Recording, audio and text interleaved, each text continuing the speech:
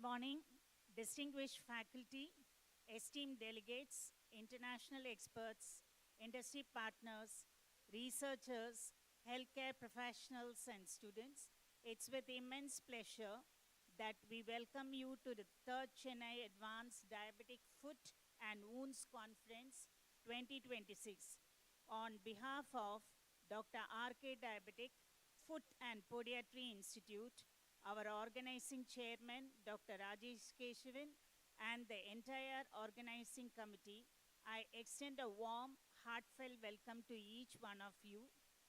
Over the next 3 days, this conference will serve as an excellent platform for the scientific exchange, innovation, collaboration, and excellence in diabetic foot and wound care.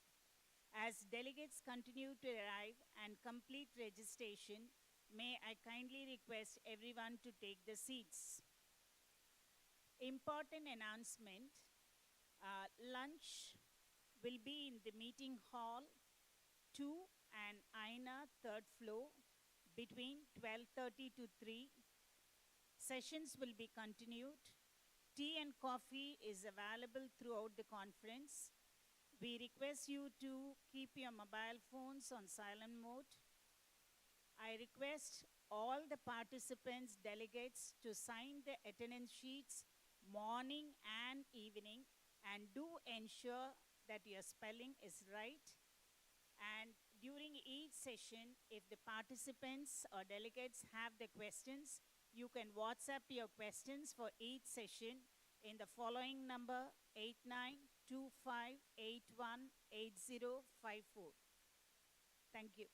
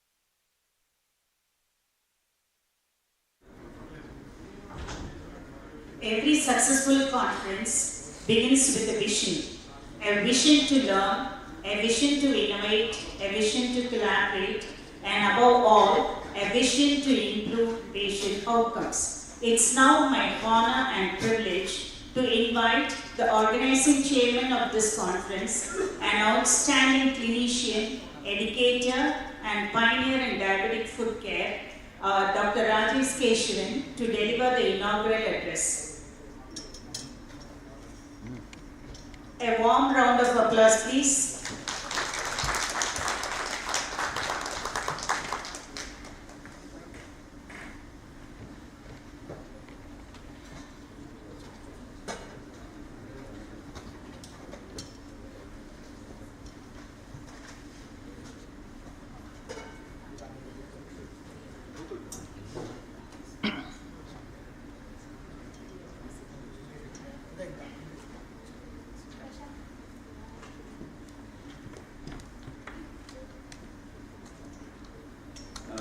Very warm welcome to all of you.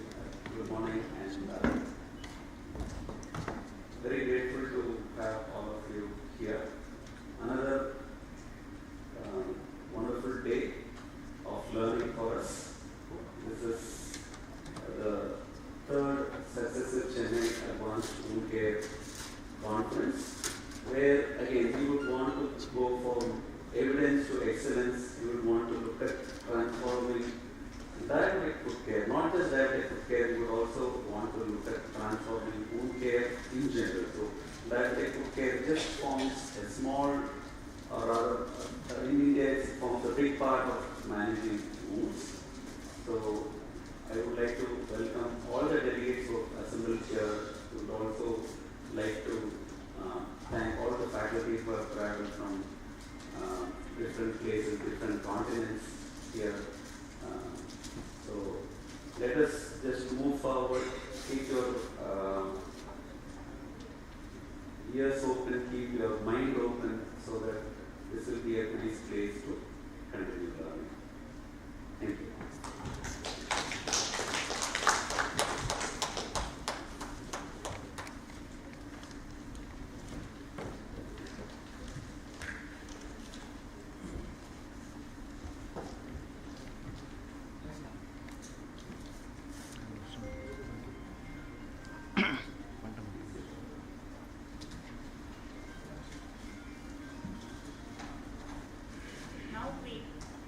Now we move on to session 1, Advanced Wound Dressings. To lead us to this important workshop, it's my pleasure to invite the faculty members. Dr. Rajesh Keshavan, please come to the dais, sir. Dr. Sanjay M. Vaidya, sir. Dr. Bharat Koturu.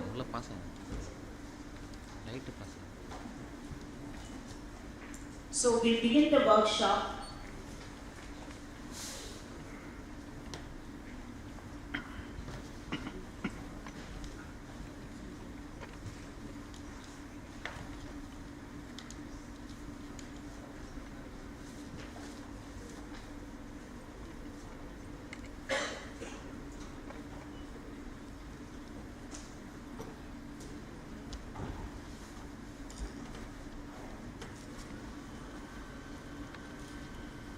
Now I think we are going to start the Advanced Wound Dressing workshop.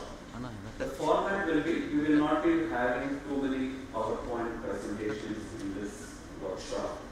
We would be showing different dressing materials which are commonly used in our practice, because almost like 99% of dressings which are done in this country, as per the number of studies which have come out, is based out of povidone and buprenorphine. These are the two drugs which are overused. But again, you need to look at various parts of the wound. You need to look at the patient as a whole. You need to look at the limb and the dressing, and then take a call what particular dressing would suit that particular wound. Even in a particular wound, in a different point of time, the requirement for a different material would happen. So you need to look at two different things. One, what phase of wound healing the wound is.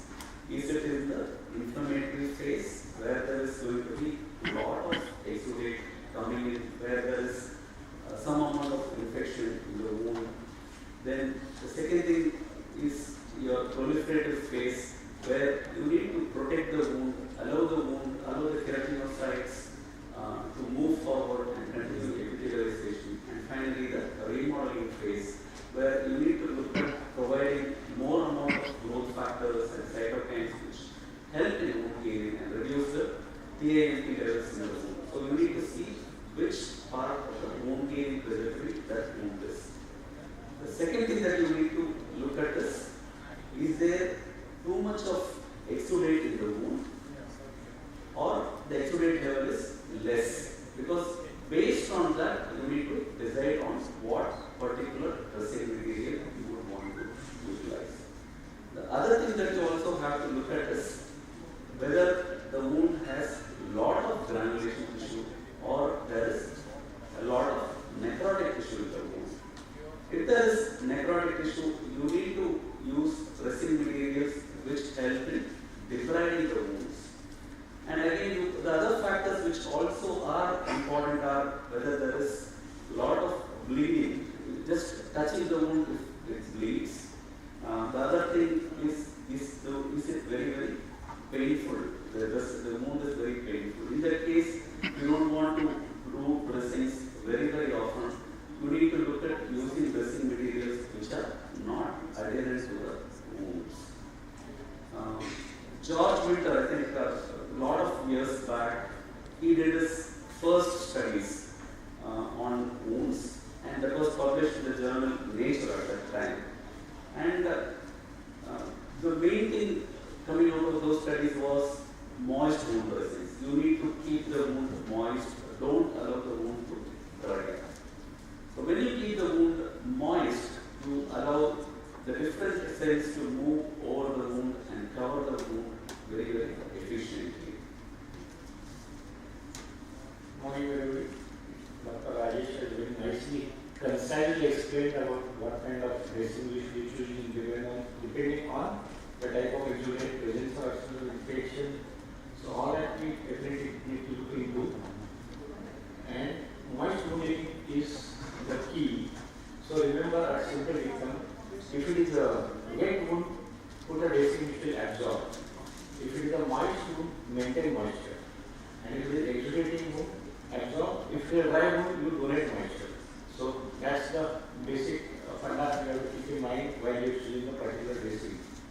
And of course, whether it is infected or non-infected, when it is not infected, then definitely you don't need any antimicrobials. But in infected dressing, not necessarily antimicrobials, there are some dressings which have some physical property of binding the bacteria and removing the bacterial burden from the wound bed. So we have to choose them judiciously according to your experience. So, nicely just elaborated. If we just go within patients with chronic wound, so we have to think about the wound bed first. Treat the underlying cause. Take the patient-centric concern into consideration. Determine the healability. And then plan local wound care on that basis. Is it healable? Is it maintenance? Is it non-healable? On that basis, you can select a dressing or any product from that. And the first thing, as I said, for George Winter, he had published on moist wound care. The first dressing which came out of that studies on moist wound care are the transparent film dressings. So you have something called as, this is offside, it is a transparent film dressing. So it looks like this. This is put onto the wound. This allows water vapor and gas to pass through, but it does not allow the exudate to pass through. It helps you to visualize the wound directly. But one thing, because so it is applied just like that, and you can remove. This is nowadays useful for dressings, for securing negative pressure wound So this is how the transparent film dressing looks like. But see that you don't use it for wounds which have a lot of exudation. In that case, the wound is going to get macerated. You need to protect the surrounding areas of the wound from becoming too macerated. When the wound becomes macerated, the tissues lose their integrity. They become more permeable to bacteria, and so it likely to get infected. So this is one of the earliest ones which has started coming in. And it is very automatic to remove, as you can see. With any pain, you will just feel it gently and it just comes off. Then we come to the contact layer. Contact layer dressings are those dressings which come in contact with the wound. The main, this good thing about these contact layers, they are sort of non-adherent. So it's an atraumatic removal from the wound, and there is very, very less pain when these dressings are removed. Some routinely utilize contact layer dressings. This is a Mepitel 1. So this is a non-contact dressing material. It is a silicone dressing material. The good thing about this thing is it sticks to the skin, but it doesn't stick to the wound. So that is the good thing about this silicone dressing material. For example, when you apply platelet-rich fibrin matrix, PRFM and all on the wound, so this would be a good dressing material to cover that. It allows excess exudate to come through because it has multiple pores on that through which the exudate can move out. And as I said earlier, it's very atraumatic to remove. A number of dressing materials now have this silicone layer on top, perforated silicone, so that it doesn't traumatize the wound. The other very, very common dressing materials, contact layer dressings that we routinely utilize are the paraffin dressings.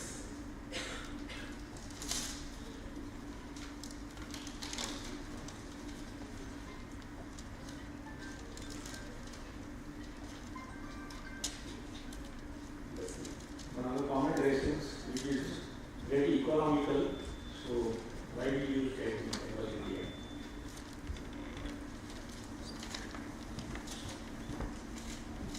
So it is perforated. So you need to maybe cut it to size and apply onto that wound. This is also one contact layer which routinely is used on the donor sites of wounds. Donor sites for thickness skin grafts. It is also available as rolls, and many times in our practice we try to wrap this before putting a total contact cast just to prevent drying of the underlying skin. We tend to apply the paraffin rolls, the paraffin gauze dressings onto the wound. So this always requires a secondary dressing on top of it to hold on. So this is not sufficient. You need to put a surgical pad, you need to put on a secondary dressing, and you need to hold it on in place with bandage.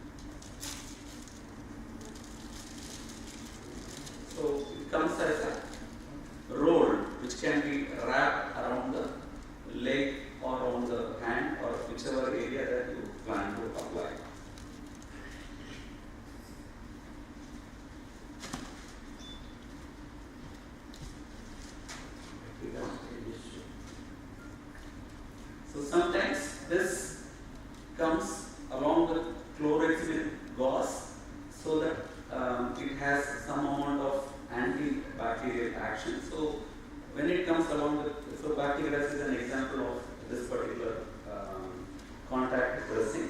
So this also looks very similar to the gelonate dressing which we showed earlier. I think most of you would have used this. I have seen sometimes patients applying this along with the outer covering. Always see that the outer covering is removed both sides.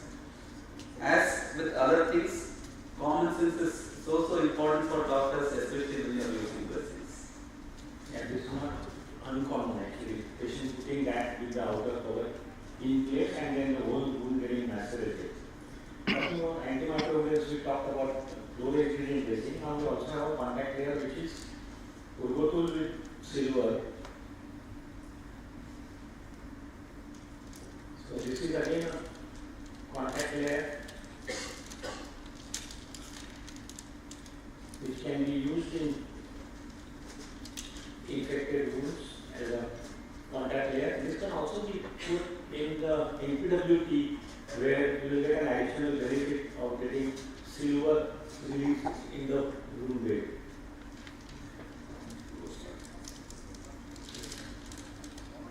Now, urgosul contact.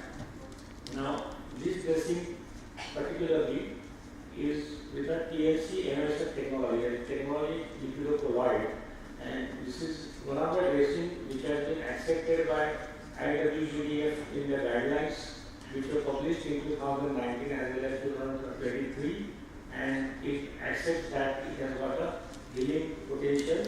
So this is the contact layer. But again, now we are getting foam dressings as well, which are much easier to use. Again, contact layer can be used and as a contact layer in NPWT before putting the foam, especially to get a faster healing when the wound is nicely granulating and non-infected. You can use this instead of bacteria. This one with the TLC NOSF, this is pretty good even with ischemic wounds. So yes, this is one thing which you need to remember. For ischemic wounds, this contact layer is a decent one to promote healing. The next group of dressings are the hydrogels. So hydrogels come in a gel form. As per its name, you have hydro, again almost like 95 to 98% of this is water. So it tends to donate moisture to the wounds. It comes in a sort of a gel form. Number of hydrogels are there in the Indian market. So these sort of hydrogels have to be used on reasonably clean wounds. They tend to be a very good maintenance dressings. They allow keratinocytes to move, fibroblasts to move in and cover the wound. So pretty good. You have a number of hydrogels which are available in the market. So you have this intrasite gel, you have the Purilon gel. It also especially useful when we have a necrotic discharge. Then you can put this hydrogel dressing on top to gently rehydrate that discharge and help in separation and faster removal of discharge. One thing you need to remember is don't use hydrogels on wounds which have a lot of exudate. When you have a lot of exudates, always think of two particular dressing materials. One is the calcium alginate dressings and the second will be the foam dressings. So these are the dressing materials which you need to look at when there is a lot of exudates happening. So this is another hydrogel again which is commonly available in the Indian market. This contains silver as well, so it has got an additional advantage of having antimicrobial properties. Even some collagen and all are also available in the gel form.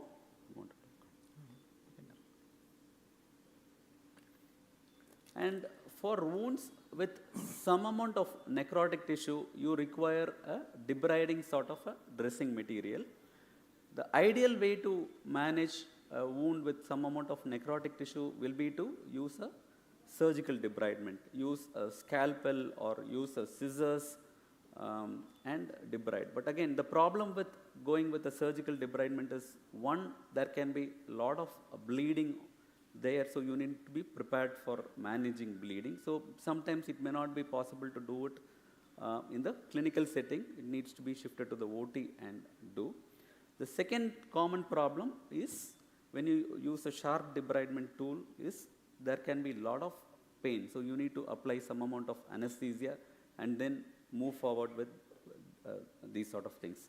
But in a clinical setting, what you can do is you have some amount of dressing materials which are pretty good in debriding. They do a continuous debridement when it is applied onto the wound. So this is one such dressing material. Urgoclean AG, that is Urgoclean is silver. Now this is having unique properties. Having silver, it has got antimicrobial properties, but the TLC technology allows us to have a anti-biofilm property and also debriding property. So one thing you must remember, when you are putting this dressing on, many times patients and the caretakers are worried that they see a lot of discharge coming out. It's because of the debriding action, the slough is getting separated from the wound bed, so we don't have to worry about that. Secondly, doesn't have absorption capacity. So second part to remember is, on this you must have some gauze pieces or Gamgee pads for a management of exudate, which is not the case with the foam dressing, which we will talk a little later. Again, very gentle on removal. The frequency of change will depend on the kind of wound we are looking at and amount of exudate. So it can be every alternate day, but gradually can be, the interval can be increased to once in 3 days or even once in 4 days. And once the wound is clean, free of infection, free of slough, then the role of the dressing is over. Then we have to switch on to some other modality which will help hasten the wound healing process. You also have enzymatic debriding agents. So this is one such enzymatic debriding agent. It's a urea papain ointment. Earlier we used to get collagenase as an ointment. Now it is not in the market as of now. So this looks like this. So as Dr. Vaidya said, so when you apply the urea papain ointment, the dressing has to be changed on a daily basis. And when you remove the dressing, the next day you find a lot of exudate, a lot of unhealthy looking fluid coming out. That doesn't mean the wound is infected. You need to wash it off with saline. Only then assess the wound when you are using a enzymatic debriding agent. So this has to be done on a daily basis. Sometimes the patient may complain of some itchiness when you use urea papain dressing.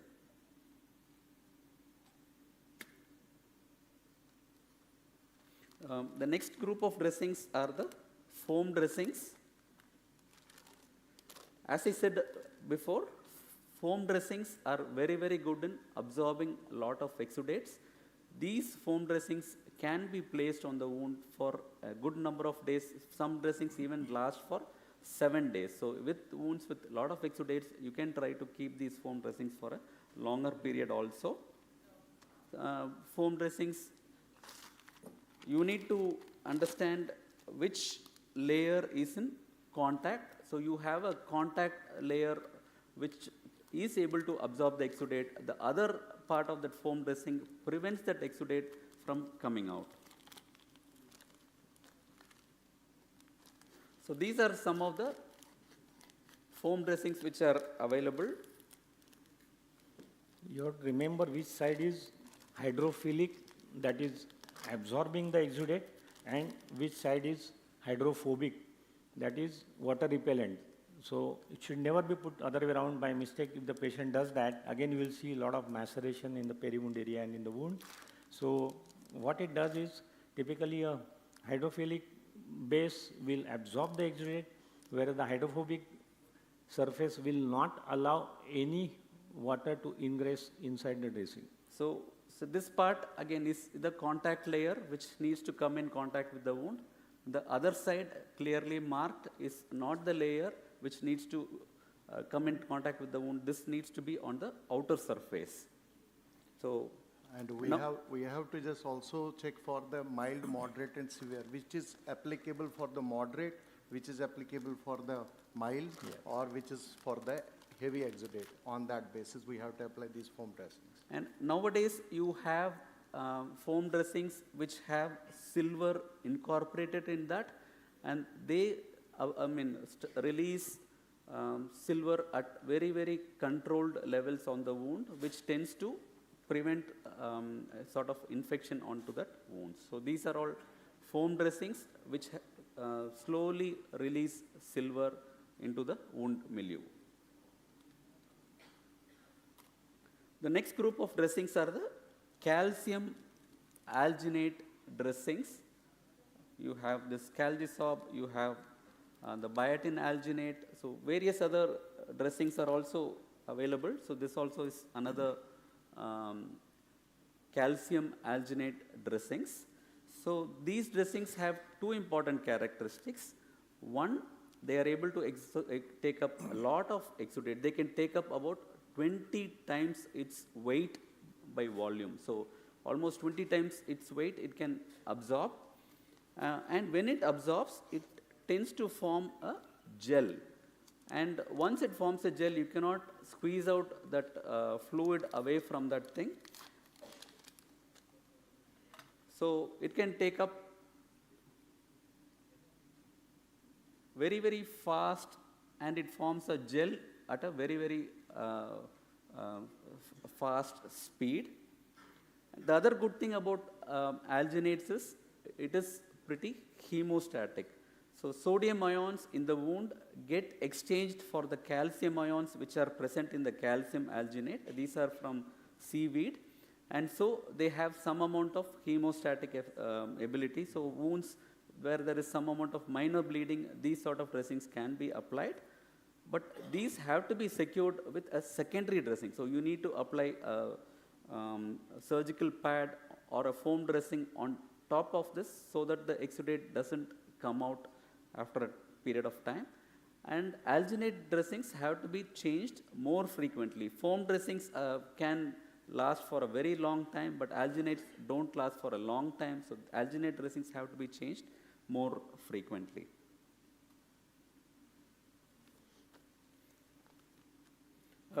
Different form of dressing material. This is the Aquacel AG, very, very similar to the alginate dressing.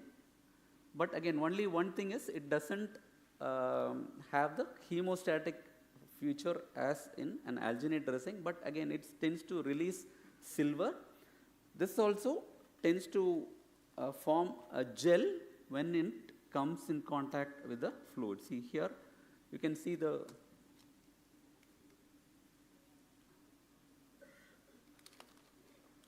so you can just see, this part again I have just dipped it in water. See, it has formed a sort of a gel. This part again it is not, we have not put in that, come in contact with the exudate, and you are able to visualize the different parts. This also is able to take in about 20 times its weight of exudate.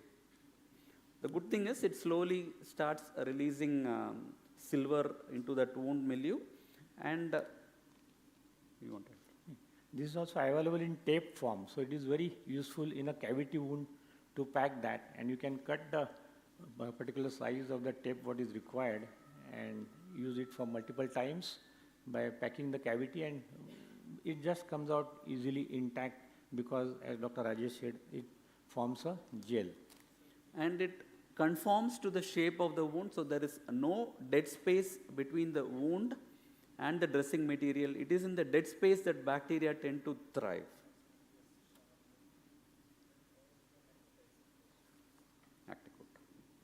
So this is another antimicrobial dressing. This can be used as a contact layer. This also, this is called as ActiCoat. it's a controlled release silver dressing. This looks like this. So one side again sort of a violet color, the other side is silver. You can apply it on either sides can come in contact with the wound. So when you are using this, you need to again use a secondary dressing, but again because the absorptive capacity is not great with this sort of dressings. As you can see, there are two spots here which are ultrasonic bonds. So if at all you have to cut it to the wound size, never cut it through the ultrasonic bond, otherwise it will separate the two layers of the dressing. That is one. Secondly, now we are also getting Acticoat Flex, which is available as Acticoat Flex 3 and Acticoat Flex 7. Now 3 means it can be kept in the wound bed and release silver for 3 days, and Acticoat Flex 7 will keep on releasing the silver in the wound bed for 7 days. So again, it can be useful modality when you are using it as a contact layer in NPWT dressing before putting foam. And it should be activated first with an Distilled water. Yeah, very important point Dr. Bharat has mentioned. Please don't use these dressings by soaking it in normal saline, because the silver will get inactivated. So you have to always use only distilled water when you are activating this. So when you are washing the wound, first initially you wash it with saline, then again clean it up with sterile water, then make it dry, then apply the Acticoat dressing. Otherwise it tends to get inactivated. So you also get dressings made out of chitosan. So chitosan has a very good antibacterial effect. It tends to disrupt bacterial cell membranes. It also has a very good hemostatic capacity, and it again is able to absorb a lot of exudate pretty well. So for wounds with good amount of bleeding, you can try to use this sort of chitosan dressings. And these sort of dressings can also be used in the proliferative phase as well as in the remodeling phase, because these tend to donate a lot of growth factors also to the wound area. Another advanced wound dressing material which has come into the market recently is this Ceriderm. This is a silk, it is made out of silk protein.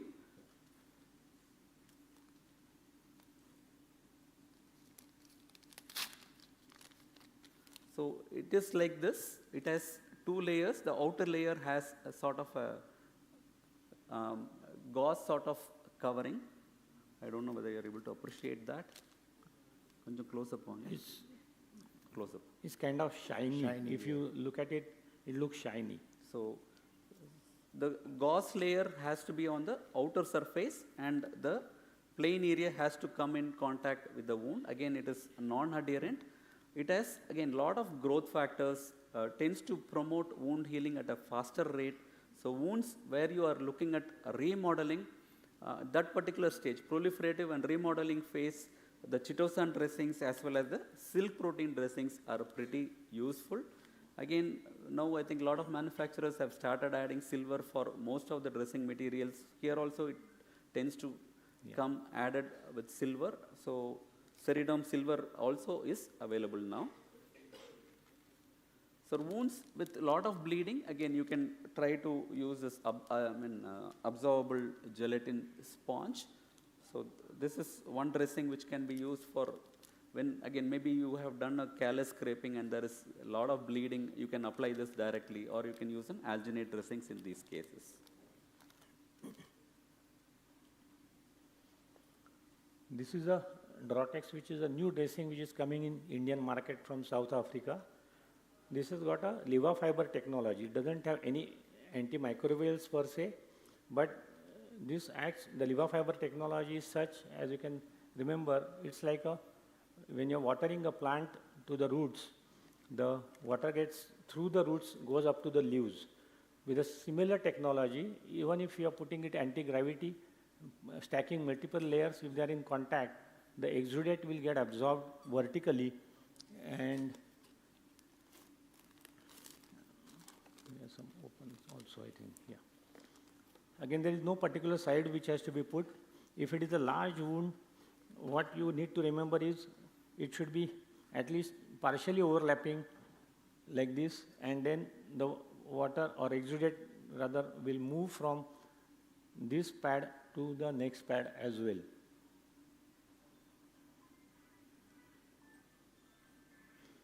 In fact, this again has got a very good capacity to absorb the exudate.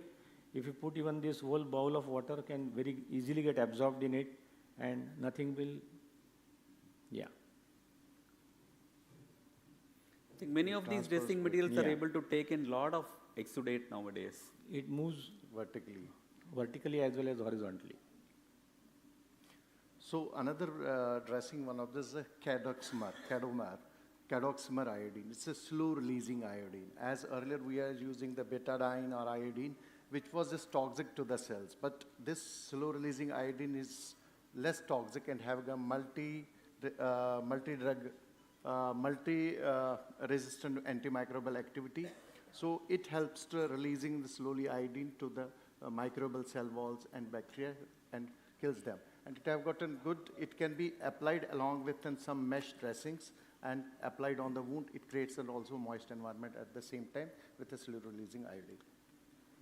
There are actually cadoxmer beads, so vis-a-vis povidone iodine, which will kind of at one go when you are applying povidone, the whole iodine is released in the wound bed. This cadoxmer bead would swell by absorbing the exudate and slowly they will burst. So there is a controlled release of iodine. So as opposed to povidone, which has to be used daily, this can be kept in place for about 72 hours, 48 hours minimum definitely.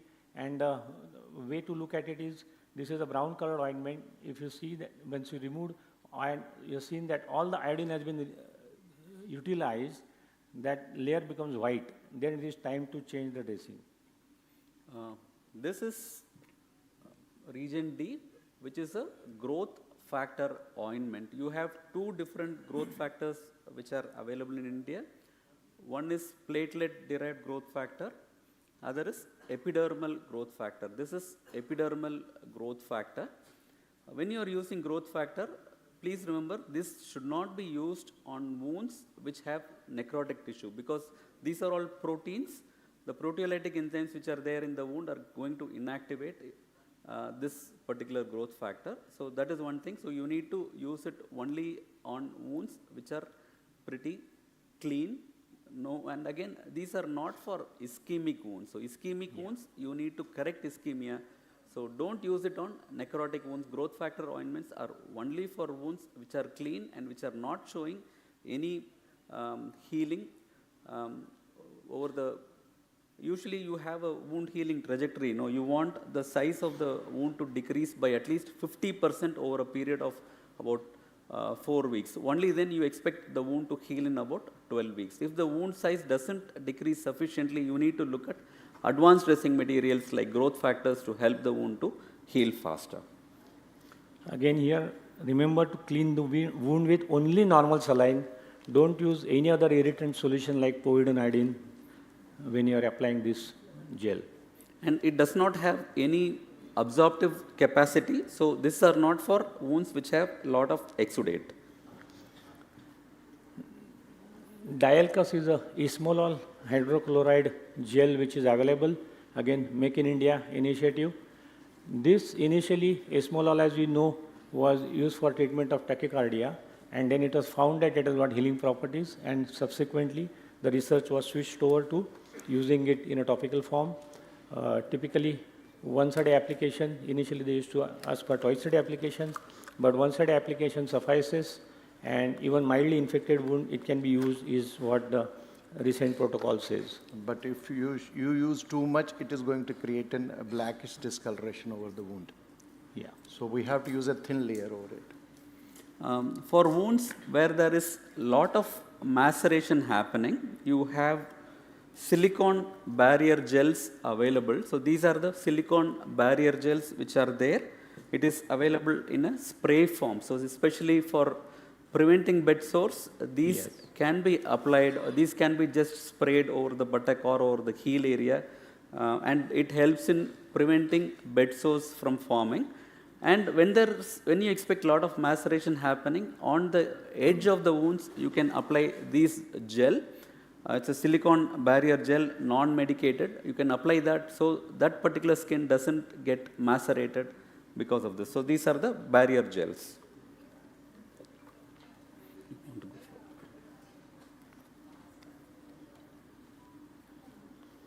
Now we come to contact layers which can help us in hastening the wound healing process.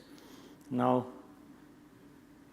this amcoplast is, as you can see, is a human amnion chorion membrane which is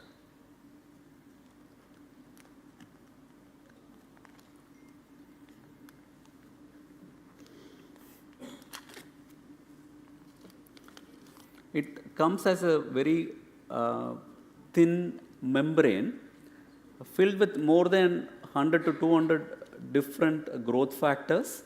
So for wounds which don't show sufficient healing, again clean wounds, especially venous ulcers which don't show sufficient healing, this can be applied. But when you are applying it, you need to moisten it with saline and then apply it onto that particular wound. And these can be kept for about 7 days. And if you look at it, you have two letters written on it, L and C. When you apply onto that wound, you should be able to read that. So that particular part has to come, because it's an amnion chorion, you need to know which particular part comes in contact with the wound. So you need to be careful when you're using it. This is very important. If it's put other way around, it will be of no use. So you have to always be able to read the letters when you are applying it. It comes also within PHMB along with that, the polhexamethylpigunide. So that is an anti-infective property of that. Yeah, that comes as a amcoplast flow powder, which can be sprinkled on the wound bed. PHMB having additional advantage of having a antimicrobial property.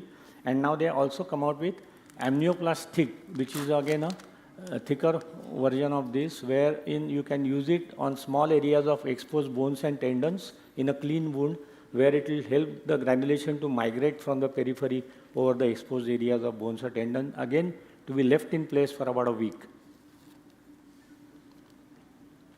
We are talking about different extracellular matrices. Endoform is one matrix which has got 0.3% silver. So this has got a distinct advantage which can be used in a potentially infected wound after debridement. All other matrices what you are talking have to be used in a clean wound, but since this contains a little bit of silver, this can be used. You can also cut it and pack it in the cavity to fill up the cavity wounds, and this is one useful modality which you can use and actually cut it into pieces and use it multiple times. It is extracellular matrix which is used on the top.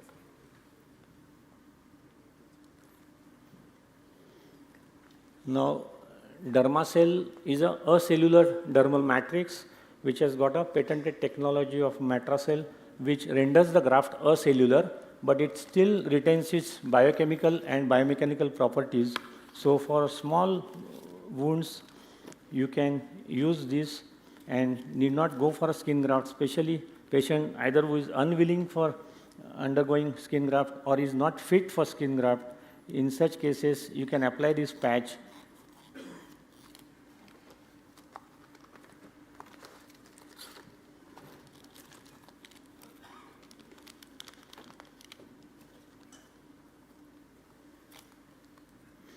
Again, it is very important to remember which side goes on the wound. Yeah, you can show that. It can go on both sides.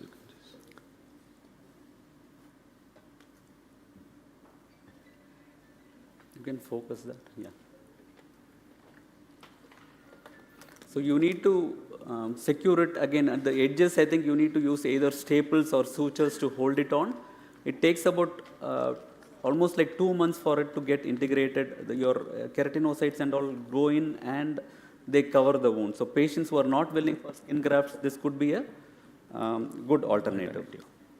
Again, don't be very alarmed that after a couple of dressing changes, suddenly you don't see anything in the wound bed. it is kind of getting dissolved. But as Dr. Rajesh said, the keratinocytes have started migrating from periphery to the wound bed, and eventually the wound will close in 4 to 6 weeks' time. And you may feel an like yellowish tight tinge. So that doesn't mean that it's a pus is coming out of the Maternal. Now, matidum also is a collagen matrix which is available in different thicknesses. Useful modality again, it comes as a 1 millimeter, 2 millimeter and 3 millimeter. 1 millimeter can be used in cases where while you are putting a skin graft, if there is a small area of bone or tendon is exposed, you can put a 1 millimeter matidum on top and primarily skin graft the wound, which initially I was skeptical, but then I realized that yes, it does help in covering the tendons. 2 millimeter and 3 millimeter typically, depending on the amount of exposed bone or tendon, you will decide whether to use a 2 millimeter or 3 millimeter. As opposed to Integra, the integration time is faster. Even with 2 or 3 millimeters, you can probably put a graft in, say, about 7 to 14 days time. Just a few words on topical oxygen. This is a topical wound oxygen therapy. Now, of course, all of us are using hyperbaric oxygen, but there are conditions where patient is not fit to undergo hyperbaric because of his cardiac issue, middle ear problems, or logistics problems of taking the patient to the hyperbaric chamber every day. So, local oxygen therapy like this is a useful modality, and we have again in this, there are two options, whether you can only give only topical oxygen or it can be combined with ozone in an infected wound, in which case typically I would use 60 minutes of oxygen followed by 30 minutes of ozone. And then there are of course other companies which come with TWO2, which is coming from US, where they have a topical wound oxygen therapy wherein it has got a cyclical compression also, which helps in reduction of the edema and hastening wound healing process. We have found topical wound oxygen therapy to be quite beneficial in many of our patients. Not very expensive, and it can be, but again, it needs to be done on a daily basis. Yes. Foods. Yeah. How many think this is an this have got an antimicrobial activity? Normal Raise saline. hand. Normal saline. Antimicrobial. How many hands? Normal saline have got a no antimicrobial activity. It's an inert. 0.9 sodium chloride is there. It is a simple inert cleansing solution. You can use on the patients where there is a normal wounds, granulating or epithelializing. It can be used as a cleansing wound. Hydrocin or microcin by the brand name, but it is a hypochlorous acid. What is hypochlorous acid? Is it antimicrobial or not? Yes, it is an antimicrobial. And it have gotten, what the hypochlorous acid, it is a ROS, reactive oxygen species cleanser. It just helps to just clean the wound, having an broad spectrum antimicrobial activity. At the same time, it is not toxic to the keratinocytes or fibroblasts. So it is safe for the infected wounds. And it can affect within the seconds. You can just rinse the wound. It will not remain with the wound. So that is not going to create a toxicity. This Millicept gel, it acts as a hydrogel, and it can be used for the dry wounds or where there's a less moisture. It helps in PHMB. With PHMB. It's PHMB? With Yeah. PHMB. With PHMB, polyoxymethyl because it's got a broad spectrum antimicrobial activity. And the thing is, if you just apply with the gauze, what it takes the bacteria and exudate up. It doesn't create the bacteria, it will not get messed up with the wound. So that is why it is least toxic as compared to other antiseptics. Silver stream is an ionic silver solution, which is excellent antimicrobial properties, especially in Pseudomonas infection. Whenever you see, when you are removing the dressing and you see a green discharge, just use this as a daily dressing modality. Soak the gauze well, clean the wound first with silver solution, that is silver stream. Again, never to clean the wound with saline before using this, otherwise the silver will get inactivated. And daily use of this can be significantly useful in controlling the Pseudomonas. It is not only silver, it have got silver, menthol, it have got twin that gets the surface reactant and helps in the removing the, and pain-free, removing the bacteria and other. Octanidine, this is new, it's already used earlier in the out of India, but here it can be used properly in the patients with an infected wounds. And it is safe, and it have gotten property within multi-drug resistant bacteria or fungi, yeast. It helps in that, and it's least active. That means this is an antimicrobial cleanser. This is hydrogen peroxide. The reason why we are showing hydrogen peroxide is we don't want you to use it on clean wounds. The only place where you can use hydrogen peroxide is when you want to clean blood stains on the skin of the wound. So it removes that pretty well. It only gives a very good cosmetic effect. Patient is happy to see a lot of bubbles coming from the wound. Otherwise, again, it has not much effect. We don't recommend using hydrogen peroxide on wounds. So maybe after a debridement, maybe to remove excess blood and cleaning up those areas, it can be used. Otherwise, don't try to use hydrogen peroxide on it. It is highly toxic to the tissue. So we should just, if we have to use, we can use in the diluted form somewhere. So I think we have come to the end of the advanced wound dressing workshop. I think we have been able to give you some amount of input on what dressings to use where. To summarize now, wounds which have a lot of exudates, please use alginates or foam dressing. When there is some amount of bleeding, prefer alginates. When the wound has less amount of exudate, when it is just a scar which is there, or when it is a gangrenous patch, ideally you need to, when it is just a gangrenous patch, I think you can go for a cadomer or a bit povidone iodine sort of a dressing material. You want to add anything? Yeah, I think that's about it, I think. Thank you, doctors. Thanks a lot, sir. Thank you, doctors. Your practical insights in advanced wound dressings have highlighted the importance of selecting the right product for the right wound at right time. May I request Professor VBN to kindly felicitate our esteemed speakers as a token of appreciation for the valuable contribution. Sir, good. Sir, to Dr. Rajesh Keshav.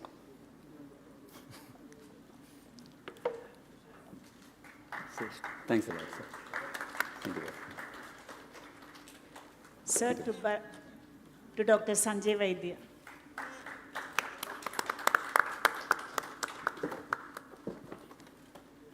Dr. Bharat Koturu.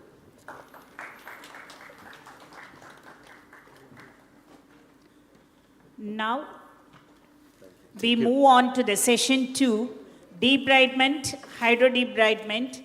Effective wound healing begins with meticulous wound bed preparation. To guide us through the principles and practical application of debridement, let me invite Dr. S.K. Ajay Kumar, Professor VBN, and Dr. Srinivasa.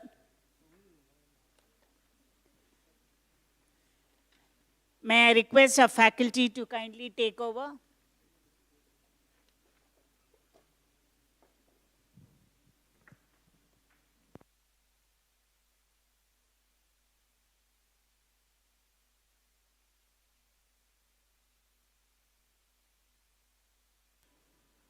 Dear faculty members, let us stick on to the timing.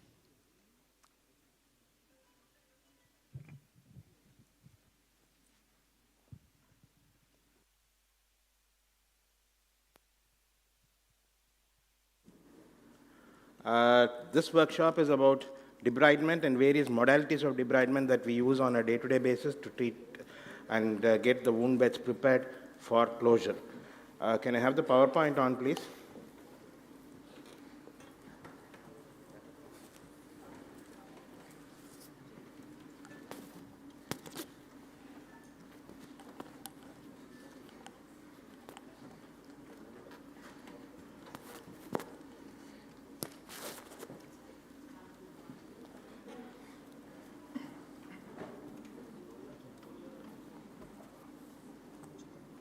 Pointer? No. So debridement is nothing but removal of all that non-viable, unhealthy tissue in the wound, infected tissue in the wound, necrotic tissue in the wound, so that you convert a chronic, non-healing or a stalled wound back into an acute phase, so that it follows the normal pathway of healing, which is hemostasis, inflammation, hemostasis, proliferation, and remodeling. Now, various modalities of debridement that one would use is a mechanical debridement, a sharp debridement that we use in the clinics, larvae therapy, which we have a next workshop on, autolytic debridement by using autolytic enzymes like hydrogels or hydrocolloids to give water into the wound and activating body's autolytic system or autolytic enzymes to debride the non-viable tissue there. Enzymatic debridement, we did saw in the previous workshop that papain, urea, and collagenase are used for enzymatic debridement. Surgical debridement, sharp debridement, Professor Ajay will show us a video of mixed surgical debridement. And the last two, the ultrasonic debridement and the hydrosurgical debridement, are relatively, though a bit expensive, on the expensive side, they're relatively the newer advancements in the debridement process and the advantages we could see as we walk through this debridement.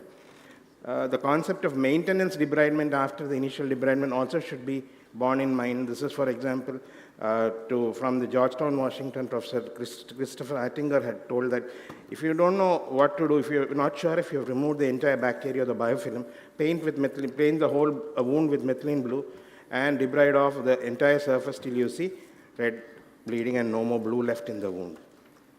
Now, a quick video of hydrosurgical debridement before I'll request, I'll play through this, and then I'll request Professor Murthy to demonstrate the Versajet machine to us. So this is patient, courtesy Dr. Rajesh's patient here in Chennai. This is for a deep heel abscess. You can see that when the hand cannot reach, or when your scalpel cannot reach the depth of the cavity, the advantage of using such a hydrosurgical system is that it debrides thoroughly non-viable tissue only. The size of the wound post-debridement will be much lesser, and so that you don't actually invade into normal tissue rather. The Versajet machine, I hope it's ready and we can go across to demonstrate the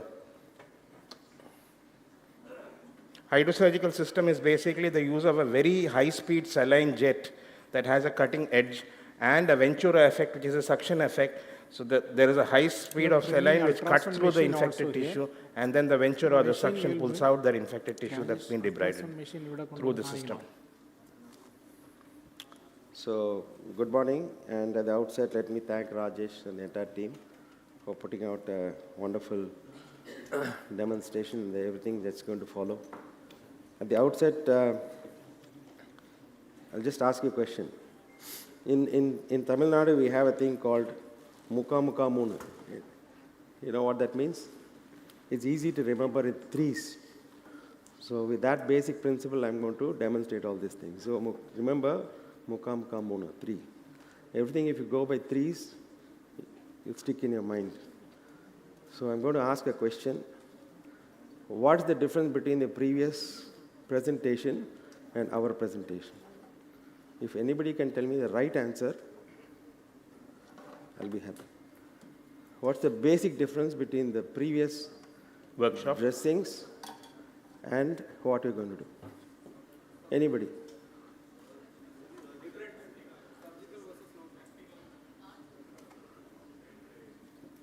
Surgical, non-surgical. There also do something, here also do something.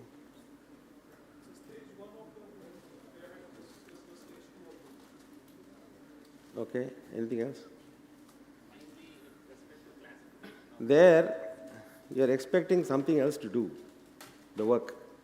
Here you have to get your hands dirty, right? That's number 1. Number 2, Muka Muka Moonu, 3. Number 2, first one, you have to work. There, you are allowing something to work. Number 2, so begin, continue, end. So you begin there with the idea that that's going to work.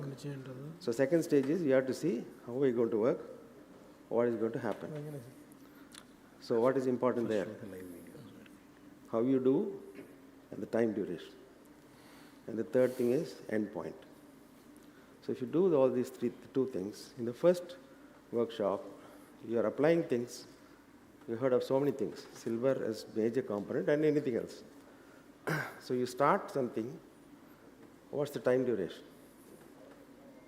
Anything? What's the end point? Let's say you have an infected wound. You're putting a dressing. What's the time duration? What's the end point? What's the end point after a wound dressing? So you're expecting either an infected wound to become granulating wound, or a granulating wound to become epithelializing wound, or something like that. And the duration will be one word, variable. You don't know how long it's going to take. Here, you start, you continuously assess, you make sure that you get the end point, and the duration is as long as you stay with the patient. So these are the three things you need to basically look at. Now, here there are various modalities.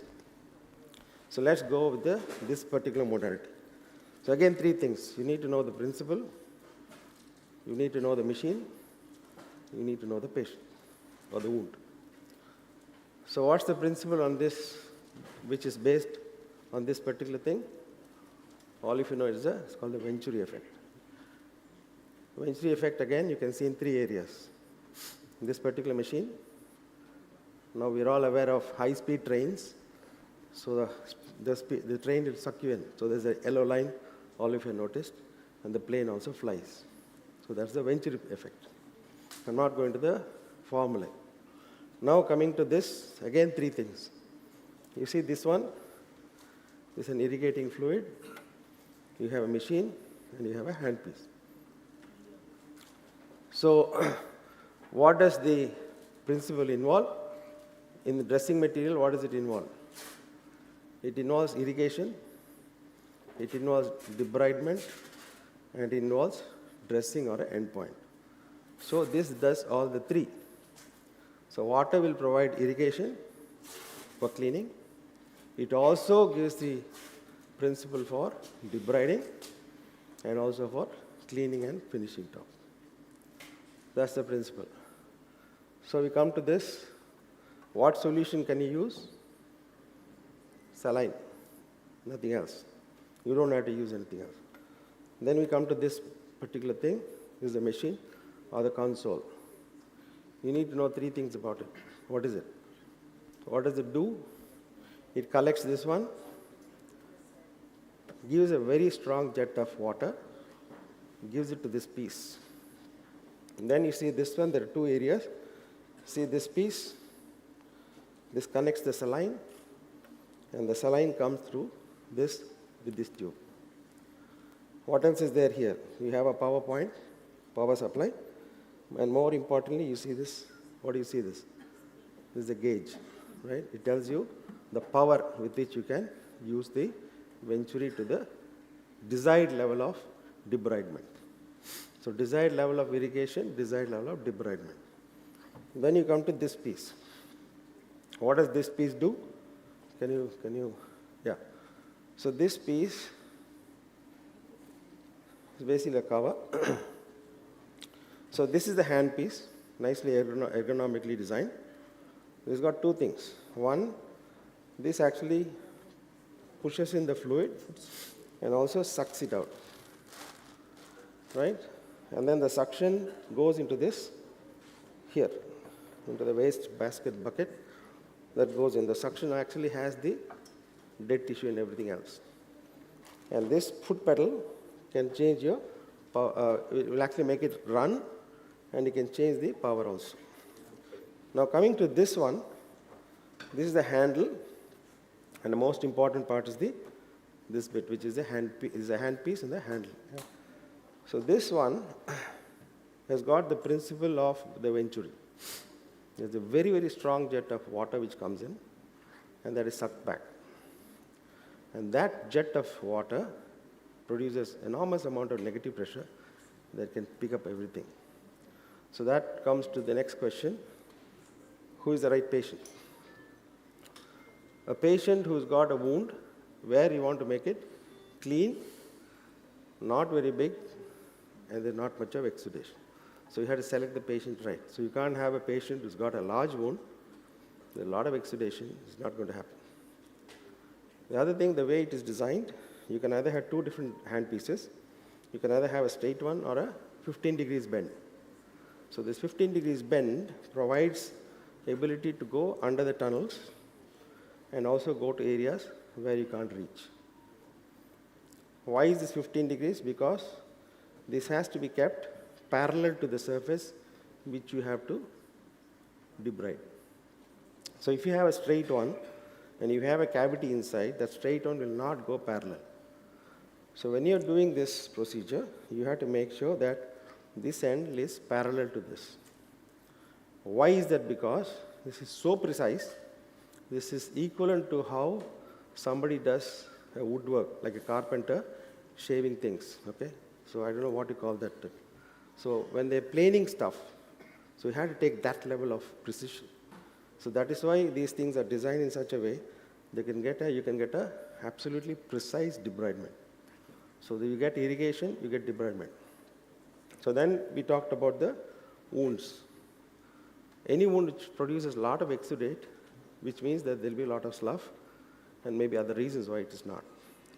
So you have to make sure the patient has got good control of diabetes, good control of infection, a reasonable amount of blood supply, very little slough. Now, what are the things which you can't use? You have to think that this is only going to suck. So you can't use this to debride bone. You can't use this to debride a very, very tough eschar which is there. But most other areas you can do. Then the indications from head to foot, whatever wound you have. The best wound again is a diabetic wound. There is slough. As plastic surgeons, we can also use this for debriding burns patients. Very effective. Preparation of wound bed. If you have a patient who's got a very rugged or a, difficult wound area, and if you want to get a good graft, imagine that this can produce a nice surface. So instead of just scraping off, if you want to really be precise, you can use this to nicely plane it and get a nice surface. Contraindications. Make sure the patient doesn't have much of infection.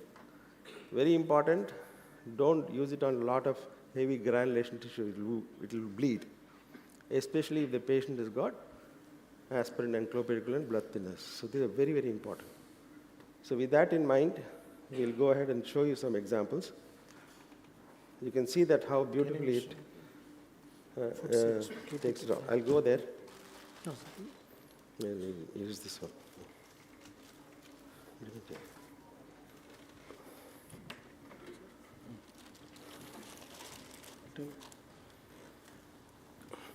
Unfortunately, we always catch this fellow for debridement. He is the victim, okay? Sometimes you can use cucumber, potato, cauliflowers, anything. We have also used chicken legs and pieces of mutton. And you can imagine that this is so harsh that you have to be careful. If you're going to put your head, I actually had a small piece of my skin taken off through the glove. So you have to be very, very careful. It's very, very sharp and can be very, very disruptive. So, right, so first thing is, once you put this in, you have to prime the machine. Priming means this saline will go there, fill up this whole tube. There should be no air bubble in between. So it takes time. I'm sure they had primed it. The whole thing will come then, and then you switch it on, find out the right patient. Surrounding has to be clean and sterile, like anything else, like a surgical procedure. Clean everything in, and then you use this. You can start, depending on the type of wound, you can start either with a 3 power, or you can go to 10. Or if you find that 10 is okay, with your experience, you can start with 10, and you can come down, either way, okay? So let's start with about 5. One trick is, if you want to be steady, keep your hand and steady this. Otherwise, it may go otherwise. So you can just do this like this. Can you have switch it on? Yeah, so you can, once this is ready, you see that once you press the switch, there's a very high jet of air comes in. Okay?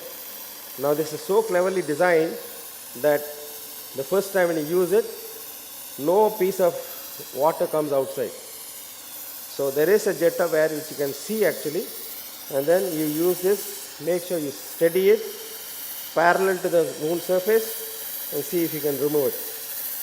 If this is not removing, increase the power, make it about 7 or 10.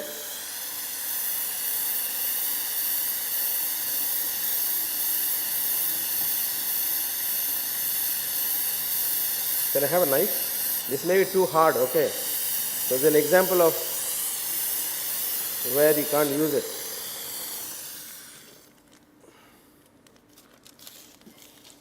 You can remove the skin, sir. Too hard.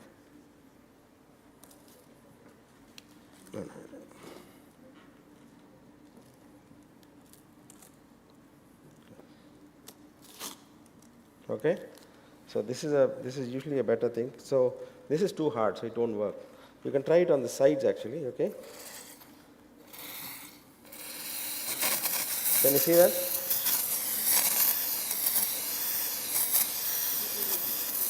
Can you see? Now this is called, moving. You have to keep moving, right? If you don't move, what do you call? What is it called? When you don't move, when you sit down, what is it called? It's called dwelling, right? So when you do this, can you see how nicely it takes out? If you don't move and leave it there, it'll form a cavity, okay? So you don't dwell, you keep moving.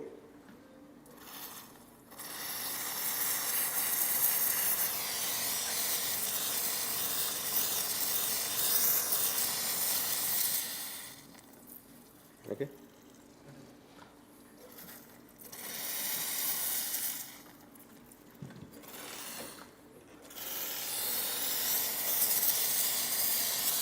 So never stop, keep moving all the time.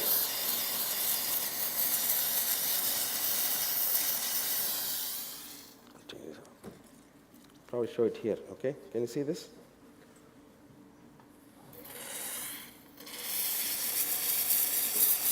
Never stop, keep on doing, assessing, keep on doing. So basically you want to remove all the stuff.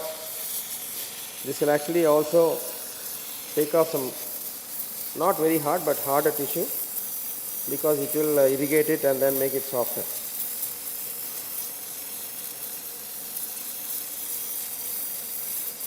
Now if you have cavities inside, okay, you can actually go inside as well. You can take inside, but make sure you keep the nozzle parallel to the surface which you want to do. Okay. So only one thing. What about pain in these patients? Ideally, these were designed to make sure that this can be done as an outpatient procedure in patients, even if they have a normal sensation. But you have to be very careful. It is not always possible to not go to the normal skin, but if you're very careful, you can actually do it in a diabetic patient who's got some neuropathy. But upper wounds in the leg and other areas which you sometimes have to do, they are painful, you may have to give them anesthesia. And if you have to do them very radically, you have to give them GA. Okay. So thank you very much. I think the next modality we'll discuss here among the mechanical debriders or the tools to debride is the ultrasonic debridement. After this saline jet or hydrosurgical debridement, the next tool we are going to demonstrate is the ultrasonic debrider. It's a contact ultrasound, acts on physical things. Basically, it's a contact ultrasound that delivers low-frequency ultrasound waves onto the wound bed, causes cavitation in the surface biofilm, destroys the biofilm, and then cleans up or prepares your wound bed. So Professor Ajay will now show us a live surgery from the OR, which was recorded using the ultrasonic debrider before we have a hands-on like we did for the VersaJet. Okay, respected senior leaders, my dear delegates. So you have seen a beautiful demonstration of VersaJet. Now we will go on to the ultrasound debridement. as you all know, what all these debridements do, we convert a chronic wound into an acute wound. So acute inflammatory reactants come in and wound healing becomes better and faster. And of course, we remove the debris, the slough, etc. to some extent. So this is an ultrasound machine. We have two, this is a pointer.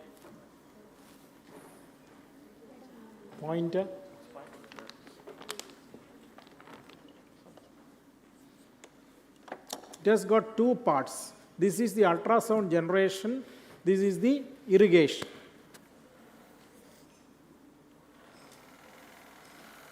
And what we usually use is the 40 is the number. You have an irrigating system where the saline is connected and it has gone to a pump in the machine. You can see that.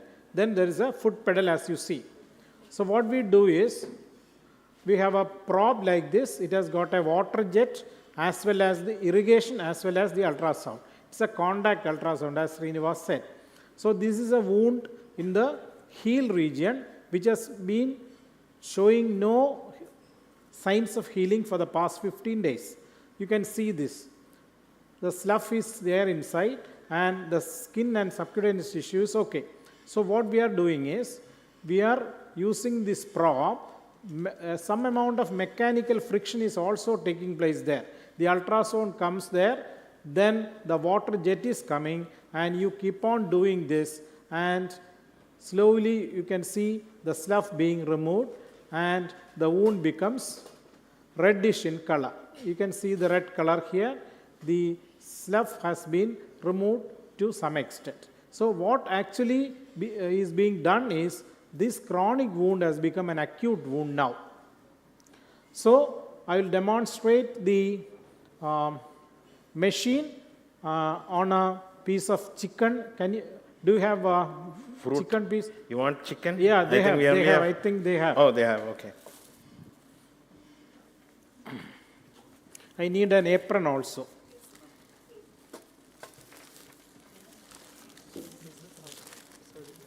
Oh, so this one is enough.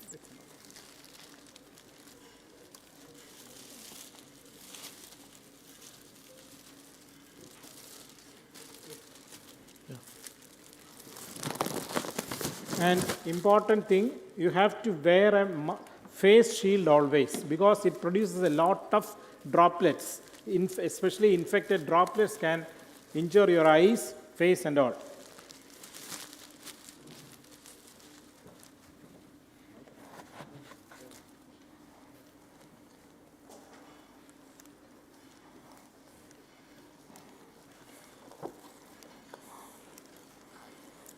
One piece. Yeah, just keep the piece there. Thank you. Can you set it at 40? Water is there? Yeah. Foot pedal here. Okay. So, please consider this as a wound, sloughed wound, the upper skin being the slough. Okay. So, keep this tap open. Then the foot pedal is behind the table. I am pressing the foot pedal. After placing it, there are two types of props. One is a slanting one, just like the other one. You can put parallel to this one. This is, the hole is at the tip, you can see. You have to do like this, right?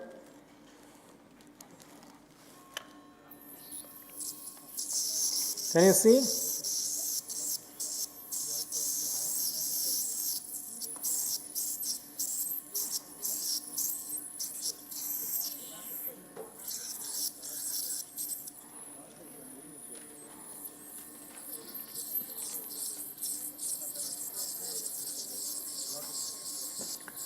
See how beautiful? Yeah, please show it here. The camera, please focus here. So the slender, loose tissue is being removed, and the stable tissue underneath is being preserved. That is the live tissue. The which one going will be the slough. See how beautifully the debridement has been done. Can you give me a piece of gauze or something?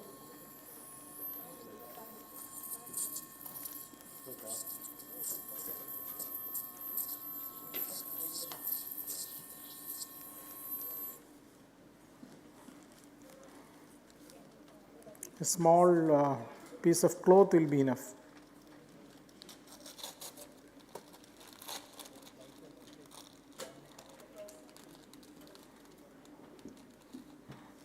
Okay, see this? This is the place which I have done the debridement, and that loose tissue, everything has gone. Can you focus here? This one.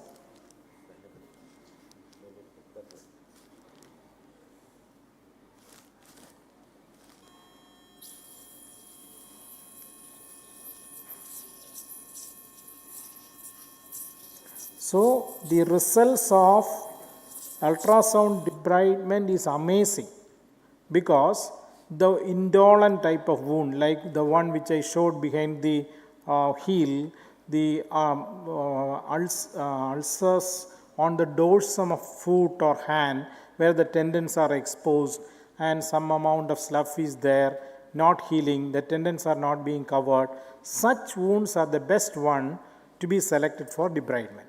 When you do, all the loose slough and the dead tissue will go. Within 1 week, it will granulate, and you can do skin grafting.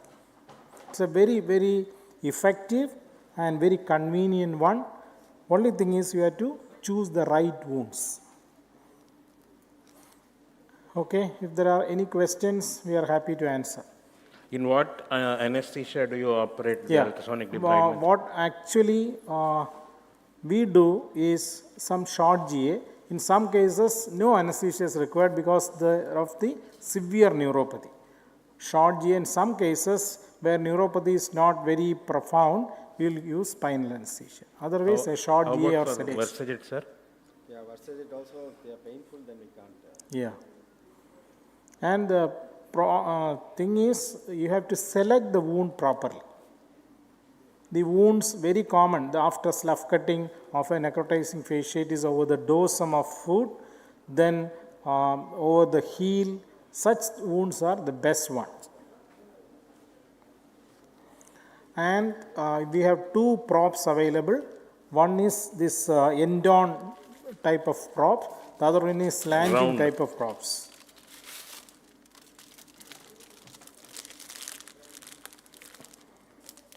I have been using this for the past more than 5 years, and the results are very, very encouraging.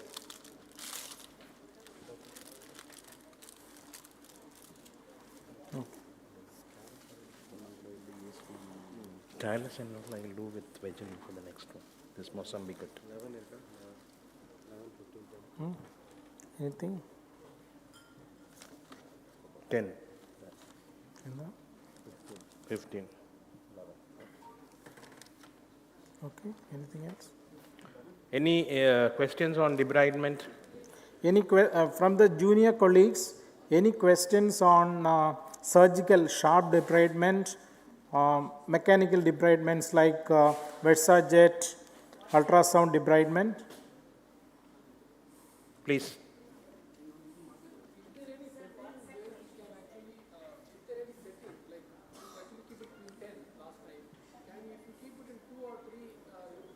It depends on the bed that you are debriding. Like Professor Murthy said, you can either, as with your experience, start with 3 and hike up if your efficacy, clinical efficacy of the thing that of the procedure you're not happy with, hike it up to 5 or 7.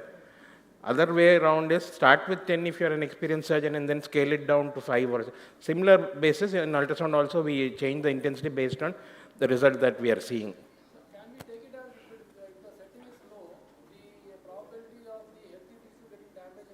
No, in either which ways, whether it is a Versajet or a ultrasonic debridement, the normal tissue, the amount of damage that you create is almost nil. Can I answer the question? See, basically, when you look at the wound, you have to know what is going to.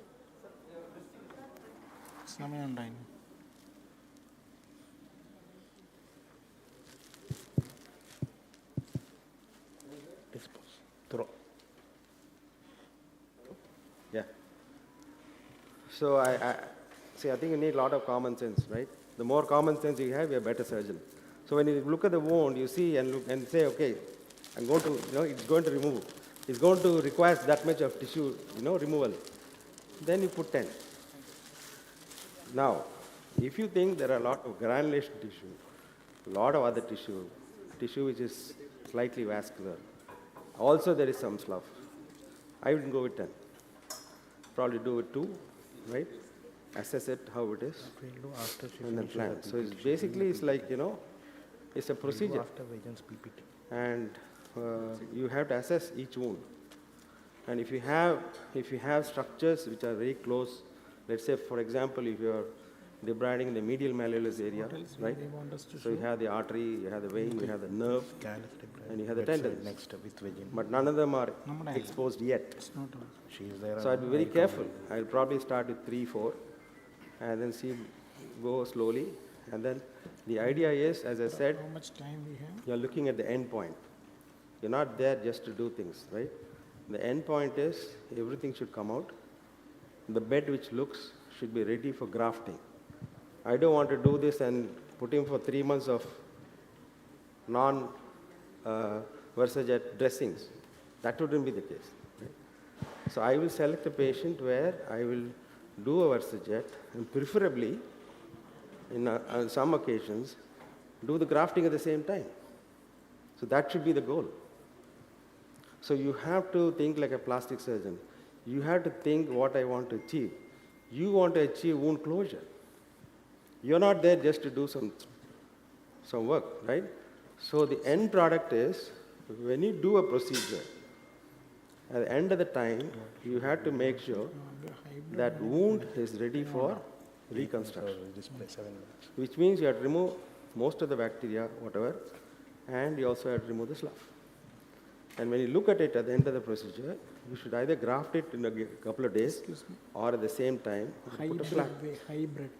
So if you're going to do the type, if you're going to decide on the power of the machine, decide what is there. One question.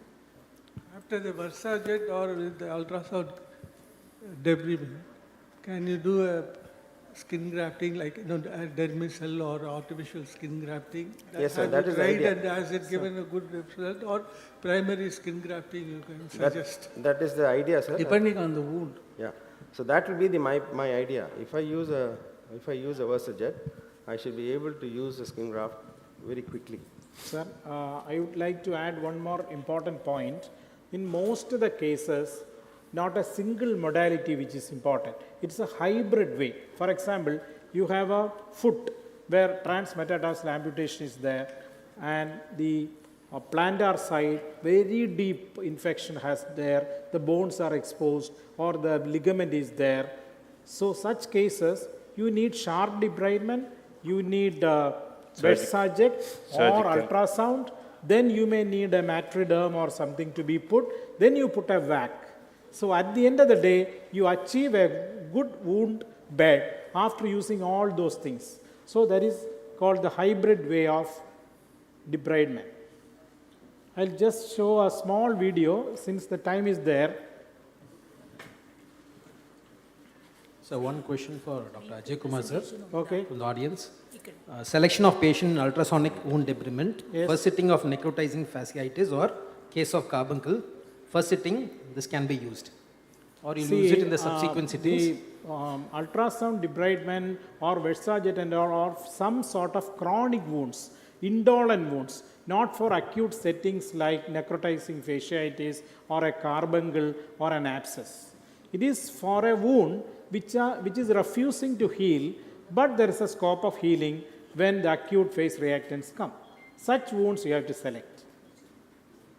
And followed by what about the hemostasis? What if the Important procedure question. causes bleeding? Usually, hemostasis is not a problem because the wound bed is sloughy and there is no active vessels and all. But sometimes oozing may be there. In such cases, you had to put hemostatic gelatin or the Surgi cells. Alginate, biotin alginate. Yeah, alginate. I'll just go through a video quickly. See, you can see a large wound, a very, very important wound. So what this requires is a transmet. It needs a lot of surgical exploration. You can see the plantar site where it is very deep. The bones are exposed. What you do is you have to surgically remove the slough.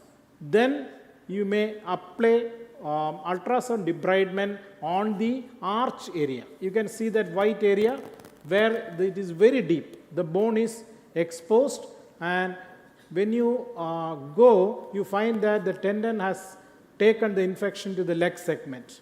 You may have to do a surgical debridement where you have to explore the tendon, and you may go up to the calf level, right? So what I want to impress upon you is, it is not a single modality which is the cornerstone. It is a hybrid.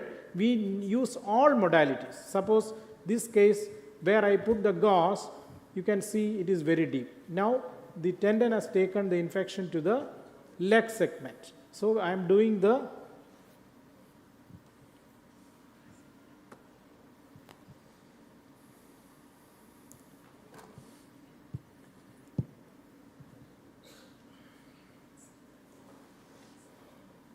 see, the flexor tendon is infected and it is going very high. So I am opening the track.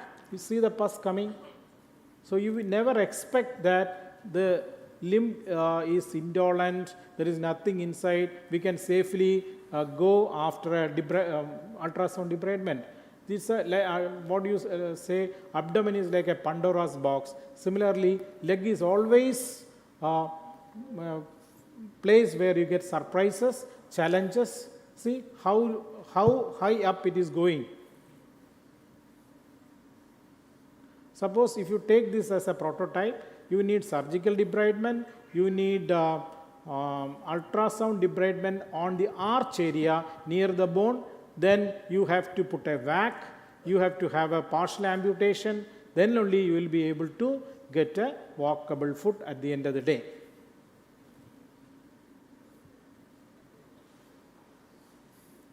Any more last One last question, sir, to from the Dr. audience? Srinivas, sir. So it's a doubt regarding activation of silver impregnated dressings with distilled water. Is it only applicable to those mentioned products or applicable to all the kind of silver dressings? Ideally, all the kind of silver dressing should be either cleaned with only distilled water. Distilled water. Another question is, followed question is, because usually we clean the wound with normal saline, so does it cause inactivation of silver based ointment or foam? Basically, you don't want silver to precipitate as chloride and cause pigmentation of the bed. That is why we prefer doing it. So with you water. don't wash the wound with saline, you wash it with distilled water. Okay, sir, thank you. Okay. Thank you all. Thank you, sir. Bleeds. Thank you, doctors. Your demonstration has reinforced the critical role of debridement in reducing bioburden, promoting granulation and preparing the wounds for successful healing. Now I request Dr. Rajesh Keshan sir to felicitate the speakers. Professor Vivian.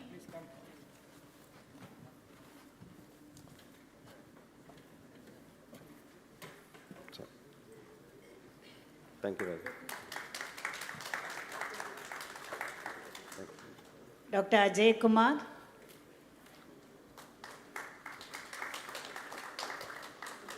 Dr. Srinivas S. Thank you, boss.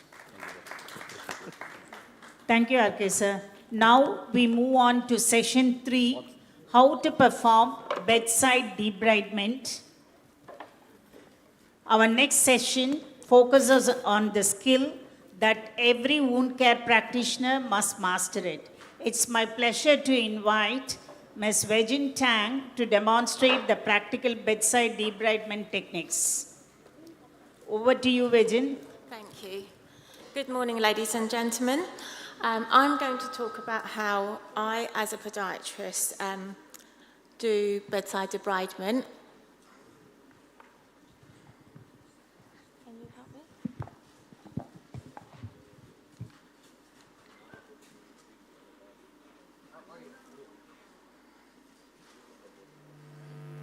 Thank you. Okay, good morning, sorry. So I think Dr. Srinivas is also going to do a demonstration at the end for me. Thank you. So not all patients who present with a diabetic foot ulcer need theatre, but they do all need a podiatrist. So before we start debriding any of our patients, it's important to understand what type of patient we're debriding, as debriding a neuropathic foot and a neuroischemic foot is very different. So first of all, we look at the deformity, because deformity often leads to bony prominences, which are associated with high mechanical pressures on the skin. It's characterized by, which results in ulceration. We look at the tissue, is there any fluctuation, any erythema, any pain?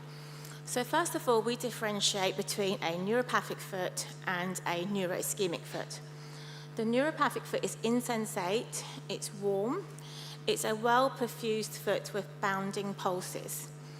The neuroischemic foot can be sensate, it's a cool, pulseless foot with poor perfusion. So all podiatrists are very skilled at sharp debridement of diabetic foot wounds. With neuropathic ulcers, they tend to appear on the plantar surface, they're associated with a pressure area, and are associated with a large buildup of callus. These type of ulcers can get the green light and can be debrided more aggressively. With a neuroischemic ulcers, they tend to appear on the margins of the foot, they're not associated with pressure, they have fragile skin, a glassy callus, and these type of wounds needed to be debrided with caution. As a podiatrist, I am often asked, what is your favorite method to debride? What dressings do you use? We use sharp instruments, so all podiatrists will sharp debride, that is our preference. So the International Working Group on the diabetic foot recommends sharp debridement to remove slough, necrotic tissue, pericallus, but taking into consideration of the contraindications such as pain and ischemia. It enables the true dimensions of ulcers to be perceived, allows drainage of exudate and removal of devitalized tissue, and thus reducing the risk of infection. It also prepares the wound bed to optimize topical wound therapy. So sharp debridement converts a chronic wound into an acute wound to stimulate healing in a neuropathic foot. It assists wound healing post-surgery, helps release pus, reduces the bioburden, and enables deep tissue or swab samples to be taken for culture to guide targeted antimicrobial therapy.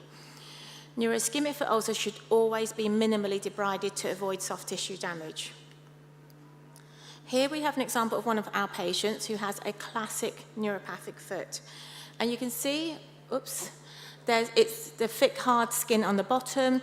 There's a bit of a bleed, which shows us that is the area of the highest mechanical pressure on this foot. And this patient thinks his foot is fine because he can't feel it. But then when we start debriding, as you can see here, and slowly we can reveal that underneath is actually 3 shallow, clean ulcers, so these can now be drained and dressed accordingly. So here we have one of our podiatrists who's it takes 2 minutes to sharp debride a foot which has a chronic static ulcer, and what we do is we debride around all the heavy callus from the margins, because this can sometimes form a basin or a fold where discharge can be trapped, and it masks the true extent of the ulcer. So we clean it all up, and then, as we can see, we'll just wait for one. So all of this hard skin needs to be removed because it also acts as a pressure point. And then we refresh the wound base because we want to create a nice bleeding base to apply our topical wound treatment. And as you can see, it takes 2 minutes to do, and it prepares a nice wound bed.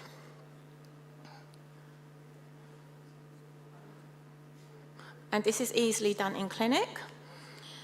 So this is one of our patients who had a surgical wound. So sadly, this patient, due to non-compliance with his dressings, this was dehisced after 2 weeks post-surgery, which isn't great. So after discussion with our orthopedic team and in our MDM, the decision was made to remove the sutures, which is obviously much sooner than we would have liked, and convert the wound back to an acute wound. So the podiatrist debrided all of the slough away in clinic. So we have a nice healthy wound to work with again.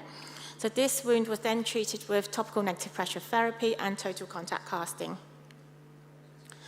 Here we have an example of an infected foot ulcer. So this patient went for a walk and he found a blister, which he wasn't overly worried about, but as you can see, when you touch it, it feels soft.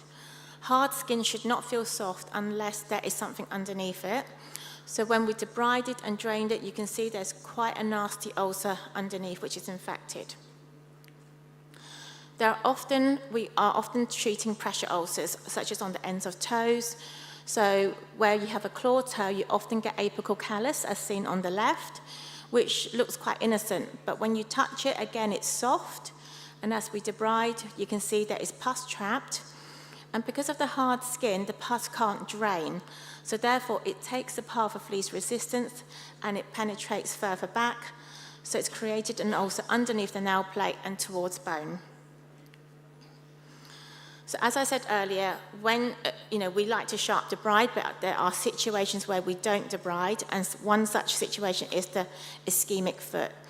This gentleman is a type 1 diabetic. He is very, very compliant with his foot care. He noticed a red streak across his foot, which suggests it's lymphangitis. We noticed the small ulcers on the margin of his foot, which is characteristic of a neuroischemic foot. And the temptation is to debride it and to drain it because we think there's infection.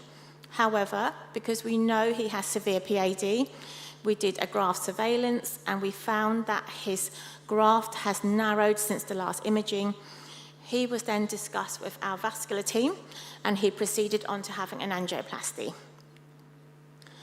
So an experienced podiatrist will be able to tell you by just feeling the foot and the leg, whether it is an ischemic foot or a neuropathic foot, and where it is safe to sharp debride them or not, which we can see here. This gentleman's toenail was loose, and the temptation is to remove it in case to see if there's any discharge underneath, but this is not somebody we would sharp debride. This is a gentleman we would see with our vascular team. Sometimes patients are presented to us who there's nothing we can debride that's going to help this gentleman, and he was advised to have a below knee amputation, but he refused. So what do? He's got an infected, very, very sloughy necrotic ulcer, and it's just making him more and more unwell. So the decision was taken to try and clean up the dead tissue, in which case we employed the help of our little friends. I know Dr. Srinivas is going to do a very good talk about maggots, so I will leave that to him. So I'll just mention it briefly. At King's, we use the sterile green bottle fly larvae, which is used to remove devitalized tissue and bacteria from non-healing, stagnant or infected wounds. The larvae produce a proteolytic enzyme to break down necrotic tissue, slough and biofilm. And it's good for sensate patients with painful, sloughy necrotic ulcers who cannot tolerate scalpel debridement. So this is how we do it at King's. We prepare our primary field. We ask for our larvae to deliver for the day before, because our clinic opens Mondays to Fridays, so it's important that the larvae is already in place 24 hours before we want to apply it. So this lady has quite a nasty chronic ulcer with varying degrees of necrosis over the last 2 years. She's had a failed skin graft, revascularization hasn't worked, and our dermatology team has done a biopsy because we suspected there might be a malignant element, which fortunately was not. So here we do an application, we put the barrier cream around the margins, apply the larvae, and we apply a wet gauze. So it mustn't be so wet that it's dripping, but it needs to be wet enough that it keeps the larvae alive. And we apply a light bandage. As this wound is on the back of the leg, there's every chance that the patient would kill the larvae as soon as she puts her leg down. So she elevated her leg with a cushion, and 5 days later we can see it's worked, and the larvae has tripled in size because they're nice and full. And they have done a great job on the slough and the necrosis, and we've decided to do one more cycle and try to prep the patient for a skin graft. So in summary, advantages of bedside debridement are that it is instant, it does not need to wait for fear to list, it's admission avoidance, and it's rapid infection control. But as with all aspects of diabetic foot care, it doesn't stand alone. So I'm going to introduce Dr. Srinivas, who's going to demonstrate. Thank you. Thank you, Vijin. Your session has translated theory into practice. Now I request Dr. Srinivas S to felicitate the speaker.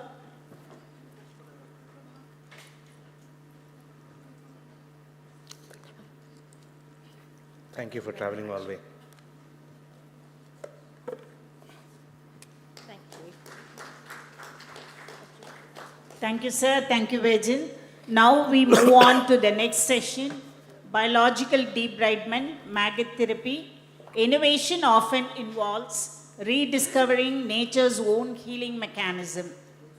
I'll need to let our other Srinivas wait for 5 minutes because I have a small other job to do in the bedside debridement. Okay.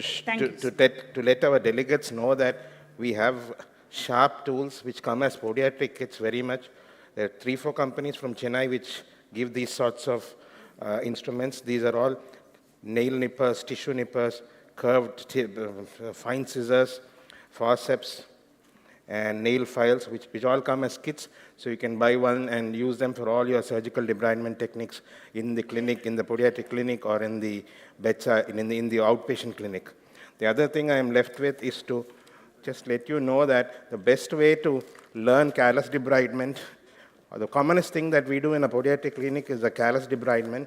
The best way that we could demonstrate a callus debridement will be to use the Indian sweet lime, or the Mosambi as we call.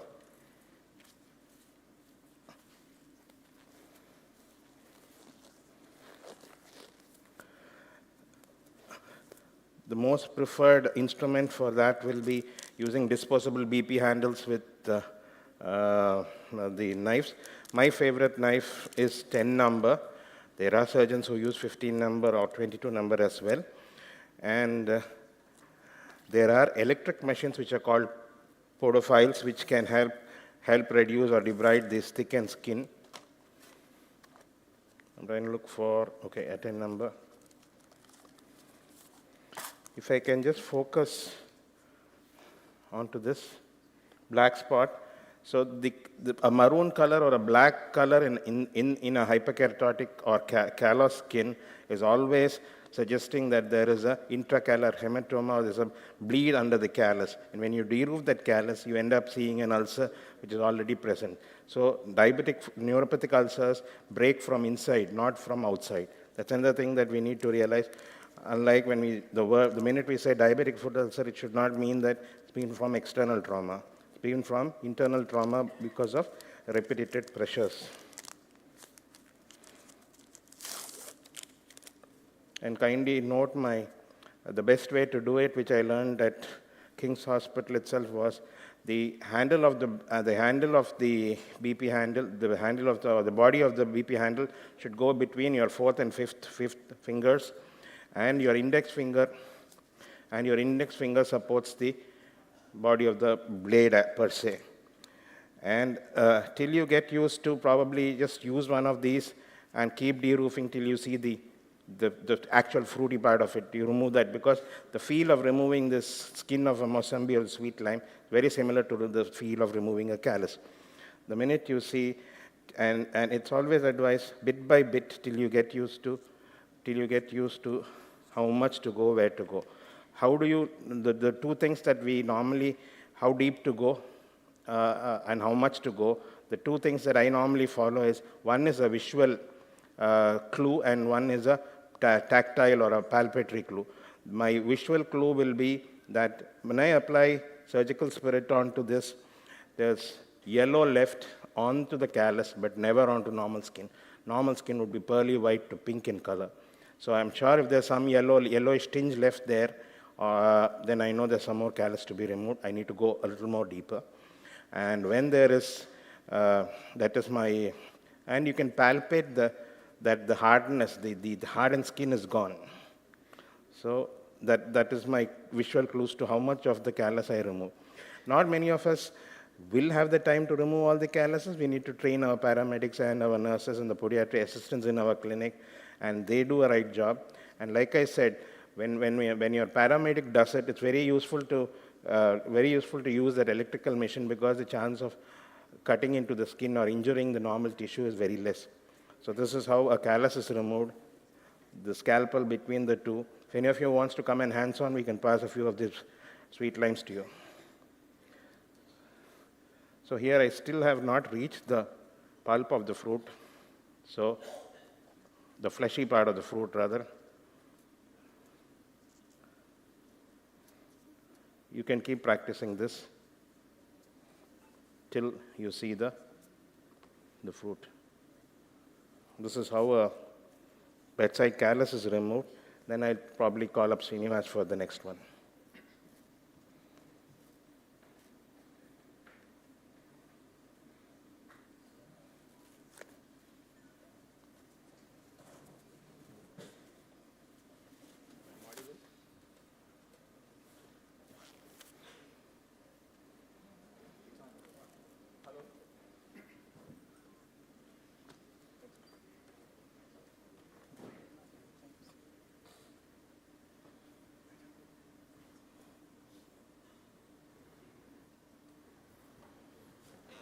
I'm audible now? Okay. Yes. Thank you. Thank you. Very much to me. I hope to them also. Today, I hope you have seen meiosis cases. All of you have seen meiosis cases.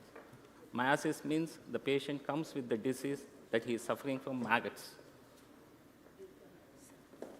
How many of you have seen surgical grade maggots who visited UK and US, Malaysia?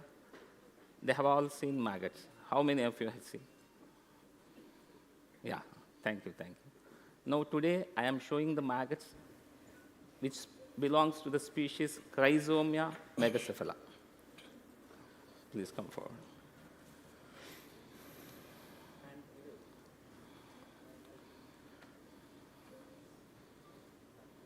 Focus it.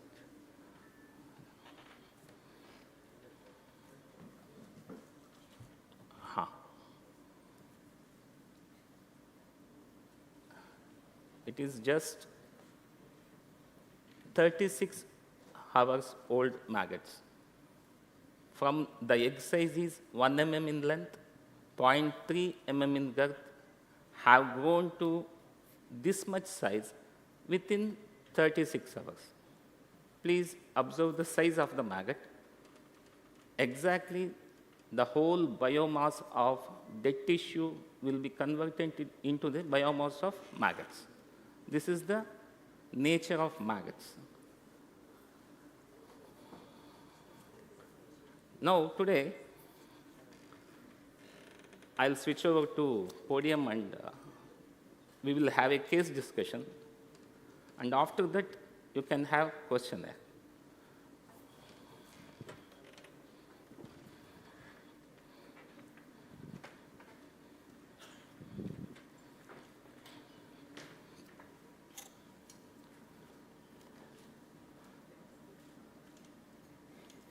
Good morning and namaste to everyone. I extend an heartfelt welcome to our respected dignitaries, Dr. Arun Bal, Dr. V.B. Narayan Murthy, Dr. Rajesh Keshavan, Dr. Milind Ruki, Dr. Vaidya and Vikas Kakkar, Dr. Subramanya, our scientific coordinator, and Dr. S. Srinivas, and all distinguished faculty members and delegates.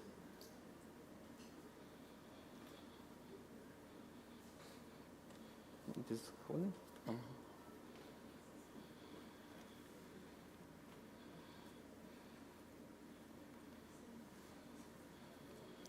Scroll it. Go to the previous slide. No, previous slide. First slide you have to, yeah. I know this thing has to, yeah, I'll do it. Yeah. It's a privilege for me to represent Shrikara Maggots and Research Private Limited and present the SMART MDT protocol, our strategic approach to biological debridement and diabetic foot limb salvage. Thank you for this opportunity, and I look forward to a fruitful scientific discussion. This method is a continuous 72 hours bedside micro debridement. This sentence is very important. 72 hours continuous microsurgery bedside. That too happens bedside. That is strategic maggot application and reduction therapy. SMART MDT, application of sterile Chrysomia megacephala X for diabetic foot ulcer debridement.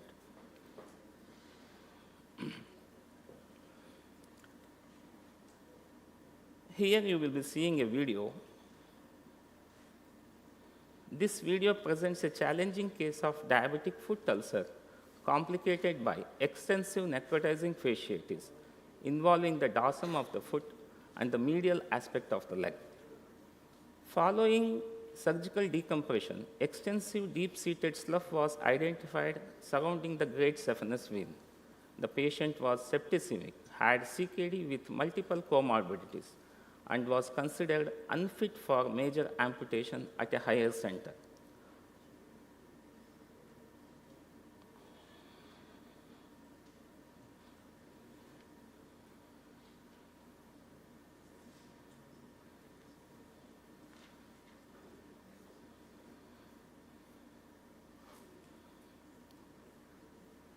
After obtaining a high-risk informed consent, we proceeded with limb salvage using conventional wound care combined with our SMART MDT protocol, that is strategic maggot application and reduction therapy. The journey and outcome of this disease form the basis of today's presentation.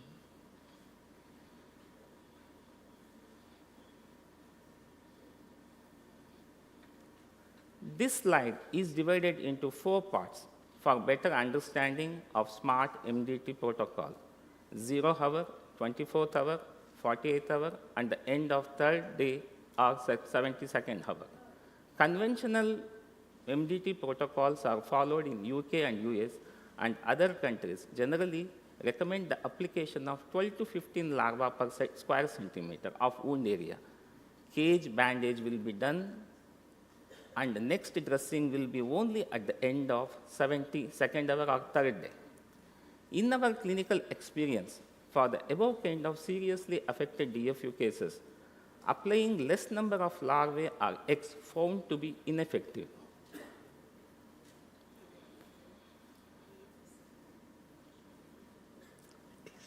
This observation led us to develop the SMART MDT protocol, wherein MDT is initiated with approximately putting 50 larvae per centimeter square, 1 maggot per 2 square mm, ensuring uniform larval distribution throughout the wound bed. For every 24 hours, cage dressings will be done.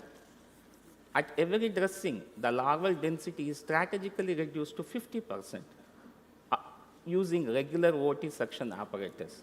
This planned reduction in larval density allows controlled slough debridement, ultimately reaching the conventional density of 12 to 15 larvae per square centimeter by the end of 3rd day.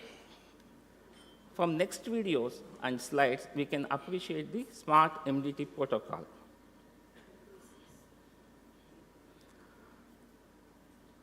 At the time of application, that is at 0 hour, we use 50 eggs per square centimeter, equivalent to approximately 1 larva per 2 square mm of the wound surface. This higher initial density ensures maximum surface coverage, allowing larvae to rapidly relocate and debride the biofilm covered areas.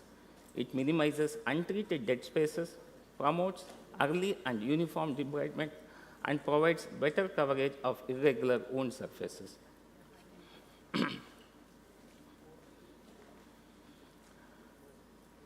Please observe this video.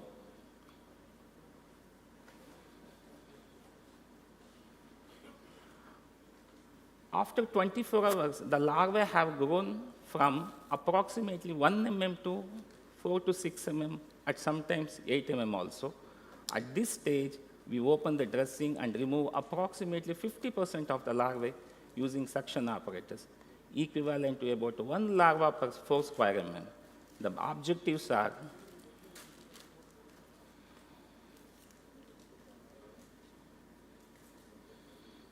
to maintain adequate wound coverage, create sufficient space for further larval growth, prevent overcrowding and larval overcrowding will be prevented, and which helps in continually effective debridement. Something is happening.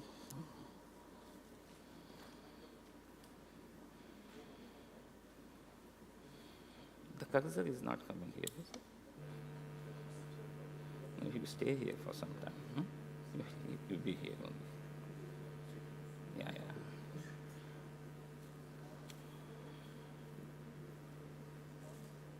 Now coming to 48-hour slide, the larvae have grown up to 6 to 8 mm in length and 2 mm in girth. Approximately 50% of the remaining larvae are removed. This reduces the density to 12 to 15 larvae per square centimeter, equivalent to 1 larva per 8 square mm, which is similar to the density recommended by US and UK protocols. We can appreciate the exposure of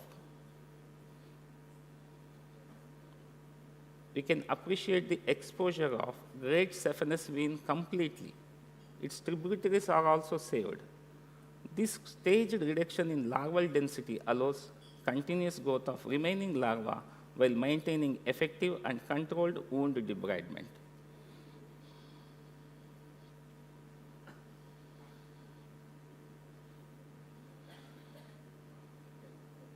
Now coming to the end of third day, 72 hours debridement is complete. At the end of third day, the remaining larvae have reached their maximum effective debridement phase, measuring approximately 10 to 12 or sometimes 10 to 15 mm also in length.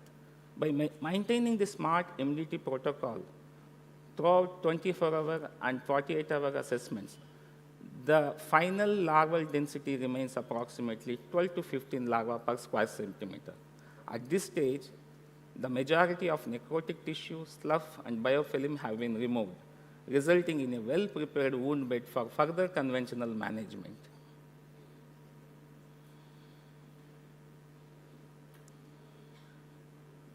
In the crevices also, you can see the maggots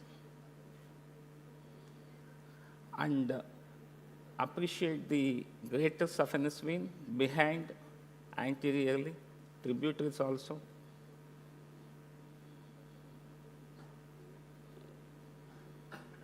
Now, this video is almost after 96 hours of maggot debridement therapy.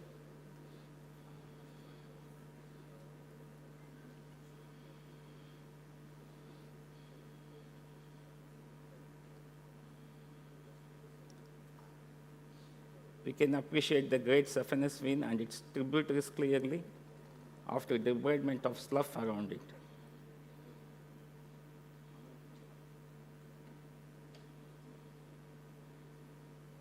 There is an eczematous lesion all over the leg. I have not pointed it out. The infection, both wounds are primary wounds. There is no primary wound and secondary wound. Because of itching, both wounds have occurred at the same time. There is no tunneling between the two wounds.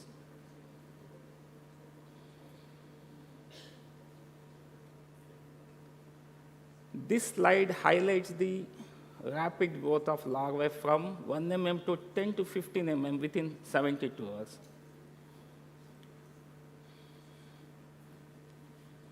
Light is there. Pointer.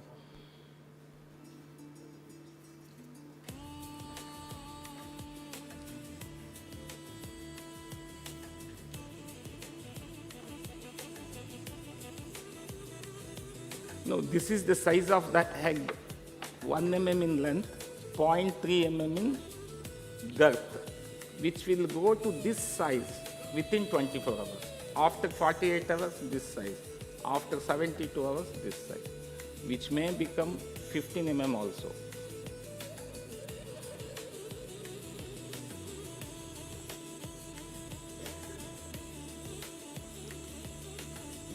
This slide shows density of maggots at a glance.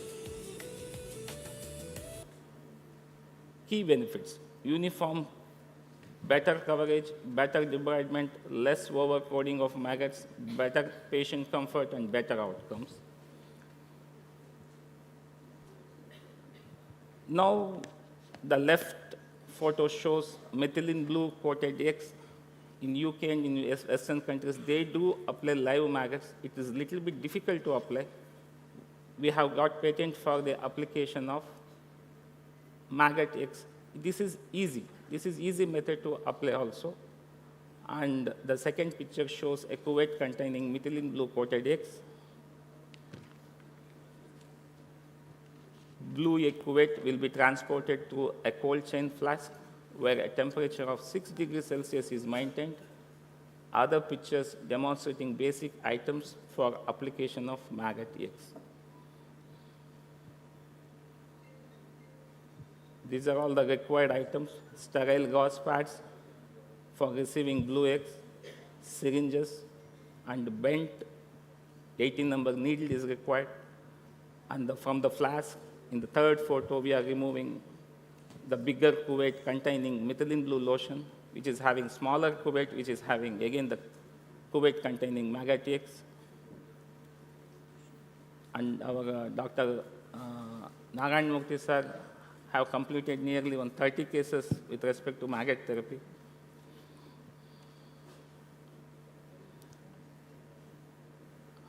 Method of application. Now, I will be showing 4 small videos. Just you observe, it is very simple videos. And the first video is showing 2 cuvettes having methylene blue eggs. Each cuvette is having nearly 1,000 eggs. And the bent needle. And the second video is just a pint brush which is sterilized by methylene blue lotion. Third video, how to extract the eggs from cuvette over to the gauze.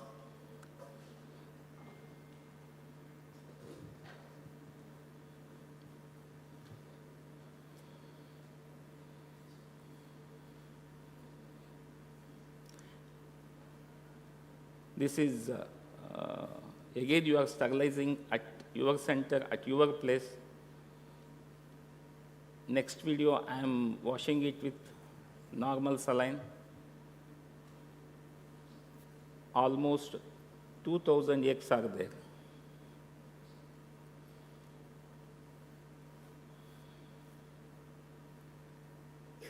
Sorry, I will.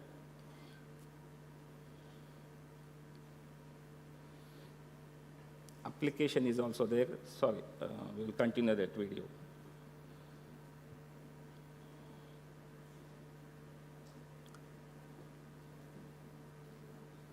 Instead of putting live larva, we are putting eggs.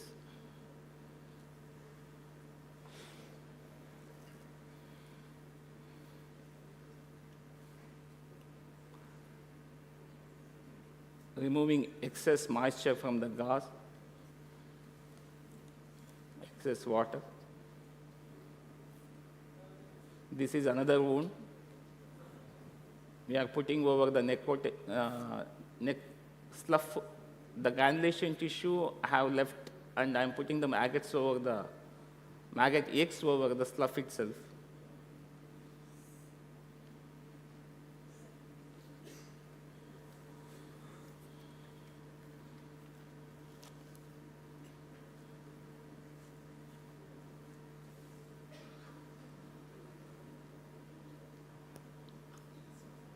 So that's a question from the audience. What is the difference between infected wound maggots and maggots used for this therapy? And followed by end of the biodebridement after 72 hours, how to remove the maggots? After 72 hours, how do you remove the maggots from the wound bed? Suction apparatus, regular suction apparatus. If the patient comes with maggots in the wound to my clinic, what do I do with those maggots? Now Leave them there, or instead of paying Srinivas, or? If the patient is coming from, if the patient suffers from meiosis, better to remove from suction apparatus. It's very easy. And is this maggots the same as the one used in the infected wound maggot? So if No, a sir, patient no, comes sir. with No, maggots, there are 3 species. One is Musca domestica, one is Sarcophagidae family. I think you have seen bigger houseflies with a zebra mark. With a zebra mark. How many have you seen that? And bottle green housefly, how many have you seen? Bottle green housefly is the species for maggot therapy. In India, the existing species of bottle green housefly is Chrysomia megacephala. In Western countries, Lucilia sericata is used. In Malaysia, Lucilia cuprina is used. Now we are using Chrysomia megacephala. And one more species is there, not yet to be patented. And in your meiosis cases, the patient may come with Musca domestica larvae, Sarcophagidae larvae, and also sometimes bottle green housefly larvae also. Any other question? Sir, any known complication of this therapy? any known complication of maggot therapy? Nothing, sir. Okay, thank you very much. Thank you. You said you are alone and you pulled me to the stage for this Never workshop, mind. Then and I'm you made me sit with 2,000 of them near me. So it's time I need to get far from them and be with beautiful ladies instead. Thank you very much, Dr. Srinivas. Okay, thank and you. may we proceed with the last workshop of this session. Thank you all. Thank you, sir. Thank you, sir. Now I request Dr. Ajay Kumar, sir, to felicitate the speaker.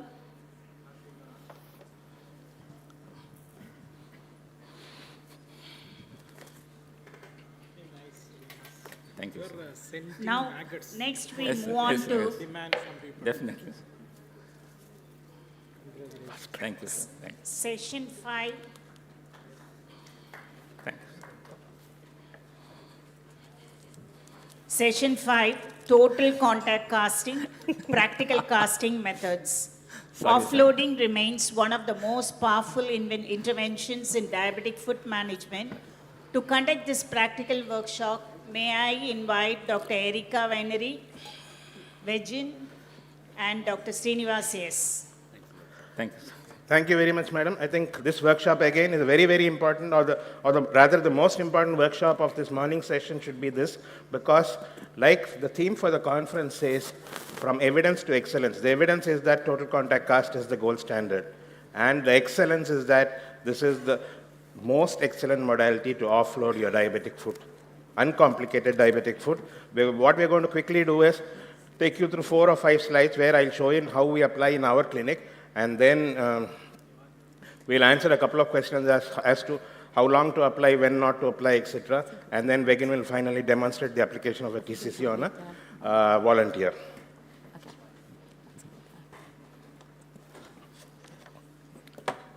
So the total contact cast, as we talk now, is the gold standard. And the world evidence follows IWGDF guideline, which happens once every 4 years in the Netherlands. The gold standard in the last 2023 update still remains the gold standard of offloading is total contact cast. When it is contraindicated, the silver medal would go to knee-high devices like the air-cast boots, and the third or the bronze medal would go to various kinds of shoe modifications wherein the efficacy is variable. And this 23 guideline for offloading as well includes the role of surgical offloading measures. TCC is unquestionably the gold standard. All of us know that TCC traveled its path from leprosy, invented somewhere near this place in the town of Vellore, where Sir Paul Brand, to be right, Sir Paul Brand, an orthopedic surgeon working with leprosy patients, adopted this technique to leprosy patients or neuropathic foot of leprosy, and then translated the same to neuropathic feet of diabetes. Now I'll request Erika to answer a few questions. How long, when do you apply total contact cast? Oh, thank you very much. So good morning, everyone. So the main indication for total contact cast are essentially neuropathic ulcer. So we know that diabetes can lead to peripheral neuropathy, and peripheral neuropathy can be responsible of foot structural deformity and also loss of protective sensation. So mainly one of the applications of the total contact cast is neuropathic ulcer, which are usually underlying bone prominences or hyperpressure area. And another indication is the Charcot foot, the acute Charcot foot. So Charcot foot is one of the rare complications of peripheral neuropathy, which can lead to bone fragility and bone deformity, to the point that the bones can fracture and the deformity can make the foot collapsing and developing also deformities and ulceration. So the presentation of the acute Charcot foot is a hot, swollen foot, and the gold standard for treatment is the total contact cast. Now, how long we apply the total contact cast is very variable, the duration.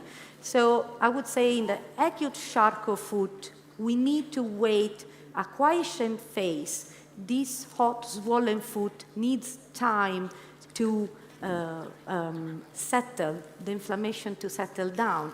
So it takes months, and an average, I would say, of 3 months, however, can be variable according to the type of patient, and usually we wait at least 3 recording of a normal temperature.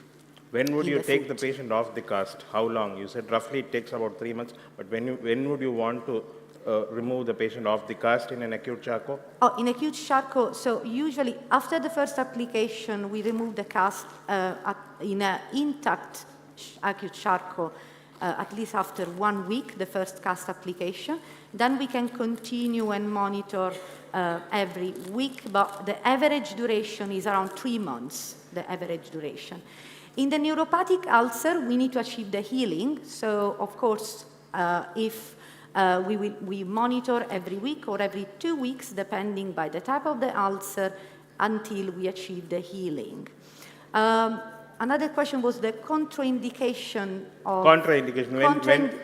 When would you not put a contact cast? We do not apply a total contact cast in peripheral arterial disease.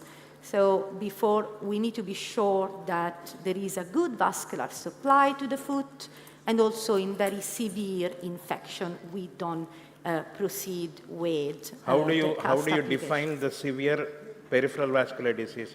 Is there a cutoff point, something like below ABI so-and-so, or below TBI so-and-so, or below TCPO2 so-and-so, so usually, yes, I will not, or I will put the so cast? There are different type of tools to assess a peripheral arterial disease. Of course, yes, palpation of the pulses, but we know is not really accurate. So we can proceed at TCPO2 measure and a ultrasound duplex scan. Those are the tools that we use to establish the peripheral arterial disease. You would like to add something on this about the peripheral arterial disease? No, is there a particular cutoff of ankle brachial index or cutoff below which I would not want to put the cast? Is it an absolute contraindication? Because for me, doing diabetic footwork for the last 15 years, I feel like I would not put a cast when the ABI is less than 0.7. Yes, please. Yep, that's a good 0.6, 0.7 is, I completely agree. Sure. I want you to ask also your experience. So we very much like the answers you gave. Here also we do most of the same thing. We put the gold standard, we put the patients on TCC when you diagnose them with acute Charcot. And how long do I put the patient on a TCC with an acute Charcot is, once clinically I see and radiologically I see, clinically I see that the temperature difference between the two limbs is less than 2 degrees and 2 degrees Celsius to be specific, and till the clinical edema comes down. On an X-ray I would want the phase 1, the inflammation or the osteolysis or the dislocation to come down and start coalescing. We need a quiescent phase, exactly. The aim of the cast is to protect the foot for further deformity and possible collapse. And 0.7 or 0.6 ABI below which I will never put a total contact cast. Yes. So here there are some of us practice open toe TCC, wherein the front of the toes are left open, and some centers practice a closed TCC. What do you follow in King's? Open toes, so we use normally the closed total contact cast. Closed total contact cast. If a patient has an ulcer, would you want to create a window or use a window? We can use the window as well, we use the window. especially if we want to monitor the ulcer closely. Of course, we don't have capacity to change the cast every day. It won't be indicated. So yes, we can do a window. I'm not sure if we can do a presentation of the window today. So my next question will be to Vegin. When will you prefer bivalving of the cast or to keep that's a cast? That's a very good question. So, Wijan, you want to answer the question of bivalving the cast? When do we use the bivalve cast rather than the total contact cast? So we would bivalve a cast if it's for a post-surgery patient when we're preparing to transition the patient from casting to surgical footwear, or if it's a very, very heavily exuding wound that requires daily dressing but offloading at the same time, we would use a split cast. There's also some patients who suffer from claustrophobia and can't tolerate having a fixed device on their leg, so we would use that. And if a patient needs to travel overseas, we would split the cast because they can't travel with a fixed device. So the materials needed for a cast are basically a stockinette, felted foam foam pads to protect the bony prominences. I need this all the way up there. The ortho soft cotton rolls and the prime cast or the synthetic cast rolls. Any of the audience would want to know anything more about the TCC before we go on to live demonstrate the application of the TCC? No? All clear? Okay. So we go ahead. So what we do when we put, the way we at King's do a total contact cast is, as we said, we cover the toes. So we measure your stocking net from just a bit above the toe to roughly around the knee area. I'm very stingy, so I don't cut a lot of stocking net. So what we do is we put the stocking net on, you cover all the way up and above, because you're going to aim for your cast to be 2 fingers below this area of your tibial tuberosity, so the cast should finish here. It's important that we protect the toes and, oops, sorry, I need the cast, and all bony prominences. So what we do is initially we use, oh gosh, that's really, thank you, is we protect the toes. There's 2 ways of protecting the toes. You can either wrap the toes individually, like that, and do each one, or you can do it the quick way, which is to, just relax for me, sir, is just to pop it in between each toe and wrap round, like that, just gently. You never ever pull it tight, because it needs to be, please, Dr. Shrinath. Thank you. So I always like to protect the toes quite a bit, because this is the area that's going to rub. So what we do is, that's lovely. And can I have my tape, please? Sorry. And then just to make sure it doesn't move is I just hold it down with a little bit of tape. Like that. Relax for me. That's it. And then we just gently pull the stockinette over. At all times, we make sure that we don't apply any tension and that there is no wrinkles on the stockinette, because that can rub against the skin and cause an ulcer underneath. So I just need more tape. Thank you. The tape, yeah. Thank you. And then just seal the bottom here, like that. So you've got a nice smooth surface. And the areas that we always protect, standard for every patient, is the tibial crest and the malleoli. And plus any area, if you have a Charcot deformity, you're going to have a huge convexity, so that area should always be protected. So let's have a look. I'm going to aim it high, sorry.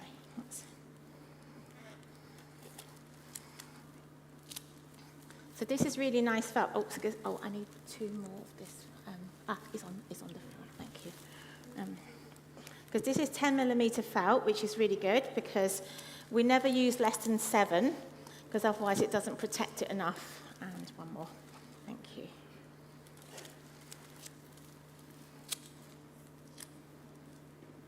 Lovely. So this is on the crest, and then we just put 2 on.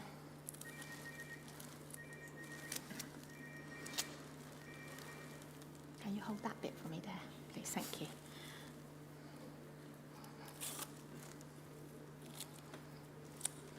So we've protected all the bony areas here. Thank you. And then we're just going, so what we do is we aim it to the height of the cast you want, and we do 4 layers, one on top of the other. But this is really nice and fixed, so it's freeze enough.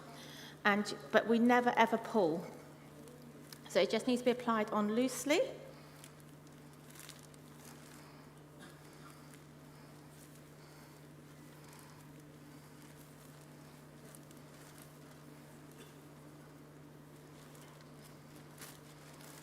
One more, or the half will do? Yeah, and half will do. So the areas that I always look after is the TA area, because that can be very vulnerable. So, Do you find the patient being in this position, supine position, the easiest way to put a cast? yes, it's the patients often, they can lie down or they can sit, but the important thing is that they relax. So, okay, right, just relax for me. So, and I need I need this. Oh God, how big? Thank you. And I just soak one. Yeah. I'll just wear on a glove.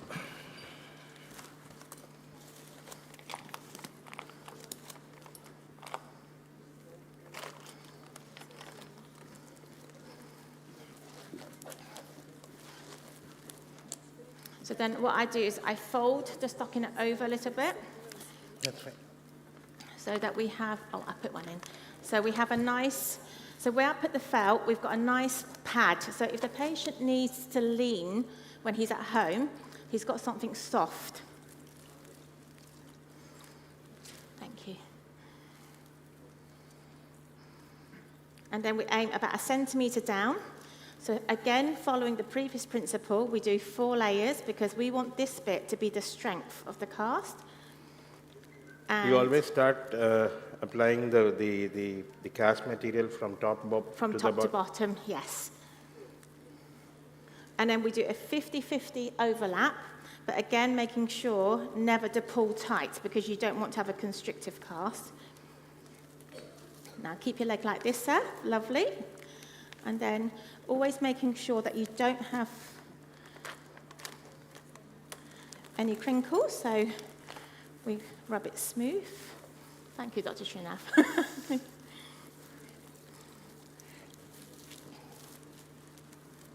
She normally does everything on her own. She's not, yes, I'm not used to having an assistant. Have this help. So then we start around about the ankle area again, sort of 2/3 down the leg, because this is the strength of your cast. It's important that the ankle is stable and it's strong. Relax your ankle, lovely, keep it like that. The most difficult part of putting a cast on is getting the patient to relax. So then again, it's the same method. We go 50-50. Relax your foot, lovely. And then we stop around here, and then we use up that second roll completely on the foot. And then just lean into the leg so that you get a nice 90-degree angle.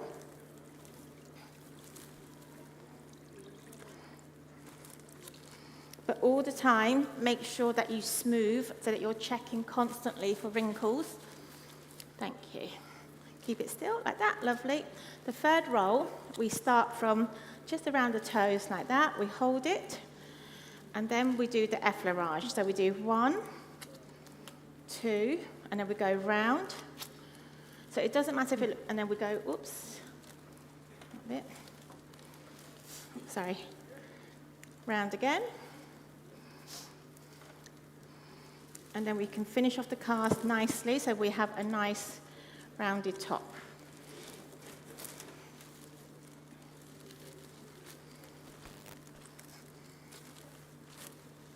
Do you need one more?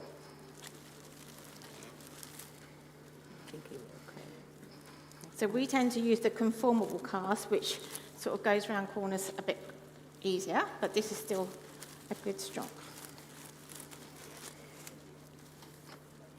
Would you want one more? No One more, more? yeah. Sorry. more. Yes. So I don't need one more, sorry. Huh? You No don't- more. I generally use 3 rolls for an average height patient. So patients always say to me, put a smaller cast on. I want a small cast, but it's relative to the height and the size of the patient. What would you advise your patient to watch for? So the things You that apply the cast now and you send them home. No, so they have to have some advice. So patients like to wiggle their toes because they want to check that their toes are still there. But we tell them not to do that because if you do that, all that cotton wool that I put in, that can become loose. Also, patients like to poke a ruler underneath to check that, they want to have a little scratch. But if they do that, they can also move this pad and they can break their skin. So what we ask patients to do is to check their glucose levels. If they feel unwell, as in they have a temperature, they feel like they've got flu, but they haven't, and their glucose levels are rising, but they haven't had a big meal, it may be that there is a rub inside a cast, or any ulcer that's underneath has become infected, in which case the patient has to have the cast removed immediately. So at King's, we tell all patients to go, before 12 o'clock, they come to King's to have the cast removed, Monday to Friday. Outside of these hours, they go to the nearest A&E and they insist that the cast is removed. Patients also get cast wet in the rain, and they like to dry it with a hairdryer, which is really dangerous, so we tell them not to do that as well. So those are the basic advice we give. Suppose this is the first cast that you're applying for this patient. When would you want to change this? 1 week. So 1 week. we do a 1-week check to reassure the patient and to reassure us as well. And from the second application on So also, you still continue 1 week? Depending what we are casting for, if it's for an acute Charcot, we tend to change it every 2 to 3 weeks. Okay. If it's a surgical wound, we change it twice a week. Any specific time that you would think about considering a window in the cast? Say that again, sorry. Window in the cast, would you want to use a window anytime? Oh, yes, so a window we can do, so we can you can put a window anywhere you like on a cast. So we tend to mark that out, and you can just cut that open. If you do a window cast, the cast doesn't need to come off each time because you can check what you're looking for. We can also split this cast and make a bivalve, in which case we draw the lines down around like that. We take the top part off, we seal it down, and we make a new lid, and it becomes a 2-part device. This is good. This is really good quality casting tape you have here. Thank you very much. Thank Audience, you. would you want to know anything more about the total contact cast? Okay. I need to take this off. Yes, we have I got a to remove cast the off. cast. I Oh, need cast to- removal, You have it, yes. Don't worry, sir. We Don't will worry, I'm remove not going it. to leave it on you. Thank you. Okay.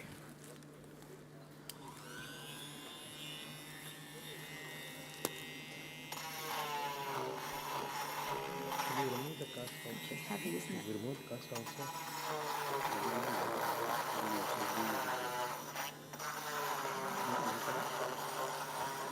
Still continues, but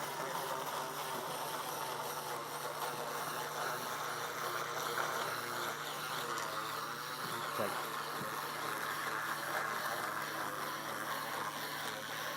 It's more easy now to remove because, oh my, be I need a careful. cello. Perfect, thank It's you. more easy because it's soft. So. One of you help us to open up. One of you help us to open it.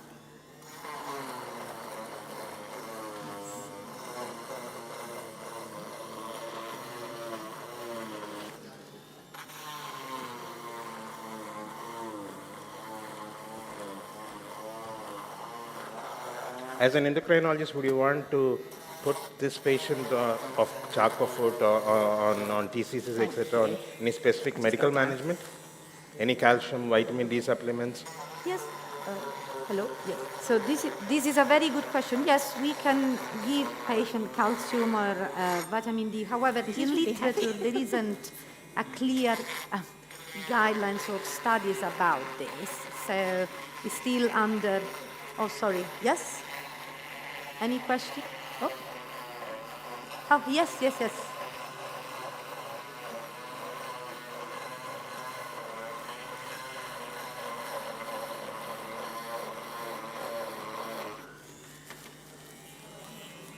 there is a question. Hello.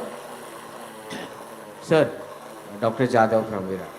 I would like to know how can you make a window in TCC if there is a wound? Can you demonstrate, please? She can probably just a small window. Yeah. Or at least Mark can show I them. can. And how do you know where is the wound Okay, once so- you give a TCC? So what you can do is, before you put everything on, you can mark the area with some gauze or some extra felt just underneath. So when you put the cast on, you know there's a bump. There's a bump there. And that's where you can cut. And also, it's useful to take a photo of the foot before you start casting, because you can use that to gauge it as well.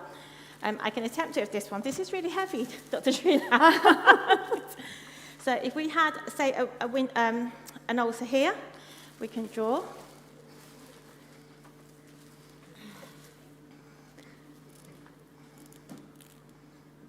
So when you're applying the first layer only, if you can keep, like she said, a folded piece of gauze, you know there's a little bumpiness there, you know where to cut. Okay. How you make the edges of the window smooth? So it's just literally, you just make sure that you don't drag, you just cut down and...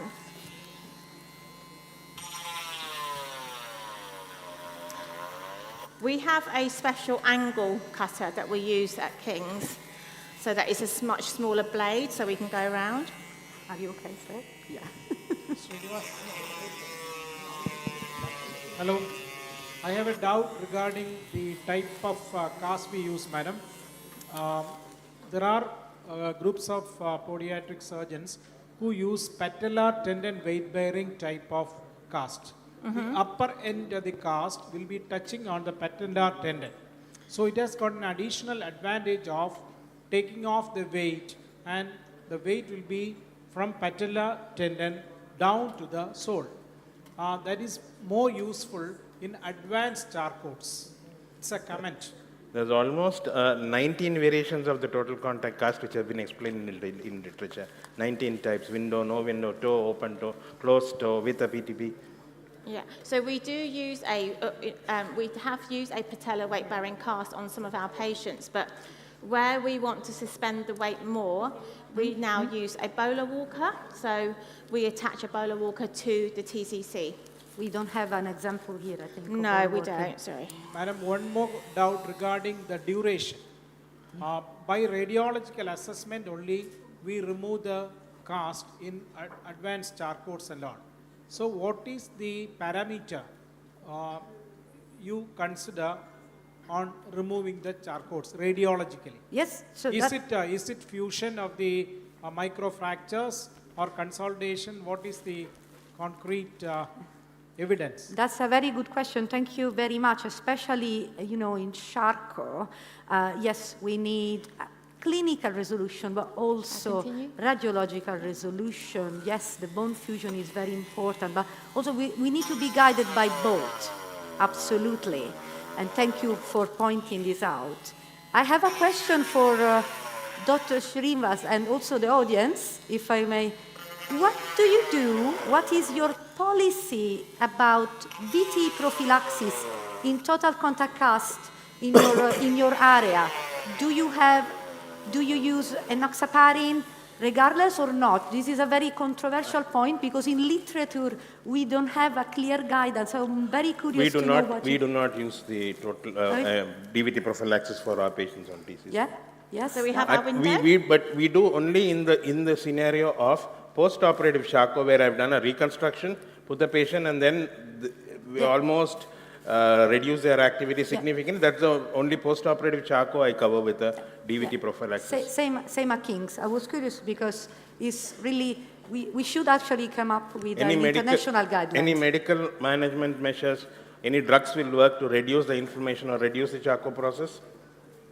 Any medicines can be used? Pharmacological treatment of we can advise calcium, vitamin D, as you mentioned before, but there were studies on biphosphonates. However, they didn't show any particular efficacy. So we have seen there were studies also on PTH recombinant hormone which didn't... Bisphosphonates. Yes, so I think there are still studies in process coming up. But in terms of medical treatment, there isn't a cure yet. Good morning. Do you have any experience using delta drive below the RT cast? Any Instead of experience stocking of using? delta drive. Pardon me? Delta drive. Delta drive. Yeah, delta drive is a product. Instead of using stockings. Instead of using stock in it. Yeah. Sorry? And second thing is, do you always close the toe? I practice open toe. And third thing is... 95% open toe. What do you prefer more, POP or RT cast? Sorry? This is more durable if the patient is actually complying with the offloading protocol that you have advised them when you put the cast, then fiber will stay longer and intact for a longer period of time. But it's slightly costlier than this one. So, and particularly in a lot of Indian clinics doing good, reasonable diabetic foot work, they use the inner layer, the first layer as a POP and then outer with fiber cast. In POP, we normally utilize one rubber foot kind of thing to offload the... Yes. Even with the fiber cast, you can use that. Okay, and... but that we apply, when you apply the cast for a neuropathic non-infected ulcer, when you apply the cast, I think I just need to cut a bit more here. You still can use that rubber heel.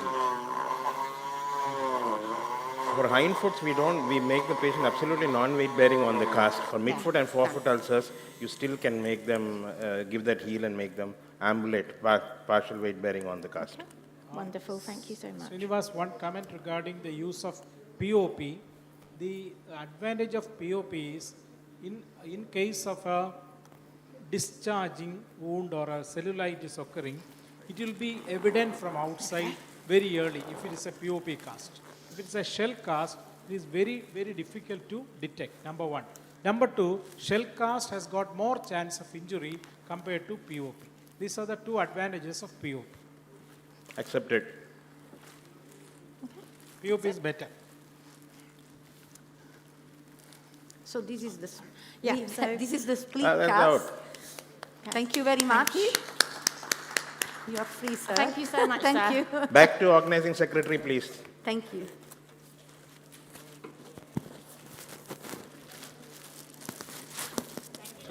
Oh, sorry. May I request Dr. Sanjay Vaidya, sir, to felicitate Dr. Erika. Dr. Erika?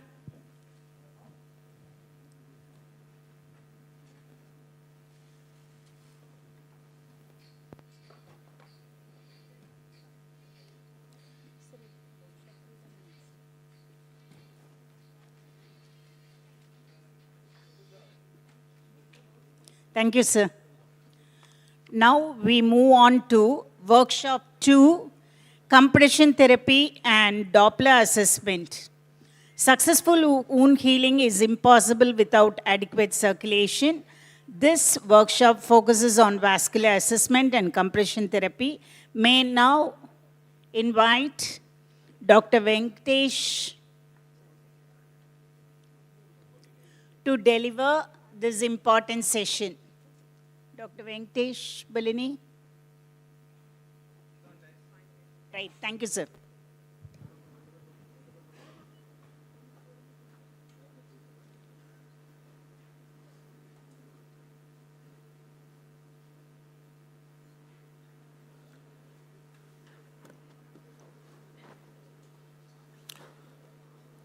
Good morning, everyone. I bring warm regards from Apollo Hospitals, Jubilee Hills. I'm Dr. Venkatesh Ballani, consultant vascular endovascular surgeon. Today, the topic where I'm going to discuss a bit and a bit into theory and the practicals also is like compression therapy and what kind of compression therapy do we really need to use. And there's a lot of confusion for stockings and wraps, which way to use, what's the grade of compression. So a bit of introduction, the excellence of compression which we have currently, this hasn't come overnight. Initially it started with an ancient compression in Egypt where they used to close the wounds with linen straps, and then slowly the Hippocrates which started using tight bandages with the walking and elevation. And later came with a Galen who supported, understood a bit of circulation and used woolen wraps to close the wounds. And a bit of late in the French Renaissance period where they introduced, it's not just to cover the wound, it requires a bit of compression, understanding the biomechanics. It's basically became into a purposeful wound support. And a bit more of understanding happened in the Harvey era where they understood the circulation, they understood arterial venous pressures, how the capillary drainage. That's where they included elastic component into the compression bandages. And underneath the tight compression bandages which you give for the venous ulcers, you should understand the cry of the skin underneath with the kind of high compression. So Una boot later developed because of the discomfort the skin experiences after you give a tight compression in the venous diseases, included zinc paste into the compression to soothe the skin underneath the compression. So now the modern layer, when you think of any venous ulcer, any lymphedema, you want to give a good compression, multi-component system came into place. That didn't happen overnight. It was a sequential evolution of the compression dressings from the multiple centuries. So when you know there is a venous ulcer or an exam with a component of lymphedema, what is the level of evidence which you are talking about? It is level 1B, multiple studies, RCTs, Cochrane database. In a patient with a venous leg ulcer, you want to treat the disease. It's not just to heal the ulcer. Your aim is to prevent the recurrence also. So level 1B evidence we have got, and there are plenty of studies comparing 2-layer to 4-layer, and so 2-layer or 4-layer, whatever are the layers you apply, you need to get the target pressure at the ankle, which is a 40 mm of Hg in majority of the patients. Use the methods which you are comfortable. So there are plenty. Here is a meta-analysis where they showed the compression bandages or the stockings, which has gone into a lot of trials, suggesting whatever is the interface you use, it requires compression. 2 or 4 depends upon the discretion of the consultant, which there. So in the one study which I would definitely like to mention is, when you have a patient with a cellulitis, there is an acute inflammation, and when to apply compression, whether to apply compression or not. So according to the study which they have said, so when you have an acute cellulitis with an edema, the compression, whether to use it as early as possible or not, depends upon the complaints of the patient and the patient-doctor interaction. So you want to use the compression as early as possible when the patient starts tolerating the compression therapy. See, this is not just to decrease the swelling. To recovery phase will also be significantly lesser in patients who opted for compression therapy in acute cellulitis as early as possible. So the basics which I would like to, before I go to the workshop, to tell is, we have a lot of crib bandages. What kind of crib bandages? A bit of understanding into whether it's a short stretch or long stretch. What kind of short stretch and long stretch is then when you extend the crib bandage, how much does it extend? The extensibility, if it's less than 100% in a short stretch, and in long stretch it goes beyond. 1 centimeter becomes more than 2 centimeters. So static stiffness index is which we generally compare, that's a biomechanical measurement which you tell if it is less than 10 mm or more than 10 mm. The more the difference in the static stiffness index, that means the difference between the resting and the when the patient is ambulatory, it's more, that means it drives a artificial calf muscle pump. So with the compression, when the patients who are not mobile, doesn't have active calf muscle dysfunction, they are not mobile, applying the crib bandage with a short and long stretch will actually, you are creating an artificial calf pump there, which drives the edema from the ankle to the centrals. So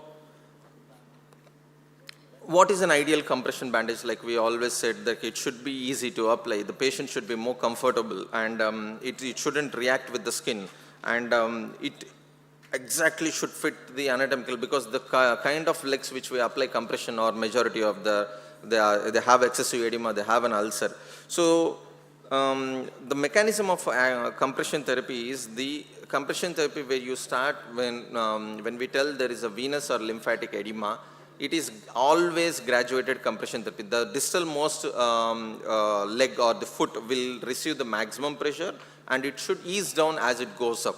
So what happens when you apply the compression, which is quite more on the more compression on the mid leg or upper leg and less compression on the foot or ankle, that is very detrimental to any patients. Even if you don't, the upper compression properly is also fine, but higher higher pressures at the mid leg or upper leg will be more detrimental. So, as you know, which I mentioned, the graduated compression therapy is this, generally how do you measure the compression is like if you have a picometer, you can apply it underneath the compression bandages, see at what level of pressures which you are getting at. So, there are two levels of compression, the classification which we generally, we follow the European one with the levels of 1, 2, 3, 4. And the European majority of the times post-operative period, you apply that white color stockings which are typically class 1. These are TED stockings, the prevention for thromboembolic disease.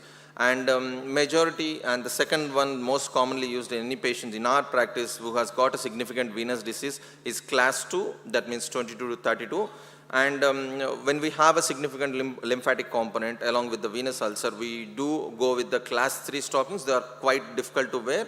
That's the reason we have these multi-layer compression bandages. Class 4 is more than 49. So, as I said, there are, to compare the crib bandages, when we beyond the stockings, when you what level do you want to use a single layer, what level do you want to 2 layer, and what level you want to use a 4 layer. So, one layer, they are always good to start with, but when you need to achieve good level of compression, that means at 40 mm of Hg at the level of ankle, the one layer is proved to be quite ineffective when compared to the multi-layer system. So, when you say multi-layer system, there are 2 layered and there are 4 layered. So, 2 layer or 4 layer, the more the layers, the patient, it's more cumbersome, the patient will not be compliant and the patient will not be as satisfied as when you apply a single layer, but the effectiveness is going to come down. So when you have a 2 layer and when you have a 4 layer, which one should be better? The 2, always the amount of pressure which you get with the 4 layer is better, but you want to decrease the cumbersomeness and you want to have the patient more compliant with it. That's where the 2 layer had come into existence. This is what I want to show you. Not all patients with a venous ulcer which you want to reach the higher pressures doesn't require a 4 layer bandage. That's what the studies say. There are plenty of 4 layer bandages available, one with that well for which we are much acknowledged. And the 2 layer bandages which has come into existence due to cumbersomeness of the 4 layer non-compliance as Urgo K2 is, which is currently I'm going to show you. And so particularly with the wraps, I would like to reiterate about the kind of compression. If the distal most compression element is not there and you are going to apply just the leg compression, it's going to be not effective. So even if you don't apply the proximal one, the foot one should be always there, because once you apply the leg compression and you leave the foot, you next day you will see the squaring of the toes and typically of the lymphatic obstruction. So these are the steps which I will show you. And only thing I would like to emphasize on this slide, you have an active venous ulcer, which layer would you prefer? I generally prefer active venous ulcer. The class 2 compression stockings are class 3. But class 3 stockings are difficult to wear. That's where if someone is compliant, I go multi-component, that means preferably 2 layer over 4 layer. And when you have a post-ulcer maintenance period, class 2 compression stockings. When you have a small ulcer that's in less than 5 centimeters and this less than 6 months phase, you have plenty of ulcer kits available over there. And patient who is as difficult wearing stockings. So that's where the wraps come in. These are just Velcro, easy to apply, easy to remove. And the single wrap you can apply from class 1 to class 2 to class 3, depending upon how tighten you apply on the Velcros. So in the night time, it's always use class 1 compression. That's a basic compression stockings to have that kind of maintenance phase even in the night. One thing I would definitely want to any of you putting on stockings, if the patient has got an ischemia, which sometimes clinically we won't be able to palpate the distal pulses at the level of ankle. If you suspect ankle brachial index is mandatory, any compression, mild compression is okay, class 1 from ABA 0.9 to 0.7. Less than 0.7, 0.6, do not apply any kind of compression which is detrimental to the leg. So now I'm going to, so these are a couple of cases which we started with the 2-layer bandages. These are veno-lymphatic disorders, and after ablation with a 2-layer ergo K2, and this is a day 30 post compression. Circumferential ulcer, not just venous, he had a proximal May-Turner syndrome with an iliac vein compression, post angioplasty, superficial venous ablation, and then compression. And this third case. So the same thing with this is typically on the both GSV and SSV territory venous insufficiency, ulcer ablation, and then compression. So if you can focus on the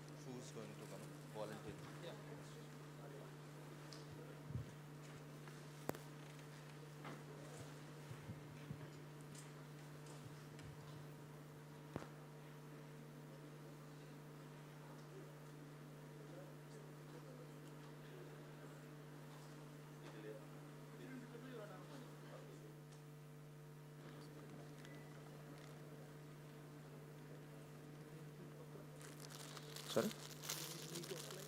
Yeah, you can come. So here we have, if there is a, suppose a patient, obviously we're going to put a wound interface, any dressings, occlusive or depending upon the discretion of the surgeons who is treating. And so, I do generally prefer somewhere paraffin impregnated one. And so after wound interface, slowly you can come this way. So why these 2-layer bandages? Why not 4-layer bandages? We know 4-layer bandages have been doing extremely well when compared single component to multiple component. Why do you want to impose one more new dressings which has got no much evidence currently? So as we decrease the components from 4 to 2, one thing you should remember is compliance will get more better.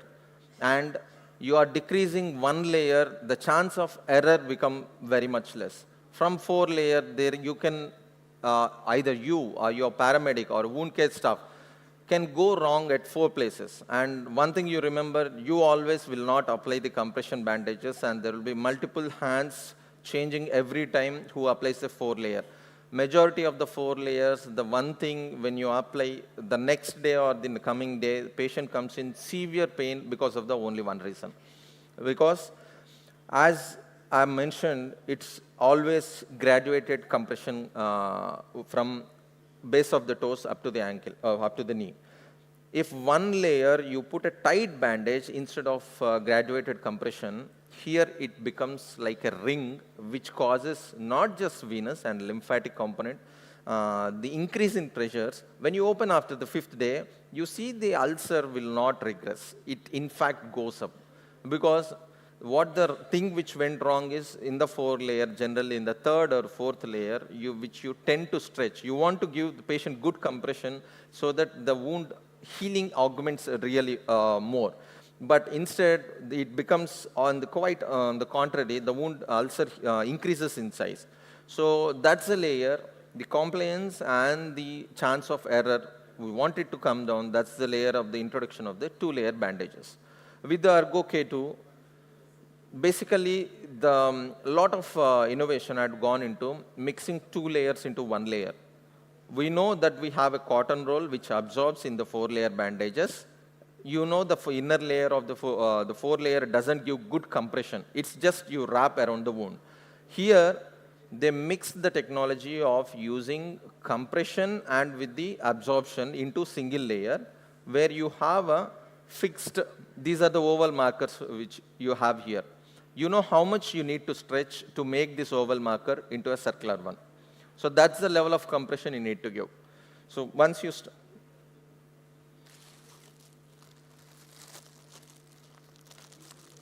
yeah, and so one thing like the previous session, the ankle needs to be exactly at the 90 degrees to achieve good compression and to minimize the errors also. So once the ankle is good dorsiflexed at 90 degrees, you can start, and this always should be going after you apply something on the wound interface. A lot of people apply paraffin gauze or silver-based interfaces, and over that you can see once. So the 2 things which you need to really look after is how much you are going to stretch, how much you are going to overlap. Yeah. So this R with an oval circle, you stretch it sufficient enough to become a circular one, and you overlap sufficient that you don't see the next R in the previous R.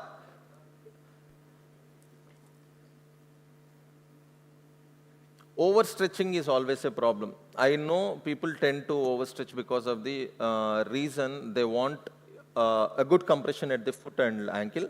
So you do overstretch, that creates, imparts more pressure than usual. The targeted pressure generally I do prefer is 40 mm of Hg at the level of ankle. As it comes down, people tend to, in the traditional welfare market, the traditional 4-layer bandage, they have a 17 mm of Hg regarding in the plenty of the studies. So one thing at the, as we all know, at the level of ankle, the figure of 8 will work fantastically rather than wrapping first the foot and coming down on the leg. So as you sequentially come up, you overlap, stretch, no, not even, the problem is with this kind of bandages, you go wrong at single level, everything acts as a tight tourniquet. So once you finish off, overlap, stretch, finish it.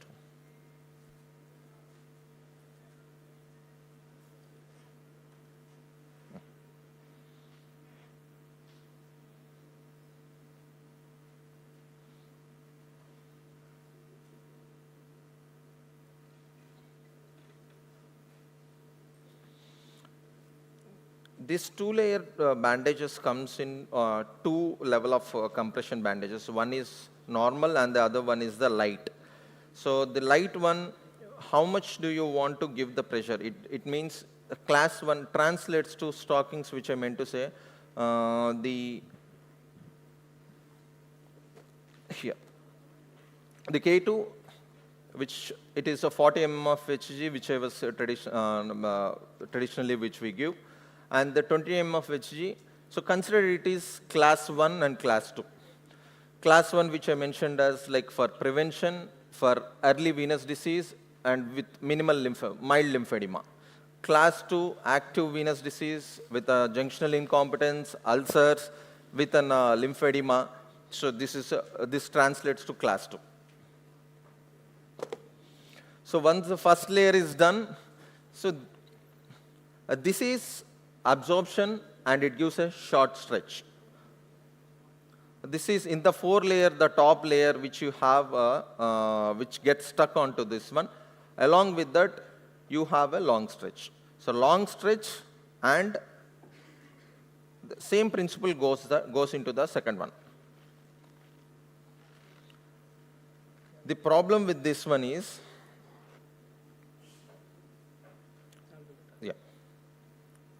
the problem with the second layer is, you need to be bit careful with the second one.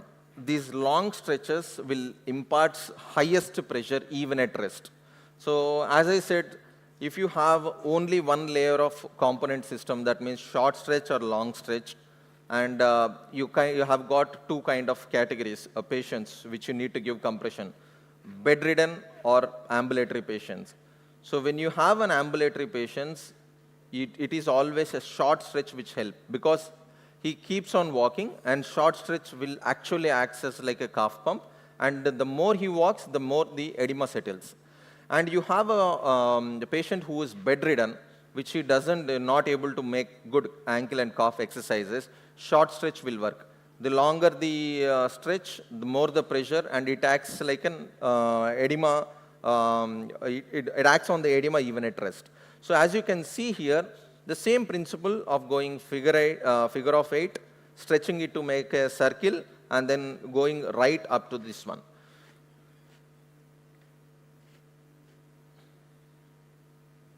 So the one mistake which generally tend to people make with the compression over here is, first you need to get it out from the roll, and then you roll it around the leg. Then you will understand how much pressure are you going to really impart on the leg. People tend to go unroll it as a wrap around the leg. Nobody knows how much pressure it's going to exert on the leg. So unroll it, get it out, and you see the circle, and then wrap it.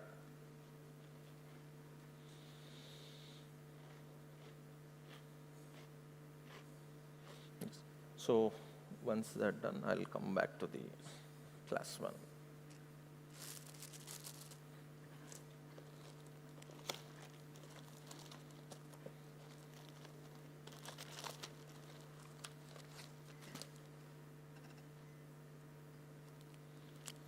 Right, no, yeah.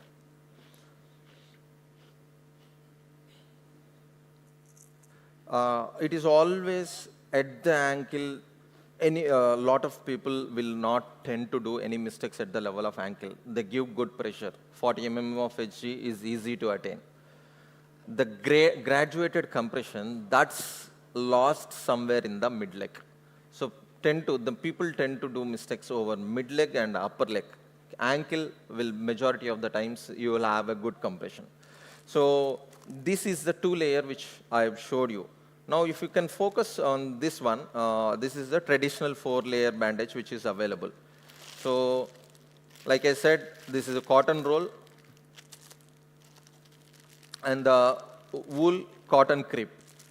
They have, Argo K2 did an innovation to combine both this into a single layer. So, and the 3rd and 4th, which is a short stretch and a long stretch, which this had combined into a single layer in the Argo K2. So the lesser the components and equal pressure. What do we want? Less cumbersome. What do we want? More compliant patients. What do we want? Getting exact pressure where at the level of ankle and coming down on the leg.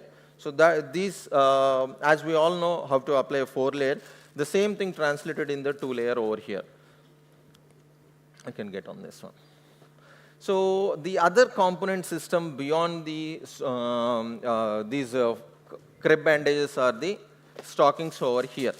So as we all know, everyone want to give a bit of compression, because this applying crib bandages, someone who need to come to the hospital on a daily or an alternate day basis. Once the acute phase is settled, what you want is someone to maintain compression for longer periods. As the studies have clearly shown, people who are on compression garments for longer periods have shown lesser events of recurrence of cellulitis, and the severity of cellulitis is also quite less. So you want to maintain the patient, you keep on compression therapy post-intervention or post-ulcer healing. So that's where everyone want to write a prescribed pair of stockings to them. So what level? So according to the majority of the studies which are showed, below knee compression stockings are quite sufficient enough to, unless they have a significant thigh edema, below knee compression stockings are quite sufficient for the maintenance period. So it comes to a question, class 1, class 2, class 3, class 4. Initial stages, it's not that severe visibly, class 1 is the stockings to go with. Any venous intervention, any significant edema with a lymphedema component, go for class 2. Majority of the times you won't be wrong. So giving class 3 stockings is quite cumbersome. No, it's not preferred unless you have that much kind of compression is really required. So class 1, class 2 are safe to play. Prevention, post-surgery, DVT prophylaxis, class 1. Higher venous disease, higher lymphatic involvement, class 2. You will not get wrong for the compression stockings. So how do you go on with wearing compression stockings? That's easy thing. And the problem is majority of the people will have a long grown nails, which you have a problem pulling off the stockings over there. So below knee are easy to wear. You can apply. You can start from here. The one thing which needs to fit exactly is this ankle. This should fit exactly into the ankle. You can either choose to pull over the leg directly over like this, or in particularly when they are lengthier stockings, that means above knee stockings, you can in fact invert it up and then go on to hold it.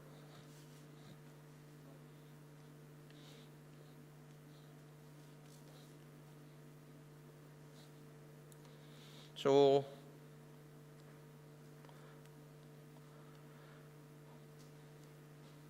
this should exactly fit at the level of ankle.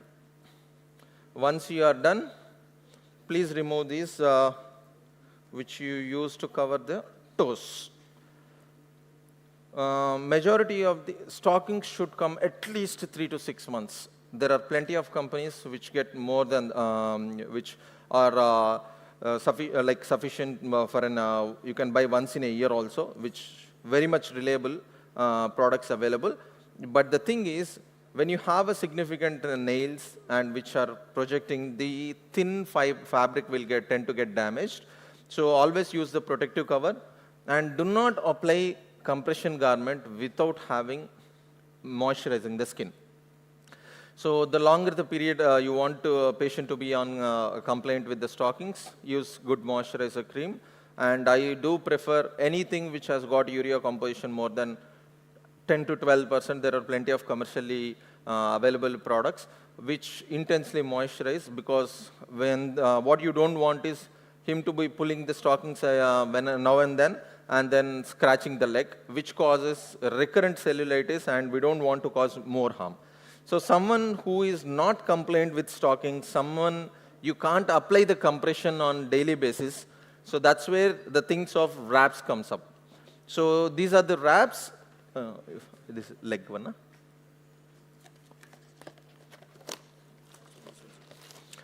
As I mentioned, there is a category of the patient who are bedridden.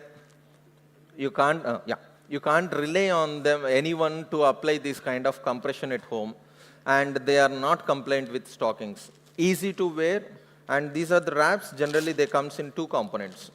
One is the foot wrap, and the other one is the leg wrap. These 2 component system you can apply very easily. Once you start giving the options of wraps for them, and they won't never go back again to the stockings. So this is just a normal socks, nothing, no compression or no pressure in this one. And once you do a bit smaller size, but should be able to work. Yeah, no compression with this one. This is just to interface between the wrap and the skin. So what makes it a viable option for elderly patients, those who are bedridden, those who can a bit afford also, because compared to the stockings and the 4-layer, 2-layer bandages, these are a bit costly. The beauty of the wraps is, there are markers on the side of this one. If you want class 1, it all depends upon how much you stretch. You stretch quite a bit, it becomes class 2. For the lymphedema patients where you want to give class 3, it can be done. So the beauty of this wraps, it is very easy, and these are particularly go-to choice for patients who go to washrooms very regularly, wet their feet, and within a days with the stockings, they come with an intertrigo, multiple infections, and they will tell we won't be able to wear stockings for quite a long time. So these are just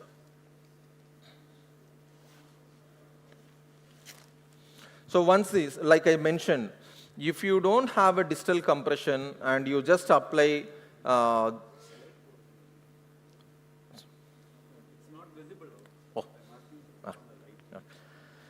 So without having a distal compression, you don't apply the leg compression, isolated leg compression. That's one thing. In fact, you can leave the patient with no compression, but without having distal compression, you shouldn't have the leg one. Without having these two components, no thigh one. And a lot of patients comes to us with a significant leg and foot edema. The reason they have a tight knee brace. So this is so tight, it hampers the venous and lymphatic circulation. Obviously, patient is going to develop leg and foot edema. One thing, you can't you can't stop him wearing knee brace, but you can give him a good distal and proximal compression so that he doesn't suffer with the significant lymphedema. So this is as simple as I said. Stretch it, it becomes class 1, 2, 3. 1, 2, 3, like there are markers in that which might not be clearly visible from far. So once you are done with this one, if they want to remove it, it's just a Velcro, pull it off, get it out. So a majority of the patients, those who are not compliant with the stockings, elderly, bedridden, easy to wear, are these wraps. That's all right? No. Yeah. And this is the one stocking which I would definitely give. Someone who has got an ulcer and you want them to go on to stockings, these are called Ulcer Care from Jobs or Ulcerex from Sigvaris company. So they have stockings which you can wear even on the ulcers. Someone with a venous or leg ulcer, anything, but you want to give a good compression. This you have basically they tend to exude a lot. With the lymphatic edema or the venous edema, and this is the interface. You put a wound dressing over that. You can use this one. They given because it keeps on getting wet, and over the top of that you have a stockings over here. So this Ulcerex stockings is class 3.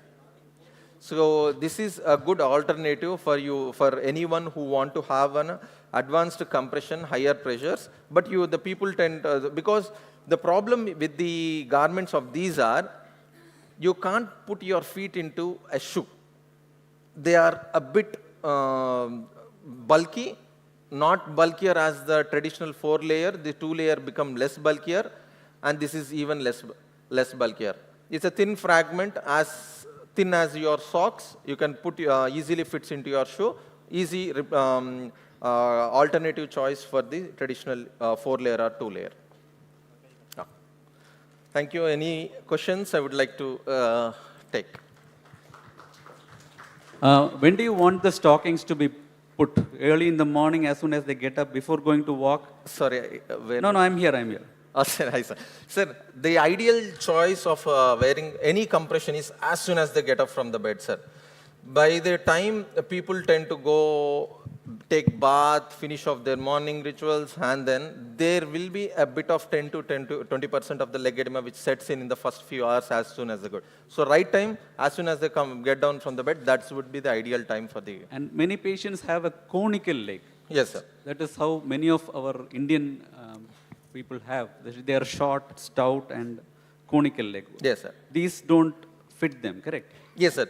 So that's the reason, sir. The wraps can fit them. Wraps can fit them. The stockings, unfortunately, what happens is they slide down from that top, the conical segment, form wrinkles around that. Actually, these stockings are going to cut the skin of those patients who got a very conical champagne bottle deformities, which are not ideal, sir. Wraps are the traditional 2-layer or 4-layer components, sir. And you get online stockings with zipper and all, no? Sir. So what are your thoughts on that? That's not going to give the ideal compression, sir. Those are fancied one, but easy to wear. But if someone is looking for easier choice to remove and reapply, wrap would be the best alternative rather than the zipper. Zipper, it will cover, but it doesn't give compressions. Thanks a lot, Dr. Venkatesh. Thank you, sir. Thank you, Doctor. Now I request Dr. Bhavadharini to felicitate Dr. Venkatesh.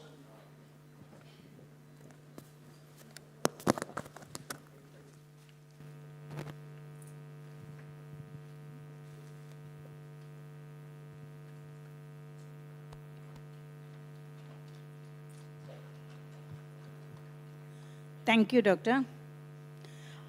Doppler Assessment Workshop. Our next session will focus on understanding Doppler signals, correct use of handheld Doppler device, interpretation of Doppler waveforms. To guide us through this practical workshop, it is my pleasure to invite Dr. Ravi Kumar.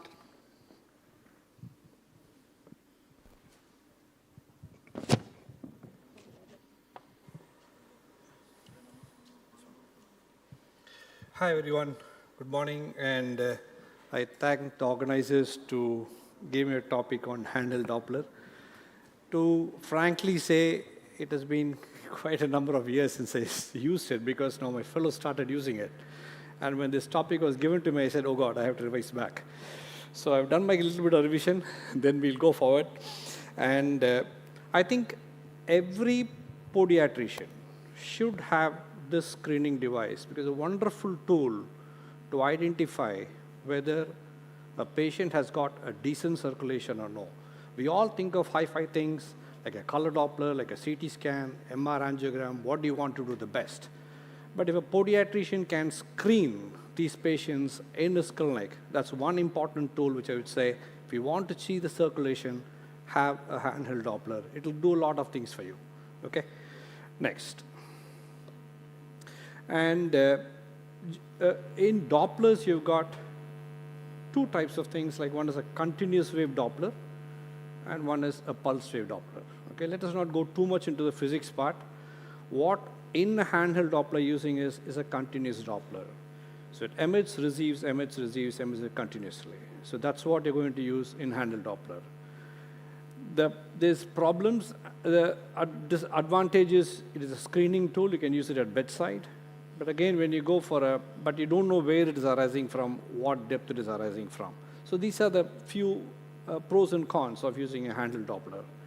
And generally what it is, the 5 megahertz and the 8 megahertz probe is sufficient to be a very good screening tool.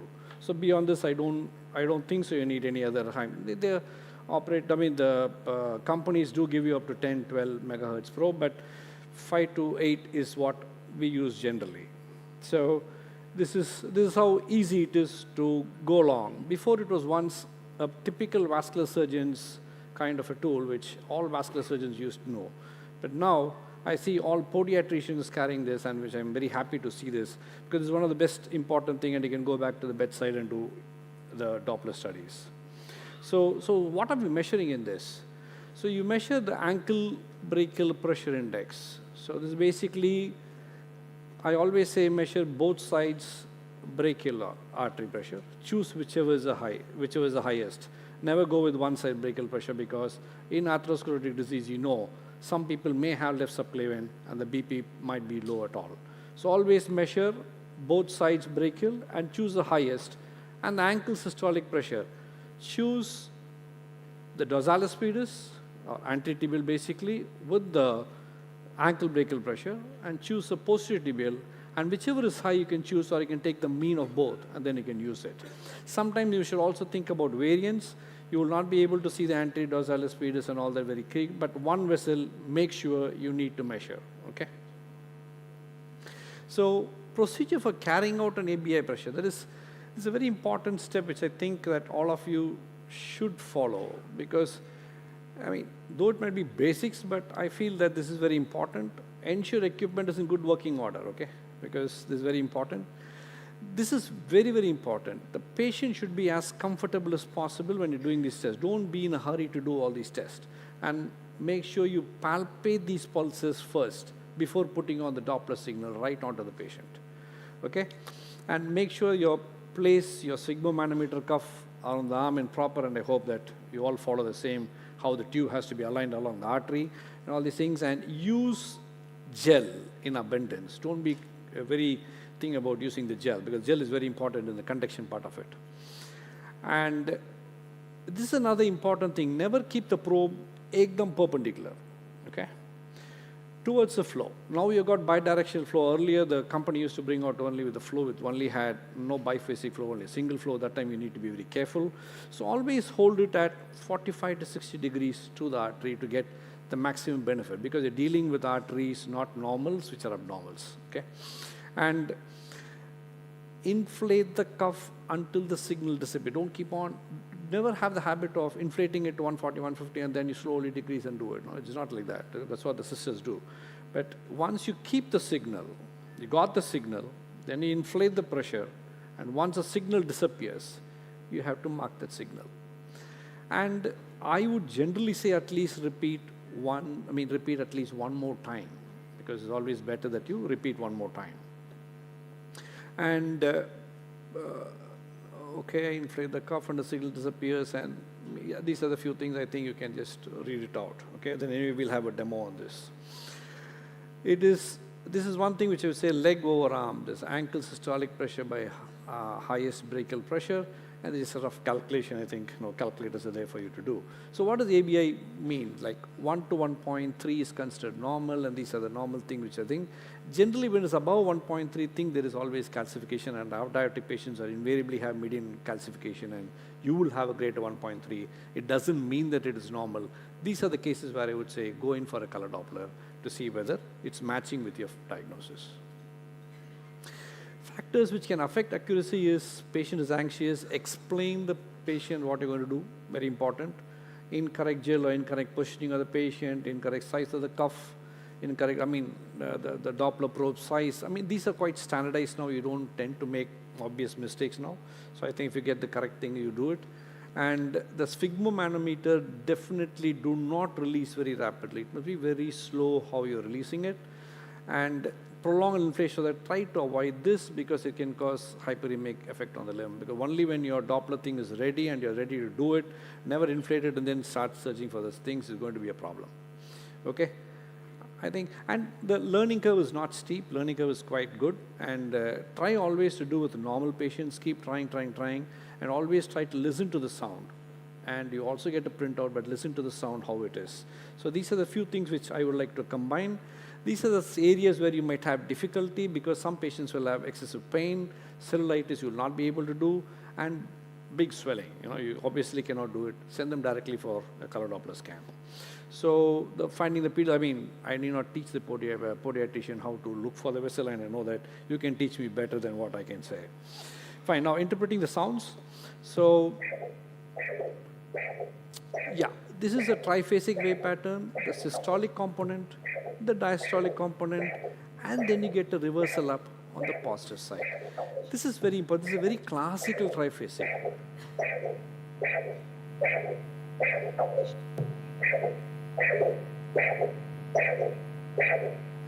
This sound, if you hear it from the next row, you can say it is normal.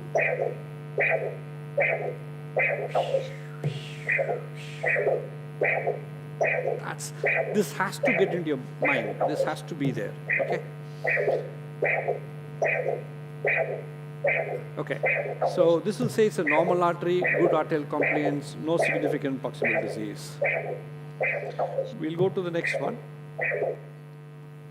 So this is biphasic, where you don't see the upward-forward flow, and it stops there. So you got a printout also which the machine gives, and you can also hear the sound wave, how it comes. Can you put on the sound, please? It will be like, and it stops. It doesn't go, so this indicates that it's a biphasic wave pattern. Early atherosclerosis and early PAD. So this is the information that it can give you. The next one is the monophasic. So you can hear it this way. When you hear it this way, that means there's a good amount of collateral circulation. There's a block, and there's a good collateral circulation which is forming. That's why you get. Sometimes you'll get a thump up. If that happens, that means there's severe peripheral resistant, severe calcified vessels, and these are two types of monophasic wave pattern. Okay, so if it is there, then that means these are the cases where you need to go for other investigations, right? So this is monophasic, and I said to you, this Doppler machine does not have, you don't know where the waves are coming, so it can be superimposed with the venous flow. The venous flow is continuous. It'll be like a wind blowing in your ear. So these are things, when you know that the artery has to be somewhere close by, you adjust the probe and then you can do it perfectly. So these are the common things that you will get always.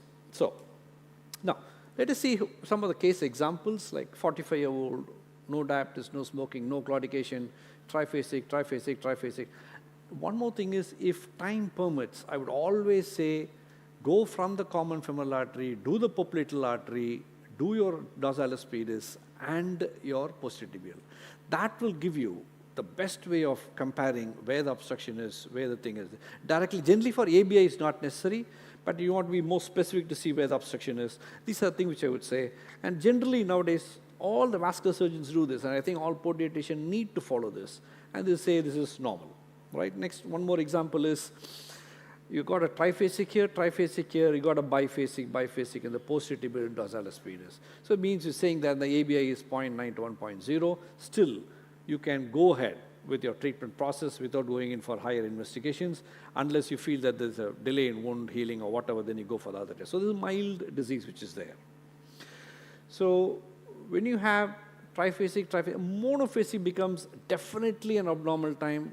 Definitely the patient needs to have a color Doppler or an angiogram. I mean, there's a controversy between CT and that I'm not going to go into, but yes, he definitely needs another investigation needs to be done. So, see, this is the advantage of getting where the disease is. You got common femoral artery, the triphasic, popliteal artery becomes monophasic. That means you know that the disease is going to be somewhere in these two areas. So you know that this is a superficial femoral artery disease. So the more you do with all this, and you'll be more convinced, you'll be talking to the patient more clearly, saying, yes, Bob, this is where the problem is. And I really agree, the same thing. You know where it is. CFAs have become monophasic. So this is a rough table where who wants to see, you've got a common femoral artery triphasic, normal, tibial disease becomes monophasic.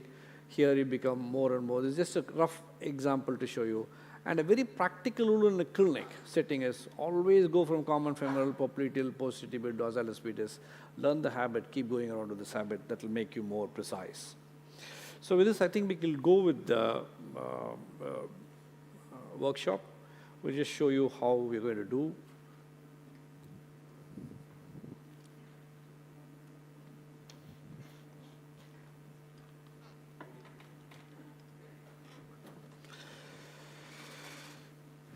Perfect. Sarath, okay. Assuming the Sarath's BP is already measured in the hand, I'm not going to teach you how to measure BP in the cuff. So assuming that Sarath, BP is normal then. Okay. So assuming that BP is normal, is 120 kilo. So now is you feel for, you got, it's not like the carotids, you can feel both the pulses. Okay, good. Perfect. So for the dorsalis pedis, if you extend this toe, there's extensor hallucis which comes, and just lateral to the extensor hallucis is where you have to keep the probe. But you keep to search, because sometimes when I don't get it, but you need to keep it. Let's try showing the, first the sound, because let them have the habit of getting the sound. So, அது முதல்ல of பண்ணிடுங்க, ஜெல்லியை போடுங்க.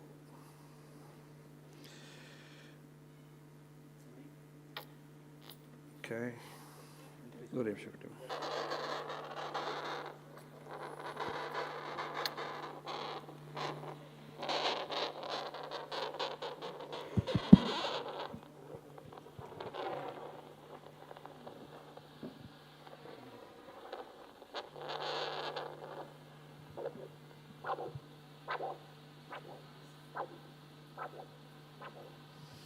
When I'm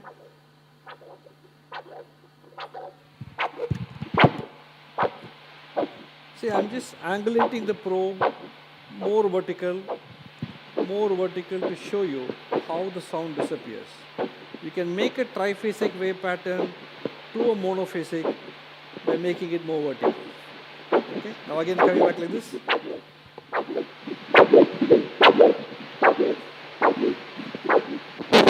So once you have identified the signal, then angulate the probe towards the angle. Okay.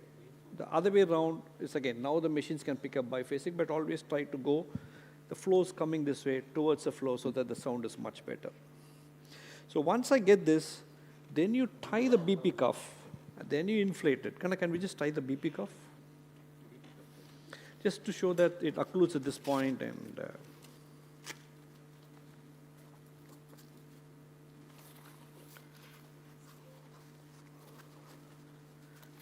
if your clinic is too busy, teach one of your physician assistants, they'll be able to do it.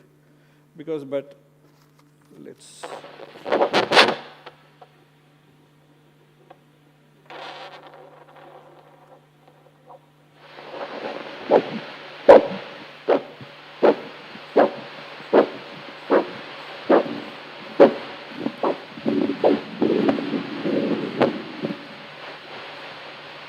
What are the pressure? Sorry. It decreases slowly. Slowly. Slow.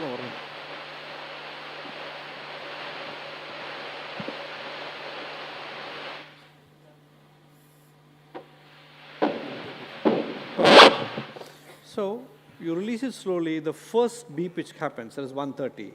So if you put the 130 by 120, the rule, assuming that the blood pressure and the systolic is okay, so that should be more than 0.1. So same thing you do again for the posterior tibial. So if you want me to show the posterior? Okay. See, landmark for posterior. See, for the dorsalis pedis, I already said, go from the interdigital space, just lateral to the extensor hallucis tendon, and from here you can start, and then you can go towards the bone, the most prominent bone. You'll definitely feel before that. If it is not there, that means it is not going to be there. Now the other thing is, when you go for the posterior tibial, make the patient lie down the lateral malleolus, and then, yeah, one second. Jelly, never forget these basic steps.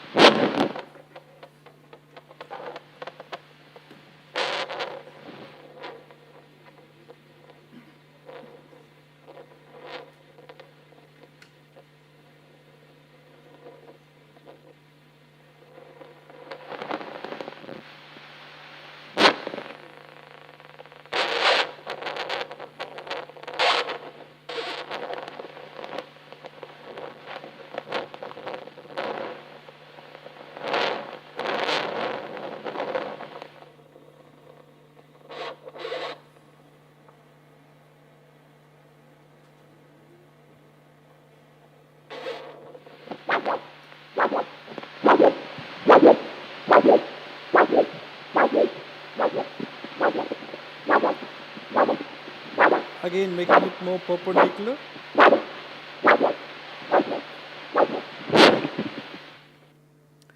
So, roughly this is what is popliteal artery and Rajesh, popliteal, yeah, fine. So, I think this is how it is. So, I mean, if anyone has any questions to ask me, you can ask.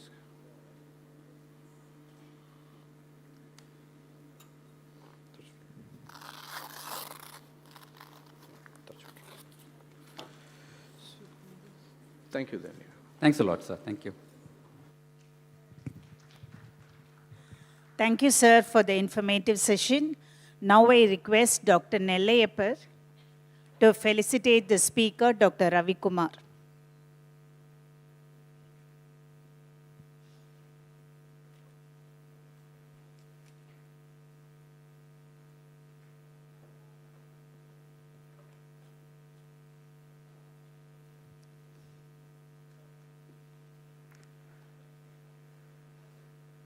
Thank you, Doctor. Now we move on to the next session, lymphedema management and manual lymphatic drainage. Techniques to deliver our next session. May I invite Dr. Ambiga Arasu? Honor.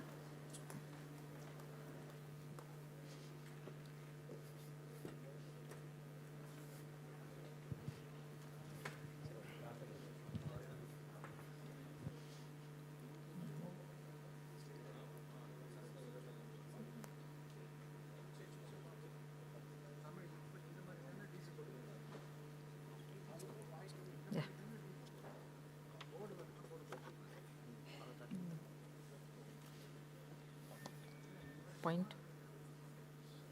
So, and the slide changer. Okay. Yeah. Thank you. Good morning, everybody. Since the morning, it's been really interesting. And I'm really enjoying the sessions, actually. So let me tell you my experience in the last 25 years in lymphedema, how to manage. So,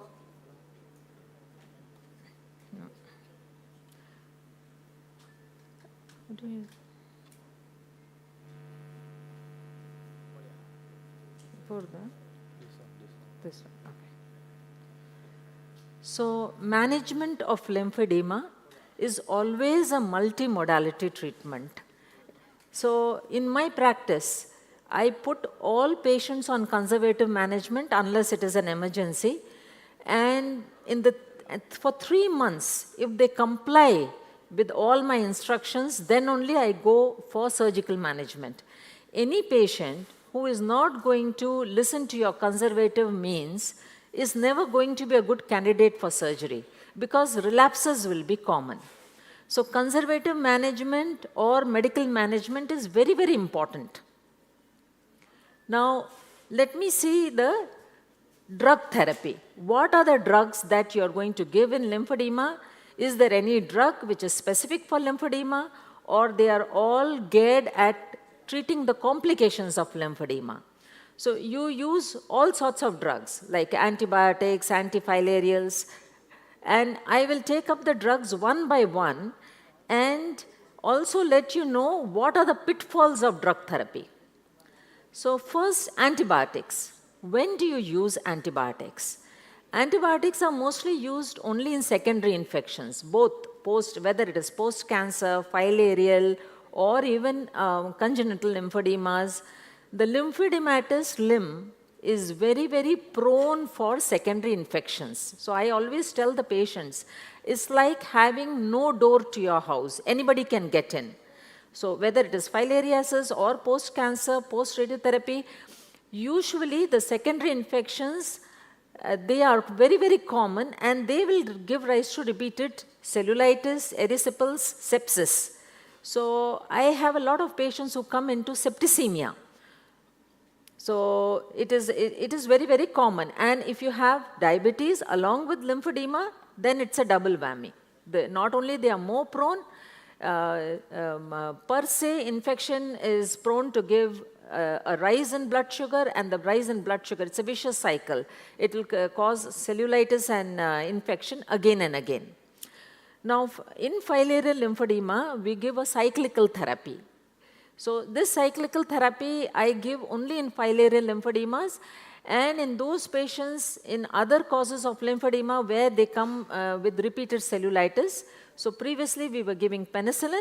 Nowadays it is tough to get so we were giving either Penidior injection, but nowadays we can give tablet pentids, or the best is doxycycline. Why doxycycline? Because it has, there was a study conducted by Anna University, and it was found that the microfilaria has a commensal bacteria called Wolbachia inside it. And that bacteria is amenable only to doxycycline. So the cyclical antibiotic is doxycycline 5 days a month, every month, for the first year.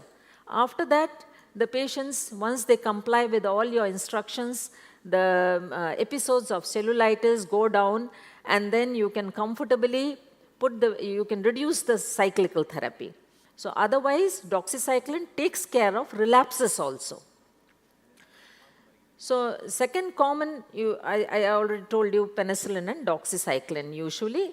And in acute cases, the antibiotic should be according to the culture. If there is an ulcer, there is a wound, then according to culture, sometimes these people come with positive blood cultures also.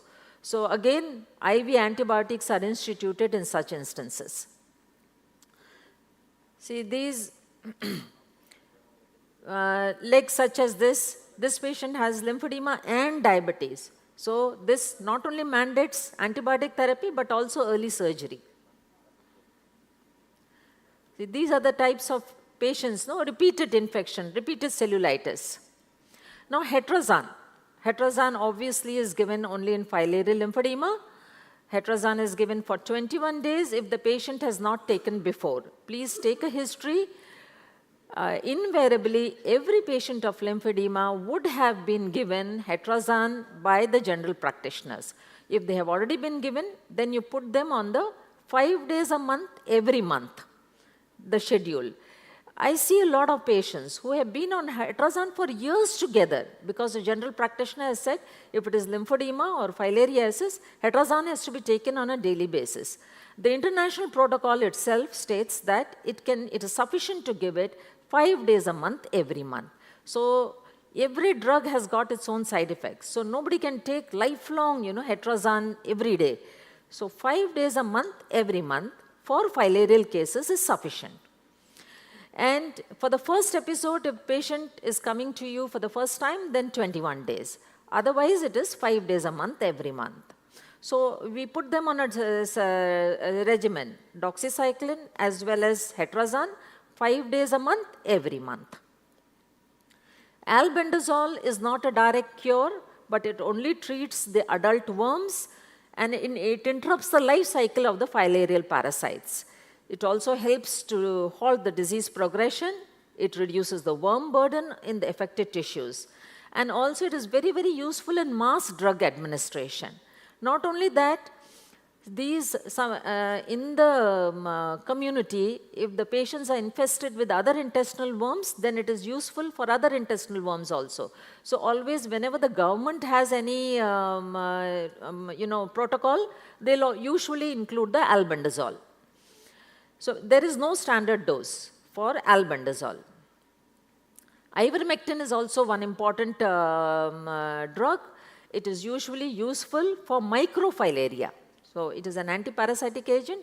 Microfilaria, the usual dosage is what I go by 3 milligram per 15 kg body weight. And it has to be taken in empty stomach. So usually once a year I give ivermectin. Now, very, very important.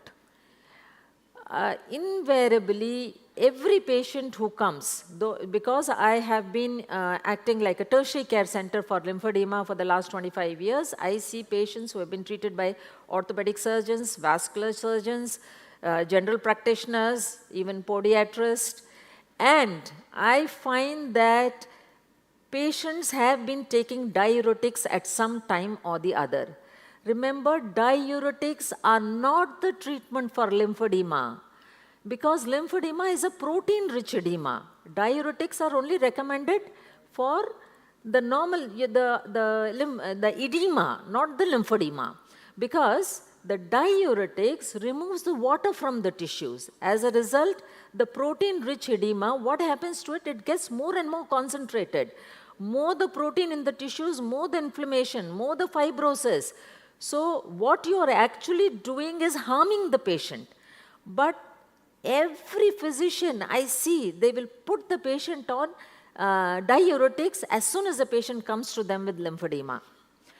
Now, so diuretics are not the cure for lymphedema. Diuretics are not the treatment for lymphedema unless there is only one or two conditions, like if there is a concomitant kidney disease, there is a concomitant liver disease, there is a concomitant heart disease. In those cases only, you will put the patient on diuretics, otherwise no. Please don't use diuretics. Why I want to emphasize this is the reason for the complication. Because as soon as you put the diuretics, the swelling becomes less. So patient is happy, doctor is happy. And they think that that is the treatment. But it is not the treatment, because you are going to treat the patient long term. I always stress on the patient that this is like diabetes. It's not going to get cured. It can only be controlled. It can be managed very well. You have to live with lymphedema, but you can have a happy life with lymphedema. Not that if you do this, you will get cured. Because as such, till today, there is no cure for lymphedema. We can only control it. You can live, but you can live happily. So another drug which is useful and which we have been using is Daflon. So we had even done a study along with VCRC Pondicherry and found that Daflon, that is diosmin perhespedin, is very, very useful in lymphedema also. It improves the lymphatic vessel mobility and contractility. It reduces the capillary leakage and permeability. It is an anti-inflammatory effect on the lymphatic tissues. It helps to reduce the edema and tissue swelling. It acts as a lymphotonic and lymphagogic agent. So normally Daflon is given, the vascular surgeon will tell you that it's given usually in venous conditions because it's a venotonic. So we found that it is also a lymphotonic. And it supports overall lymphatic drainage function. Now another drug, Comarins. Comarins means lymphedeme. Everybody would have found or prescribed at one time or the other, lymphedeme. Please don't prescribe lymphedeme. Because of the name, everybody thinks it is very, very good in lymphedema. Lymphedeme actually is very, very hepatotoxic. We have done studies. It actually is counterproductive. It is bad. It causes liver toxicity. So you cannot give lymphedeme or Comarin on a long-term basis. I have in the last 25 years, I have seen patients coming with liver failure. Unfortunately, once they have liver failure, they go to the hepatologist or the GI person. And unless they take history, they don't know that it is lymphedeme. Once they come to us, we correlate, oh God, this patient didn't have liver failure before lymphedeme administration, and now. So it is drug-induced. So lymphedeme is contraindicated. Please don't give lymphedeme. I see lot of prescriptions from various physicians and other surgeons coming with lymphedeme. One very, very important and most important, I would say, is antifungal. Why? Because lymphedema predisposes to fungal infections. So antifungal in my practice, it's the mainstay of treatment. And not only that, I have seen lots of patients with septicemia. And I have seen fungal septicemia, mind you, in lymphedema. So IV antifungals for severe or systemic fungal infections, oral, and then topical. Topical is the most important. So in my practice, what do? I use this anti-dandruff shampoos. They are the easiest. And they nicely foam, so it cleans as well as clears off the fungal infection also. So I use it shampoo. So scalp and skin fold areas prone to fungal overgrowth. Then I ask them, see, patients like this, in all the folds always moisture is retained. So there will be a lot of fungal infections. So I ask them to apply the antifungal shampoo, wait for 3 to 5 minutes, and then wash it off. Then dry it. Drying is as important because most of the patients, you just think back, close your eyes and think back. When you had your shower today, you are not going to go and wipe the foot or the web spaces in between the foot or the folds, you wipe the upper part of the body and then the leg and all, it dries up on its own. But these patients, you have to make sure to tell the patient to dry the folds. If there is moisture retained there, it will cause fungal infections. And then I give a particular regimen. At night, antifungal lotion or cream. In the daytime, dust it with antifungal powder. So what happens? It is easy, it keeps it clean, the moisture is reduced, and in the daytime in South India, there's a lot of sweating. So in those conditions also, the powder is useful. Anti-inflammatory agents, per se, they are not going to help directly, but they are good in the sense that they reduce the inflammation, pain, swelling in affected limbs. But anti-inflammatory agents are given only in the acute cases, cellulitis, lymphangitis, and it always aids tissue healing and recovery. It helps in the acute flare-ups only. So along with other conservative therapies, for comprehensive care, it is used. Supplements are very, very important. Why I have put this as a separate heading is because most of the long-term lymphedema patients have got anemia, they've got hypoproteinemia, they have got vitamin D deficiency, they've got all sorts of deficiencies. I have seen every deficiency. There was a patient who used to come to me every 6 months with hemoglobin 6, and immediately I will put her in and she'll be so weak, and then I'll again give her blood transfusion and then start all kinds of measures, antibiotics, everything, and then she'll walk out of the hospital. So anemia, hyperproteinemia, so educate the patients regarding diet, high protein diet, supplements, vitamins, antioxidants, iron supplementation, and then B complex, everything helps. Omega-3 fatty acids is also very, very important. Now we come to the most important topic of the day, that is manual lymph drainage. Now this is one single most procedure which will help you to control lymphedema very well. So manual lymph drainage, what does it do actually? You push the fluid manually. It stimulates the lymph flow, it activates the superficial lymphatics, it redirects the fluid away from the congested areas. It is used preoperatively to reduce the swelling. I do that. I do even after shunt surgery. I do, whether it is a lymphovenous shunt or a nodovenous shunt, I will ask the therapist to do a manual MLD. So MLD, once it is done, it reduces the edema.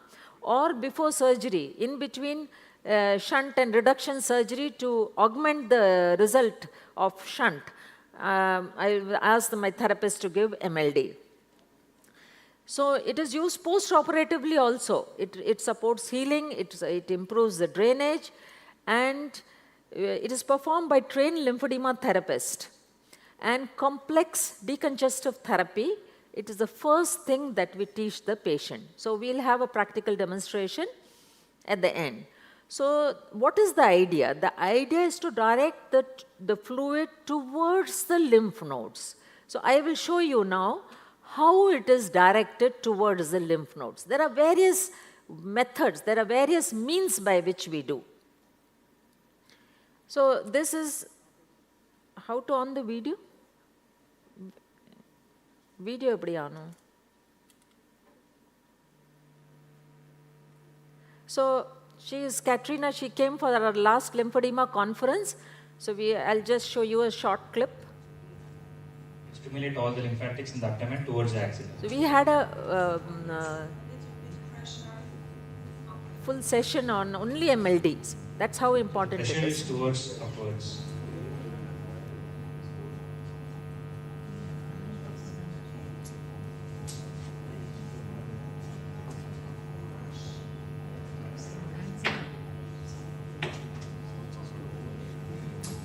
This is always clockwise.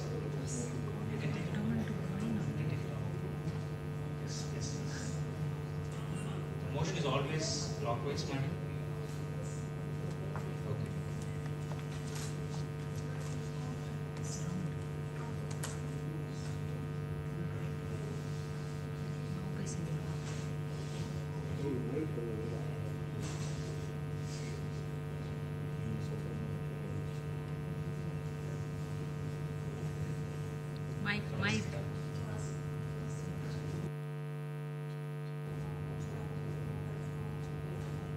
stimulate all the lymphatics in the abdomen towards the axilla.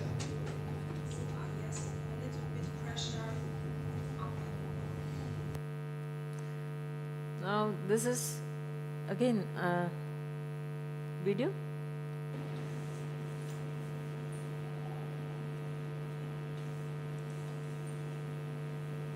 You use different kinds of movements. There is scooping movement, there is gliding movements.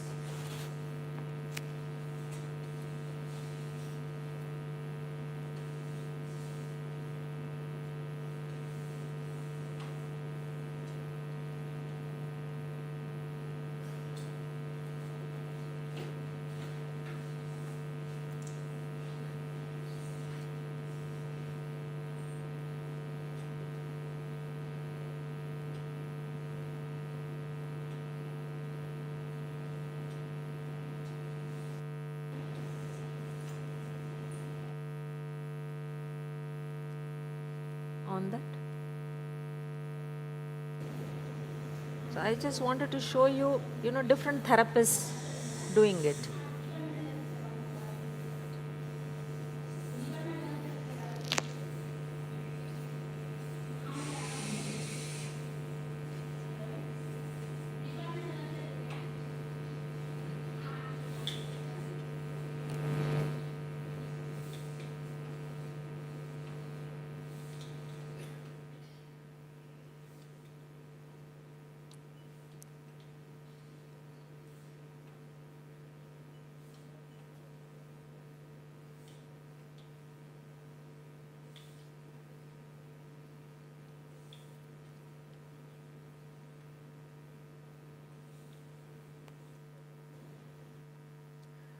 So compression therapy, it has been covered in great detail in the morning.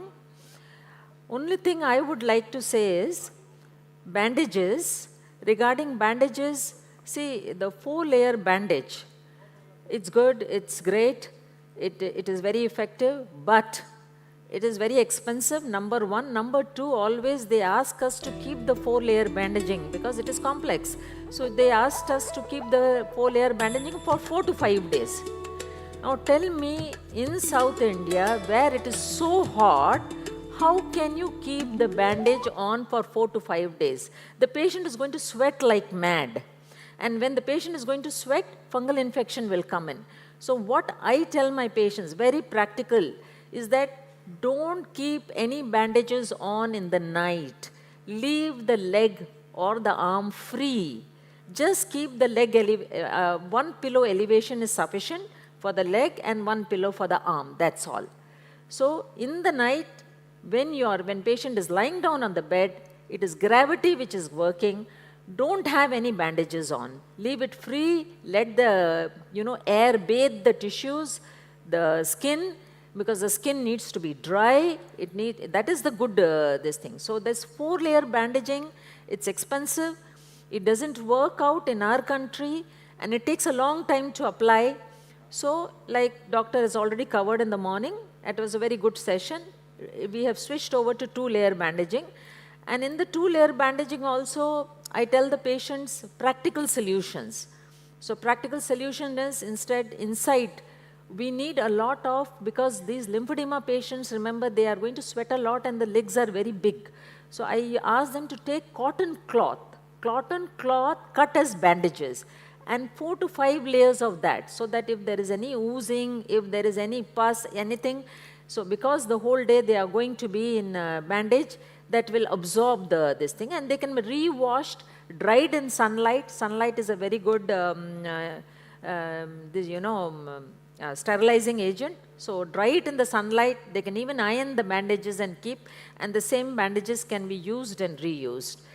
So anyway, since it has been covered, we won't go into details. Pneumatic compression devices, I think there's a session on that also.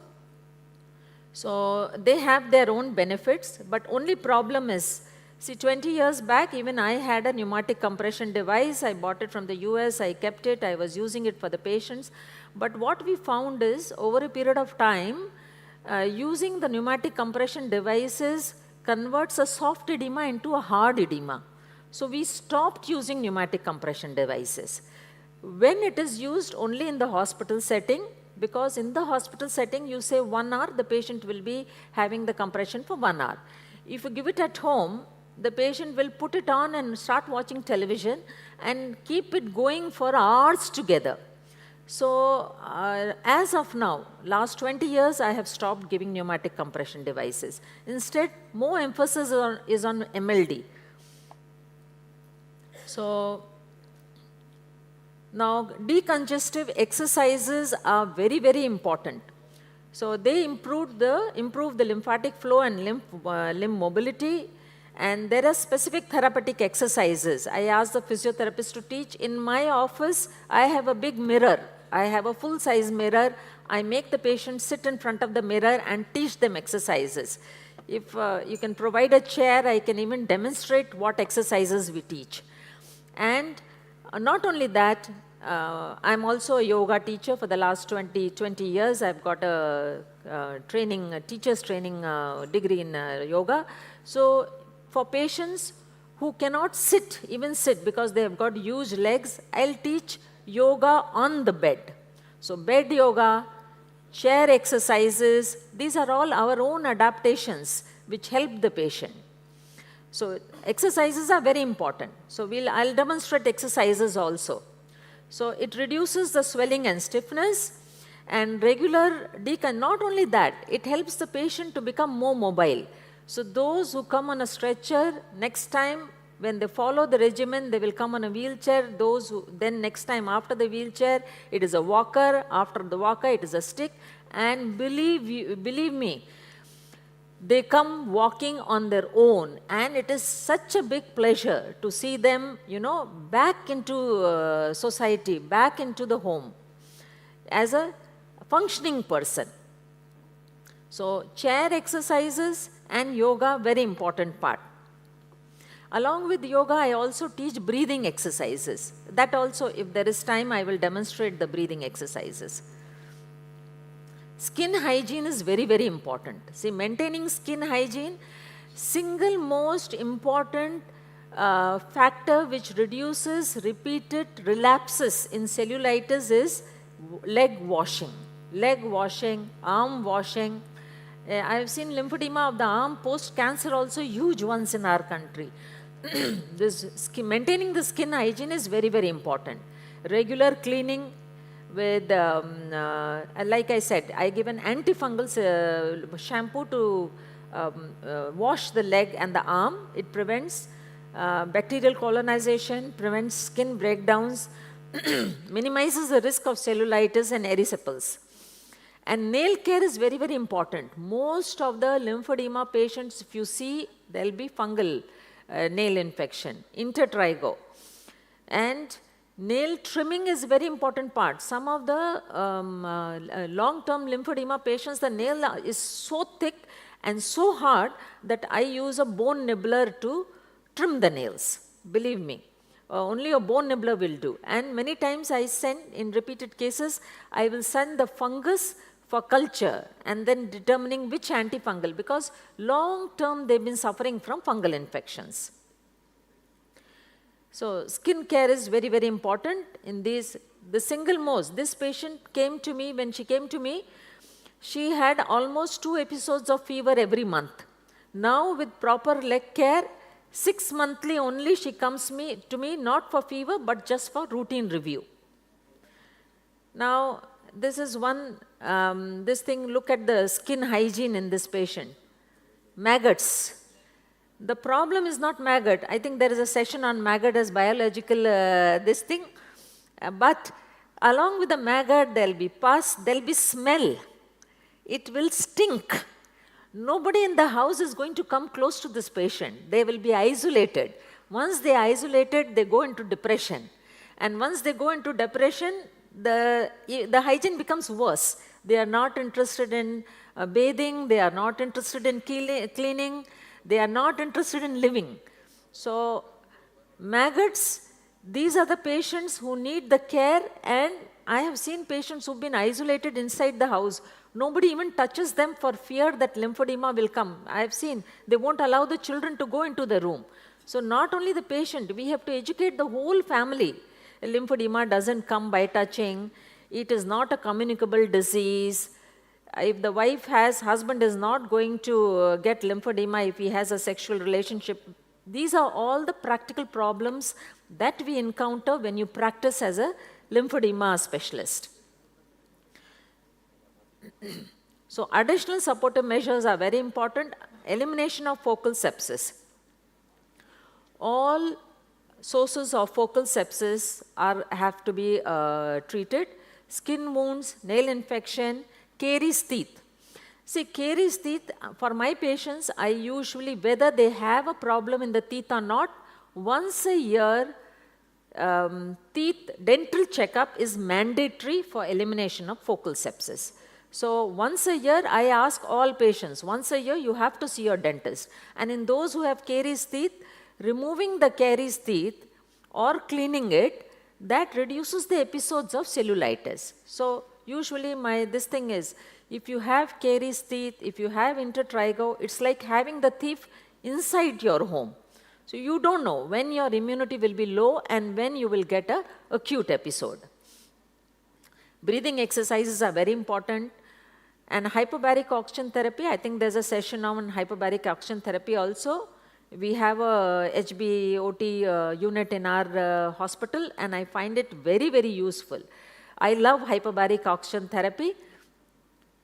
I use it for my cancer patients. I use it for lymphedema. I use it for diabetic foot. In fact, as a podiatrist, will find HBOT very, very effective and very, very useful. Why breathing exercises are important? Because not everybody can afford HBOT. So I usually refer them for hyperbaric, and then I tell them, you're going to pay more than 3,000 per session for each session. Now God has given us free oxygen. So now I will teach you this breathing exercises which you can do for free and have the same effect. In India, we love anything which is given free. So they start doing it. Another good benefit of breathing exercise is that when you do, there's a breathing called vagus breathing or yogic breathing. When you do that breathing, your vagus nerves get stimulated. You know, your whole body, you become very calm. That's how yoga works. That's how pranayama works. So you become calm, you become happy, your digestion becomes good, your heart rate goes down. Your BP, if you are a high BP patient, your BP goes down. So if you have time, I will teach that also. Then general principles is early diagnosis, of course, like any other disease, infection prevention. Then there are two phases, intensive phase where the therapist does the MLD, and then a maintenance phase where the patient does it at home. So usually the acute patients, while they are in the hospital itself, I use therapist, I use psychologist. So because multimodality treatment, most of the patients are depressed. So I use a psychologist also, and then occupational therapist also if they are not able to do. Believe me, for a housewife, if they are just able to cook, it's a big deal. Yesterday I have admitted one patient who came and told me, thank you, madam, you have kept me walking for the last 15 years. He is 80 years old now. So last 15 years now, he has had a better quality of life. That's a great achievement. Now surgical management, basically I am a surgeon and I love doing surgery. So surgical management is very, very important. In the acute infective phase, you do IND, you do debridements, multiple debridements, you do resurfacing, so the whole thing. And other surgical procedures is nodovenous shunt, lymphovenous shunt, we do sculpturing or reduction, we do liposuction.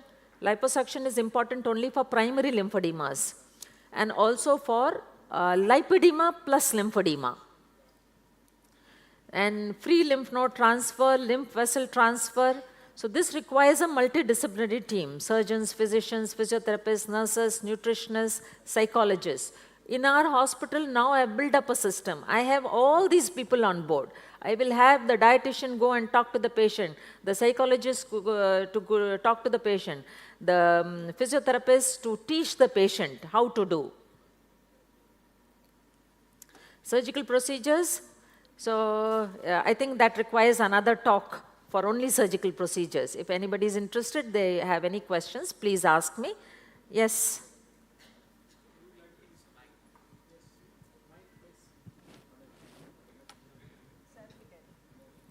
Yes, sir, you can ask. I think you need to remove your shirt and if possible, pant also. No? Are Baba, shirt? No? Yeah, with shorts, it's because otherwise we can't show. Good afternoon, madam. Yes, good afternoon. Tell me. You have specified about hyperbaric oxygen. Yes. I want you and the house. Yes. Regarding any experience of using ozone or hydrogen instead of hyperbaric oxygen. Yes, actually we had started using ozone some years back in our hospital, and not only that, even ointments and lotions we were incorporating ozone. And ozonized. Yes, ozonized, and it was having good result. And in fact, even common face creams or face lotion or just rose water, when you ozonize, it has got a very good effect. But unfortunately, after some time, we left it because it was not very practical. But you are right, ozone can be used. It's good. Yes, sir. Madam, there is a basic question regarding filarial lymphedema. Yes, sir. As we all know, the adult dead worms block the filarial channels completely, and the afferent channels are blocked, and the lymph cannot flow towards the node and it accumulates. That is a basic pathology we all learn in undergraduate studies. So we do a lot of conservative management. The interstitial fluid may go somewhere, but the basic pathology we cannot address to. For example, doing a lot of massage and other things, how would you find a route for this lymph to glow? Okay. Regarding the adult worm blocking the lymphodermatous channel, nowadays we have got, radiology has advanced and we have got a good system where we do a lymphoscintigram, we do an ICG cameras we have to demonstrate the flow of lymphatic. We also have an MR lymphangiogram. Recently we started in our hospital, we were the first to start MR lymphangiograms. So there is no blockage of lymphatic system in filariasis. It is a paralysis of the system. It is a paralysis of the system. So there have been lymphocytes. So regarding this MLD only. So why MLD is important and how MLD is working. So they did a lymphoscintigram before MLD. And then they did MLD. And then they did a lymphoscintigram after the MLD. So they saw the dye moving up the lymphatic channel. If there is a block, then the dye will not move. And we have cameras. ICG, the IRILAC has come out with the Indian camera, where you can actually, you can inject and you can see the flow of lymphatics. Remember, in filariasis, there is no obstruction to flow. It is a paralysis to the flow. If it is an obstruction to the flow, then a lymphovenous shunt will not work. A nodovenal shunt will not work. So I have done studies where we have used this ICG camera and we have seen before. So the lymphatics are stagnant at one place, and then we have done a nodovenal shunt. You can see the lymphatic fluid going from the lymph node into the vein. So there is no blockage of the system. There is no, physical blockage. There is only a paralysis of the system, the whole lymphatic system. This has been proven more than 25 years back. Madam, paralysis means the lymphatic channels are patent and it's not working. Yes, yes. How can you explain further? Yes. So what happens, like you have the venous channels, you have the lymphatic channels also. You have the capillaries, then you have the larger channels, and then you have the larger channels. And like the veins, you have got valves also in the lymphatics. Normally what happens, the pressure, the lymphatic pressure is much less than the venous pressure. And the lymph flows, the whole thing comes and then goes into the thoracic duct. In lymphedema, the pressure increases so much. The pressure increases so much that the lymph goes into the tissues, and that causes inflammation. And then it is not it is not an obstruction of the lymphatic system. The method is that the lymphatic pressure increases, just like you get in varicose veins, you get edema, because that is due to reflex, retrograde flow of veins. Retrograde flow, because the tissue, just like the veins, the tissue fluid is also supposed to come from below upwards, right? Because everything is drained here. So the tissue fluid is supposed to come from below upwards. Here it is not able to grow because the pressure increases. Madam, we can do a small, madam, here? Yes, yes. Can we go for a demo, madam? Yes. No, I hope he is satisfied, because that is how nodovenal shunt works, because in lymphedema, the lymphatic pressure far exceeds the venous pressure. So the fluid is able to go from the lymphatic into the venous system. Otherwise, it will never ever work, because normal pressure, the venous pressure is much more than the lymphatic pressure. Or glove mattum kuduthirunga. Oh, yeah. So we have, it's time. Okay, okay. So I will just tell the basic principles. Lymphatic pump, I don't use anymore, sir. I won't demonstrate what I don't use, because it will send the long message. So, the mask edthirunga thambi.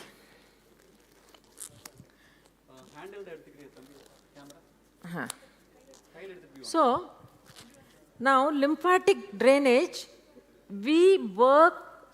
how it works is, it works on the lymph nodes. Now we are going to push the fluid into the lymph nodes.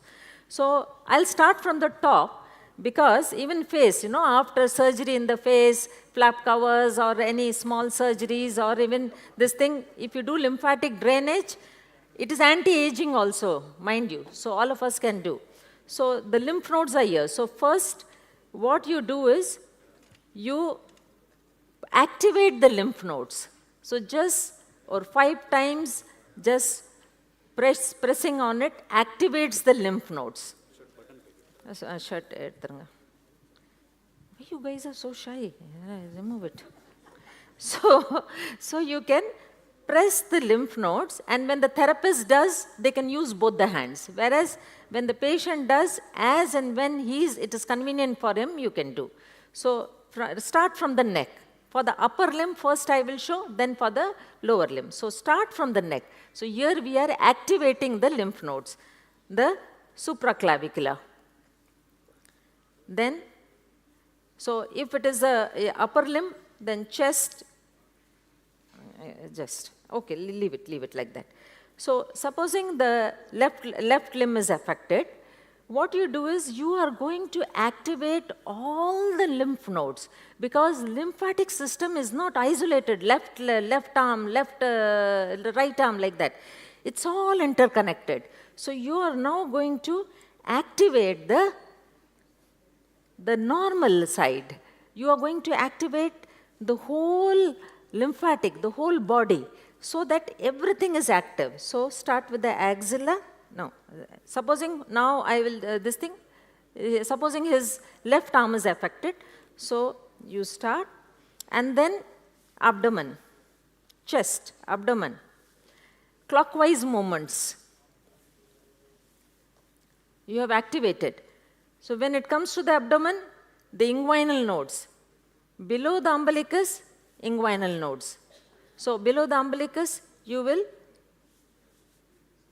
it will be towards the inguinal, above towards the axilla.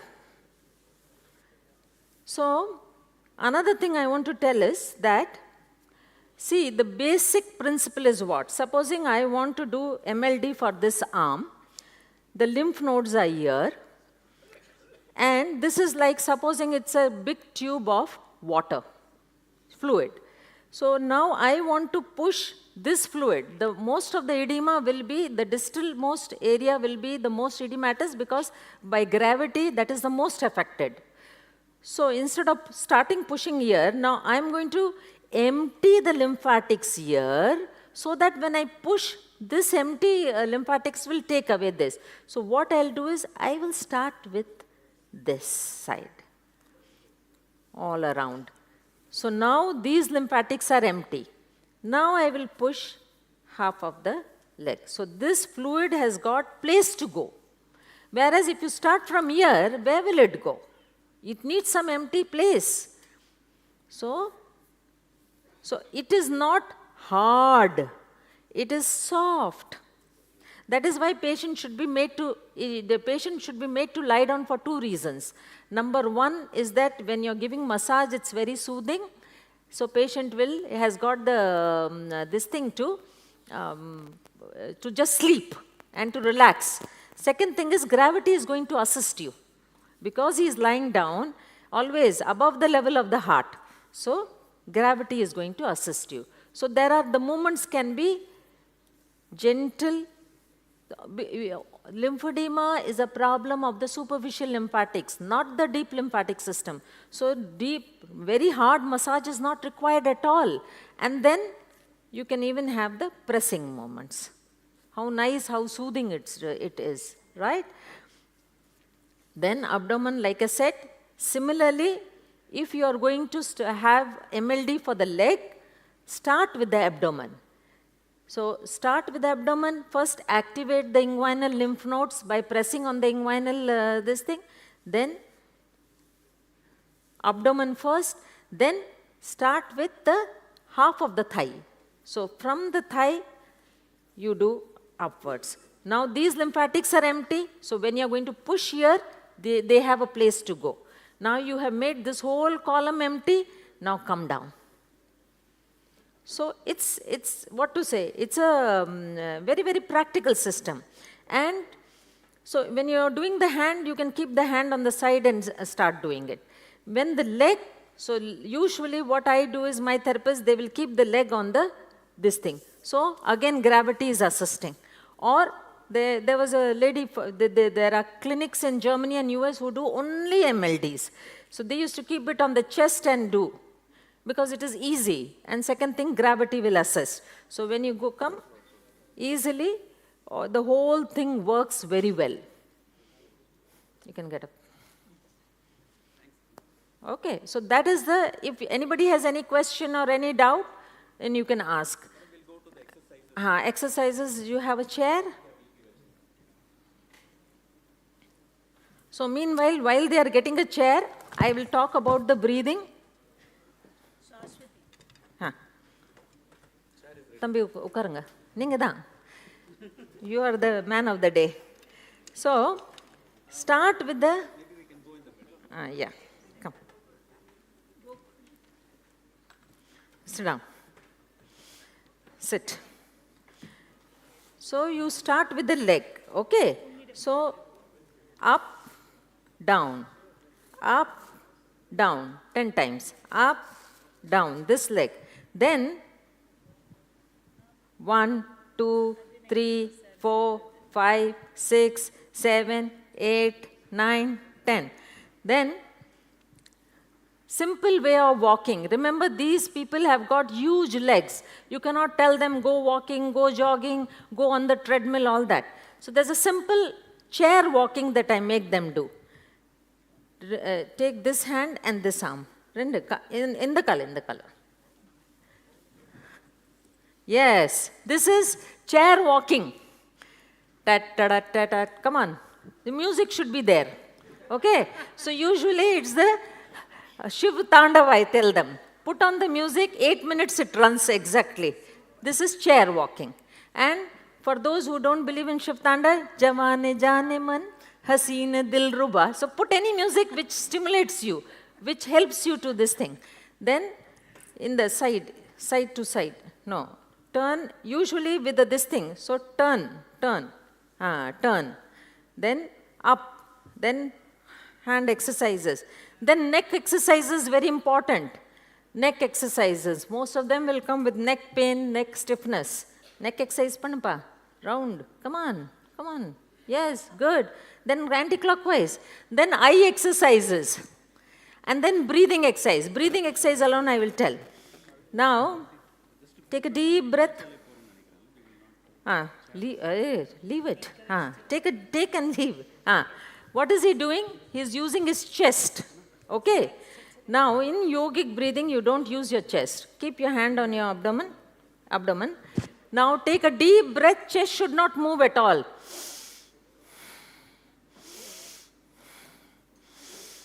Chest should not move at all. Only abdomen should move. That is called vagus breathing. That is called abdominal breathing. It stimulates your vagus, calms you down, and then deep breath. Then another way to stimulate the vagus is take a deep breath, inspiration, and then the expiration should be twice the inspiration. And then breathe out for a longer period. 1, 2, 3, 4, take in. 1, 2, 3, 4, 5, 6, 7, 8, breathe out. Like that. So that is another way. When you prolong the expiration also, vagus gets stimulated. So that's a, in my pandriya? Okay. Thank you. Thank you. I think that's the last slide. Thank you, Doctor, for a wonderful, informative session. May I now request Dr. Venkata Gopalakrishnan to felicitate Dr. Ambika. Dr. Ambika. Thank you so much. I had pleasure talking also. Thank you. Thank you, sir. Thank you, Doctor. Thank you. Thank you so much.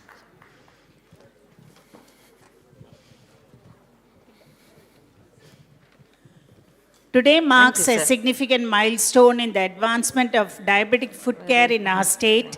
The inauguration of DFSI Tamil Nadu chapter reflects a shared commitment towards education, research, collaboration, innovation, and excellence in patient care.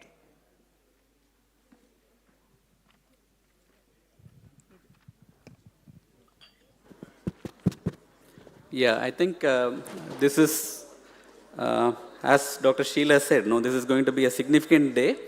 As of now, we have this Diabetic Foot Society of India, which represents the country in various fora. A lot of educational activities are also conducted by this. Now, we are moving towards a state chapter of the Diabetic Foot Society of India. We have 12 eminent people who are part of the state DFSI Executive Committee, Tamil Nadu chapter. Professor V. Seshaya has consented to be the patron. Padma Shri, you can put on the names. Padma Shri, Professor Seshaya has consented to be the patron for this state chapter. Professor Rajasabhapati also is going to be the patron, and Professor Narayanamurthy, who is seated here, is also the patron of the state chapter. Dr. Madhu Periyasamy is going to be the secretary. Dr. Saravana Kumar is the treasurer. Dr. Arvind Rajagopalan, our senior orthopedic surgeon, is the executive member. Dr. Saravana Kumar is a professor of surgery and a well-known surgeon from the south of Tamil Nadu. Can I just request Professor Narayanamurthy to come up on stage? Dr. Saravana Kumar, you can also be on stage. Then Professor Bhavatarani, senior diabetologist coming from Erode. Again, she also has consented to be part of the DFSI Executive Committee. Dr. Kannan Prema, another plastic surgeon from Apollo Hospital. She is also an Executive Committee member. Professor A. Shanmugam, can I also have you? He is the former director of Institute of Diabetes from Kilpauk Medical College and a senior diabetologist practicing in Chennai. He also is part of the Executive Committee of the DFSI Tamil Nadu chapter. Dr. Rajesh Kannaya, a senior vascular surgeon and a professor of vascular surgery. Again, he is from Nagarkoil. He also is part of the committee.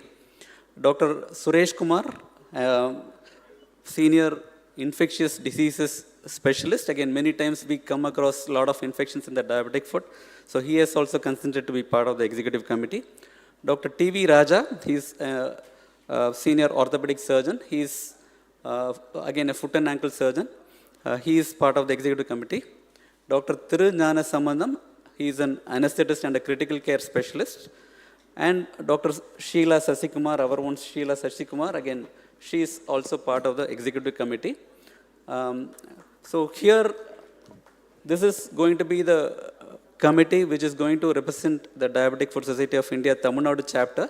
Here we are trying to bring together different specialities, trying to promote multidisciplinary care as far as diabetic foot is concerned, looking at spreading awareness of diabetic foot throughout the state, trying to bring state-specific guidelines as far as dressings, as far as management of diabetic foot is concerned. And one important thing that we are also looking at is creating a state-specific registry, looking at the number of amputations which are being conducted. We don't have a specific number as such, so we are trying to create a state-specific registry to look at the number of amputations and number of minor amputations which happen in this state. And another important thing that we have in the pipeline is looking at a lot of training programs to be conducted here.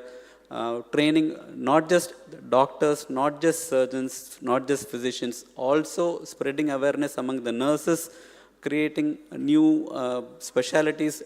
Like we are also looking at creating a group of foot volunteers, nurses trained in foot care. So that is another thing that we are also looking at. So this is going to be the broad outline of the state chapter. Not just conducting conferences, spreading awareness, spreading education. So that is going to be the main goal as far as the state chapter is concerned. I thank all of you for being part of this wonderful journey. I would request Professor Narayanamurthy to just give a bouquet to each of the members.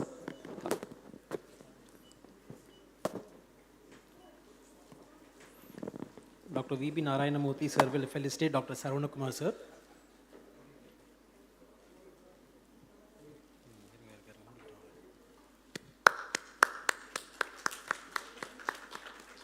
Dr. Bhavadani, madam.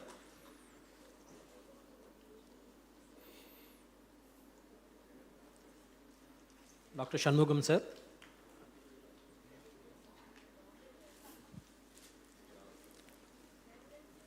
Dr. Suresh Kumar, sir.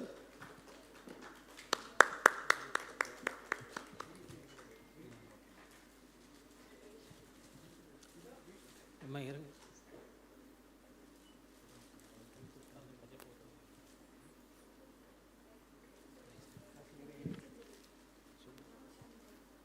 Dr. Suresh Kumar, sir.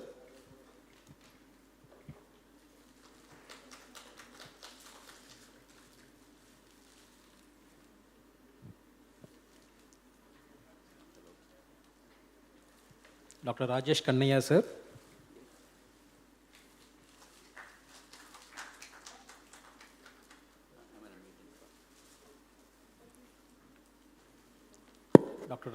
Dr. Sheila, madam. Dr. Sheila Sasikumar, madam.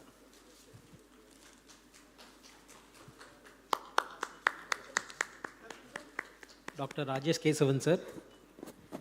Thank you.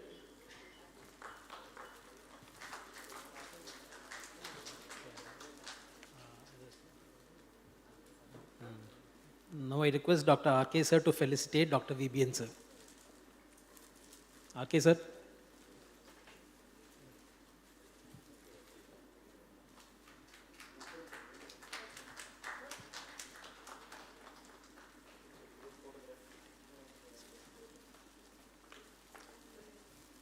Congratulations to the newly inaugurated DFSIT Tamil Nadu chapter. We wish the chapter every success in its mission to strengthen diabetic foot care, education, research, and professional networking across Tamil Nadu. Once again, congratulations, sir.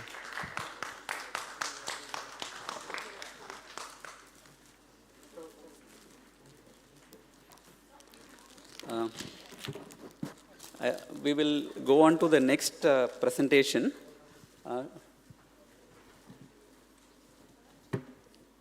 Lunch is being served at meeting 2 and 3rd floor Aina.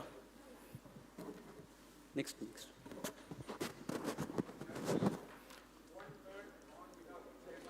Now you have I would like to, I think Dr. Ajay Kumar wants to talk a word on behalf of the Kerala chapter. congratulate you, nothing else. Dear friends, it is indeed a very pleasant moment. As the chairperson of the Kerala chapter of DFSI, I congratulate Dr. Rajesh Kesavan and all the team members of Tamil Nadu chapter for the successful activities in future. It is a very welcome step, and in fact, the patron of Tamil Nadu chapter is none other than the president of National DFSI, and congratulations again. Thank you, sir.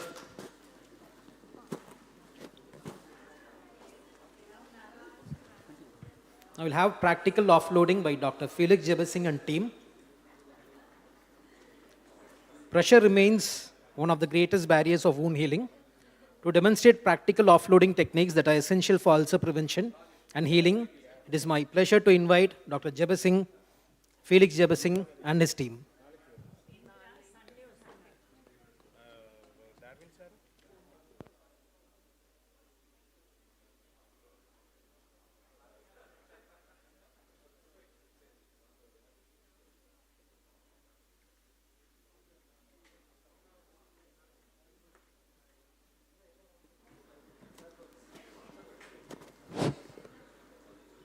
Welcome, sir.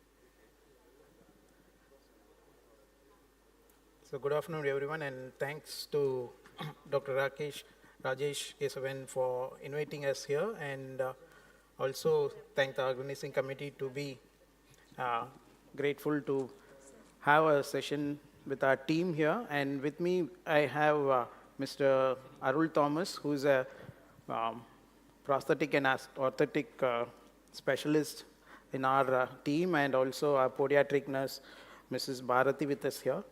And so we want to be more practical here. I know that several of you will be listening from the lunch hall, and especially thanks to be who are here in person here and listening here. And because one of the very important thing about diabetes is actually it's a broad spectrum of disease, and it's actually like a syndrome where you have a neuropathy, peripheral artery disease, infections, ulcers, sometimes goes to Charcot's arthropathy, and several. And to be, perhaps if we look at, there is one more broad area which we really need to look at is actually the prevention, wherein you have to look at the pre-ulcerative state. And patient never complains about it, and a physician or a surgeon should actually look at that. So what exactly is pre-ulcerative status is actually it's not an ulcer, it's actually a prior to ulcer, which a physician or a surgeon or even a primary care person has to look at. This is a very important slide because when I put this slide, I didn't realize that the talk were actually in the sequence where there were debridement done and dressing was talked about in greater detail, and antibiotics and physiotherapy, and also guide training is very, very important because what we are going to prescribe is actually the offloading shoes, wherein the shoes are not similar to what the footwear we are wearing. And when we walk, you can see that when we walk, I have a toe, then heel, and toe, heel, it's continuously a cycle. And patient, unfortunately, if they have an amputation, that great training is very important. It's like, suppose I have a car and if I don't know how to drive, it's like footwear is like the prescription where the footwear is first prescribed and gait training must be done. Very important is it's not going to heal the ulcer, not only that, but also there will be prevention of future ulcers, amputation, ipsilateral, contralateral as well.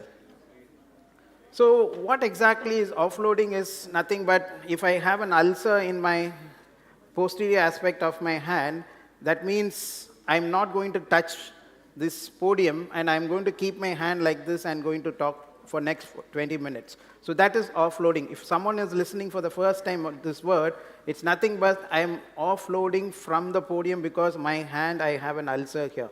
So because I have pain sensation, I don't keep it. But unfortunately, patients with diabetes, they don't have any pain in the dorsal or ventral, even sometimes can have up to the knee joint and have a hip joint. They don't have any pain because of the anesthetic foot.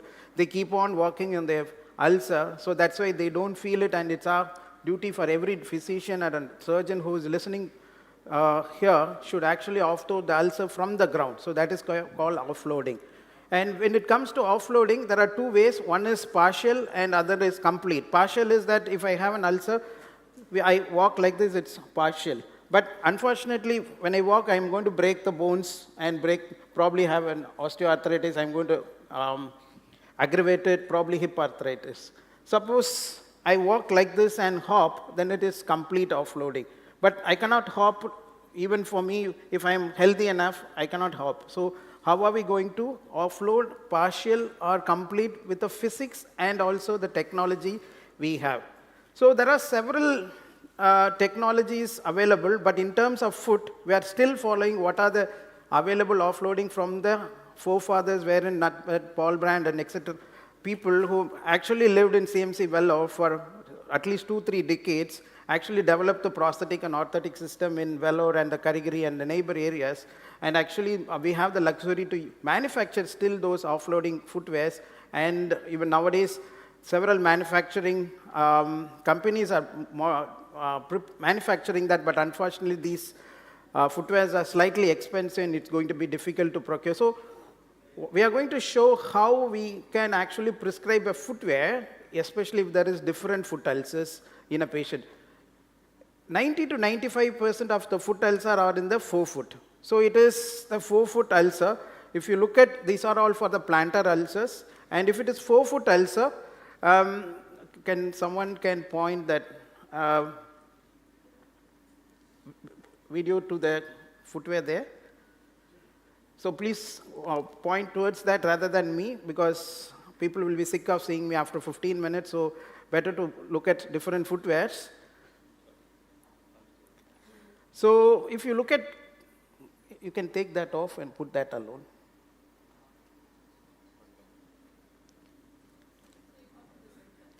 Arul, munnadi vandadanga.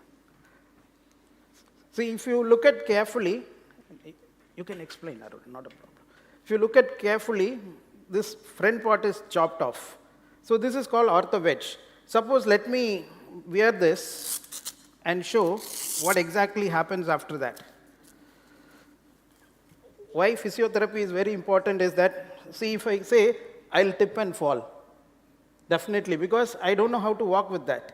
So it's important that the patient has to be taught how to walk, because there is no toe face on the walking. So it's very, very important to tell the patient how to walk. So that's the first one.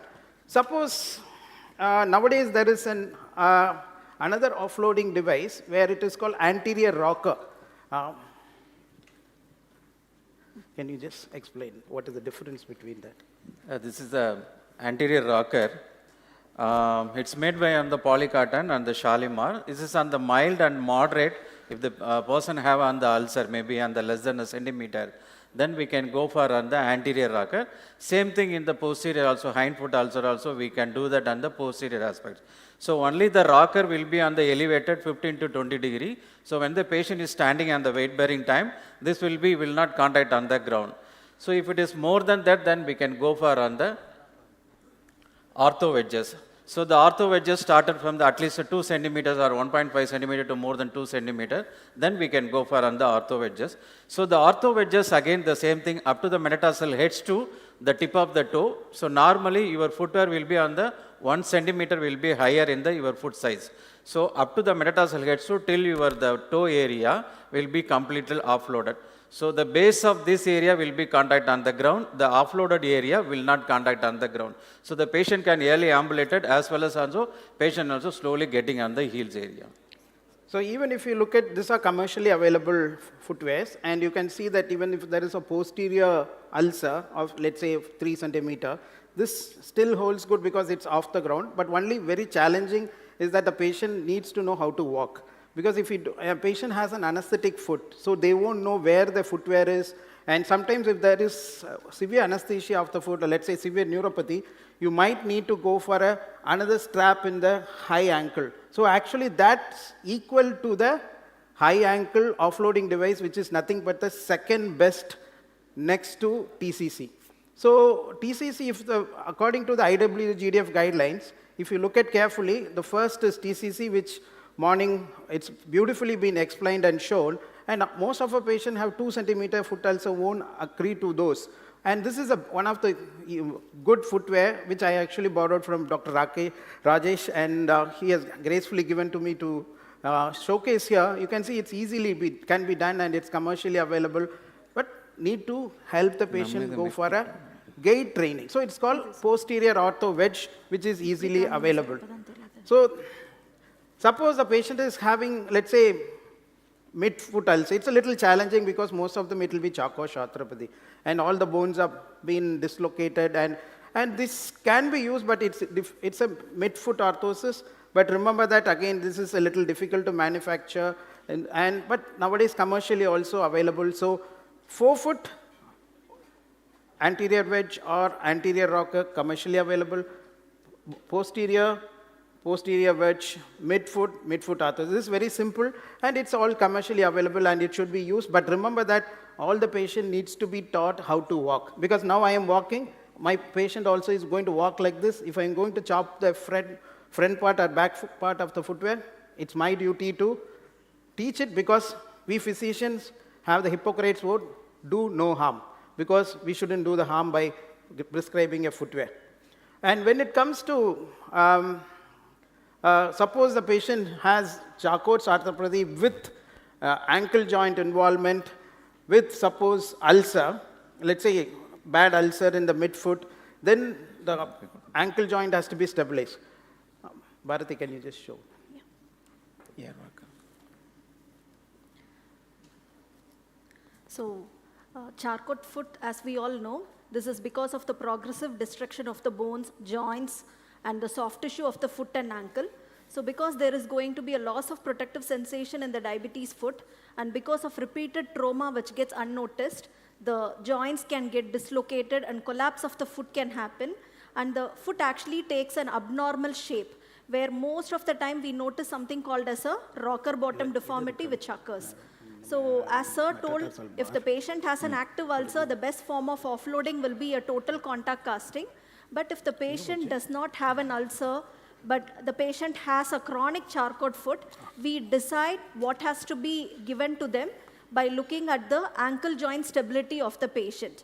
So if the patient's ankle joint is stable, then we go with something called as a molded insole.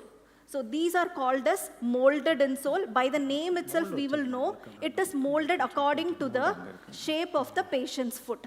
So they fabricate in such a way that they take an impression of the patient's foot, and based on the patient's foot impression, they make a footwear. So when the patient uses this footwear, the foot and the footwear will not be of two separate units. It is molded as single unit, so that the pressure in the vulnerable areas or in the high-risk areas will be taken care. So this is used along with an MCR footwear. If the patient's ankle joint is unstable, then we go with the option called as ankle foot orthosis, or we do have an air walker. It depends upon the patient's choice.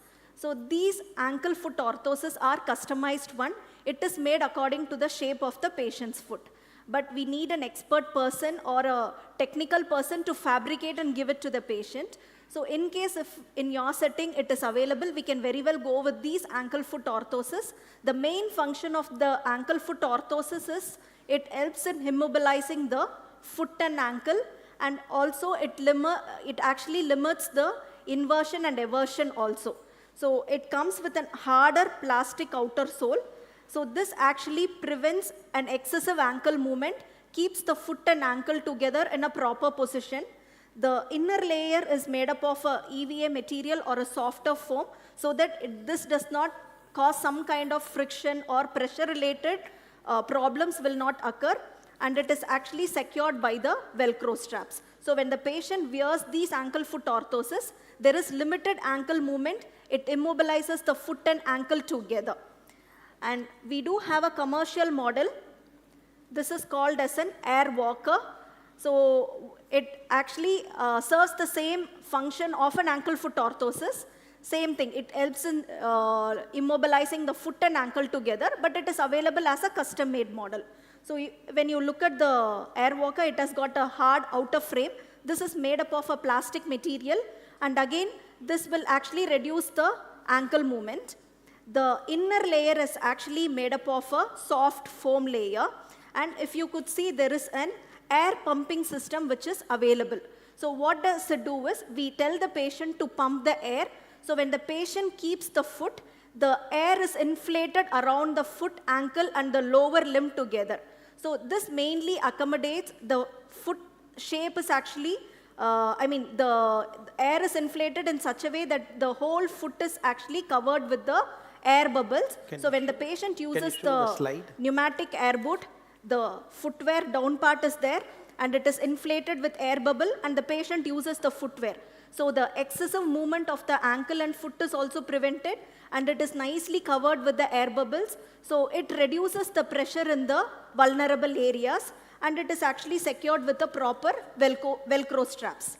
And again, when you look at the bottom portion, it comes with a rocker bottom there is a rocker bottom sole as well. So it reduces the forefoot pressure during the push-off cycle, and it actually helps in easier walking for the patient. So these are the main offloading measures which are available for chronic Charcot foot deformity. And merit of this air walker is a universal sizes. There is no left and right, and there will be a rocker as she mentioned. And the height compensation has to be done on the existing side. So the balance has to be on the properly done it, then the patient has to be on the trained with the physio how to walk on the normal gait cycle. At least hardly we can take around a few minutes only, not more than that. If it is in the geriatric, then we can go for on the walker. So in CMC Velo, what we actually do is we'll talk and actually prescribe the footwear, because the footwears are prescribed bedside with surgeon with a prosthetic, orthotic expert, because he has an experience of 25 years and also a podiatric nurse. So each patient's, the prescription is different, because suppose let's say an 80-year-old man comes with a Charcot's arthropathy and has a midfoot ulcer, and he uses footwear only just to go for his daily routine, let's say go for a walk around his house, or let's say he's just goes to the restroom. We don't need to prescribe those modern footwears. You can actually simply use a simple footwear and ask him to check his foot ulcer daily. That's enough. So each patient, it's a dynamic prescription. The patient maybe started having a acute Charcot's foot. You've been applied on the TCC, and after 3 months it's come down, and then you apply air cast boot, and it's actually becoming very loose. Then you need to apply socks and wear the same air cast boot. So it's a dynamic prescription. Unfortunately, it's an expensive affair, but that's how this disease is all about. And the other offloading device, suppose if you are listening saying that anterior rocker or posterior wedge you couldn't actually procure. And one other thing which we can actually use is something called a metatarsal bar. The metatarsal bar is nothing but a bar which has been fixed in the posterior aspect of the footwear, in the outer sole, and it actually also serves like an anterior rocker. Because if you can't, let's say, procure at all, if you have a footwear, you can actually prescribe to your patients from your clinic. You can actually talk to your local orthotic person and actually can actually fix it outside. And it's around 8 millimeter? 8 millimeter. 8 millimeter. So this is how we talk in our center, because many times I won't know about the footwear in detail. So to make sure that what we are giving appropriate, because some of the patients, maybe BMI maybe is 40, then we have to give a little thick outer metatarsal bar, and sometimes we need to give much more thicker outer sole, because this all can actually collapse if the BMI is higher. So it's actually need a customized footwear. Unfortunately, customized footwear needs a greater setup for a manufacturing, and thanks to the our forefathers who lived in CMC Vellore actually built this whole system for 80 years, so we are able to manufacture. But these kind of small things can be done in any setup where the metatarsal bar will serve the purpose. And if suppose the patient is wearing a shoes, suppose, and have an ulcer, on the pictures, and have an ulcer, but he wears a shoe.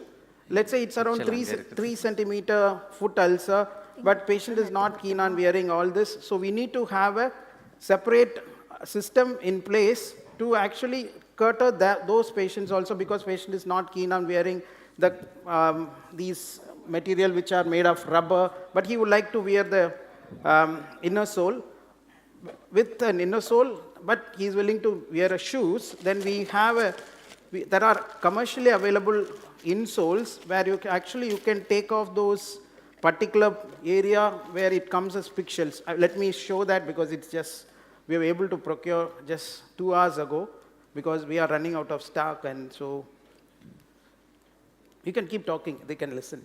Nick? So this is an inner sole, and suppose let's say the ulcer is here in the front part, let's say in the anterior part, you can actually take out those pixels, and you can actually create a scoop.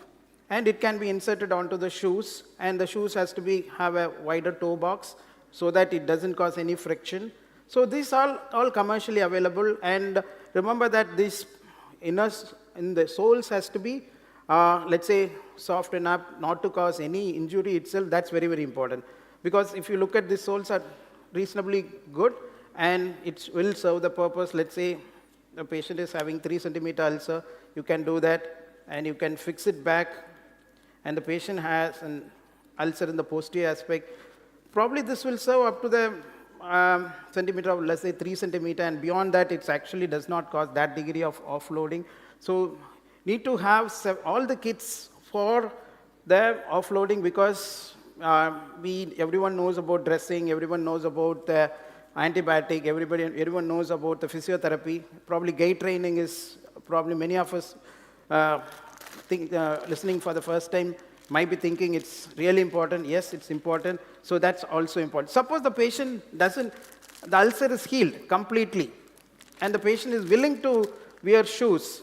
These are all commercially available silicone insoles which actually distribute the ulcer pressure all through the foot, and also actually prevents them future foot ulcer. Because remember that it's not about treating the foot ulcer, it's about prevention also. So, and many a time we always concentrate on the ulcer in the right side, and the left side will have a callosity, left side can have fissures.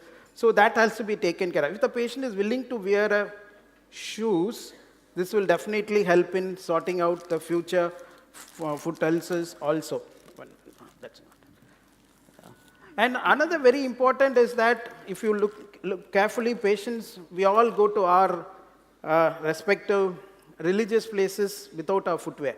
And many times we need to walk 100 meters because the holy deity may be 100 meters away. And many times there won't be any shamianas to really cover it up. And let's say in the Chennai, going to the temple or going to the church of any religious places, we are forced to remove the footwear and we have to walk. And the next day patient will come back with blebs in there. And so we have something called temple socks. It's commercially available.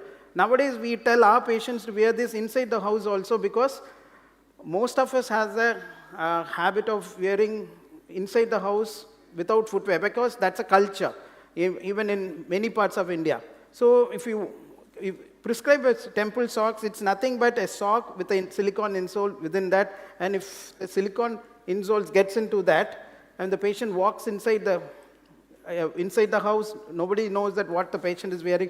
If the patient is, let's say, go to any religious places of their belief, they can walk even for 100, 200 meters without this. Remember that this is not a complete substitute, but at least it's complement and prevent an injury to the in the plantar aspect. But don't expect them to walk from here to Sabarimala and say that I want to go for. No, remember that footwear inside and outside the house is mandatory to prevent foot ulcer. I remember a few weeks ago, one of the patient walking inside the hospital and said that I have a callus. We removed it and we found the lost earring of the patient's granddaughter almost 1 year ago. So the patient was a well-off patient. You number the zeros in the bank account, unimaginable number, but patient's ring was within the foot. It's almost a year back. So remember that the foot ulcer has no economic differences. It comes to everyone because anesthesia foot is common in patients with diabetes. So that is why the temple socks will serve a purpose, but it's not a supplement. It will have a complementary effect also. Can you show this?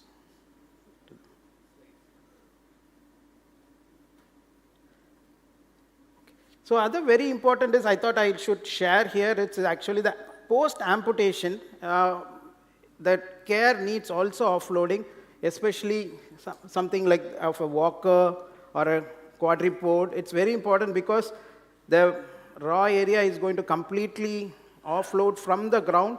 It will definitely be helpful. But remember, suppose I'm not a surgeon, but let's say this is a transmetatarsal amputation, suppose.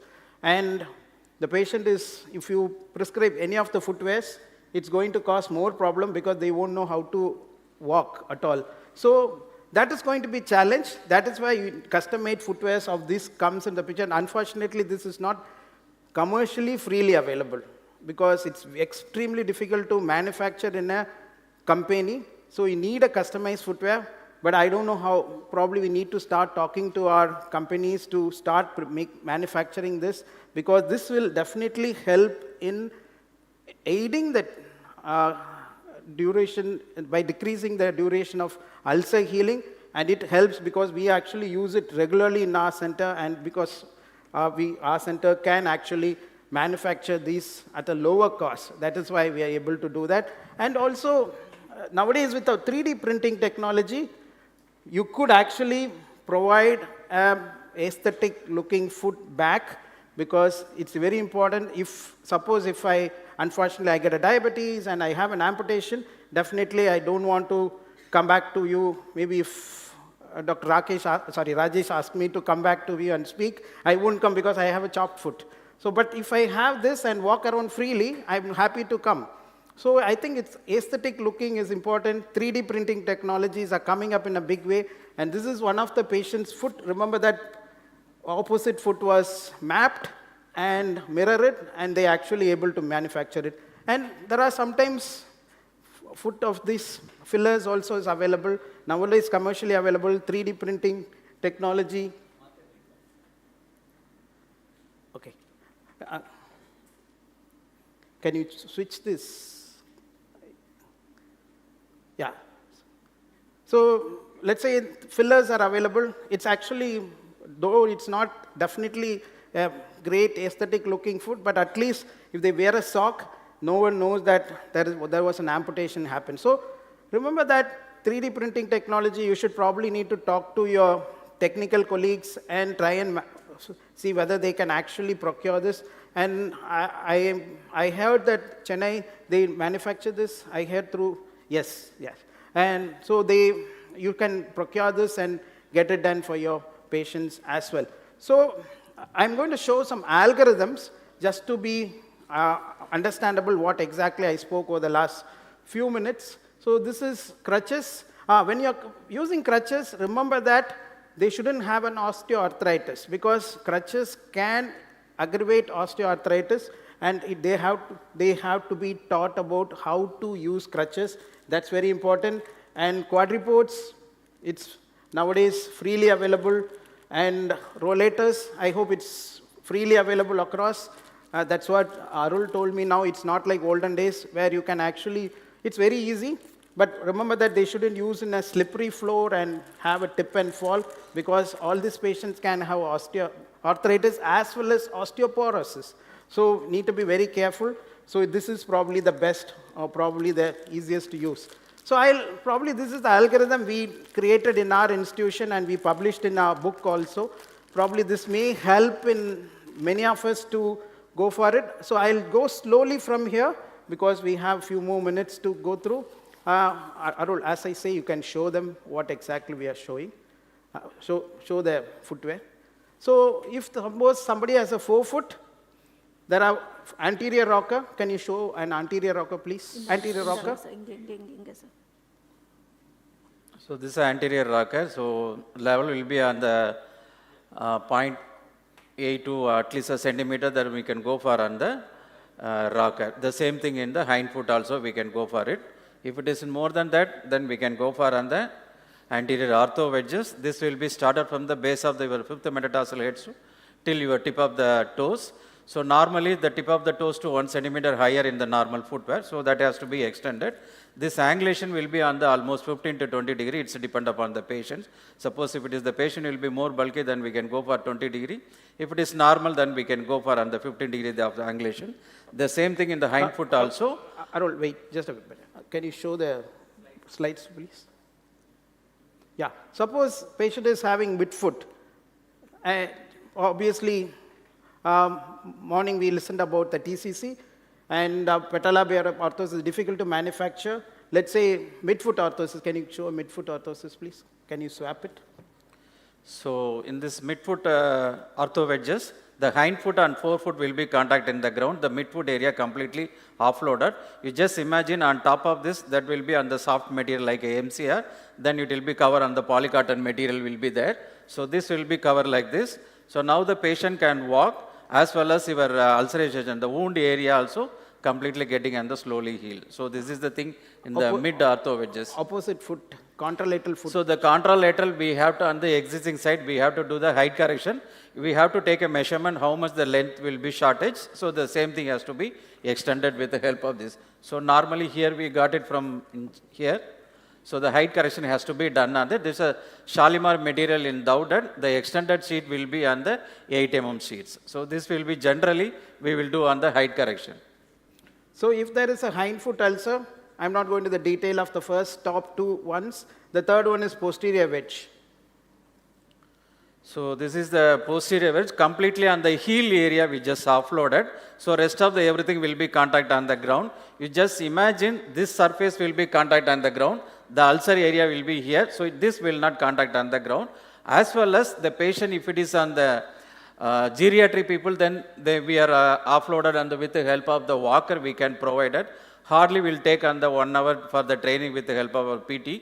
So they'll just train on the same area. We have a multidisciplinary team in foot clinic in CMC hospital we are doing. So that has to be properly explained and we trained with the physiotherapy. So she will give on the therapist in the particular area. Once the patient will be happy and we'll just try to do that everything, the gait cycle will be on the normal, then we can go for on the next step. Suppose if it is in the early, it's not needed for any on the walker or any other things.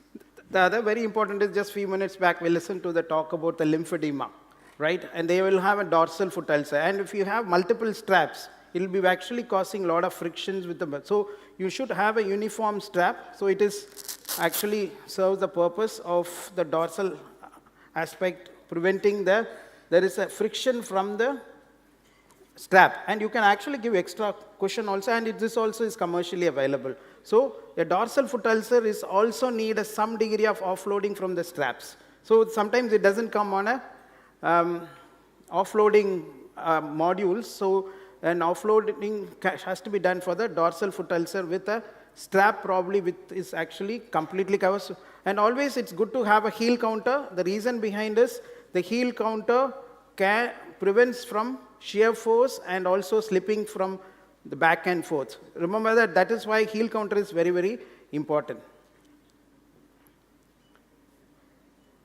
Very important is post-op. Remember the post-op ulcers after the surgery. The patient need to give it at least a walker, crutches, or wheelchair. That will definitely prevent that from a future ulcer, as well as it can improve the healing time.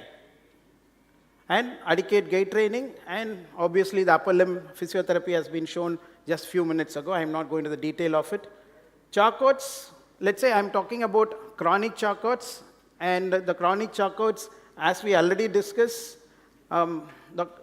Bharati, could you please explain that? So this is the molded insole. So for patients with chronic charcot foot problem, when the ankle joint is stable, we go with the molded insole, which is molded according to the shape of the patient's foot. And for patient with unstable ankle joint, ankle foot orthosis can be given to immobilize the foot and ankle, but it is a customized version which is available.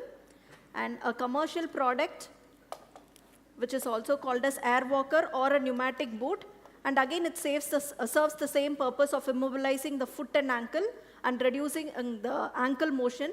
So we have these air walkers which are commercially available.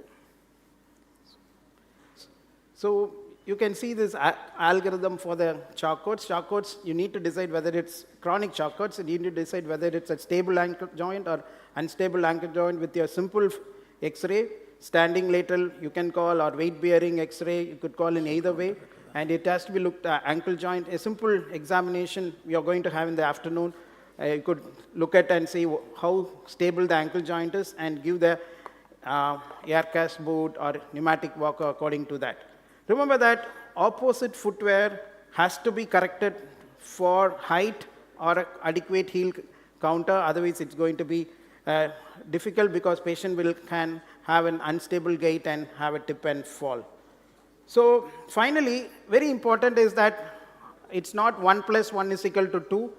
It is always, you need to look at every aspect, because let's say age, availability, previous amputations, this is actually a comprehensive list of things you need to remember before prescribing a footwear, because anything of deviation, you can't prescribe everyone the same footwear. So you have to tailor-made according to the patient's requirement, wish, availability. But remember that whatever the footwear we have shown and actually available in the market, though we are manufacturing within our system, the simple fact is that we have a large volume and we have a well-established setup. So we are manufacturing, but definitely if you are able to procure it, though it may not be custom-made, but it at least suit the patients to heal the foot ulcer much faster. So I stand before you on behalf of my team, and this is my complete team who work over the last 2 decades to make our patients walk, make our patients no amputations, and these are the people who actually help me to talk in front of you. So I need to thank my team for able to come all the way here, and this is my team who had radiologists, who have people from plastic surgery, vascular surgery. You may be knowing some familiar faces here in this unit. And thanks to my mentor, Professor Nihal Thomas, who we've been working with the last 2 decades.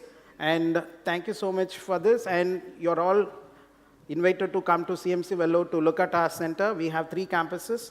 And if you want to look at the offloading videos in greater detail, you could scan it and go and visualize, and it's available online. And we are happy to answer some questions. If you have any further questions, please email it to us. And thank you so much for the patient listening. And thanks on behalf of my team, and thanks to my team members who have been with me for this talk as well. Thank you so much. Dr. Felix, a few queries again. Wonderful talk, wonderful demonstration. Appreciate your time and the team members also for having come in. First question, how do you convince the patient to wear footwear all the time? See, many times, you tell the patient wear footwear, they come after a month, maybe with a callus again. You ask them again, are you wearing footwear? They will say, yes, I am wearing footwear. But again, when you question them, they will tell you, I am not wearing at home. So how do you convince them? We continuously reinforce. That's all we do. Because it's very difficult. Because if you If I am a vegetarian, if you ask me to become a non-veg tomorrow morning, I'm not going to do that. But if I tell next 20 days to 1 year and say your liver will improve, your spleen will improve, maybe I have a 60% chance, 50%. I am looking at the 50% listeners to actually at least prevent. You are very right. Our patients, including me, are not a great listener to whatever my wife say also, my patients say also. So it's very important that we keep reinforcing, and some days, some patients listen. You are right, most of the patients don't listen. The example I gave is the earring inside the callus is the same story. We've been telling for the last 10 years, but we should keep on telling.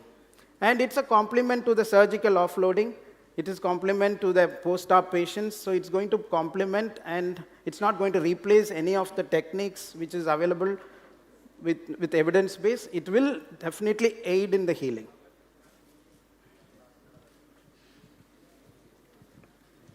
Any questions from the audience? And again, the necessity of wearing socks along with the footwear, it tends to reduce your shear stress between the foot and the footwear. Do you advise them to wear socks? We tell them to advise sock, but unfortunately most of patients don't have the habit of wearing sock. So what we tell them is at least wear the sock within the house for a few days, and if they go out to wear with the temple socks, and we acclimatize them to wear the sock and then ask them to wear the footwear. So it's actually like a phase-wise introduction of a system within, that's all. So but they don't immediately, but we have a system where we keep on talking to the patients for probably 10-15 minutes while the sister keep talking when they do the dressing, they keep talking when they are going out, and we sometimes even discuss in our own language and say, oh, this could have done to encourage the patient. So it's an ongoing process. And another common complaint that we get from the patient is the footwear is heavy. Yeah, you're right. So I was actually talking the same thing, and the recently available footwears are actually very light compared to the olden days footwear, and the durability is also better because of the 3D printing technology and the newer outer soles. The durability is now almost 6 to 9 months. Previously used to be 3 months. You're absolutely right, but if someone wants to wear this, you can see that this is actually quite lightweight and it's commercially available, and I took from Dr. Rajesh's clinic only. Actually, we also, when this complaint happens, we bring a weighing machine and show them this is the weight of the footwear, Yes. and it is much more lighter than the whatever footwear Yes, they are exactly already using. So these are practical tips which will definitely help in patient listen. I'm Dr. Ajay. Yes, sir. Felix, good presentation. In continuation of Dr. Ajay's question, the footwear damage over wear and tear, and these are the two factors which makes the footwear, they may use, but the effect is not very good. So do you have an infrastructure to repair their footwear, keep it updated, keep it standard? The patient will come to you for repair, or what is the mechanism in your center? Thank you so much for the question, sir. Actually, I didn't touch that part. So what we do is every time, do you have a durometer? So every time patient comes to our outpatient clinic, what we use it is called durometer. And the durometer, can have as high as 20 A of durometer. And beyond that, that means it's harder. And below that, let's say around 9 or 10, it's actually too soft. That means a thorn can pierce and through. So every visit when they come, we look at this and say it is good or bad. So we have recently done a study and found that if the patient with our existing setup, if they are able to wear continuously, it can last not more than 6 months within the house. So what we do, tell them is use one footwear within the house and one footwear outside the house. And whenever they come, we check with the durometer and make sure that it is within the limits. If it is beyond the limits or lower than the limits, we ask them to change it. Thanks a lot, sir. Thank you, Dr. Felix and team. Your demonstration has showcased practical solutions that can significantly improve healing outcomes and reduce recurrence. Now we I request Dr. Amit Burande to felicitate Dr. Felix and team. Amit Burande, sir. We'll honor Dr. Felix right now.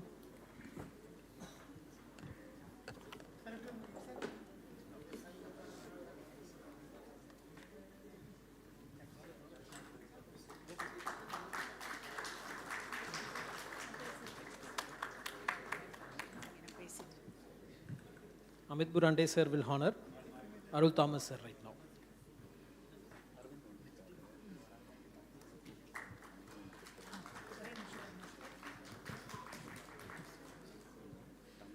Amit, sir, will honor Bharati, madam, now.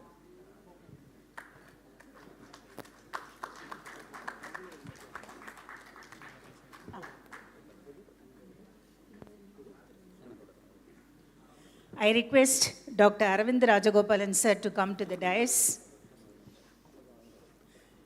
And I request Dr. Rajesh sir to felicitate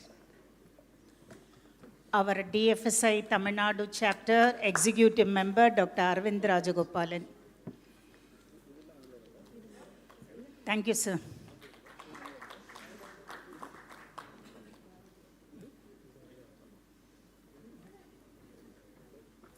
Next, we move on to the workshop, Imaging Technology Workshop, Reading X-rays of the Foot. May I now invite Dr. Prashant Raghu to share his expertise.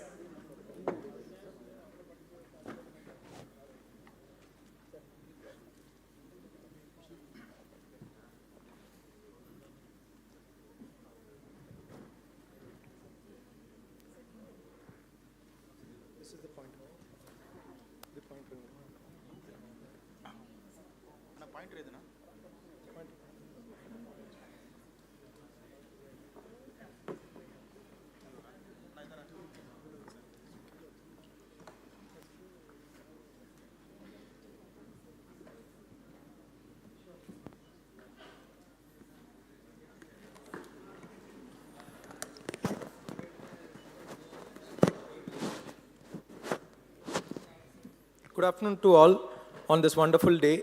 I first of all want to thank RK sir for giving me this opportunity to talk on this topic. And second, I feel happy and nostalgic to be talking in front of my HOD sir when I was my postgraduate. So the topic for next 15 minutes would be reading X-rays of the food. I thought like for the first half, for the next 7 to 8 minutes, we'll talk about what are the views and checklists to be ticked in the X-ray of a foot. And second half for the next, the later half of the 8 minutes, we'll look into some few common food pathologies in the X-ray because I can't cover the vast chunk in a short span of time. So what do we take from this 15 minutes of talk? I expect, like for example, from how to look at an X-ray and to what not to miss. So the standard views of a food that we normally take are AP view, which is dorsoplantar view. Next is a lateral view. Next is an oblique view. So in an AP view, we ask the patient to keep their plantar aspect of the foot planted on the cassette. So we pass the X-rays from top, from the dorsal aspect to the plantar aspect. So you get an image something like this. So in this, you could see that the first metatarsal and second metatarsal are clearly visualized, and this is the medial cuneiform. These are clearly visualized, whereas you could see there is overlap of these last 3 metatarsals. Next, what we do in a lateral view is ask the patient to turn their foot to 90 degrees so that their medial aspect or lateral aspect of the foot touches the cassette. So we get an image something like this, where we can clearly visualize the calcaneum, the base of the 5th metatarsal, and the cuboid bone, and to greater extent the talus and the distal ends of tibia and fibula. And for the oblique view, because in an AP view you could see that only the first and the second metatarsals are clearly seen, whereas there is overcrowding of the last 3 metatarsals. What we did was we asked the patient to turn their foot 45 degrees so that the last 3 metatarsals, the 5th, the 3rd, 4th, and 5th become clearly visualized, and you can also clearly visualize the cuboid bone. So these are the common views that we take in the X-ray of the foot. So in carpentry, there is a term known as mortise. So the projecting part here is known as the tenon, whereas the shallow part here is known as the mortise. So for these both woods to be held together, you require such an architecture. Similarly, in the foot, one most important structure that holds the foot together, especially while standing and while walking, is this, the cuneiform mortise. So these three cuneiforms, the medial, intermediate, and the lateral, all together form the shallow mortise. You could see that this is the mortise formed by these cuneiforms. And the base of the second metatarsal acts like a tenon in this part. So this holds the entire structure together. So while standing or while walking, what happens is this mortise helps to hold the entire metatarsals from moving away laterally each and every time. So in an X-ray, I would expect you all to start looking first at the cuneiform mortise. So this, you could see that a line drawn along the medial aspect of the second metatarsal should be coinciding with the medial aspect of the intermediate cuneiform. Whereas on the oblique view, the line along the medial aspect of the third metatarsal should be coinciding with the medial aspect of the lateral cuneiform. So these are the two important lines that should be first seen in an X-ray foot. The line along the medial aspect of the second metatarsal should coincide with the medial aspect of the intermediate cuneiform, and the line along the medial aspect of the third metatarsal should coincide with the medial aspect of the lateral cuneiform. So coming to the checklist, when we have been given with an AP view, so what do we look at? First, we'll start looking at the metatarsals and the phalangeal shafts. So these are our metatarsals, the first metatarsal, second metatarsal, third, fourth, and fifth. Since I already said this is an AP view, the first and the second are clearly visualized, whereas there is overlapping of these last three metatarsals. Then we start looking at the phalanges of the toes. So this is the proximal phalanx and this is the distal phalanx. So all five toes, we start looking at the phalanges to rule out any mass lesion, to rule out any fractures, to rule out any soft tissue swelling. Then we start looking at the Lisfranc joints, which are nothing but your tarso-metatarsal joints. We start looking at this Lisfranc joint complex. So first thing that I want to stress upon is whenever an AP view is given, always remember, does the medial margin of the base of second metatarsal coincide with the medial margin of the intermediate cuneiform? So if this is coinciding, then that means that the mortise is in place. So coming on to the oblique view.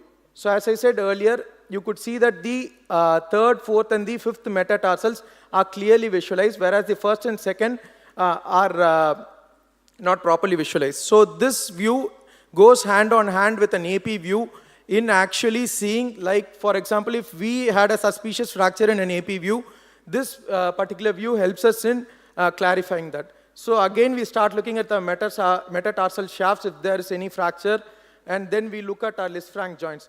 In this particular view, I want to emphasize on the point that always remember that the medial margin of the third metatarsal should be coinciding with the medial margin of the lateral cuneiform.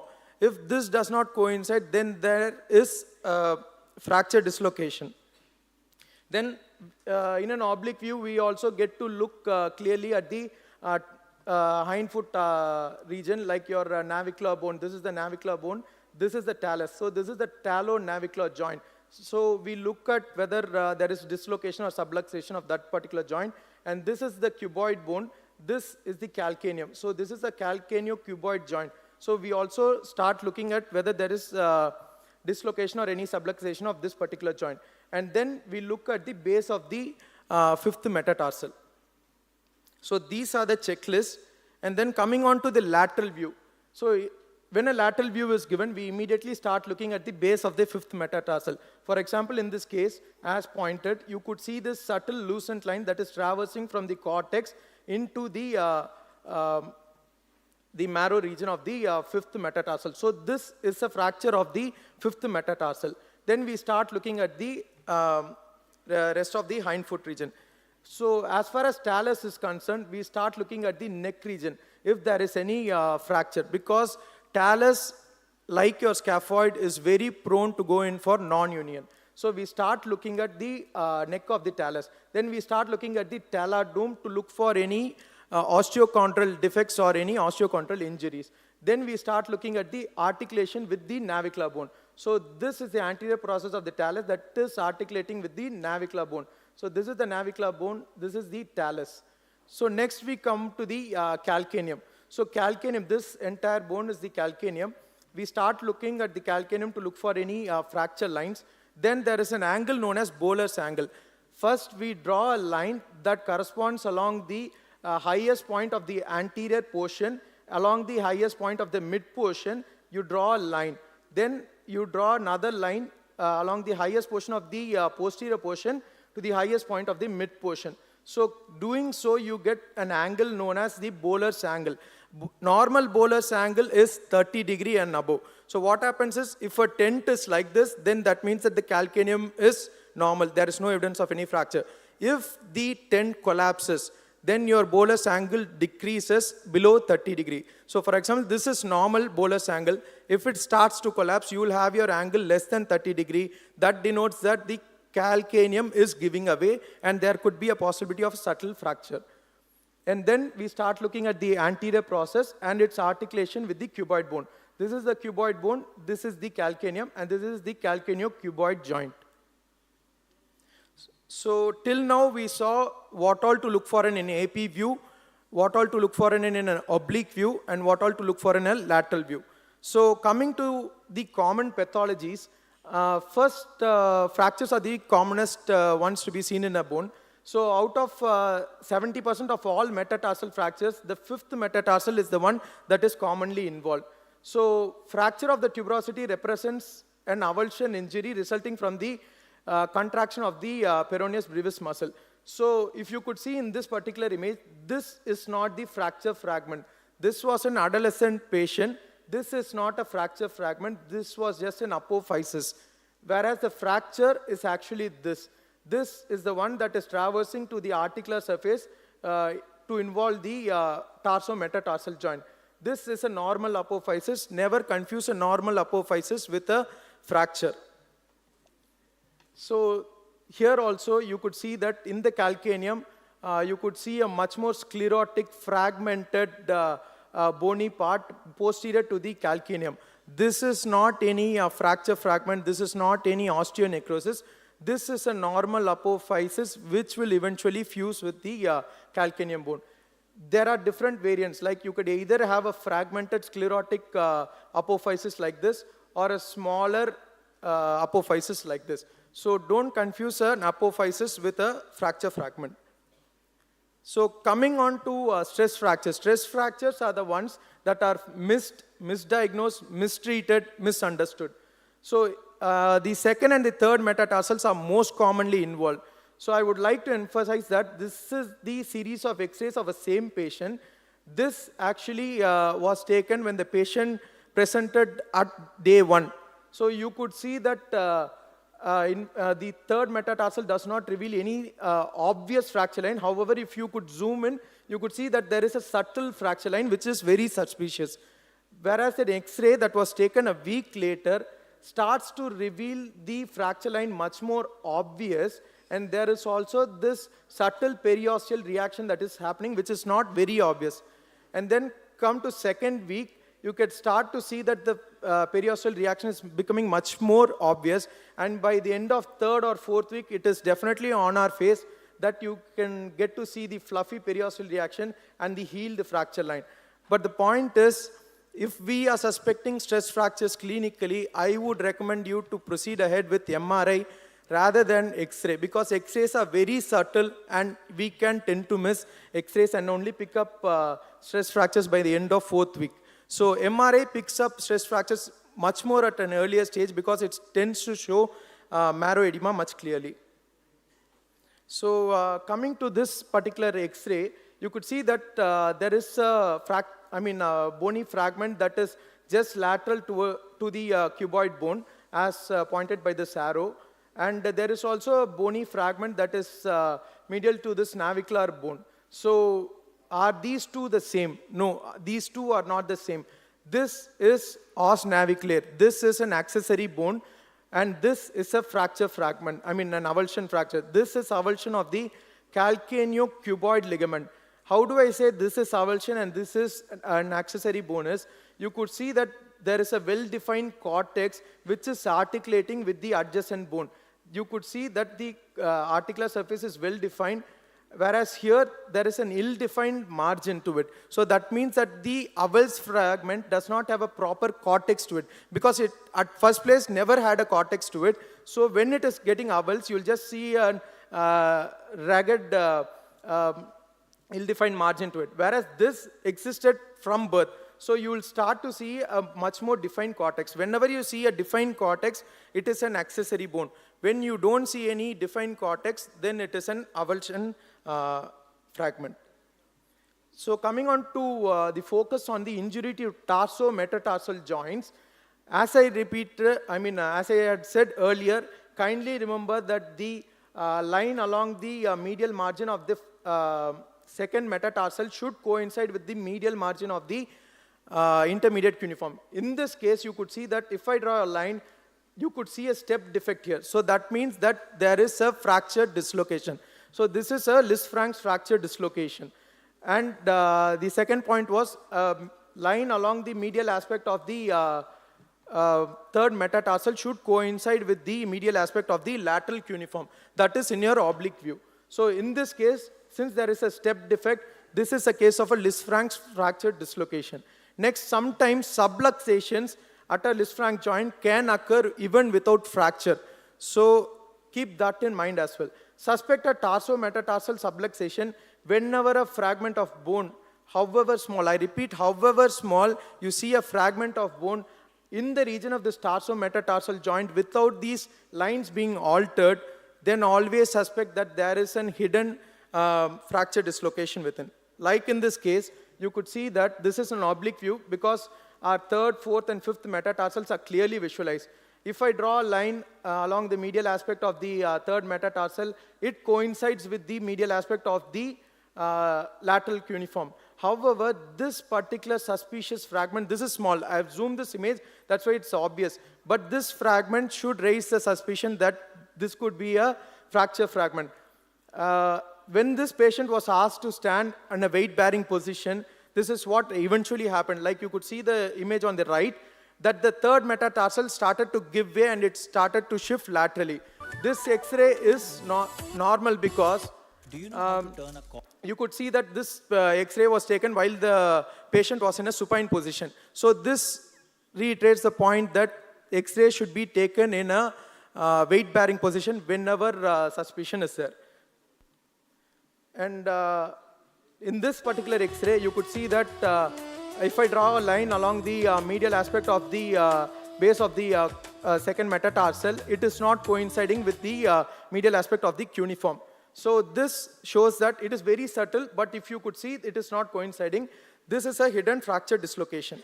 So finally, I would like to touch upon Charcot's osteoarthropathy. In radiology, there is something called 6 Ds, which are radiological findings. One is destruction, the other one is debris, the other one is dislocation, fourth is dense bony sclerosis, fifth is demineralization, sixth is deformity.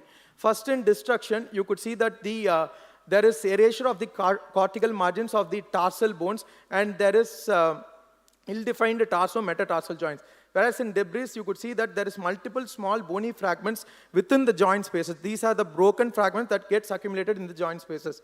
Next, you could start to see dislocation of the tarso-metatarsal and the tarsal joints. Fourth would be dense sclerosis. As there is friction to the bone, there becomes more and more osteoblastic activity and there is sclerosis that happens. This just denotes that there is arthritis changes happening in the joints and you start to see the dense sclerosis. Fifth one would be demineralization. Because there is excessive blood flow, excessive inflammatory markers, we start to see demineralization and osteopenia. Finally, we get this something known as deformity, rocker bottom foot deformity. But these are all X-ray findings in a chronic Charcot's osteoarthropathy. If, as a clinician, you are suspecting acute Charcot's osteopathy or a stage 0 prodromal stage, I would recommend you to go ahead with MRI because it is tough to pick it up in an X-ray foot. Thank you all for your patient listening. Thank you. Thank you, Doctor. Next, we move on to soft tissue ultrasound in foot and ankle.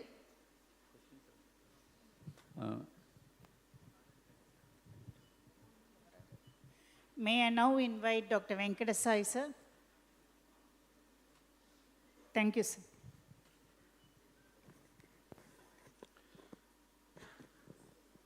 Very good afternoon to all of you. At the outset, I should thank the organizers for giving me the opportunity to talk on this soft tissue ultrasound of the foot and ankle. It's a very interesting topic, and also it is a common problem. It is seen by the primary care physician, family physician, surgeons, orthopedician, and it is diagnosis established by clinical information. Very important is the imaging finding and histology when indicated. Etiology is extremely varied, but paramount management, you should know whether it is a benign or a malignant neoplastic lesion. Clinical characterization is a challenging one, but high resolution ultrasound is very useful to differentiate this, and it is the first imaging modality. What we require for this is we need a small footprint probe and also good ion machine to locate the lesion, power and a color Doppler to assess the vascularity of the lesion. And we have extended field of view or sometimes a cine loop images. Dynamic assessment of an ankle joint and foot is possible in ultrasound. For interpretation, you need a very good clinical history. If Dr. Prashant has shown a beautiful X-rays, so any X-rays has been taken for a soft tissue, that will be useful, and a precise anatomic location of the lesion, and a tenderness with a probe palpation. Positive position or the movement which aggravate the symptom. One advantage of this ultrasound is you can do a dynamic action compared to the CT or MRI. And once we diagnose, when we interact with the clinician, what is your doubt also, that we can put it. Soft tissue swellings is basically either it is a cystic swelling or a solid swelling or it is a mixed swelling. So cystic swellings are some of the enumerated here, and it will be appearing like this, that small anechoic areas, and this center one, first one, pointer first one.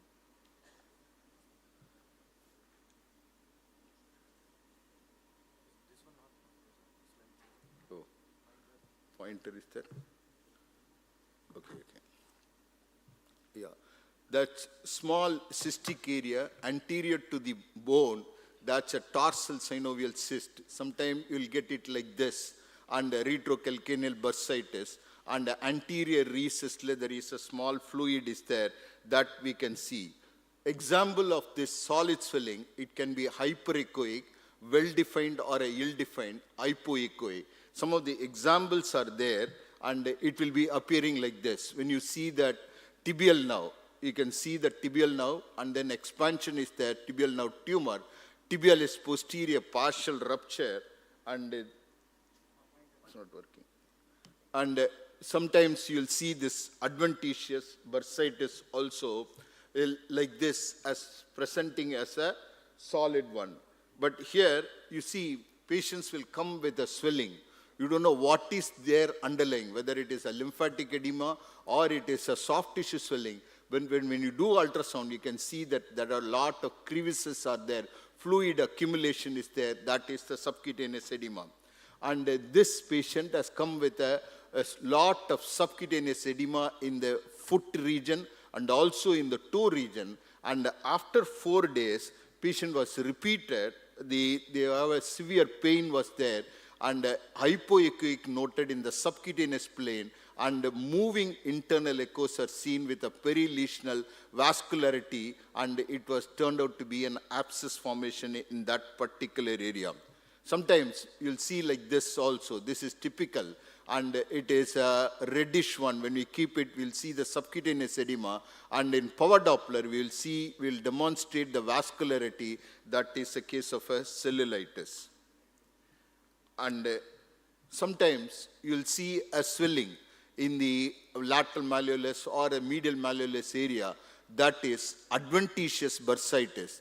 This is a cystic area with a solid echoes which is floating, and the internal echoes also is there. Sometimes that chronic adventitious bursitis, the nature of the fluid or nature of the cystic content, that also can be seen in high resolution ultrasound. Here also, there is this much only the liquid portion. Most of it is a solid portion. That is adventitious bursitis. Sometime before aspirating, you have to see for the vascularity. You see here it is encasement of the vessel is there. This is an organized hematoma. So the differentiation and characterization is possible with the ultrasound. Here, there is a soft tissue swelling with ulcer, and the X-ray, as Dr. Prashant has shown beautifully, there is a destruction is there, and also there is a soft tissue swelling is seen. But beyond that, nothing is seen here. But we can make out there is a tendon, there is a tenosynovitis is there, and the joint space reduction is there, and you can see the subcutaneous edema, how much of destruction of the bone is there. Under the ulcer area, there are a lot of vascularity is there. That also you can make out with the ulceration, and also fluid collection is there. In the medial aspect also, there is a fluid is there. So tenosynovitis, bone destruction, ulcer with the vascularity. So that Charcot's joint to be considered for that. Sometimes you will come across like this. This is a classical mycosis, where you will have an echogenic granulation tissue with a central hypoechoic dot, that is the fungal element, and a peripheral hypovascular fibrous septa. This is classical for a mycosis in ultrasound. And sometimes you'll see a bumpy swelling like this. When you take an X-ray, you'll see a soft tissue swelling here. And then when you do ultrasound pick up a cystic area, small solid septation, thin septations was there, and also this is a tophi. So when we did ultrasound of the first metatarsal, you can see a double contour sign, which is classical for a gouty arthritis, but this is an unusual area where the tophi deposition is there. When you come to here, point of care ultrasound, you can see the tendon. Surrounding the tendon, you'll see the fluid, that is tenosynovitis, and also the vascularity of that. So whether it is active tenosynovitis or it is not an active tenosynovitis, that you can pick it up in high resolution ultrasound with the Doppler.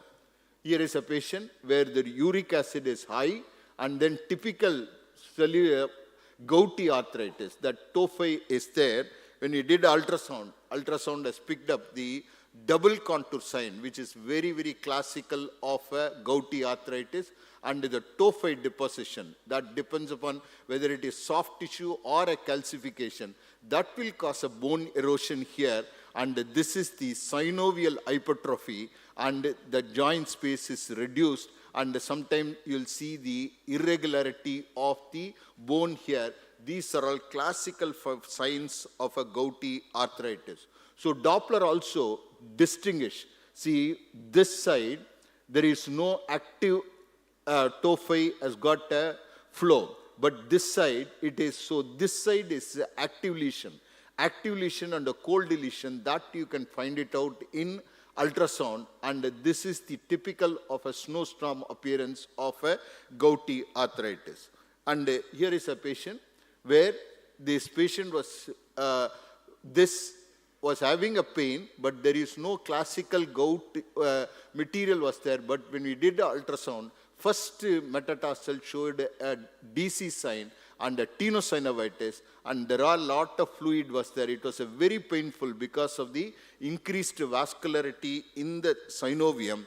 And then what we did is we put a needle, aspirated that one. That fluid is turned out to be is the gouty arthritis. Synovial fluid aspiration will give the diagnosis. Sometimes histopathologically we have to prove to start the treatment for that. Sometimes anyone can injure, not the sports person, but at the lateral tendon injury, there will have a soft tissue swelling. In that, peroneal tendon, intratendinal partial rupture was diagnosed without any hitch. And also here, this is the anterior ligament, that is the fibula and talus ligament, but here it is a rupture was there.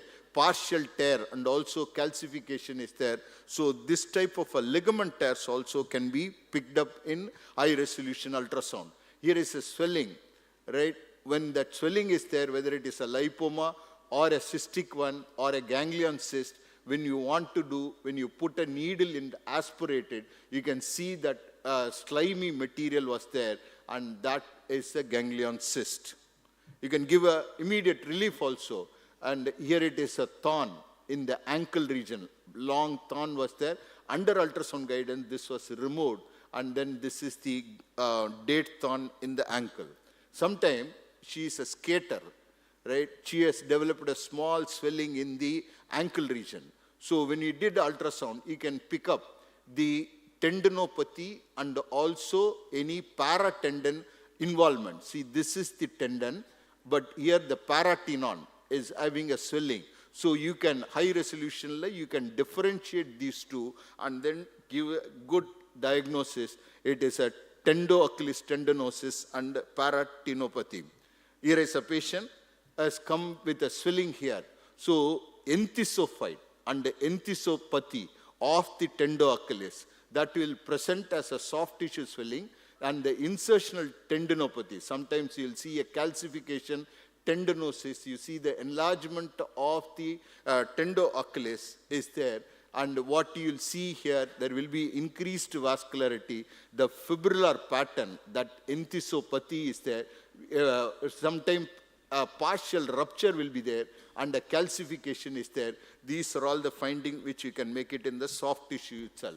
And this patient has a diffuse tendinosis in the tendoachilles. So there is a tendinosis, increased vascularity. Another patient had a partial rupture of the musculotendinous portion of the tendoachilles. This is the partial rupture. You can differentiate whether it is a complete rupture or a partial rupture of the tendoachilles. And the septic arthritis, when you have eye suspicion, when you do ultrasound, you can see a thick synovum, and the power Doppler will show the increased flow. And then when you do real time, you can see the internal echoes which is floating. When you put a needle and aspirate it, you can see that there is a septic arthritis. So ultrasound is very useful for the early synovitis and for the accurate diagnosis and the alternative diagnosis, any differential diagnosis, that you can make it out with the high resolution ultrasound. Not only that, you can assess active synovitis is there and the steroid, whether there is improvement is there. After 12 weeks, again resetting, that you can monitor the disease process by doing a simple high resolution ultrasound. Coming to the last part of it, the sole of foot pathology. Usually this is the plantar fascia, what you will see here, and then this is the plantar fasciopathy. All diabetic patients will have, when the insertion side, see it is 0.55 centimeter. More than 4, we take it as this is the plantar fasciitis. There is a fusiform, sometimes calcaneal spur, which will irritate this one, cause the enlargement of the plantar fascia. Here it is a plantar fascia. When you compare it here, this one is 0.55 centimeter. This one is only 0.4 or 0.35 centimeter was there. And sometimes you'll see a partial rupture of the plantar fascia. When you keep a transducer in the plantar region, you can see this partial plantar fascia, and that also you can diagnose it with the ultrasound. And sometimes you'll see a cystic area like this, epidermal inclusion cyst and a rounded hypoechoic lesion. And then you look for the power Doppler, no flow on Doppler. And sometimes very superficial ulcer, whether there is a foreign body is there or not, that you can see it in this ultrasound.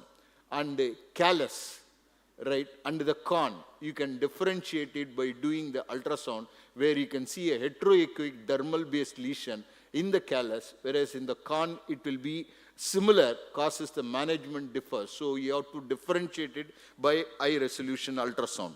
Sometimes plantar wart, here you can see that focal thickening of the skin and subcutaneous tissue, central echogenic punctum and vascularity is there or not before meddling with this wart.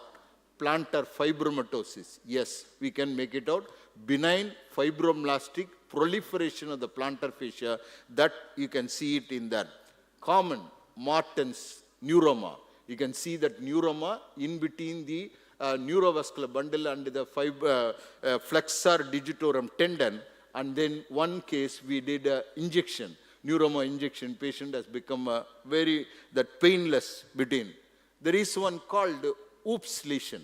That is, what is that when we give a diagnosis as a revealing finding that the initial ultrasound interpretation, but when we do this biopsy or FNAC of that area, it will turn out to be a 1. So the group 1 and group 2 is the benign, group 3 intermediate, group 4, group 5 is the malignant lesion, that they call it as a Hoops lesion.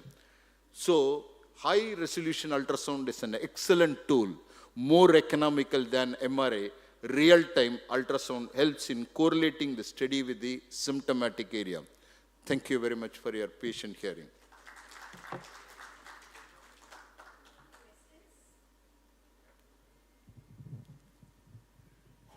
Any questions from the audience? Sir, very extensive presentation, sir. Appreciate your time and effort here, sir. Thank you very much, sir. May I now request Dr. Shanmugam sir to felicitate Dr. Venkat sir.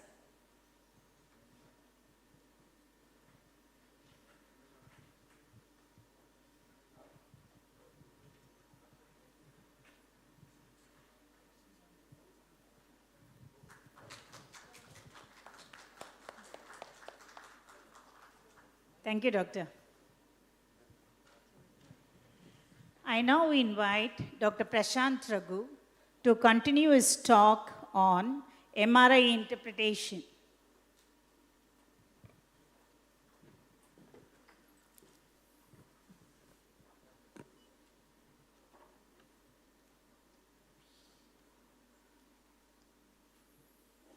So for the next 15 minutes, we'll see about MRI of the foot. I had a discussion with RK sir. RK sir told me to proceed ahead with understanding of the foot, then looking at features of osteomyelitis. So I've tried to cover my best in this talk. So for the first half, we'll see what are all the physics behind an MRI, because understanding a simple physics will help you understand what are the sequences, and knowing the sequences, we can proceed further with knowing how an osteomyelitis will look like in an foot MRI. So this scenario everyone would have come across in their school days. I didn't take up this present conference hall because we are all professional people. Outside chaos would not alter us. Whereas in school, what happens is everyone during their assembly stands still straight in a parallel line. Similarly, when a magnetic field is applied, the hydrogen atoms within our body, be it hydrogen atom within the tendon, hydrogen atoms within the ligaments, hydrogen atoms within the bone, everything is aligned in a parallel direction when a strong magnetic field is applied. Similarly, in a school, if a chaos or their favorite person, someone comes up, you would see every other child turning to the direction where it is happening. And likewise in an MRI, when an RF pulse is applied, the entire hydrogen atoms are turned 90 degree, perpendicular to what it actually existed. And then from a podium, you should try calling the kids to turn towards the podium. So each kid is not going to turn, immediately in same direction, right? Each one will turn at their own time speed. Similarly, these atoms have their own time speed of relaxation. Relaxation is something like from the 90 degree, it has to come back to its original position. So water has a very slow relaxation time. Like water takes a long time to come back to its original position, whereas fat immediately comes back to its original position. So based on this physics, simplified physics, we take images at different time periods. Like for example, if you take a camera to some particular scenic location, you start taking it from morning, late morning, evening, night, you would see that morning, early morning it's yellow, then it becomes natural color, then it becomes dusky, then it becomes dark. Similarly, in an MRI, based on how the atoms turn back to its original position, like for example, if I take an image at 10 seconds, I will start to visualize that things, like for example, fat immediately comes back to its 0-degree position. So T1 taken at, for example, 10 seconds will show fat brighter than a T2. T2 is taken, say, something around 30 seconds, where water is still coming back to its original position. So in T1, the fat appears brighter. And there are few other things that appear brighter in T1, like melanin, methemoglobin. Then we have our metals like copper, manganese, iron. Everything appears bright in T1. Whereas in T2, water, which is a slow runner, appears brighter because it is yet to come back to its original position.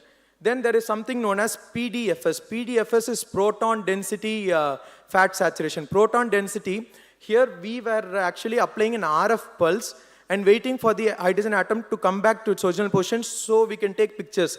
Whereas proton density, we just measure the density of each and everything. Like how much is the density of a bone, how much is the density of a tendon, how much is the density of a ligament. So based on the density, we take an image known as PDFS. Then finally coming STIR. STIR is the slowest one, which is much more delayed, which is only taken for visualizing edema.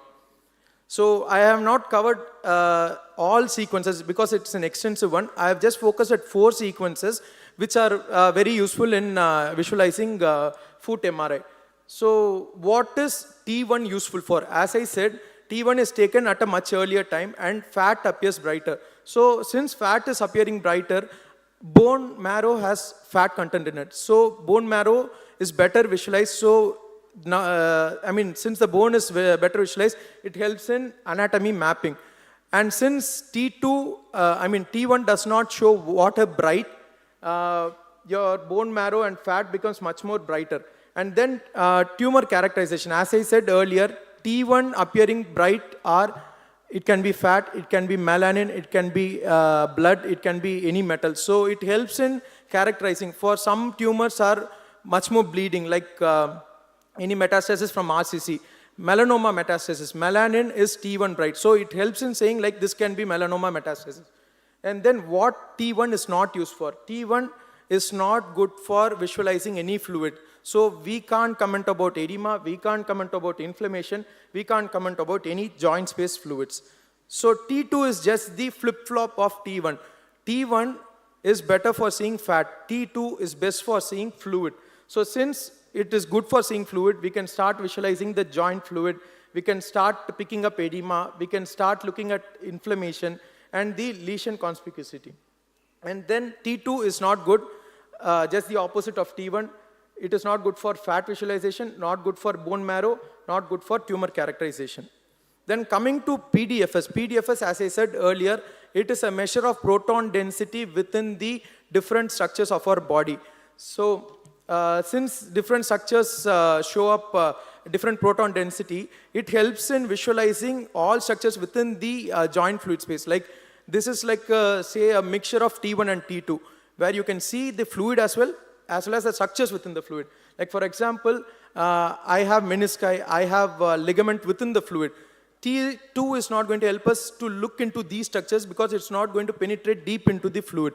Whereas PDFS will help us in visualizing these things. So PDFS is sought after sequence in imaging of the musculoskeletal MRI. So for musculoskeletal MRI, ligament injury, tendon, cartilage, PDFS is the best sequence.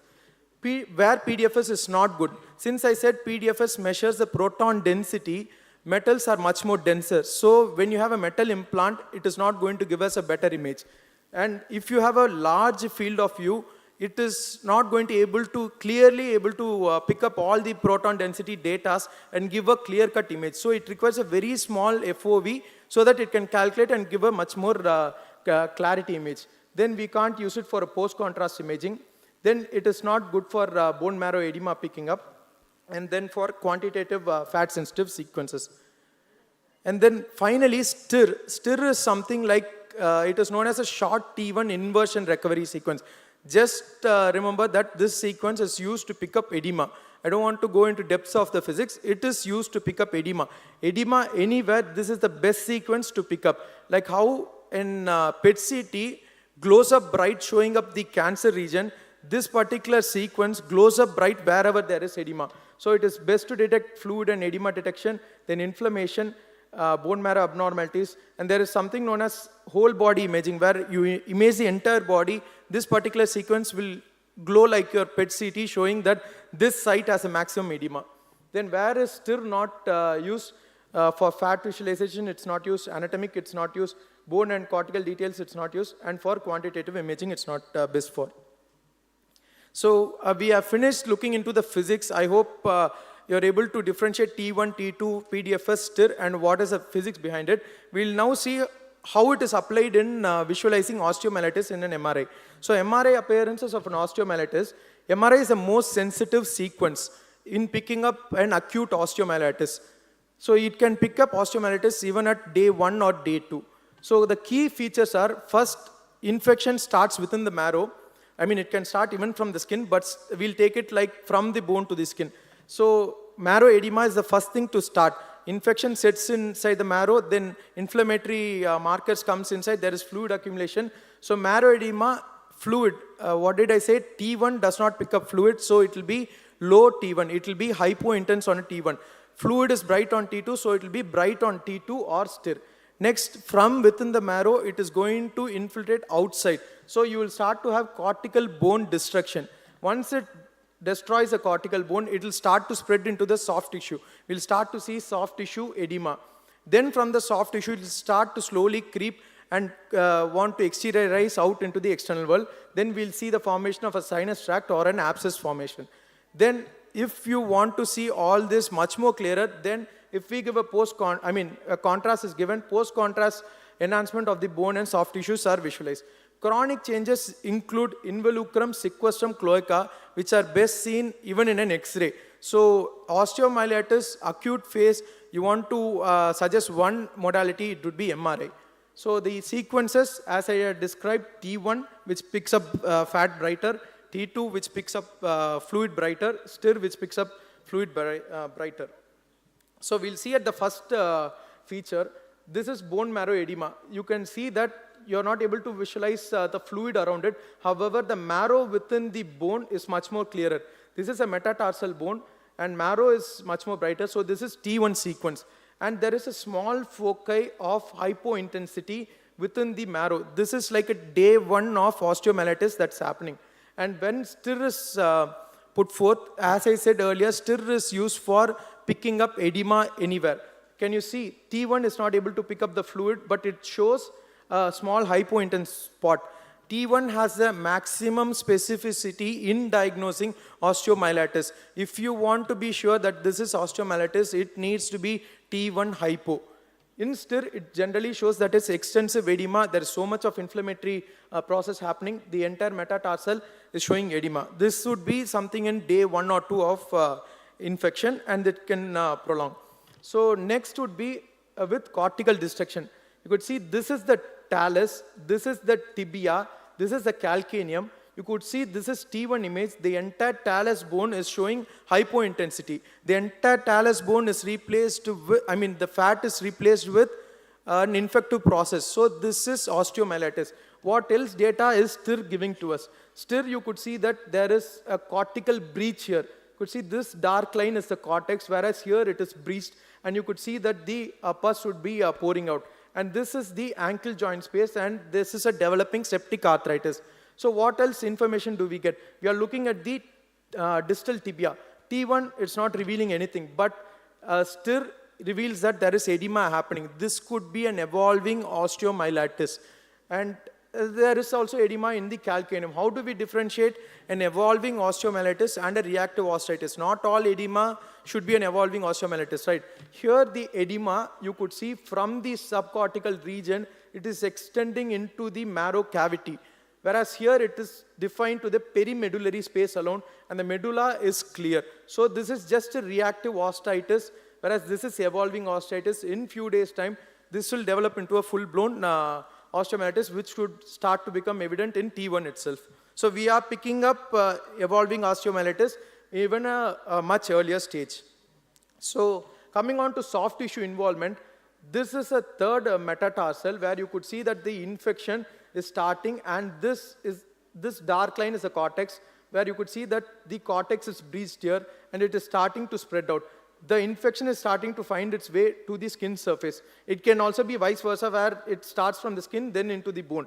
This is the sinus tract, and this is tracking all the way into the bone, which is leading to an osteomyelitis. So you could see the sinus tract from the dorsal aspect of the forefoot extending into the third metatarsal shaft. And coming on to contrast, where is contrast going to help us? Like for example, in this case, if you could see, this is T1. I'm able to see T1 hypointensity within the, this is talus, this is medial malleolus, this is lateral malleolus. So this is T1 hypointensity. Yes, I know this is osteomyelitis. When I give contrast, I can start to visualize that there is much more enhancement happening within the medial malleolus as well, which was not picked up by our T1 sequence. So you can start to see that there is spread of infection to the adjacent bone as well. So this was a patient who had amputation status of the fourth and the fifth toe. This was when the post-op radiograph was taken. The proximal and the distal phalanx of the great toe appeared normal. And then after some time, he started to develop pain, swelling and all. Then when the X-ray was taken, you could start to see that there is cortical erosion along the lateral margins of the distal phalanx and along the head region, lateral aspect of the head region of the proximal phalanx. So we take it for granted, if it was X-ray alone, that this could be only osteomyelitis involving the phalanx. We look at the metatarsal. Metatarsal is perfectly fine in an X-ray, but never take X-ray for granted and then proceed directly with an surgery. Because when you do an MRI, you would start to realize that the infection has also started to spread into the metatarsal. So we would have ended up just resecting the phalanx and not the metatarsal. Because this was post-op MRI that was done, this revealed that there is residual infection within the metatarsal. So MRI is the superior modality in picking up an evolving osteomyelitis. So coming on to the final few slides, we'll just differentiate osteomyelitis from an active Charcot. Chronic Charcots, I already showed that there are 6 Ds which can clearly be seen in an X-ray. Whereas active Charcots can be picked up in an MRI in a prodromal stage itself.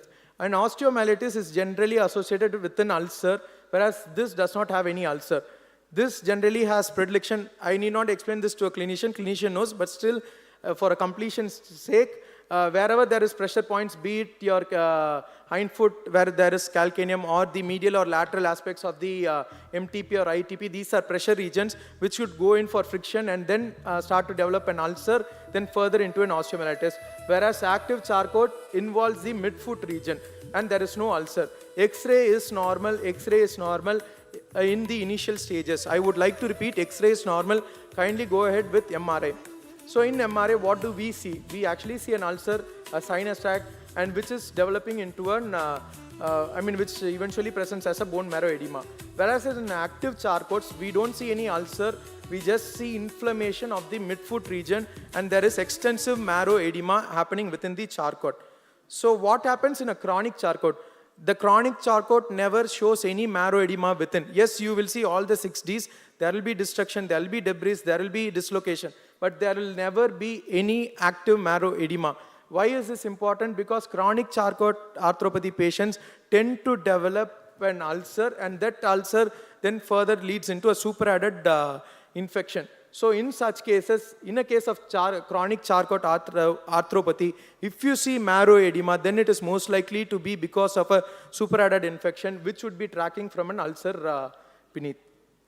So this is an image where you could see that this is a rocker bottom foot appearance of the foot, where T1 you could see, as I had explained earlier, T1 hypointensity within the bone has very high specificity for osteomyelitis, and that could be correlated. There is an ulceration here, and there is a sinus tract extending into the cuboid bone, which is showing superadded infection and edema of the cuboid bone. Your calcaneum is good, talus is good, distal tibia is good, all the metatarsals are good, only the cuboid is involved. Thank you for your patient listening. Thanks. Thank you, Doctor. May I now request Dr. Erika to felicitate our speaker, Dr. Prashant Raghu.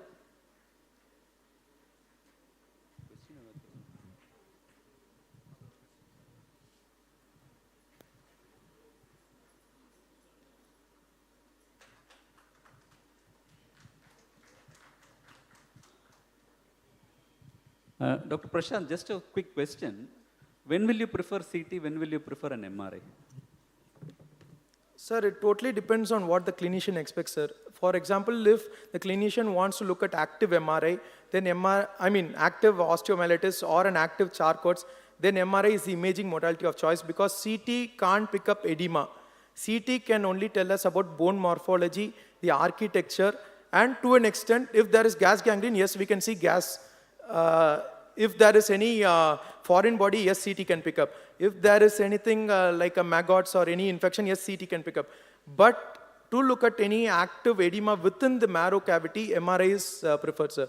And if at all we have only the option of CT, then, and we don't have a MRI in our setup, then we can go ahead with contrast to give a little bit of information regarding soft tissue inflammation that's happening around the bone joint space, which will give an idea that yes, some inflammation is happening, sir. But MRI is the modality, sir. And regarding your previous lecture, when will you want to go for a weight-bearing X-ray, or do you want to go for a weight-bearing X-ray as a routine?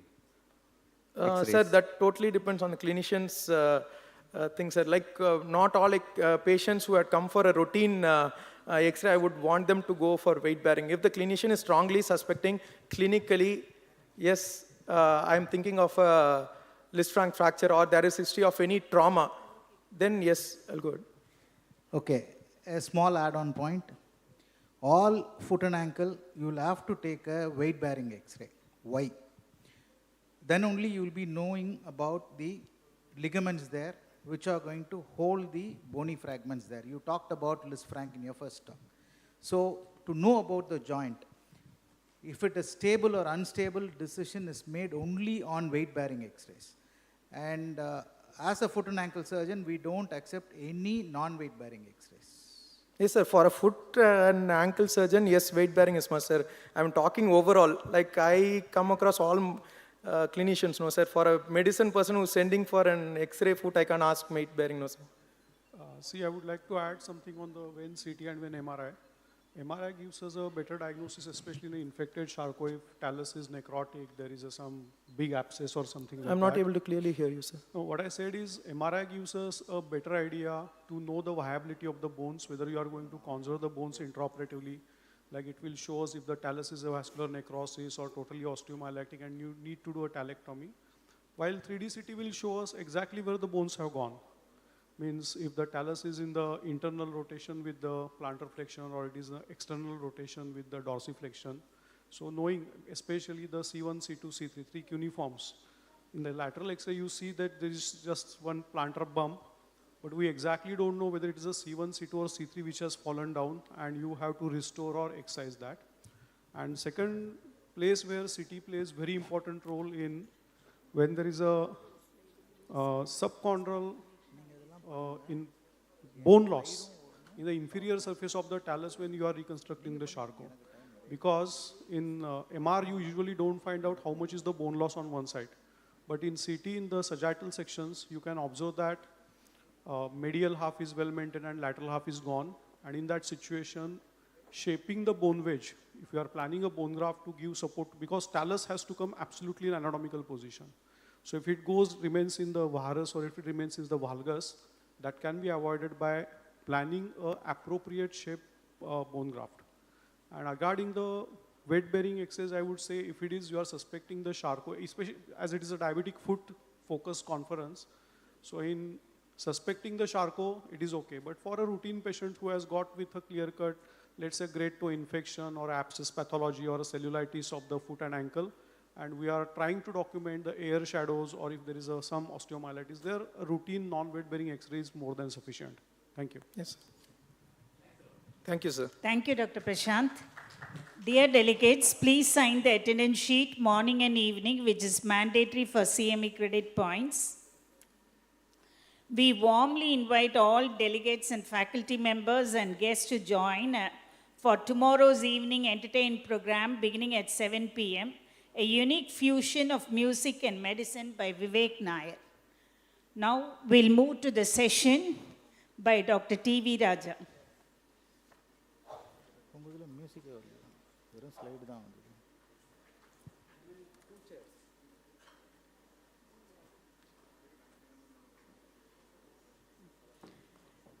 May I now request Dr. T.V. Raja to share his views on practical examination of the foot and ankle.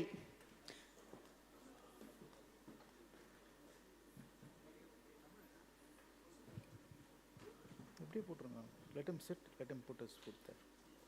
Yaar varapara. Varasolunga.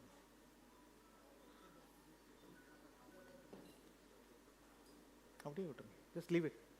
Just leave it like that. No issues. Leave it like that.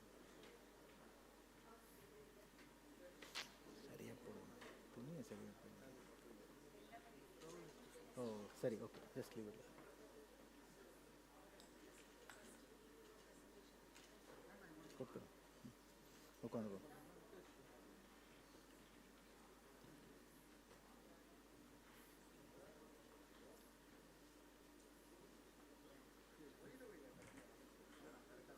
Slight change.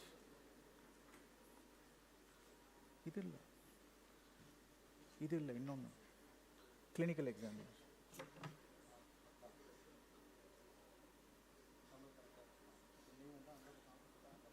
Another presentation called clinical examination.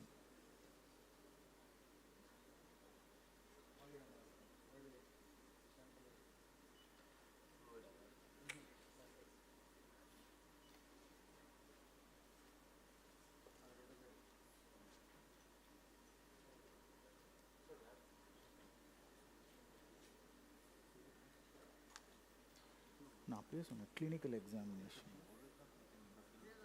RK folder. Open.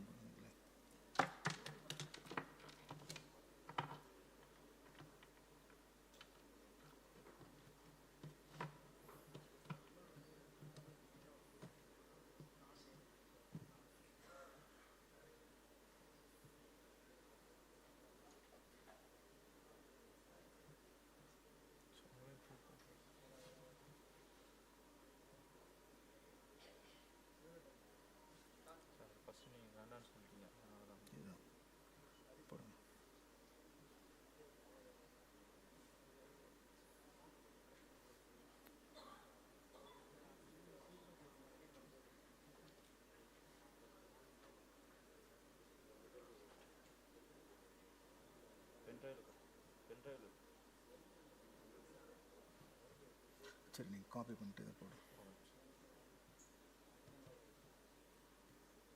சரி நீங்கள் copy பண்ணிட்டு போட நான் பேச ஆரம்பிச்சிடுறேன்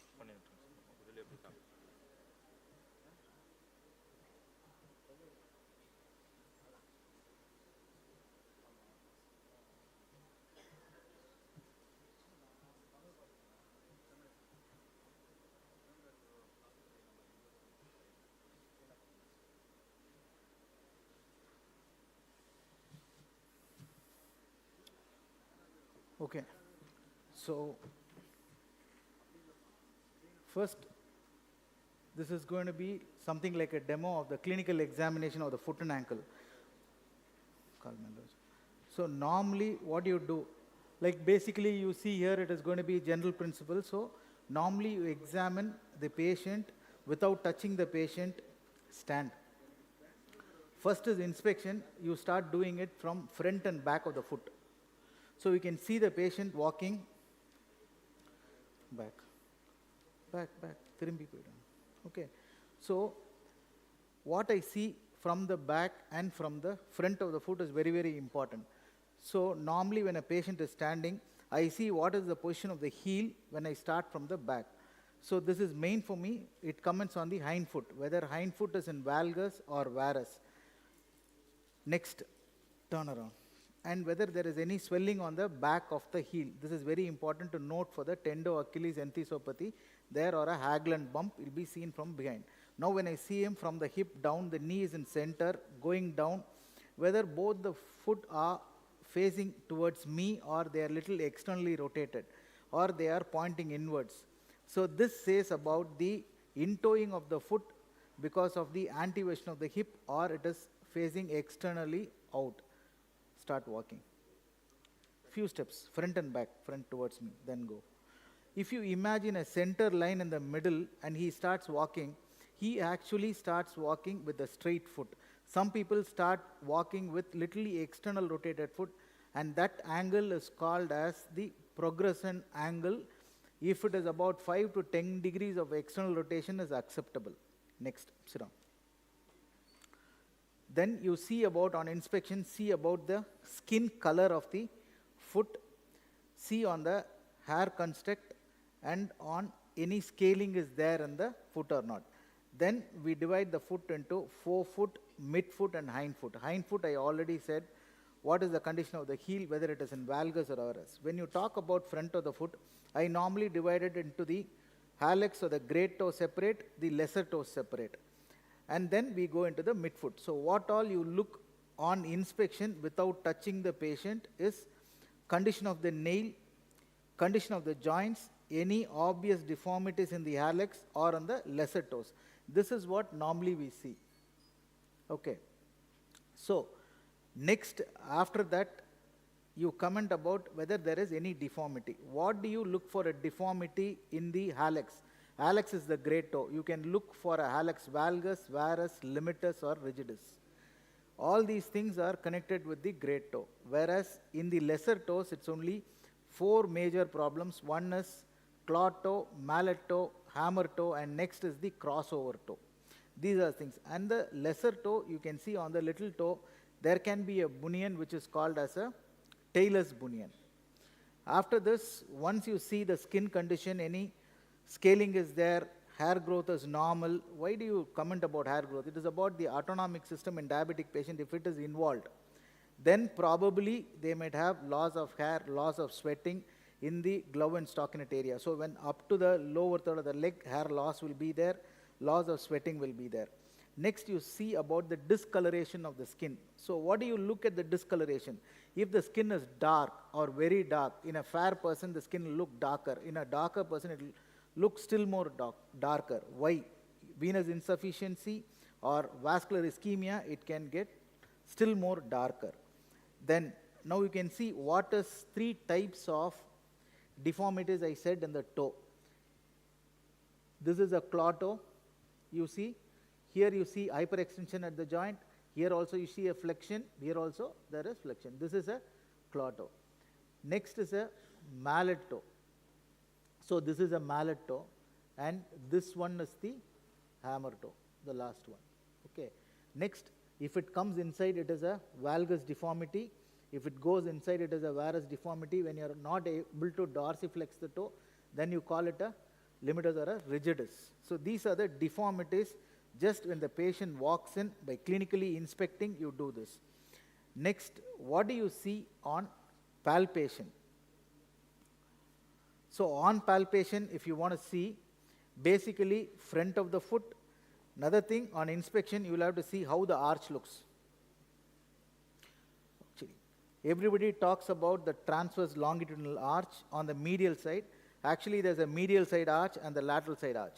So how do you decide whether the arch is there or not? When you put in your index finger down up to the initial line, probably if the finger you are able to insert and you are able to see if it is clearly there, then he is not having a pes planus or a flat foot. Another test is to find whether it is flexible or rigid. When the patient is standing, if you start flexing dorsiflexing the great toe, this is called jack test. If the arch reappears, then your windlass mechanism is intact and it is a flexible flat foot. So this is all on inspection. So now you talk about the compartments. So here, exactly just above the ankle, this is the place from the medial malleolus around the lateral malleolus. You see your extensor retinaculum. And on the medial side, what you see is your tibialis anterior band. Next is your EHL. When you start dorsiflexing the great toe, the taut feeling tendon is your this thing. Just lateral to that, if you keep your finger there, that is your dorsalis pedis, which you'll have to feel. There are 3 pulses in the foot. One is your dorsalis pedis, another one is just behind the medial malleolus, another one is behind the lateral malleolus, which is very, very important. Clinically, you will have to examine once you start palpating. Next, regarding the function, you will have to ask him to dorsiflex. Whenever you are examining the same shot, you can see the power of the foot and the extensor muscles. You can ask him to dorsiflex the toe and then assess the foot. You can see assess the power. Ask him to push it down. This is flexion. Up, dorsiflexion. This is plantar flexion. Then when you come out, so what are the muscles? I said on the medial side, you see 2 things. One is a tib band. Next is your EHL. Lateral to that is your, exactly here between the first and second metatarsal base is your dorsalis pedis. Lateral to that, you get your extensor digitorum muscles, which supply the 4 small toes, and next to that is your peroneal tertius muscle, which comes to the base of the 5th metatarsal. And just when you come to the lateral malleolus, what are the things that you'll have to remember when you come to the lateral malleolus? Is exactly you can have a lateral malleolar bursitis, very common in Indian population. When they sit crossed leg, you can develop a callosity, infection there. And next, there are very important things is your PL and PB, peroneus longus and brevis, which comes on the lateral compartment and comes down to the 5th metatarsal base here. So now, what do? You will have to do 3 things to find out. When he is walking, you can make him walk on the no, like this I want you to walk. So, when he is going to walk, when you make him walk, here this is the inversion of the foot. You see all the muscles are acting, so he is able to walk on inversion. Yes.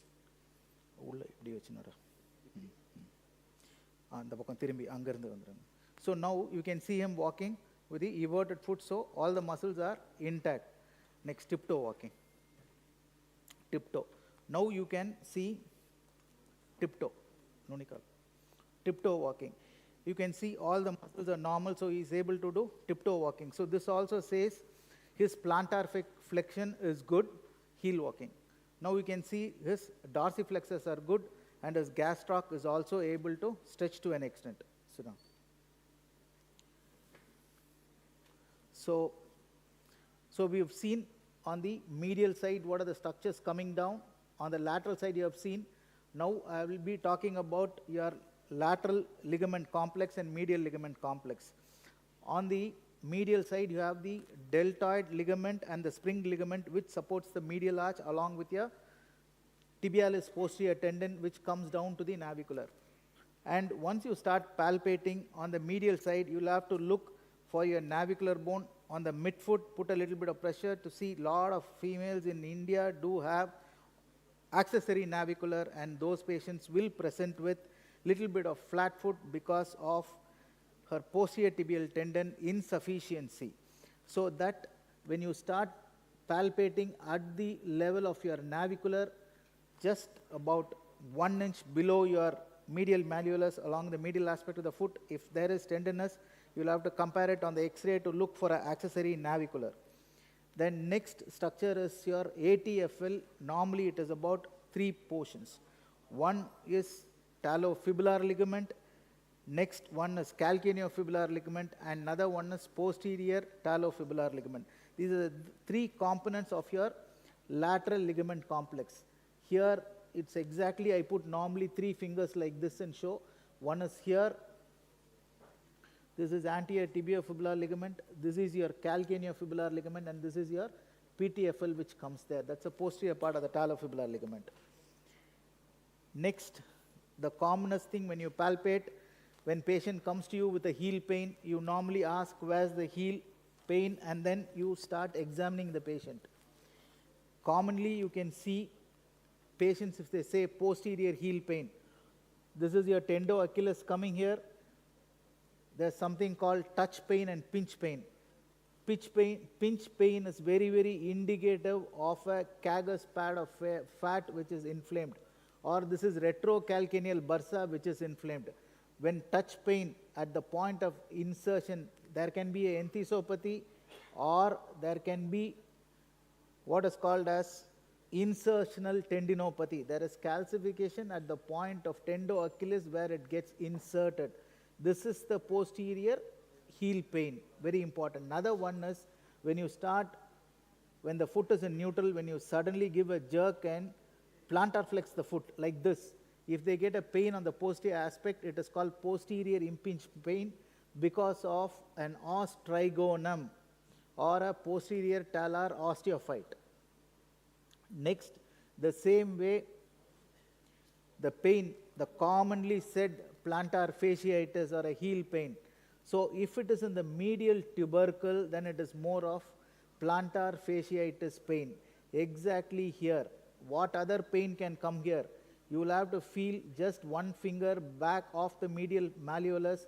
You see a pulsation. When you track it down to the heel and give a pressure there, tarsal tunnel syndrome or tarsal tunnel pressure, it is because of that tibial nerve gets entrapped. Another thing, if you get a pain exactly here, this is the place where there's a calcaneal, this thing, if you get a pain there, it is probably mostly because of fat pad thinning. And this entity, there are a lot of publications which say fat pad thinning.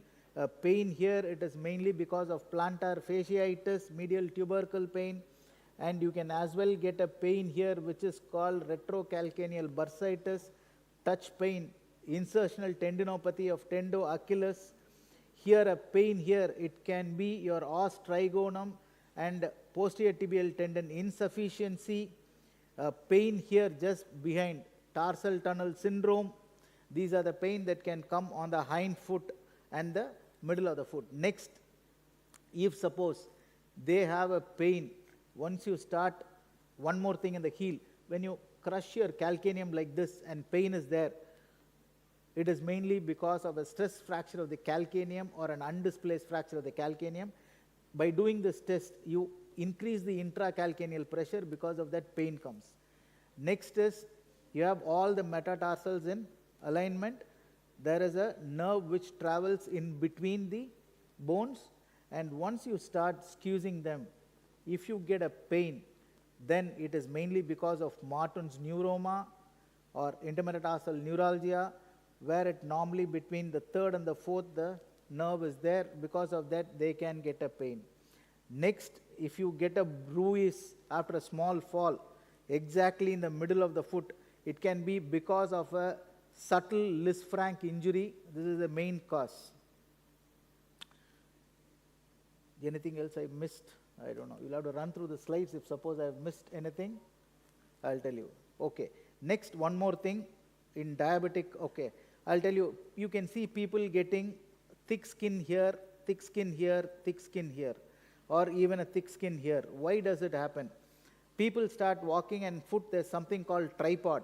This is your heel, this is your first metatarsal, this is your fifth metatarsal. When they start walking, it is only the tripod takes the load. If suppose the 2, 3, 4 metatarsals starts taking in more load, they develop a thick skin. It is called plantar keratosis. And if pain is there, it is called intractable plantar keratosis, IPK. The solution for that is not excision of the callosity. It is only a metatarsal osteotomy, and there are so many publications on that. So next, what you get here is a talus bunion. What you get here is a bunion, hallux valgus, lesser toes. I've talked about claw toes, mallet toes, hammer toes. Done. Next, you will have to check for knee in extension. You will have to check for the dorsiflexion. This is only neutral he is getting. He's got a tight gastroc. That is the only problem. So any 4-foot ulcer, you will have to look for gastroc tightness, because if the gastroc is tight, patients do have increased 4-foot loading. So you will have to do a gastrosoleus release and then attend to the 4-foot.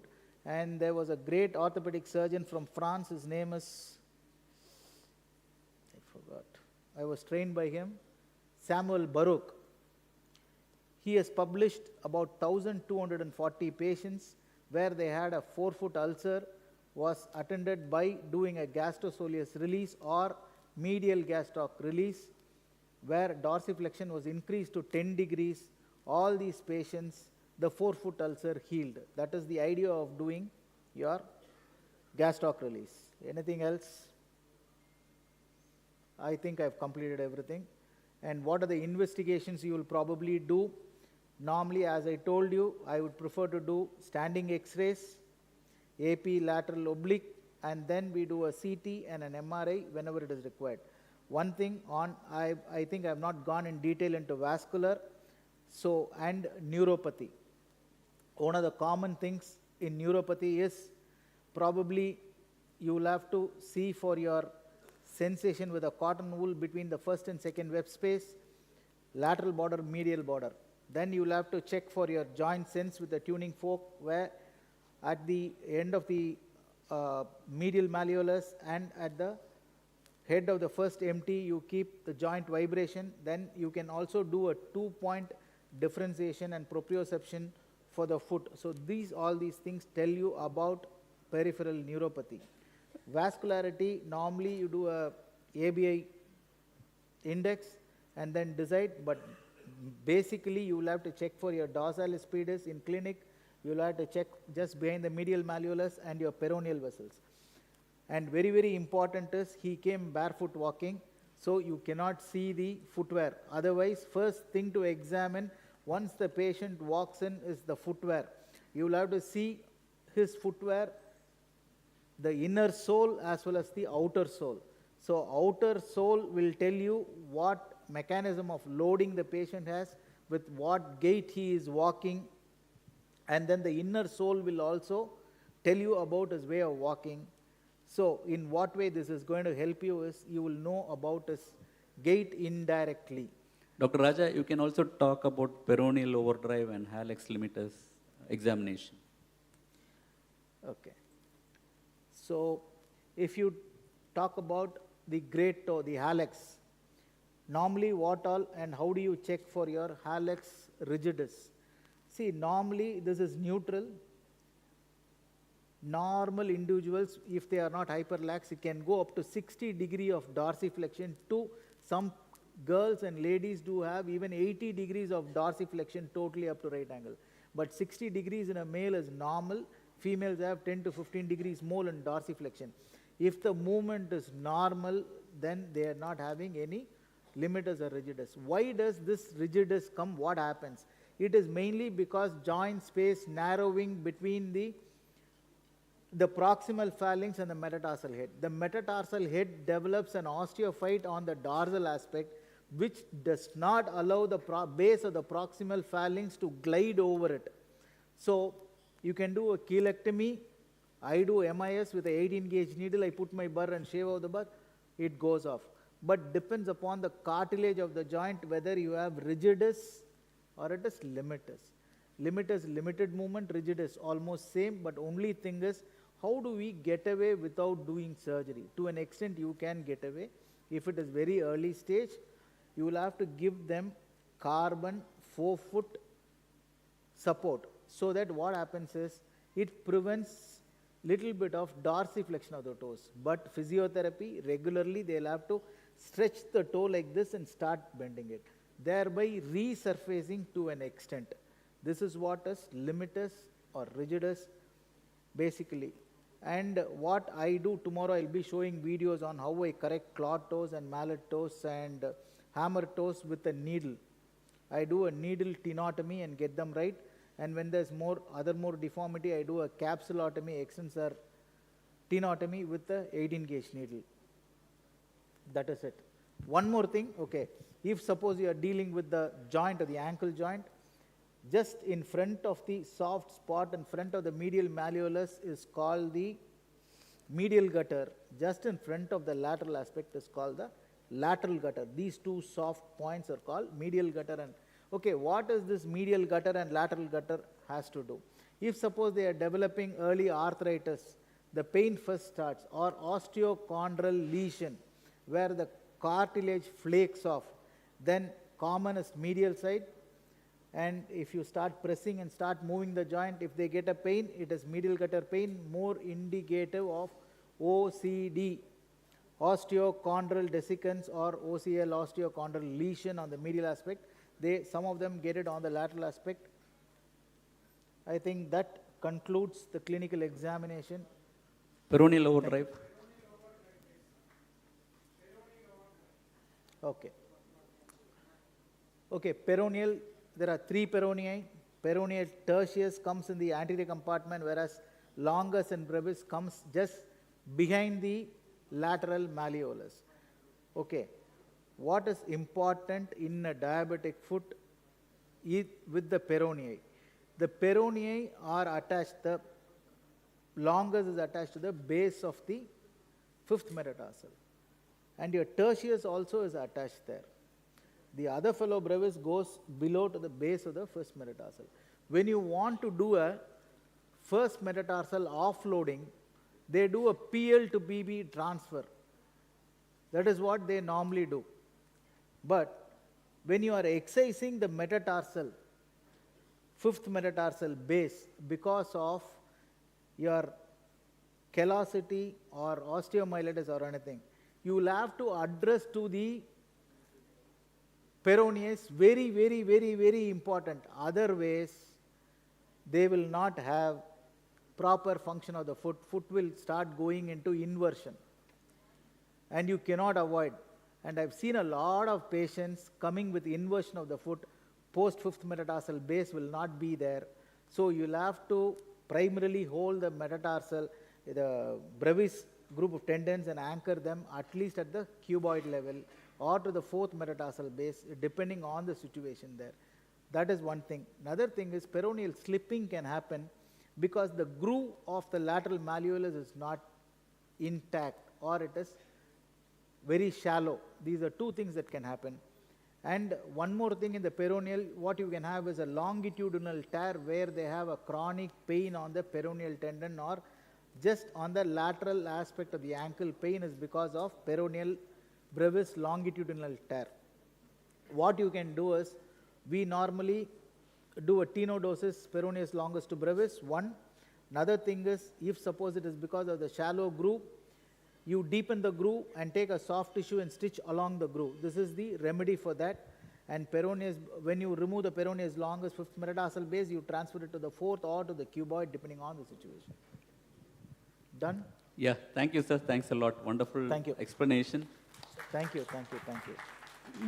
Thank you, Doctor, for an insightful and excellent session. May I now request Dr. Rajesh Keshavan to felicitate Dr. Raja. Dr. Raja is also our DFSI executive member in Tamil Nadu chapter. Thank you, sir. Thank you. Thank you. Thank you.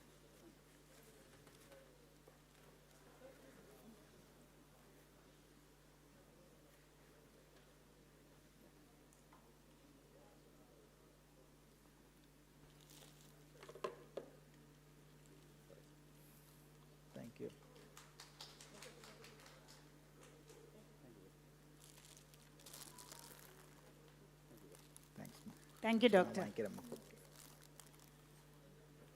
Now I invite Dr. Ishwar to share his expert views on soft tissue injections in foot and ankle.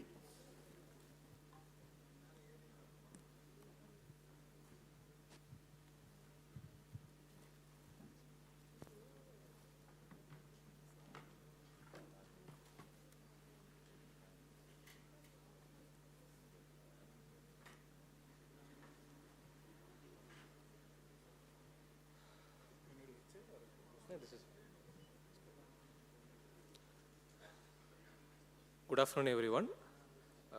Today I'm going to discuss about soft tissue injections in foot and ankle. Thank you, Dr. Rajesh Keshavan sir, for giving me this opportunity. So in this talk, I'm going to discuss what is the importance of soft tissue injections, and what are the injectable agents that can be used, and the common conditions which we encounter in our regular OPD practice, and whether we can give blind or USD guided, we are going to discuss now.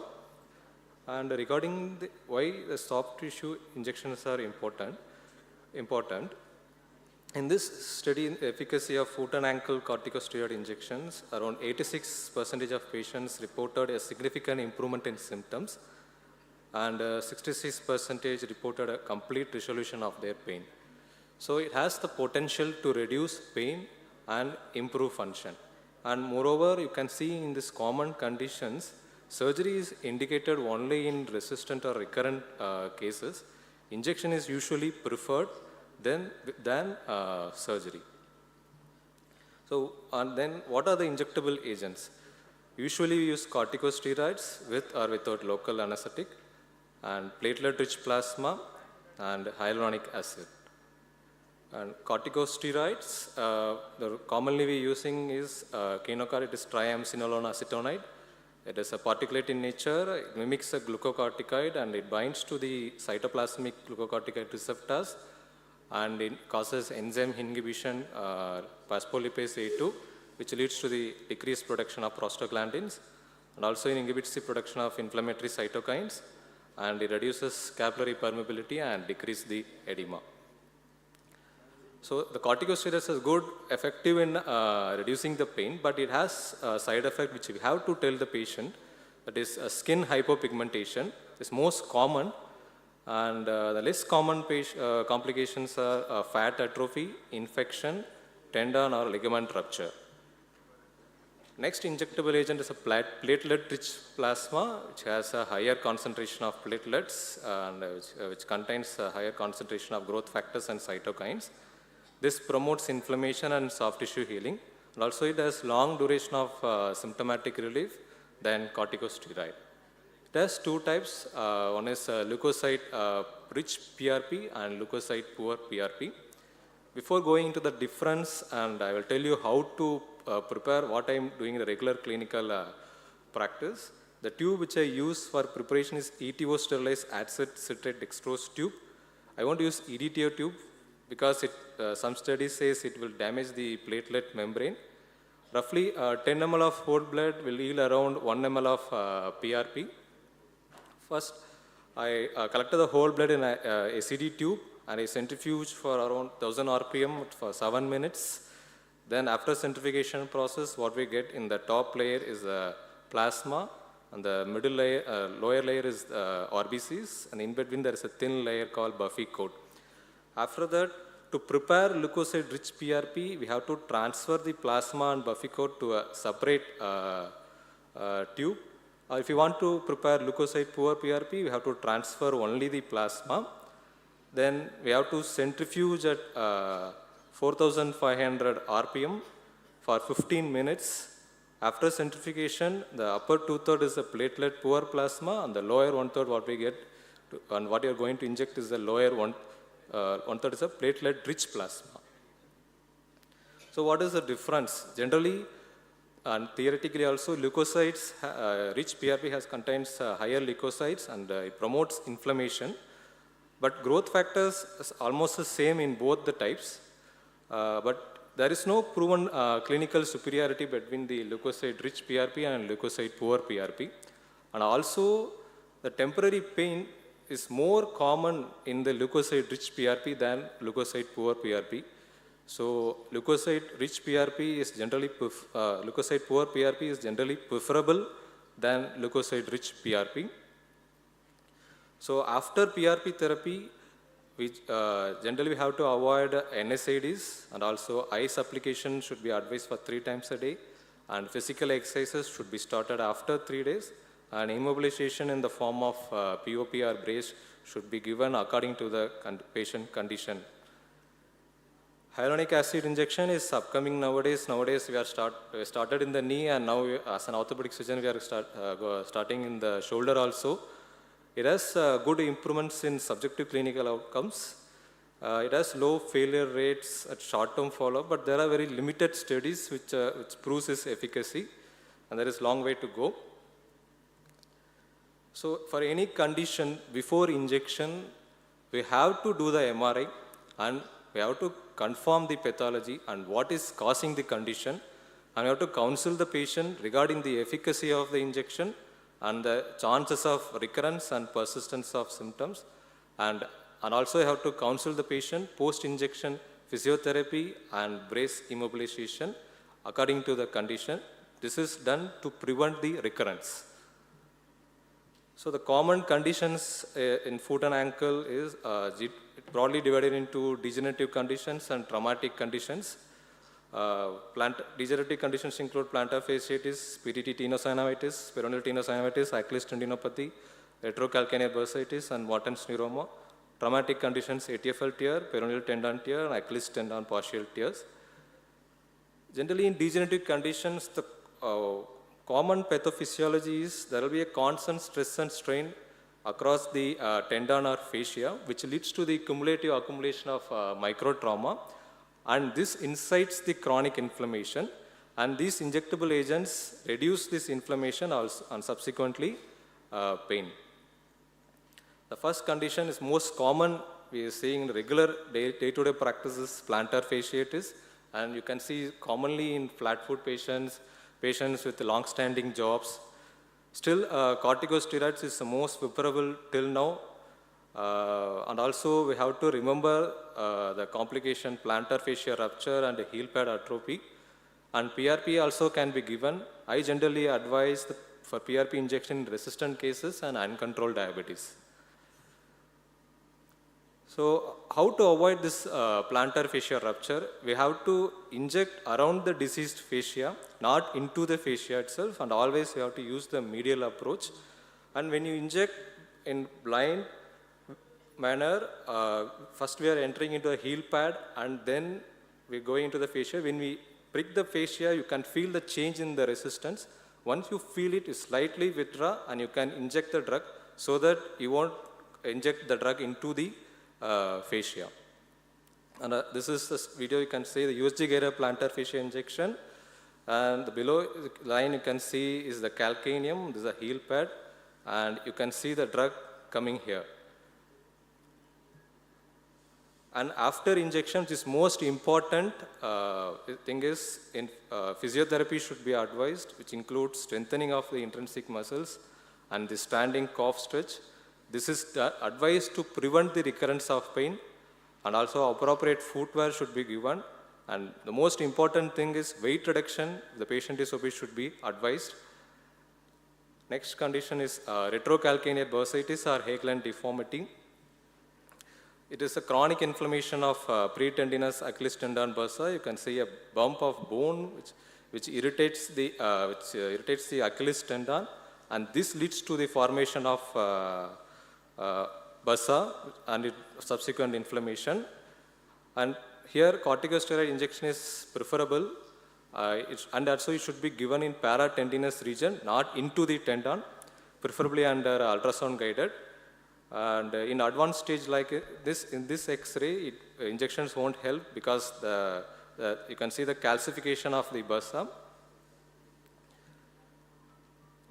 Next condition is peroneal tenosynovitis. Here I am going to discuss a case scenario. It's a 35 years old male came with me and complaints of pain in the lateral gutter. Patient, I advised corticosteroid injection because MRI shows tenosynovitis, peroneal tenosynovitis, and also you can see the enlarged peroneal tubercle. I told the patient regarding the chances of recurrence, and gave the injection, and the patient had a skin hypopigmentation after the injection, but he had a good symptomatic relief for around 2 months, and then again he came back with the pain, and I gave PRP, and he was asymptomatic for 6 to 8 months, and again he came back. Then finally I did the surgery, which includes a tenosynovectomy and removal of the peroneal tubercle, which chronically irritates the peroneal tendon. Now he is asymptomatic for around 2 years. Why I am saying this is, we have to tell the patient regarding the chances of recurrence, because by injection we are just reducing the inflammation, not the exact etiology.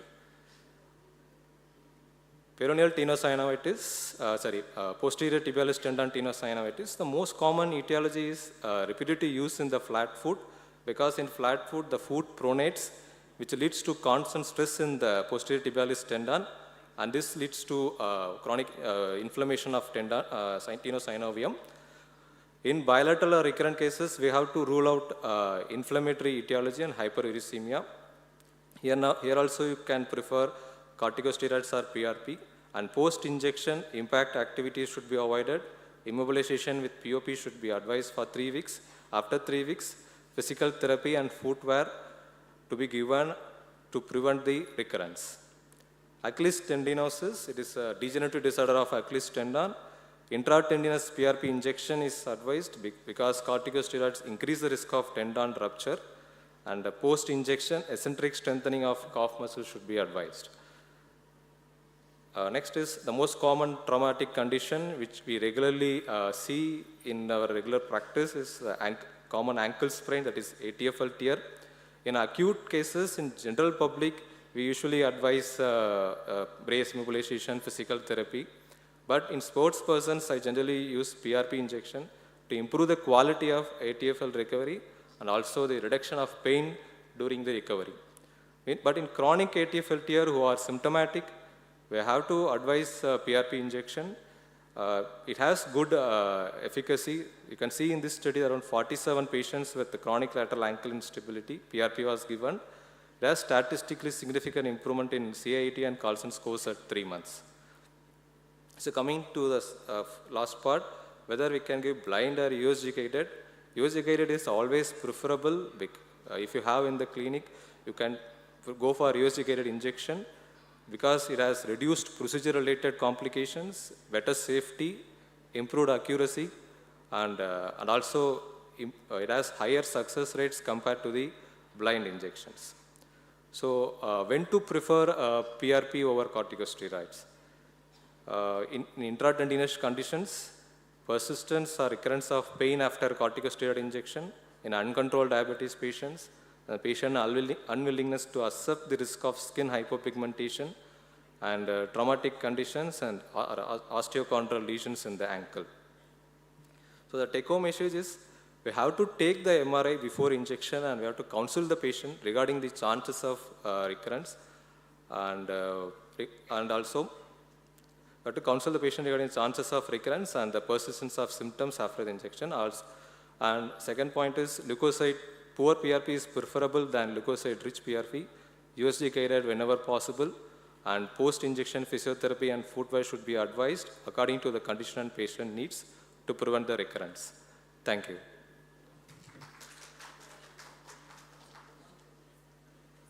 The time gap between a plantar fasciate patient comes to you, you give them a steroid, patient doesn't recover.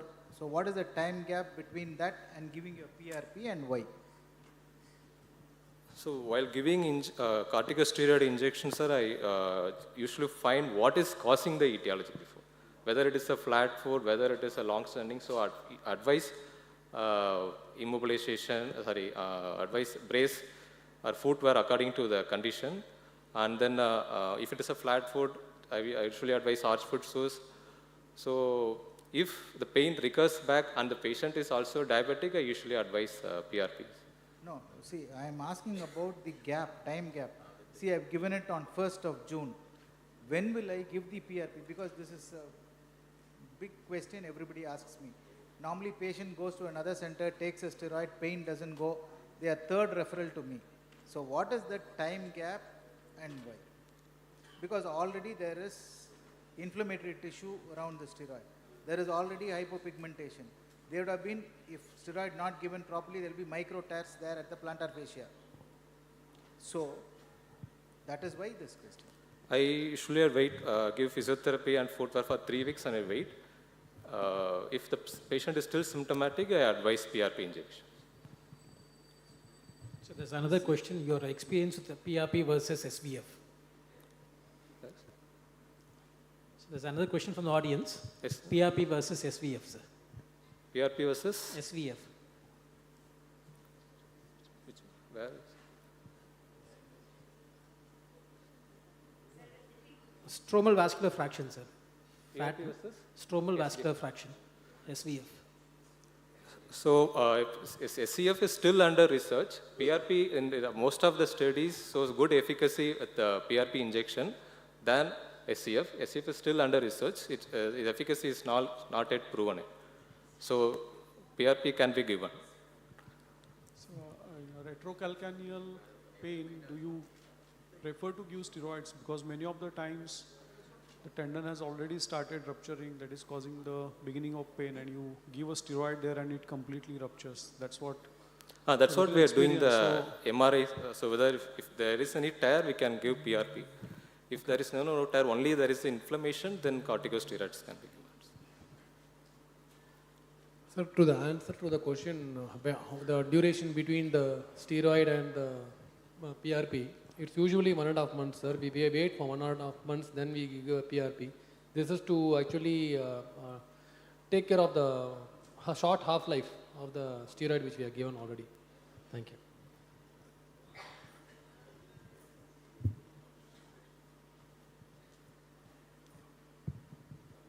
Can you explain growth factor concentrate in addition to PRP and hydrocot? Growth factor concentrate, it's very less commonly used nowadays because regularly in clinical practice, PRP is most commonly easy to prepare than growth factor concentrate. Thanks. So another question, in your pre-op workup, do you look for your platelet levels? And how effective is it for a person with a platelet levels low and another person with a platelet level high? Is there any difference? Suppose the patient has 1 lakh, another patient has 3 lakhs. Does it make a difference? Generally, we do the blood test. If it is a normal, we can go ahead with the injection, PRP injection.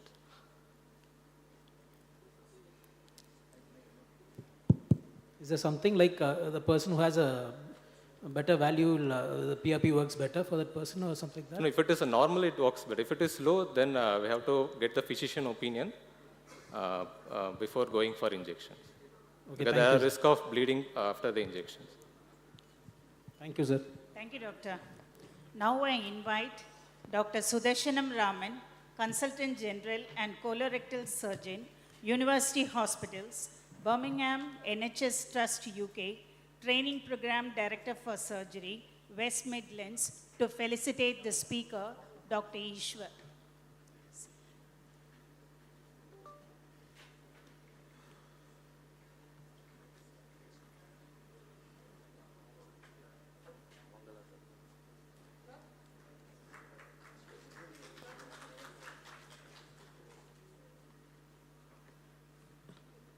Thank you, Doctor. May I now invite Dr. S.S. Sukumar to share his expert views on multimodal wound-related pain management strategies. Over to you, sir.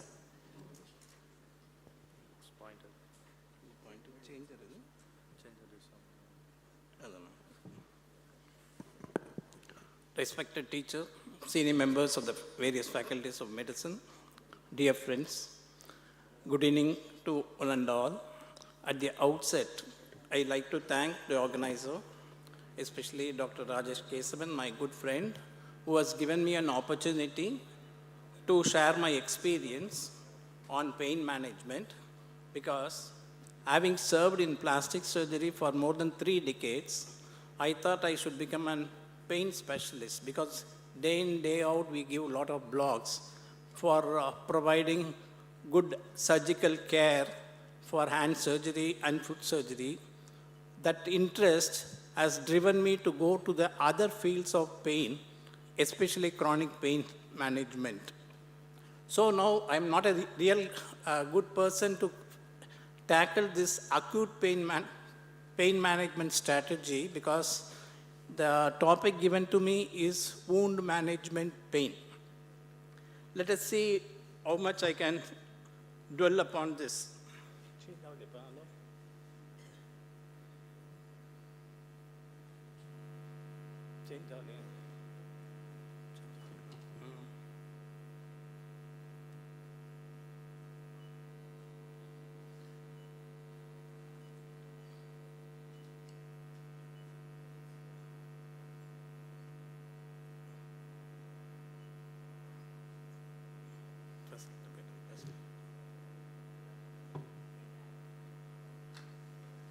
why should the pain be addressed after surgery? This is a very important question, especially for the youngsters to know about it. Say pain, if the patient experiences severe pain, sympathetic activity is more pronounced. So patient will have tachycardia, patient will have hypertension, patient can develop arrhythmias, patient can even develop infarction or arrest. This is number one. Number two, if the pain is not taken care of, the patient will be bedridden. So he will not, any mobility causes increase in the pain, so patient will have a restricted activity in the postoperative period.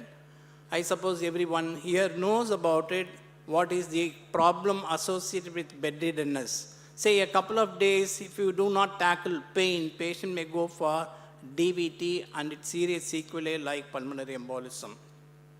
Number three, patient will become very depressed. Because of the pain, he will not take part in any activity. So that is number important factor. So reduces the morbidity and early discharge. Suppose you provide pain relief, patient can go for an early discharge from the hospital. So very important is that pain relief is a basic human birthright. This point I like to emphasize. The day is not very far off. You do surgery and you do not take care of the pain in the postoperative period, you may be sued in the court of law. So very, very important. An anesthetist who is going to provide intraoperative analgesia has to take all efforts to have an extended postoperative pain relief. This is the point which has to be very much emphasized. So it's just only one procedure, one hour procedure, you give anesthesia for 1 hour and don't bother about the postoperative pain relief. That's a very curse on the part of the patient, right? So the pain are classified into nociceptive pain and neuropathic pain. Initially, about 10 years back, people say that when the patient has nociceptive pain for very many years, only then neuroplasticity changes happens in the brain central nervous system and can produce neuropathic pain. Today it is not so. Even in acute pain, patient can get into a state of neuropathic pain. What is the difference between nociceptive pain and neuropathic pain? This point I want to address very much for this August gathering. Nociceptive pain is a dull aching pain, or it can be even a sharp pain like post-surgical pain. Here the drugs to be chosen can be NSAIDs or can be opioids. Whereas in neuropathic pain, patient will say, எனக்கு வின்னு வலிக்குது doctor, current shock அடிக்கிற மாதிரி இருக்குது doctor, வின்னு அடிக்குது, எரியறது, பாதம் எரியறது doctor. These are the wordings given by the patient to say that there is a component of neuropathic pain. Neuropathic pain is because of some physiological or anatomical injury to the nervous system.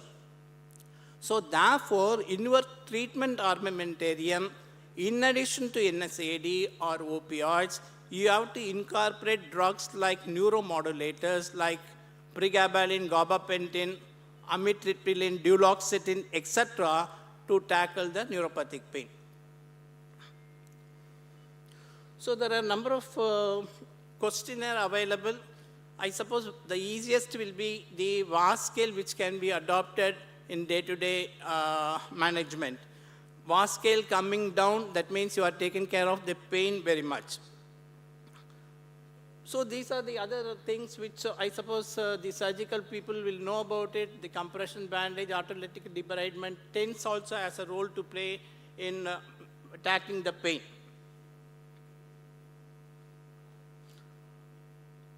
So again, lidocaine patch is available, Prilex cream is available. This is not for the wound actually. It is for securing IV cannula in a patient who is very pain sensitive. You apply Prilex, it's an eutectic mixture of prilocaine and xylocaine. If you apply over the skin and apply an adhesive dressing over it, keep it for an hour, that area will become anesthetized and you can cannulate the vein. So this is going back to our undergraduate days. The pain perception is by way of 3-order neurons. This is the first order neuron. Second order neuron starts here, crosses over to the opposite side, goes to the thalamus. From the thalamus, it goes to the sensory cortex. This is the 3-order neurons of pain perception. And these are at the receptor level, you can have these drugs which can reduce the amount of pain substances which are going to be pro-inflammatory. These drugs will handle at the receptor level. We call it as transduction. And this is called transmission, where intraspinal agents like local anesthetics or even buprenorphine or morphine intrathecally can reduce the pain. Then you have descending inhibitory pathway to modulate the pain at the substantia gelatinosa rulandi. These are the descending fibers which modulates the pain pathway. These are called inhibitory pathway, descending inhibitory pathway of pain. Drugs like SNRI, SSRI, etc. will act on this. Drugs like duloxetine, amitriptyline also act on this. Then regarding perception, at this level, there are opioids will act on this. NMDA receptor antagonists like pethidine, ketamine, etc. also act. Cannabinoid also has a role to play. Even general anesthetic acts on the perception level. There are new novel drug delivery systems available. Of course, we do not have buterphenol nasal spray in Tamil Nadu or in India rather. This fentanyl lollipops is a transmucosal fentanyl citrate, oral or transmucosal fentanyl citrate, OTFC we say. It is about 400 microgram lollipops are available.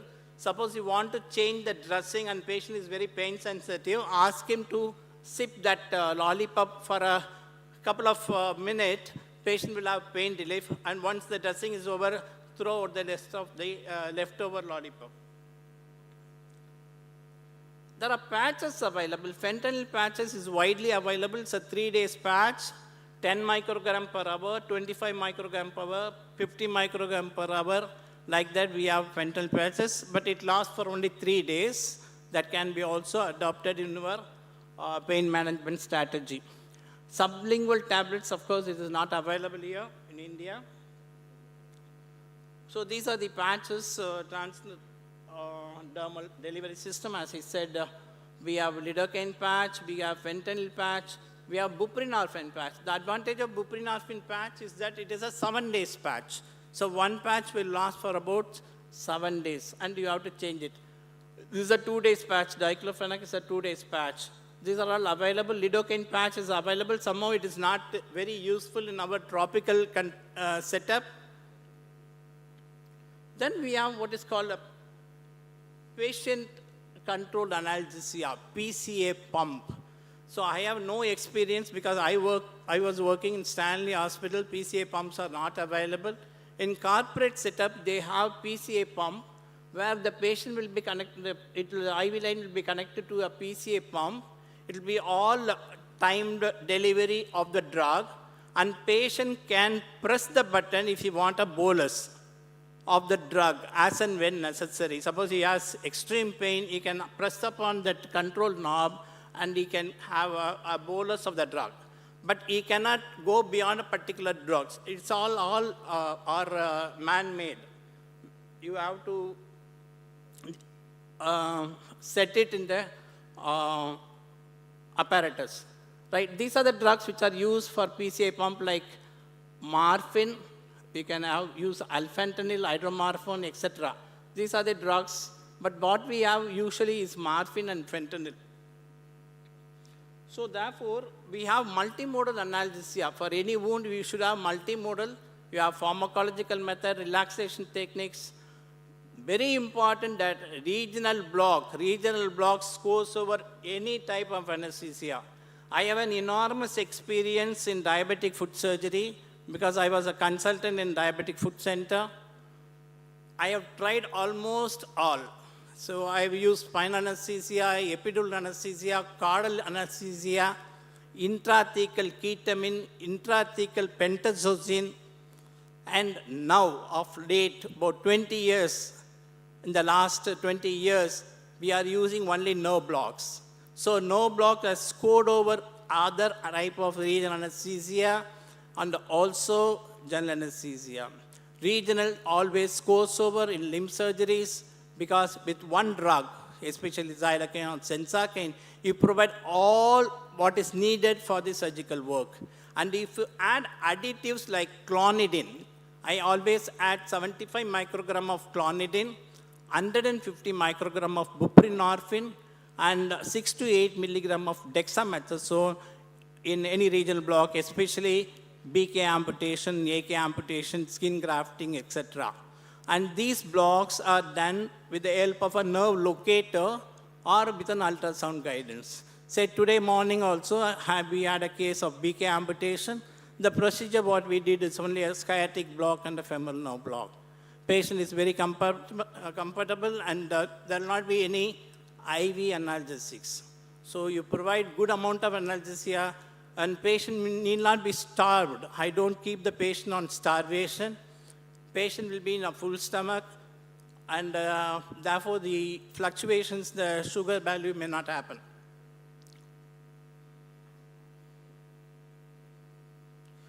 So as I said, you have intrathecal, that is spinal, you have epidural, you have continuous epidural analgesia, like infusion pump you can put on to the epidural catheter.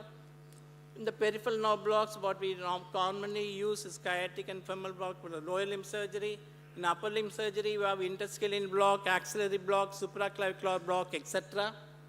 And a note about infiltration analgesia. Suppose you want to do a skin graft, a smaller area of skin you require, use tumescent anesthesia.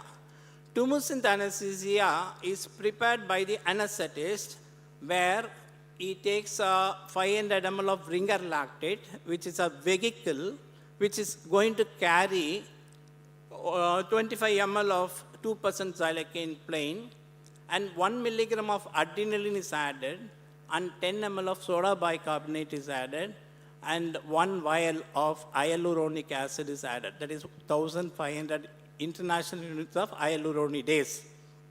All these are added into the RL. This is called tumescent solution, and you can inject about 10 to 15 ml per kg body weight in any area.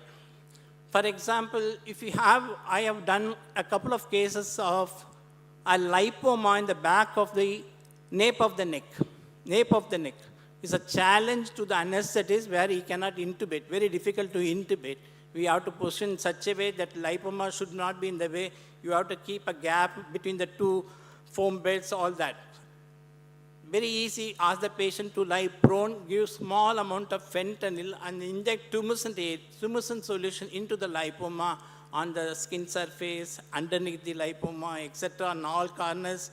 And you can finish off the surgery in about 15-20 minutes, even a large lipoma, because the tumescent does hydrodissection, it produces vasoconstriction and quickens the duration of surgery. That's very important. And more important is that tumescent anesthesia provide extreme pain relief even for a couple of days. You may wonder, but I have seen like that. So suppose you use tumescent anesthesia, it will provide a very long-lasting pain relief. So upper limb, these are the blocks which we commonly do: axillary, infraclavicular, supraclavicular, interscalene, etc.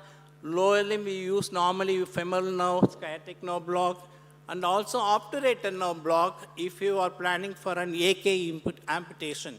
AK amputation, the medial surface of the thigh is taken care of by the obturator nerve, and therefore you need to do an obturator nerve in addition to femoral and sciatic for a AK amputation.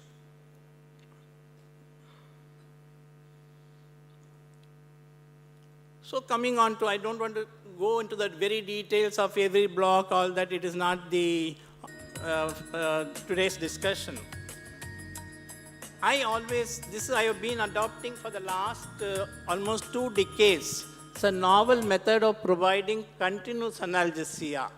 It is by a pump called elastomeric pump. This is a rubber balloon in a bottle, in a plastic bottle. So the balloon will be in a compressed state while buying. You have to add on certain drugs. Nowadays I'm not using bupivacaine, I'm using ropivacaine. It is less cardiotoxic compared to bupivacaine. So 40 ml of ropivacaine is added into the balloon. I draw that in a syringe and put it on the top. There is a filling port there, you fill up. And 2 ampoules of buprenorphine, that is 600 microgram of buprenorphine, and 1 ampoule of clonidine, that is 150 microgram of clonidine. The whole capacity, if it is full, it becomes 240 ml. And it delivers 5 ml per hour to a conduit, wherever the conduit is. If it is an interscalene, it can be connected here. If it is an epidural, it can be connected. And rest of the thing is 200 ml of saline. This becomes 43 ml. 200 ml of saline is added to fill it up. You have a tube like that. It will be connected to the port. So this is a video. ஐயா வணக்கம். வணக்கம். உங்க பேர்? சக்கரவர்த்தி. உங்களுக்கு என்ன sir problem? Stomach பெயின்னு சொல்லிட்டு ஹாஸ்பிட்டலுக்கு வந்தேன். எந்த ஹாஸ்பிட்டலுக்கு? MK hospital. சரி. அங்கே வந்த உடனே அவங்க எக்ஸ்ரேலாம் எடுத்து பார்த்துட்டு வயிற்றுக்குள்ளே ஏதோ சின்ன கட்டி மாதிரி ஃபார்ம் பண்ணியிருக்கு, பித்தப்பைக்கு ஏதோ அரைச்சிருக்கு, அதெல்லாம் க்ளீன் பண்ணணும், அதனால ஆப்ரேஷன் பண்ணணும்னு சொல்லிட்டாங்க. சரி. சரி, ஆப்ரேஷனுக்கு நாங்களும் ஒத்துக்கிட்டேன். சரி. அப்புறம் ஒத்துக்கிட்ட உடனே லேபுக்கு போனோம். குளோரோஃபார்ம் டாக்டர் வந்து ரொம்ப அருமையாக அழகாக பாசத்தோடு எனக்கு அந்த குளோரோஃபார்ம் வலி இல்லாமல் அந்த இன்ஜெக்ஷன்லாம் போட்டு என்னை கொண்டாந்து படுக்க வச்சார். 21/11/2010 நைட்டு 5:30க்கு எனக்கு குளோரோஃபார்ம் ஏற்றப்பட்டது. அந்த டாக்டரோட பேர்? Usually the patient forgets the anesthetist name. This happens to me also. Doctor Sukumar. அதுக்கப்புறம் லேப்ல எனக்கு ஏற்றின உடனே ஏற்றத்துலேருந்து பெயினும் இல்லை. 25ஆம் தேதி 26 3 நாள்லையும் எனக்கு எந்த விதமான பெயினும் இல்லை. இதை யூஸ் பண்ணாக்கா ரொம்ப ரொம்ப ரொம்ப நல்லது. இது முதுகுல ஒரு ஊசி போட்டாங்களே, அந்த ஊசியோட தன்மை என்னன்னு தெரியுதா உங்களுக்கு? That is a pump. அதோட பயன்? அதனுடைய பயன் தான். அதோட பயன் என்னன்னு இருக்கு? பெயின் இல்லாம. So this is a patient you are seeing in the first post-operative days following a Whipple surgery. You know how the surgery is going to be in Whipples, how long it takes, it's a subcostal incision, and the patient is continuously speaking. All that indicates it does not have any pain. Otherwise, you will have breath holding. No, you can speak only a cutter of few words only. This is another patient who had a TRP and an umbilical hernia, comfortably lying without any pain. Face is an index of mind, no? Patient, you could see the face absolutely as if he's sleeping deeply. This is another video. என்னைக்கு operation பண்ணாங்க? This is a forearm bone fracture, interscalene block, and this connected to a pump. ஒரு injection போட்டாங்க. எந்த இடத்துல? கழுத்துல. சரி, அதுக்கப்புறம் என்ன ஆச்சு? கை இருக்குன்னுச்சு. அதெல்லாம் ஒன்றும் தெரியல. அதுக்கப்புறம் கை மறுத்து போச்சா? கை மறுத்து. ஆப்ரேஷன் போது வலி தெரிஞ்சுதா? எதுவும் தெரியல sir.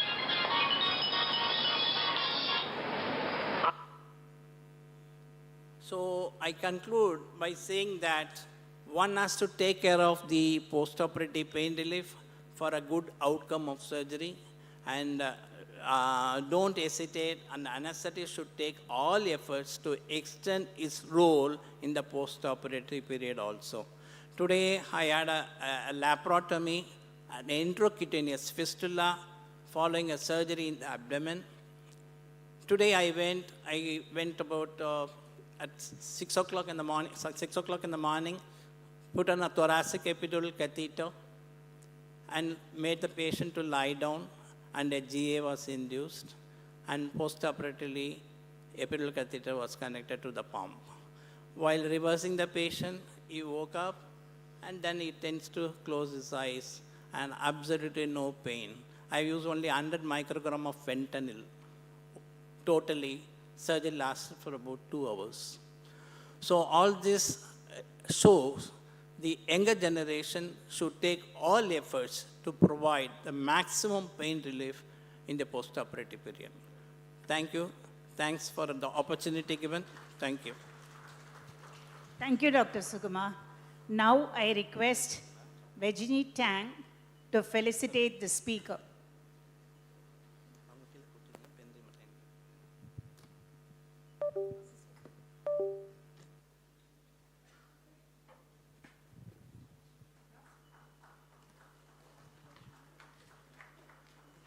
Thank you, Vijay. Thank you, Doctor. Now we move on to Dr. Erika, who will share her views on algorithms to use wounds don't heal.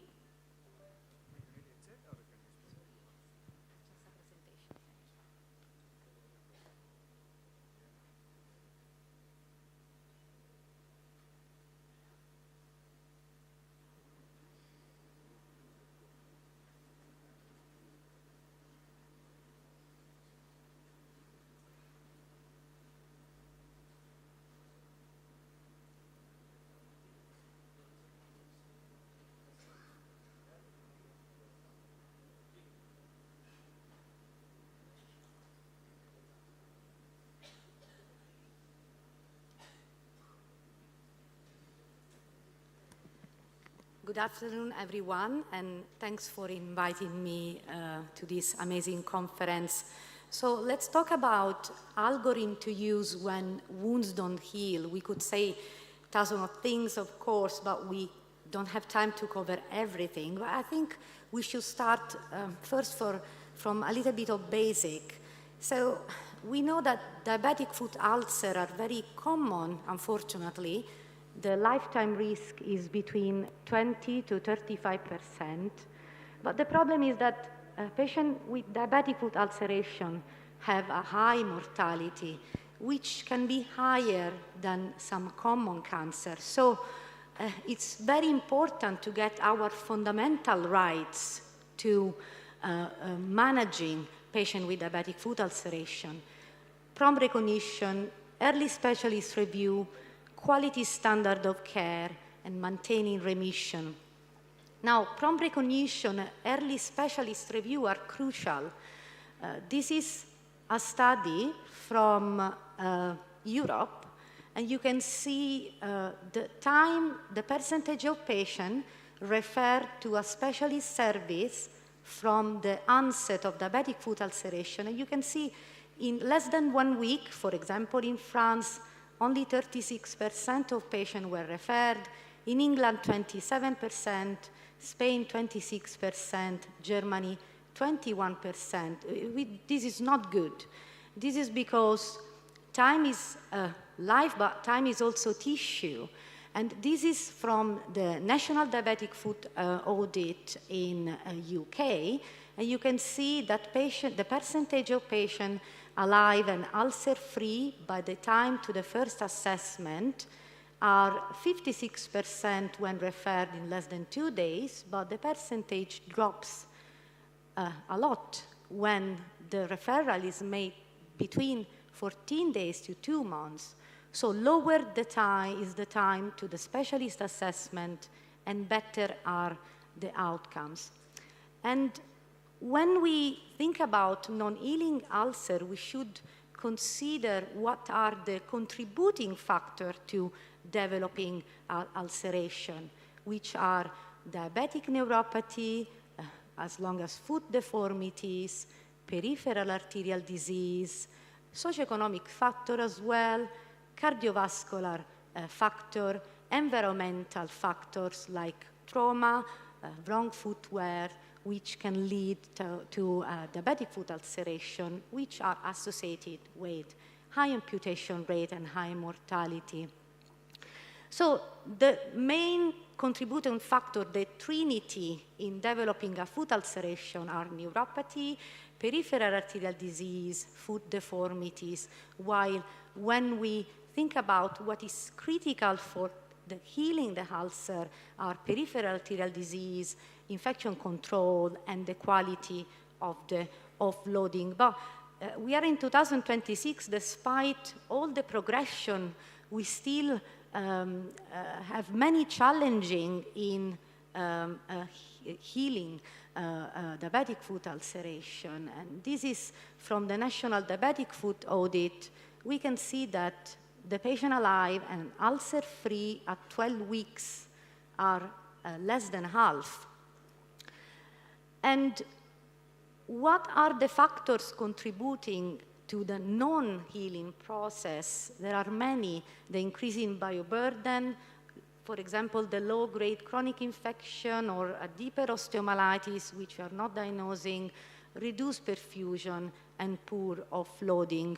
I think we see many times in our practice ulcers like these, that they look static, non-progressing despite all our effort. And in terms of guidelines, those are the guidelines on the intervention to enhance the healing on diabetic foot ulcers, which are the guidelines from the International Working Group or Study Group, which highlight the standard of care. And the pillars of standard of care, as you can see here, are regular wound preparation, so wound cleaning, regular cleaning and debridement, and appropriate dressing choice. We have seen an extensive session this morning with Professor Rajesh about the dressing choice. Infection assessment, very important.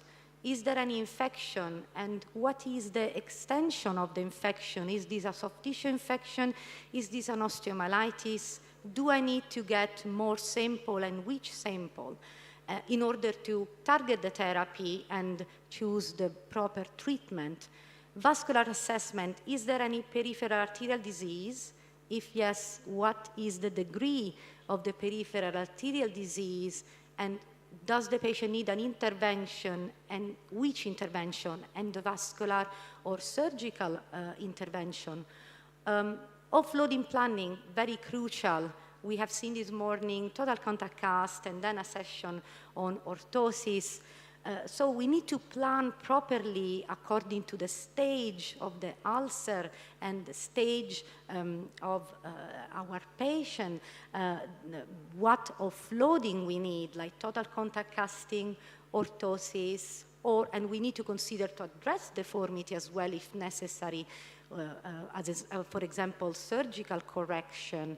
And last but not least, metabolic and multimorbidity control. Patient presenting to us every day with diabetic foot ulceration. The foot ulceration is the tip of the iceberg. Those patients are very complex medically. We need to look at the glucose control. We need to optimize the lipids, of course. We need to address renal, liver disease, cardiovascular optimization. For example, patient with renal disease or heart disease, we know they may develop fluid overload, which can impair, of course, a lot the healing process. And all those factors need to be addressed from a medical perspective. So don't look only at the foot. The foot is the tip of the iceberg. Very important also psychological aspect. Despite all our effort, we are sure we have applied our proper standard of care, the wound doesn't heal. We need to consider the compliance of the patient. Some patient may say, oh yes, I've taken the antibiotics, I done whatever you said, but maybe we need to look also at the real compliance of the patient. So those patients need also psychological support. So the 5 points to keep in mind when a wound doesn't heal: is this a diagnostic failure? Is this a perfusion failure, infection failure, mechanical failure, or a systemic, a medical failure? And we can go now through some clinical cases that you can see every day, I think, very commonly in your clinic. These patients presented with this ulcer on the third toe, and he's got claw toes, and the podiatrist applied a silicone support which to relieve the pressure of the ulcer, but that was not working. So as we mentioned early in a very nice session in the foot and ankle examination, like in this case, we performed a percutaneous digital flexor tenotomy, and you can see after the procedure, after a few times after the procedure, the ulcer was completely healed.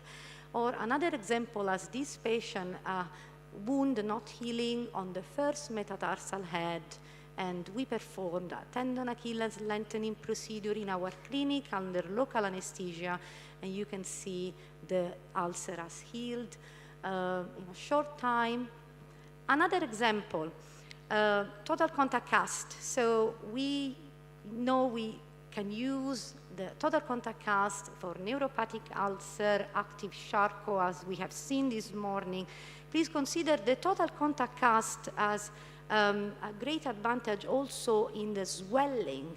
So you can see it here, this patient coming with a non-healing ulcer on the plantar aspect of the foot. You can see the edema after the application of total contact cast. The ulcer has healed, but also the edema has improved notably. Another clinical case, 60 years old lady, type 2 diabetes, referred to us as a second opinion, third opinion, non-healing ulcer for 3 years, a lot of time.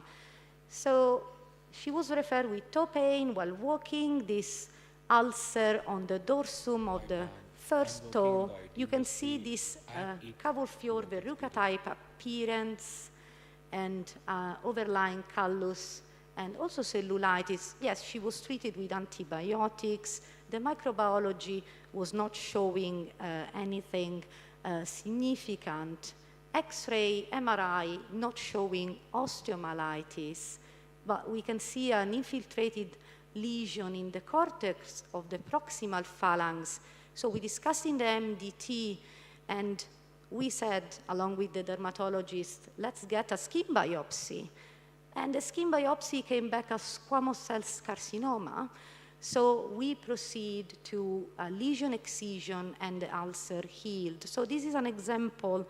It's not common, but this is an example of how we need to think out of the box when we see a foot lesion, because it cannot be necessarily a diabetic foot ulceration, but can be something different, something medically to be addressed. This is another example, 74 years old lady we talked about this morning of leg swelling. This lady as well was referred from another center, bilateral leg edema, leg ulcers, also ulcer on the plantar aspect of the foot. She was having compression treatment, but then when we assessed, this was what we found. This is the result of non-appropriate compression treatment, as you can see on the right leg. But why this happened? The patient was not actually allowing the healthcare professional to apply correctly the dressing. Also, she was not assessed by a cardiology point of view. So we decided to admit the patient. She had an echocardiogram, and we found cardiac failure. She underwent IV diuretic therapy for cardiac failure, proper compression therapy, and this is after the proper intense wound care, intense medical treatment, and medical management. So this is the final message. So this is the algorithm that we should consider when we are facing a non-healing ulcer. So in summary, recheck the diagnosis. Did we make the right diagnosis, or did we miss something? Go reassess, think to reassess the perfusion, think to re-sample. Did we miss any infection? Did we use the right antibiotics? Correct the mechanical factors, offloading, absolutely important. Consider all the medical aspects of the patient, because those patients, as I said, are very complex from a medical point of view. And consider advanced therapy dressing like VAC therapy, topical oxygen, as we mentioned this morning, and also consider a reconstructive approach. Does the patient need a reconstructive surgery? So when we face a non-healing ulcer, before thinking immediately, oh, Do I have to change the dressing? Yes, the dressing is important, but it's also important to look at the overall aspect of the patient. Thank you very much for your attention.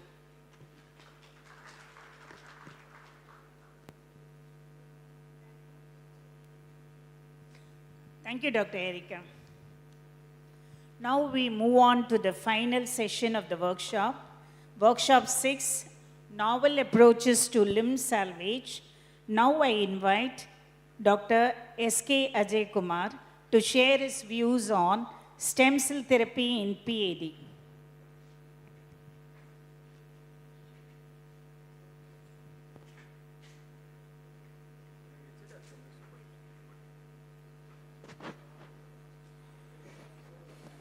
Respected senior leaders of DFSI, senior podiatric surgeons, dear delegates, and my dear junior colleagues.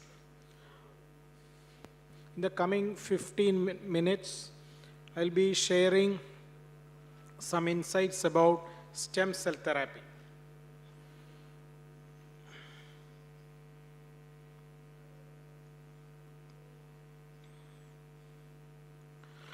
My content outline will be peripheral arterial disease, thromboangiitis and thromboangiitis obliterans, epidemiology of both, then treatment, current management and its gaps. Regeneration is the key. That is the product details of stem cell regenerative. Then the scientific evidence, the real life regenerative usage and its effects. As you all know, peripheral arterial disease is of great prevalence in India.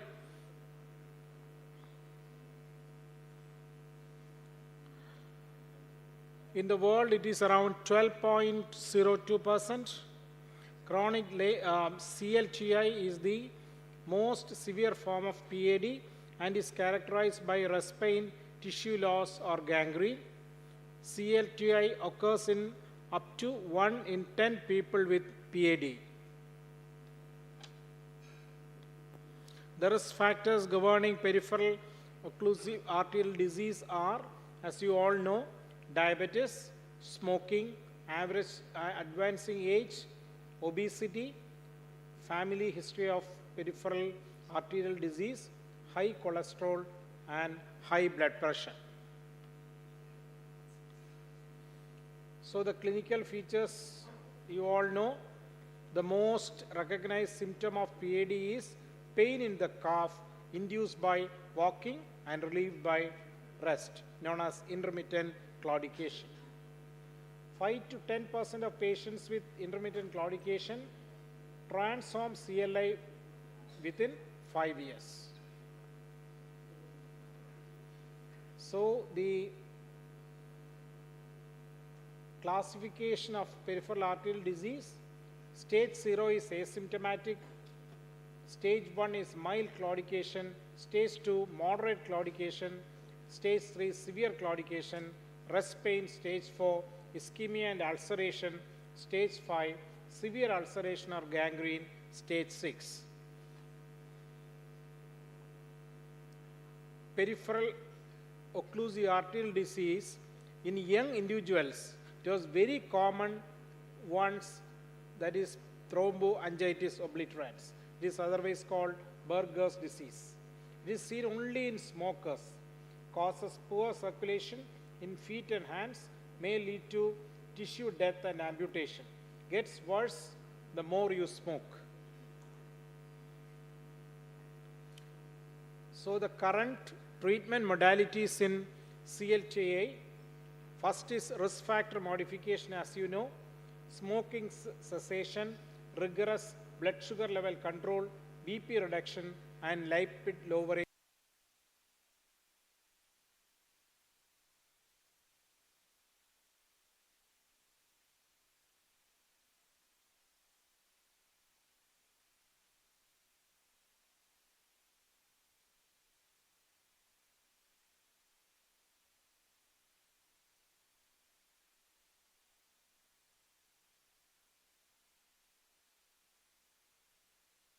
Anticoagulants like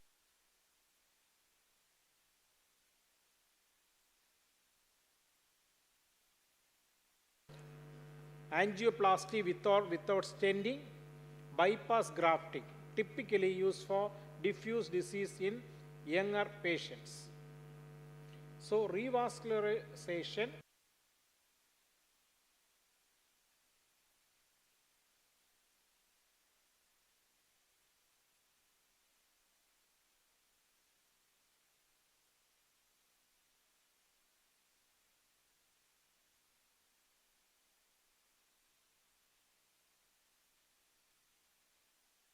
%. So gap in treatment option. Current medical management focuses only on pain alleviation and vasodilators. No treatment focusing on pathophysiology of the disease. About this product, regeneration is the key. What is the regenerative principle of critical limb ischemia? Mesenchymal stromal cells or MSCs are derived from donor bone marrow of healthy human individuals. This Regenasib is a DCGI approved product and patented in 18 countries. This consists of homogeneous population of allogenic bone marrow derived mesenchymal stem cells, 200 million for CLI and Berger's disease and 200 million to 150 million for CLI peripheral arterial disease. 85% is plasmalite A solution and 12.75 is the plasma cells, stem cells. 5% human serum albumin 0.75 ml, 10% DMSO 1.5 ml. It is frozen and stored in vapor phase of liquid nitrogen, that is minus 180 to 195 degrees centigrade. How does mesenchymal cell work? In ischemia, there is inflammation and loss of muscle tissue. There is VEGF, SDF1, interleukin 8, angiopoietin 1, HGF, IL-6. This leads to angiogenesis. Then there is immunomodulation and reduction of inflammation. And there is muscle regeneration.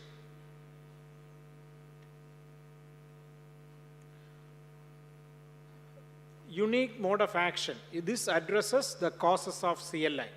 One is angiogenesis, that is, stimulates the growth of collateral vessels. Immunomodulation, that is, reduces inflammation. Regeneration, it stimulates repair of damaged muscle. The outcomes are relief of rest pain, healing of ulcers, increased ABI, and increased collaterals. This is transported in a cryo shipper. There is a cassette holder tower, protective aluminum cassette, and water bath is required for defrosting. You take it out from the liquid nitrogen and defrost it in a water bath. Turn on the water bath 30 minutes prior to use. Required temperature is 37 degrees centigrade. The time is 3 to 4 minutes. Check the expiry date, any crack or leak on the cryo bag. Maintain all aseptic precautions. The dosage, regarding the dosage of this very important molecule, each cryo bag contains 50 ml of suspension, as I said earlier, containing 200 or 150 millions of cells. The cell dose is patient body weight into 2 million. Total volume to be administered is 0.6 ml to 0.8 ml per kilogram body weight. The route of administration is always IM in calf muscles. 40 to 60 ml, 60 injections in a volume of 0.5 ml to 1 ml per injection. In case of ulcers, 2 ml peri-ulcer injection is also given. number of injections are to be administered, desired volume of suspension. As I said earlier, you make a grid over the calf muscle as shown in the figure, 10 into 4 grid to administer 40 injections, 10 into 6 grid to administer 60 injections. Ensure maximum coverage to encompass bulk of the gastrocnemius muscle. The required volume of mesenchymal stem cells should be aspirated in 3 ml syringes. Each syringe should be used to administer a maximum of 6 consecutive injections.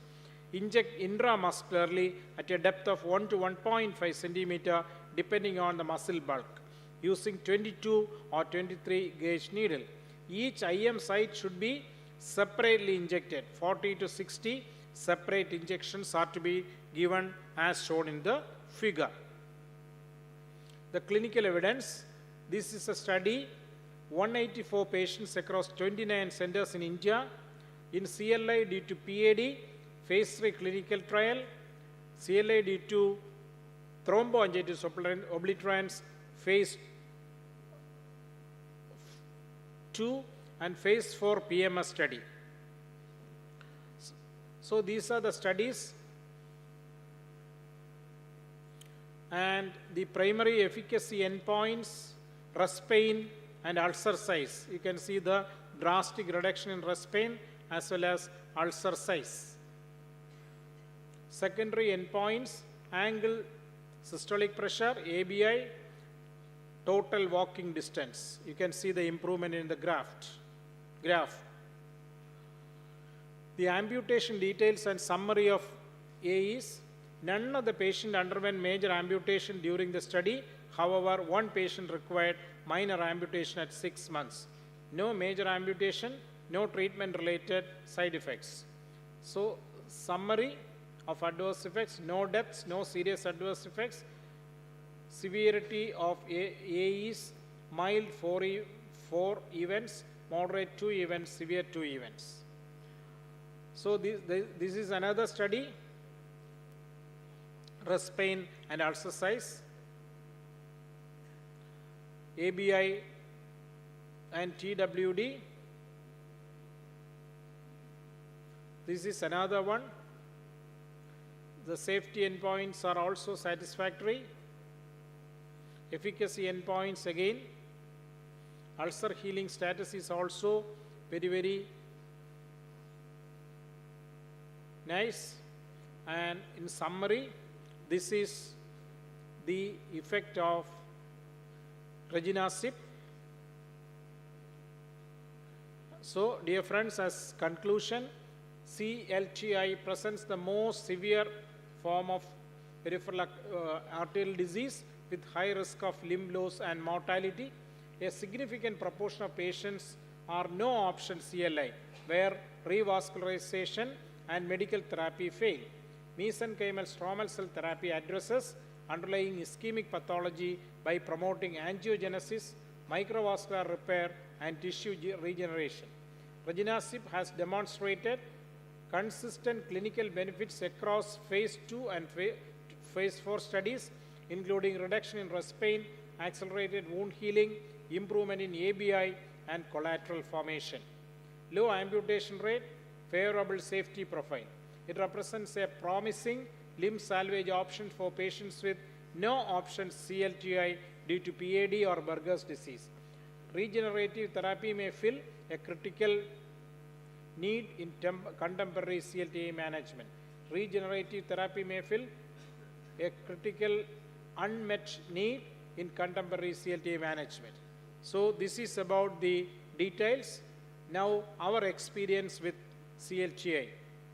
Dear friends, this is a case of ulcer, ischemic ulcer, as you see, over the TA region near the calcaneum, and we did not have any option.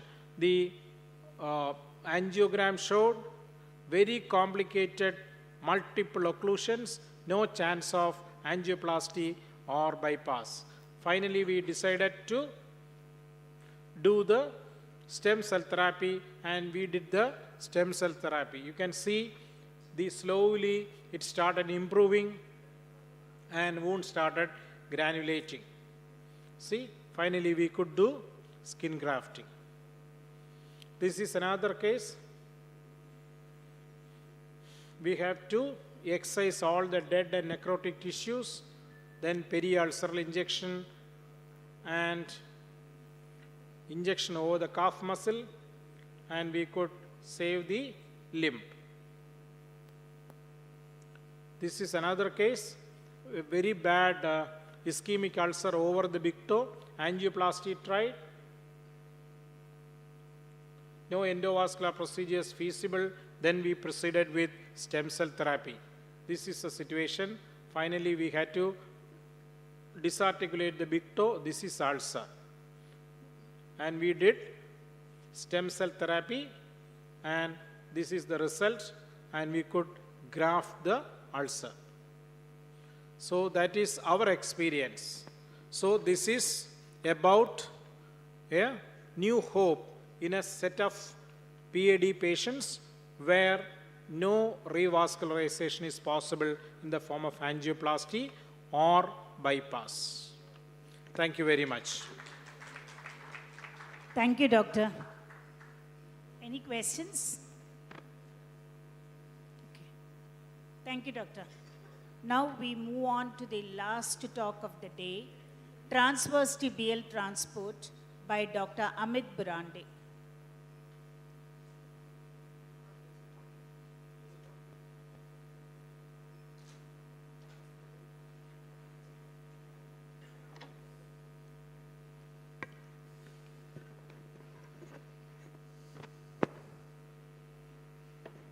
Good evening all.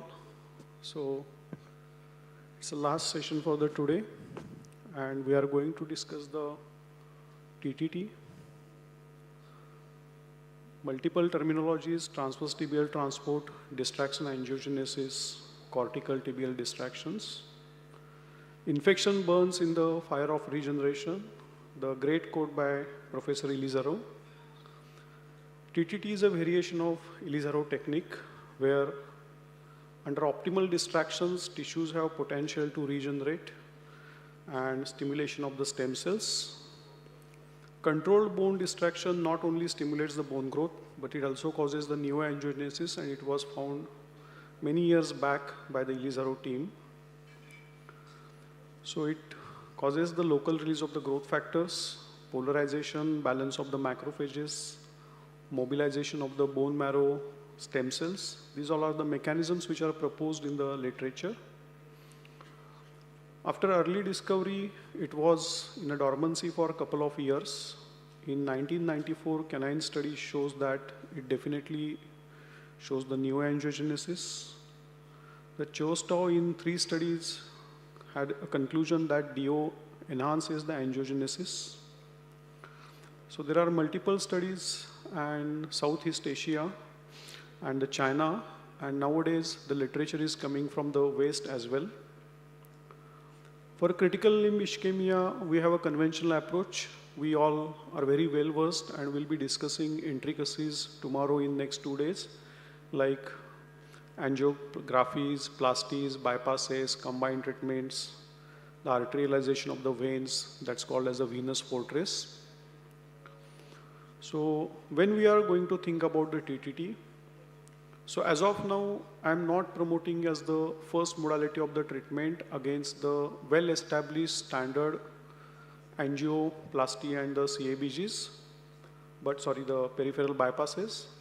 But when angiography is not possible, vascular procedure as such may not be possible or may not be available, may not be affordable, or it may be rejected on the medical grounds like the kidney issues. Then failed vascular procedures, endovascular procedure has been done, but it is not effective, and wound is not responding to the standard care. It will not be offered as the standalone procedure. The standard and advanced wound care will be offered to the patient, whatever is required, metabolic control, like the thorough debridement, offloading, all these principles will be followed, and only it will be added as a possible option to increase vascularity in the region. Stages: application of fixator and corticotomy, a latency period, distraction, compression, then consolidation, non-weight bearing, partial weight bearing, and the full weight bearing. This sequence patient has to go, so it's a very long treatment. In the fixators, you can have a ring fixators. On the right side, I have shown these are the commercially available distractors which patient can use at home, but they are very costly. 50,000 to 1.5 lakhs is the cost of assembly, but that is a reusable assembly. And this is what I am using is 3 to 4,000 rupees, everything reusable after autoclaving and very easy to mantle on the surgery. The upper and lower pins are there. They will be holding the distraction assembly, this pin and the last pins. And these 3 small pins, they are actually doing the distractions. The 3-pin assembly is very stable and that doesn't causes unidirectional pull or pull out of the pins. So this is how this is a stabilizing assembly and this is a distracting assembly. Corticotomy is done on the medial surface of the tibia. There are different literature supports which are showing upper half, middle half and lower half. I prefer to go in the middle half so that all the pins get a good position of the bone. Surgical steps. First, we have to put the 2 proximal and the 2 distal pins. Distance between the pin number 1 and 2 and 3 and 4 will be the Rancho cubes distance. I will show it on the diagram. And distance between 2 and 3 should be somewhere around 13 to 15 centimeters. After putting the support pins, open the medial surface of the tibia with the flap incision. It should be a single clear-cut incision, not a layer-wise dissection of that region, and periosteal incision and the stripping. So this is how it goes. This is the things which are required. This is the cutting and tools. We have to mark the window. We have to make the small drills. On the 3 sides, we will cut the corticotomy. Don't cut on the 4th side immediately. Otherwise, that fragment will go inside the tibial cavity and it will be difficult you to get it back.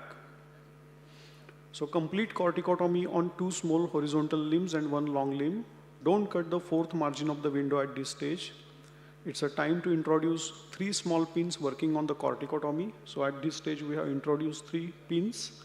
And after introducing the pins, we have to complete the 4th side of the corticotomy. Upper and lower to be passed at an angulation, both in cornal and sagittal plane. It should not be horizontal. And the middle pin only goes in the horizontal plane. So this gives a 3-diagonal triple point support to the corticotomy piece. If you put all the pins in the horizontal direction, there is a possibility that pin itself may come out. Fix the pin to the suspending rod assembly, and now we have done the corticotomy. So this is how it goes. Rancho cubes are kept on the leg, distances are measured. Through the Rancho cubes, this assembly is put on the tibia, and after that, this is a flap type of incision, not a straight incision, and a single thick flap has to be taken. This is how it looks after 15 to 20 days when the wound is healed. Post-operative latency period is of 7 days. That means we are not going to start the distraction. The basic wound care will go on. Distraction begins on the day 8. There are multiple or the various modalities, 1 millimeter per day for 10 to 14 days. It can be a 0.5 millimeter 2 times a day. The most ideal is a 0.25 4 times a day, but it is very cumbersome. And sometimes it may not be possible in a busy schedule. So I follow the 1 millimeter schedule. Compression begins on day 10, 14, sometimes 28, depending on the surgeon's choice or the institute's choice. So it can be 1 millimeter per day or 0.5 millimeter 2 times a day. And it will stop when cortex has reached back to the original position, and we have to confirm by serial X-rays. Strictly non-weight bearing if you are using a uniplanar fixator, but if you are using a ring fixator, then weight bearing can be done safely. Accordion technique is the one where multiple distractions and compressions are done. Like you distract, compress. That also increases the more angiogenesis. And some centers believe only distraction and directly go to the consolidation phase, no need of compression. Consolidation phase, it is 2 to 3 weeks depending on the bone quality, sometimes up to 4 weeks if you feel the bone is too osteoporotic. And the supportive metabolic treatment, as I have told, that will be going on. and then we'll put him on the partial weight bearing and full weight bearing with the support after next 2 more weeks.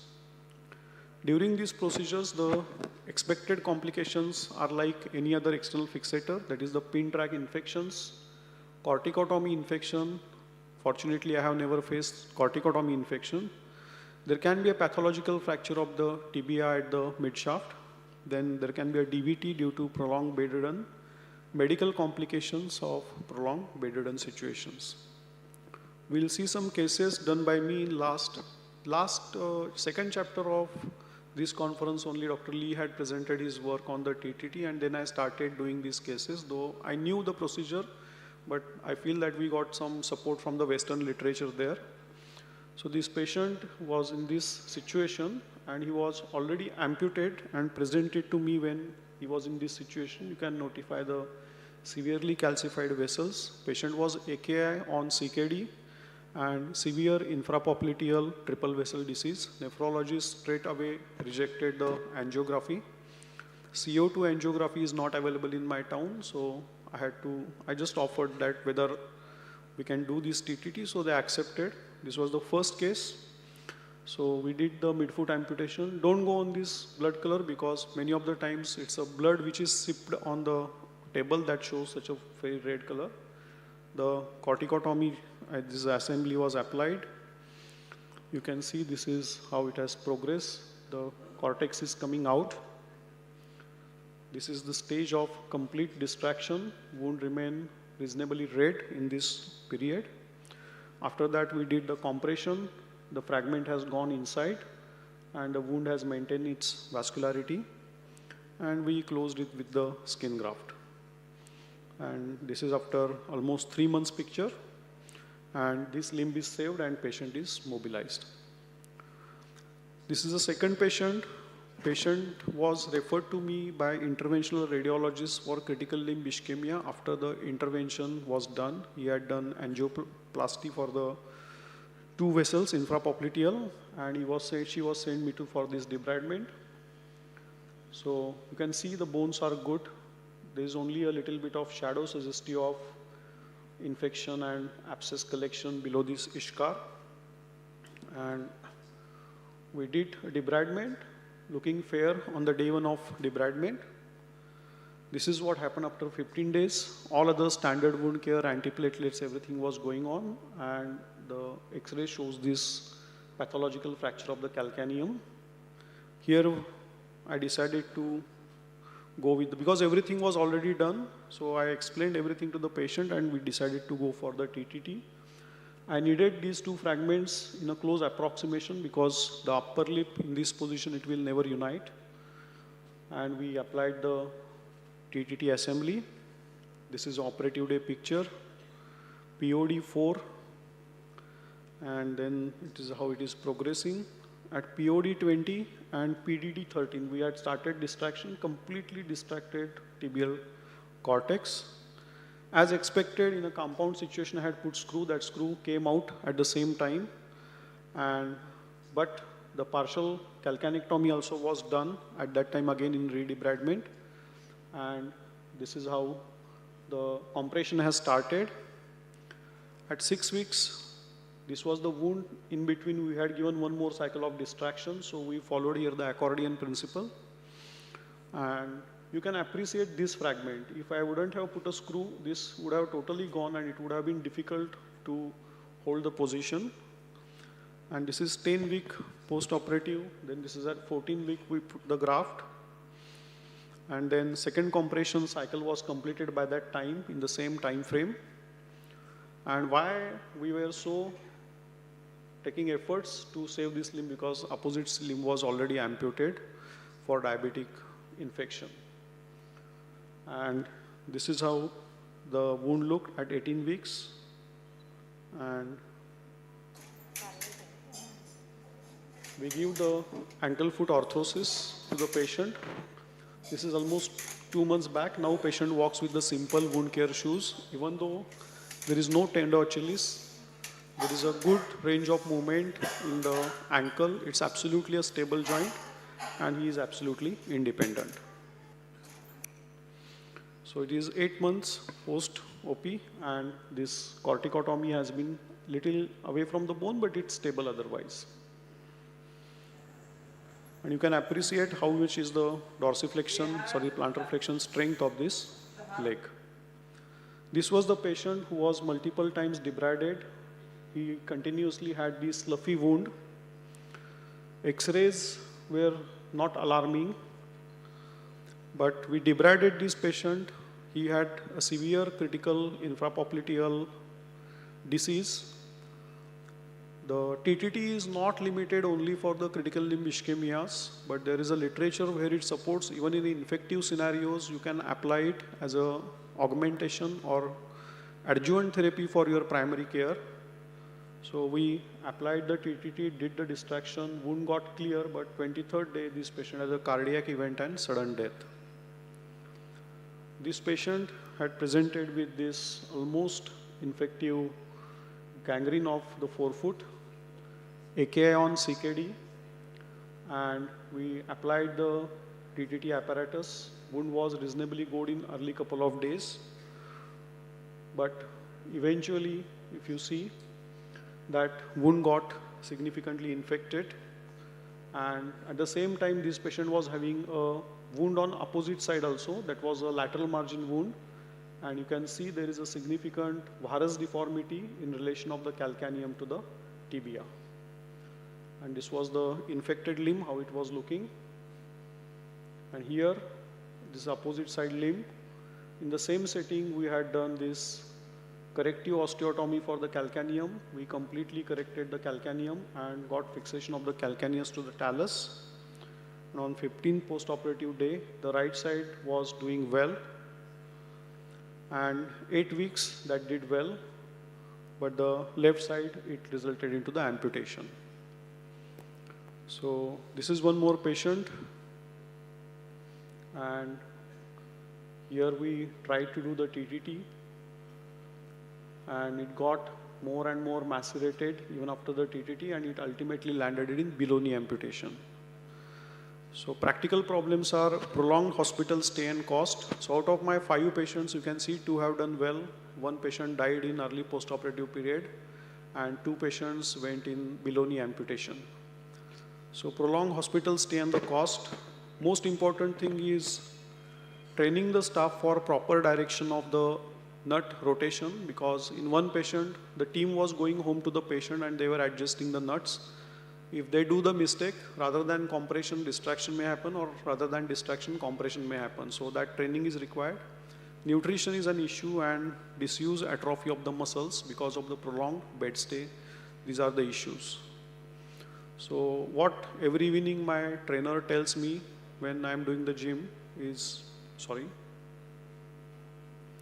never go for the ego lifting. So think of timely amputation in the life-threatening medical backgrounds. TTT may not be an option to every limb, and don't stretch your ego that I can conserve any limb. So no ego saving of the limb. In 2030 or 2035, if Rajesh calls me in the same podium, whether I will be using the same arrow against the diabetic foot, that I don't know right now. We both have discussed today only, and we have said at least we will do a 30 cases. And the basic criteria we have kept is patient is not suitable for angiography, not suitable for intravascular procedures, or he has got a failed intravascular or bypass procedures. So this will be our early experience of transverse tibial transport.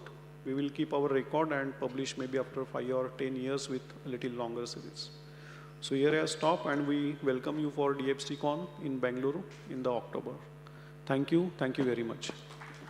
Amit, thank you very much for the spectacular presentation.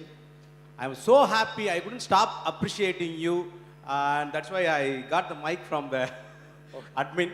And my question is, case 2, do you have in your laptop or angiogram report? Case 2. Yes. Do you have angiogram?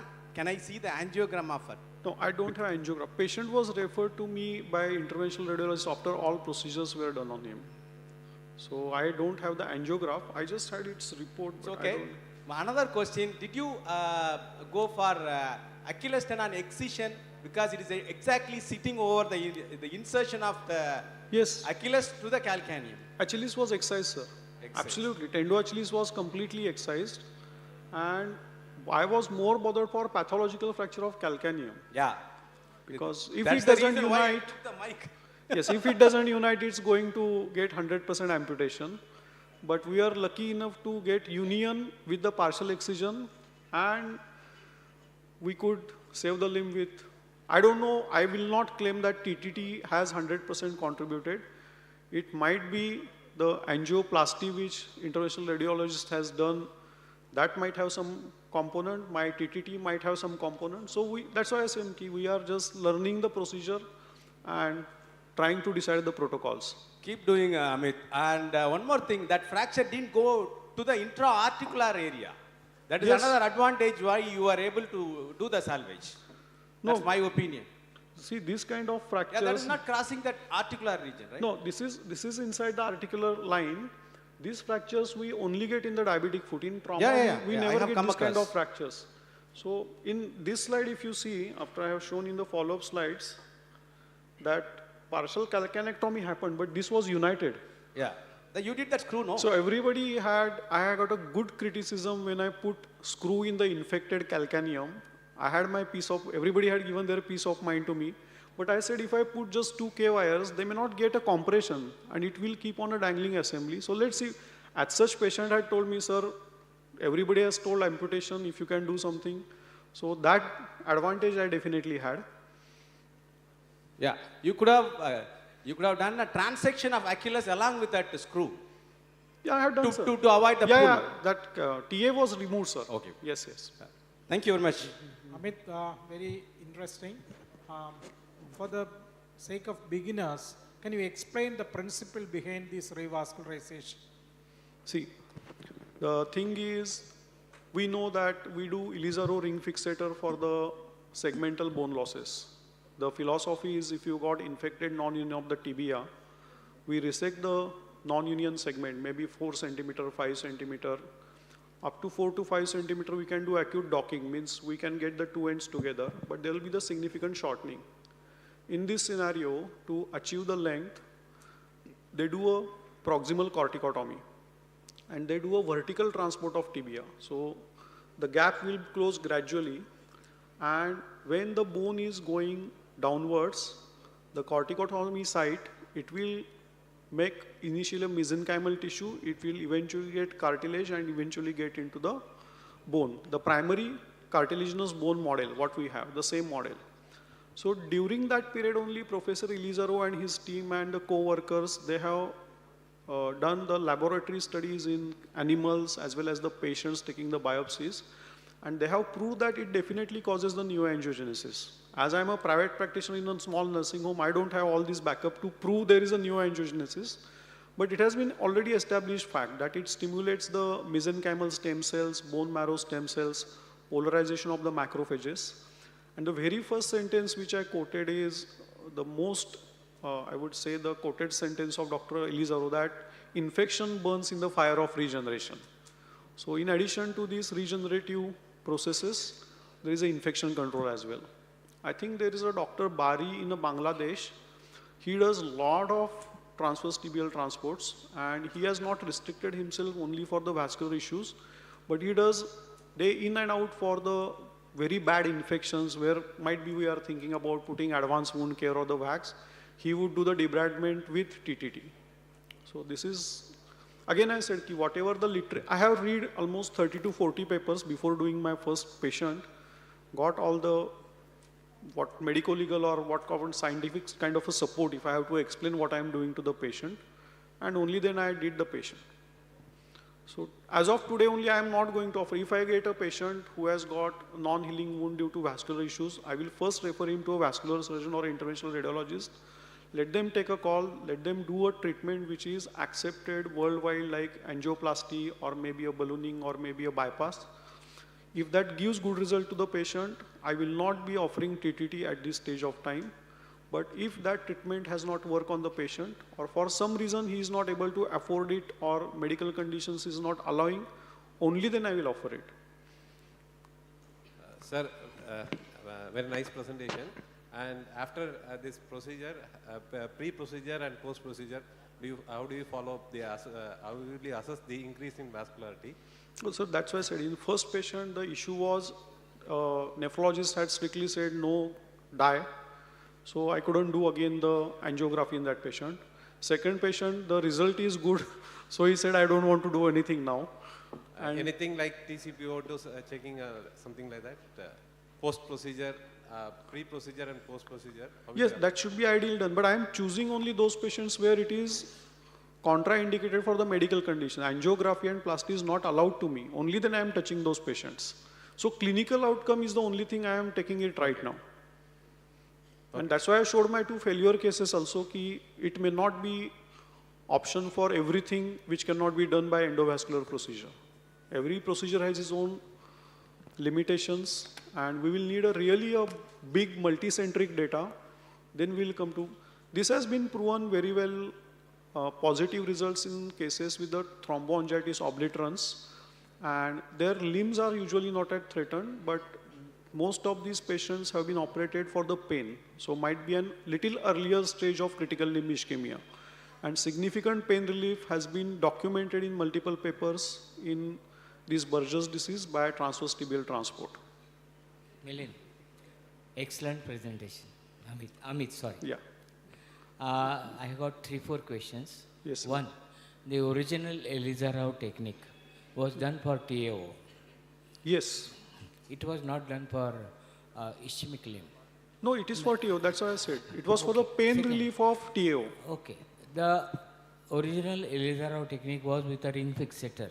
Yes. Is this unilateral framing is modification by you, or it is documented? That is first question. Yes. Second one is you said accordion effect, Accordion technique. compression and distraction. Yes. How do you manage that?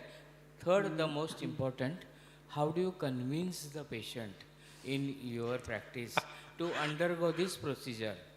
Because it is very difficult to understand with the elite crowd of here. How do you convince at your local practice that this procedure has to be done? Okay.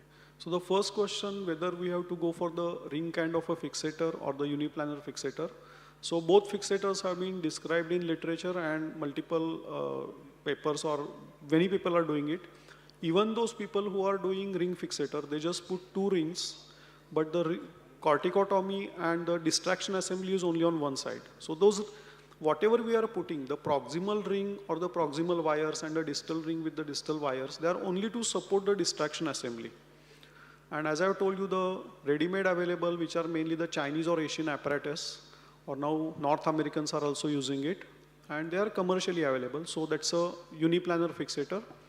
And second question what you ask is convincing the patient is, we discuss everything, those patients who says that they cannot go for such a prolonged treatment, because again it is not that cheap. Maybe 3 to 4 weeks of hospital stay and getting all this treatment, it is cumbersome for the patient. But sometimes patient, like the second case I showed, they said, sir, doctor, you want to do whatever you want to do. Just consider us financially, whatever you can adjust for us, but try to, because we have already undergone one-sided limb amputation. So most of the time it is, I just offer them, this option is available, but some patients straightway refuse it also. And accordion technique, we do a compression for 8 to 10 days. Then we will be doing, distraction followed by compression. So in that second patient only I had to use, because I was not seeing a visible effect on the wound site. So again I started distracting, and at the end of second distraction I found that granulation is significant, infection control is much better, and then I started compressing.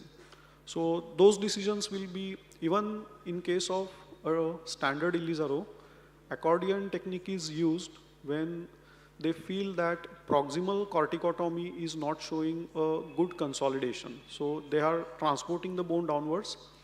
So X-ray is not showing good calcification in that area. They will again take it back to its position, and again they will try to distract. So this will make the things possible. So as I said, we are all in this learning processes.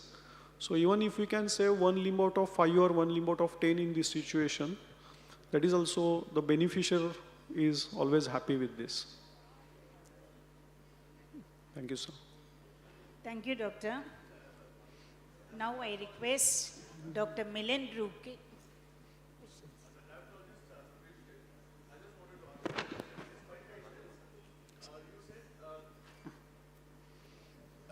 The prognosis, one of the prognosis was nutrition. Yes. So, can you just share your experience in these 5 patients? See, what happens now, when patients are bedridden for a prolonged time, they usually prefer not to eat. Because one thing is, at such they feel is anorexic and that, and second thing is they have to do everything on the bed. So passing motion, the social stigma, they feel discomfort that family is at trouble. So we have to convince them, we have to give them a good protein diet.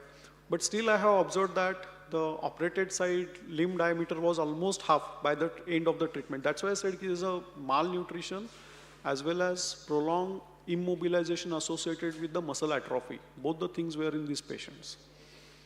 Thank you, sir. Yes.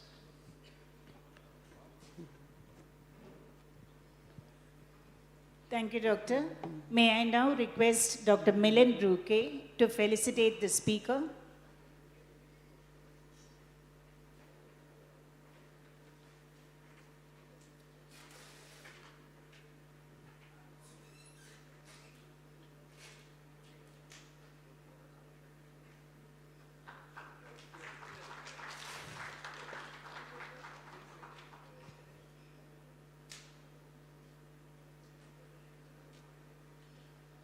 Thank you, Doctor. As we conclude day 1 of 3rd Chennai Advanced Diabetic Foot and Wound Conference 2026, we reflect on a day filled with practical learning, skill development, innovation, and collaboration. Thank you for your enthusiastic participation. Tomorrow we have the music program at 7 o'clock. Please don't forget it. And tomorrow we'll meet at 9 a.m. in the morning for the next session.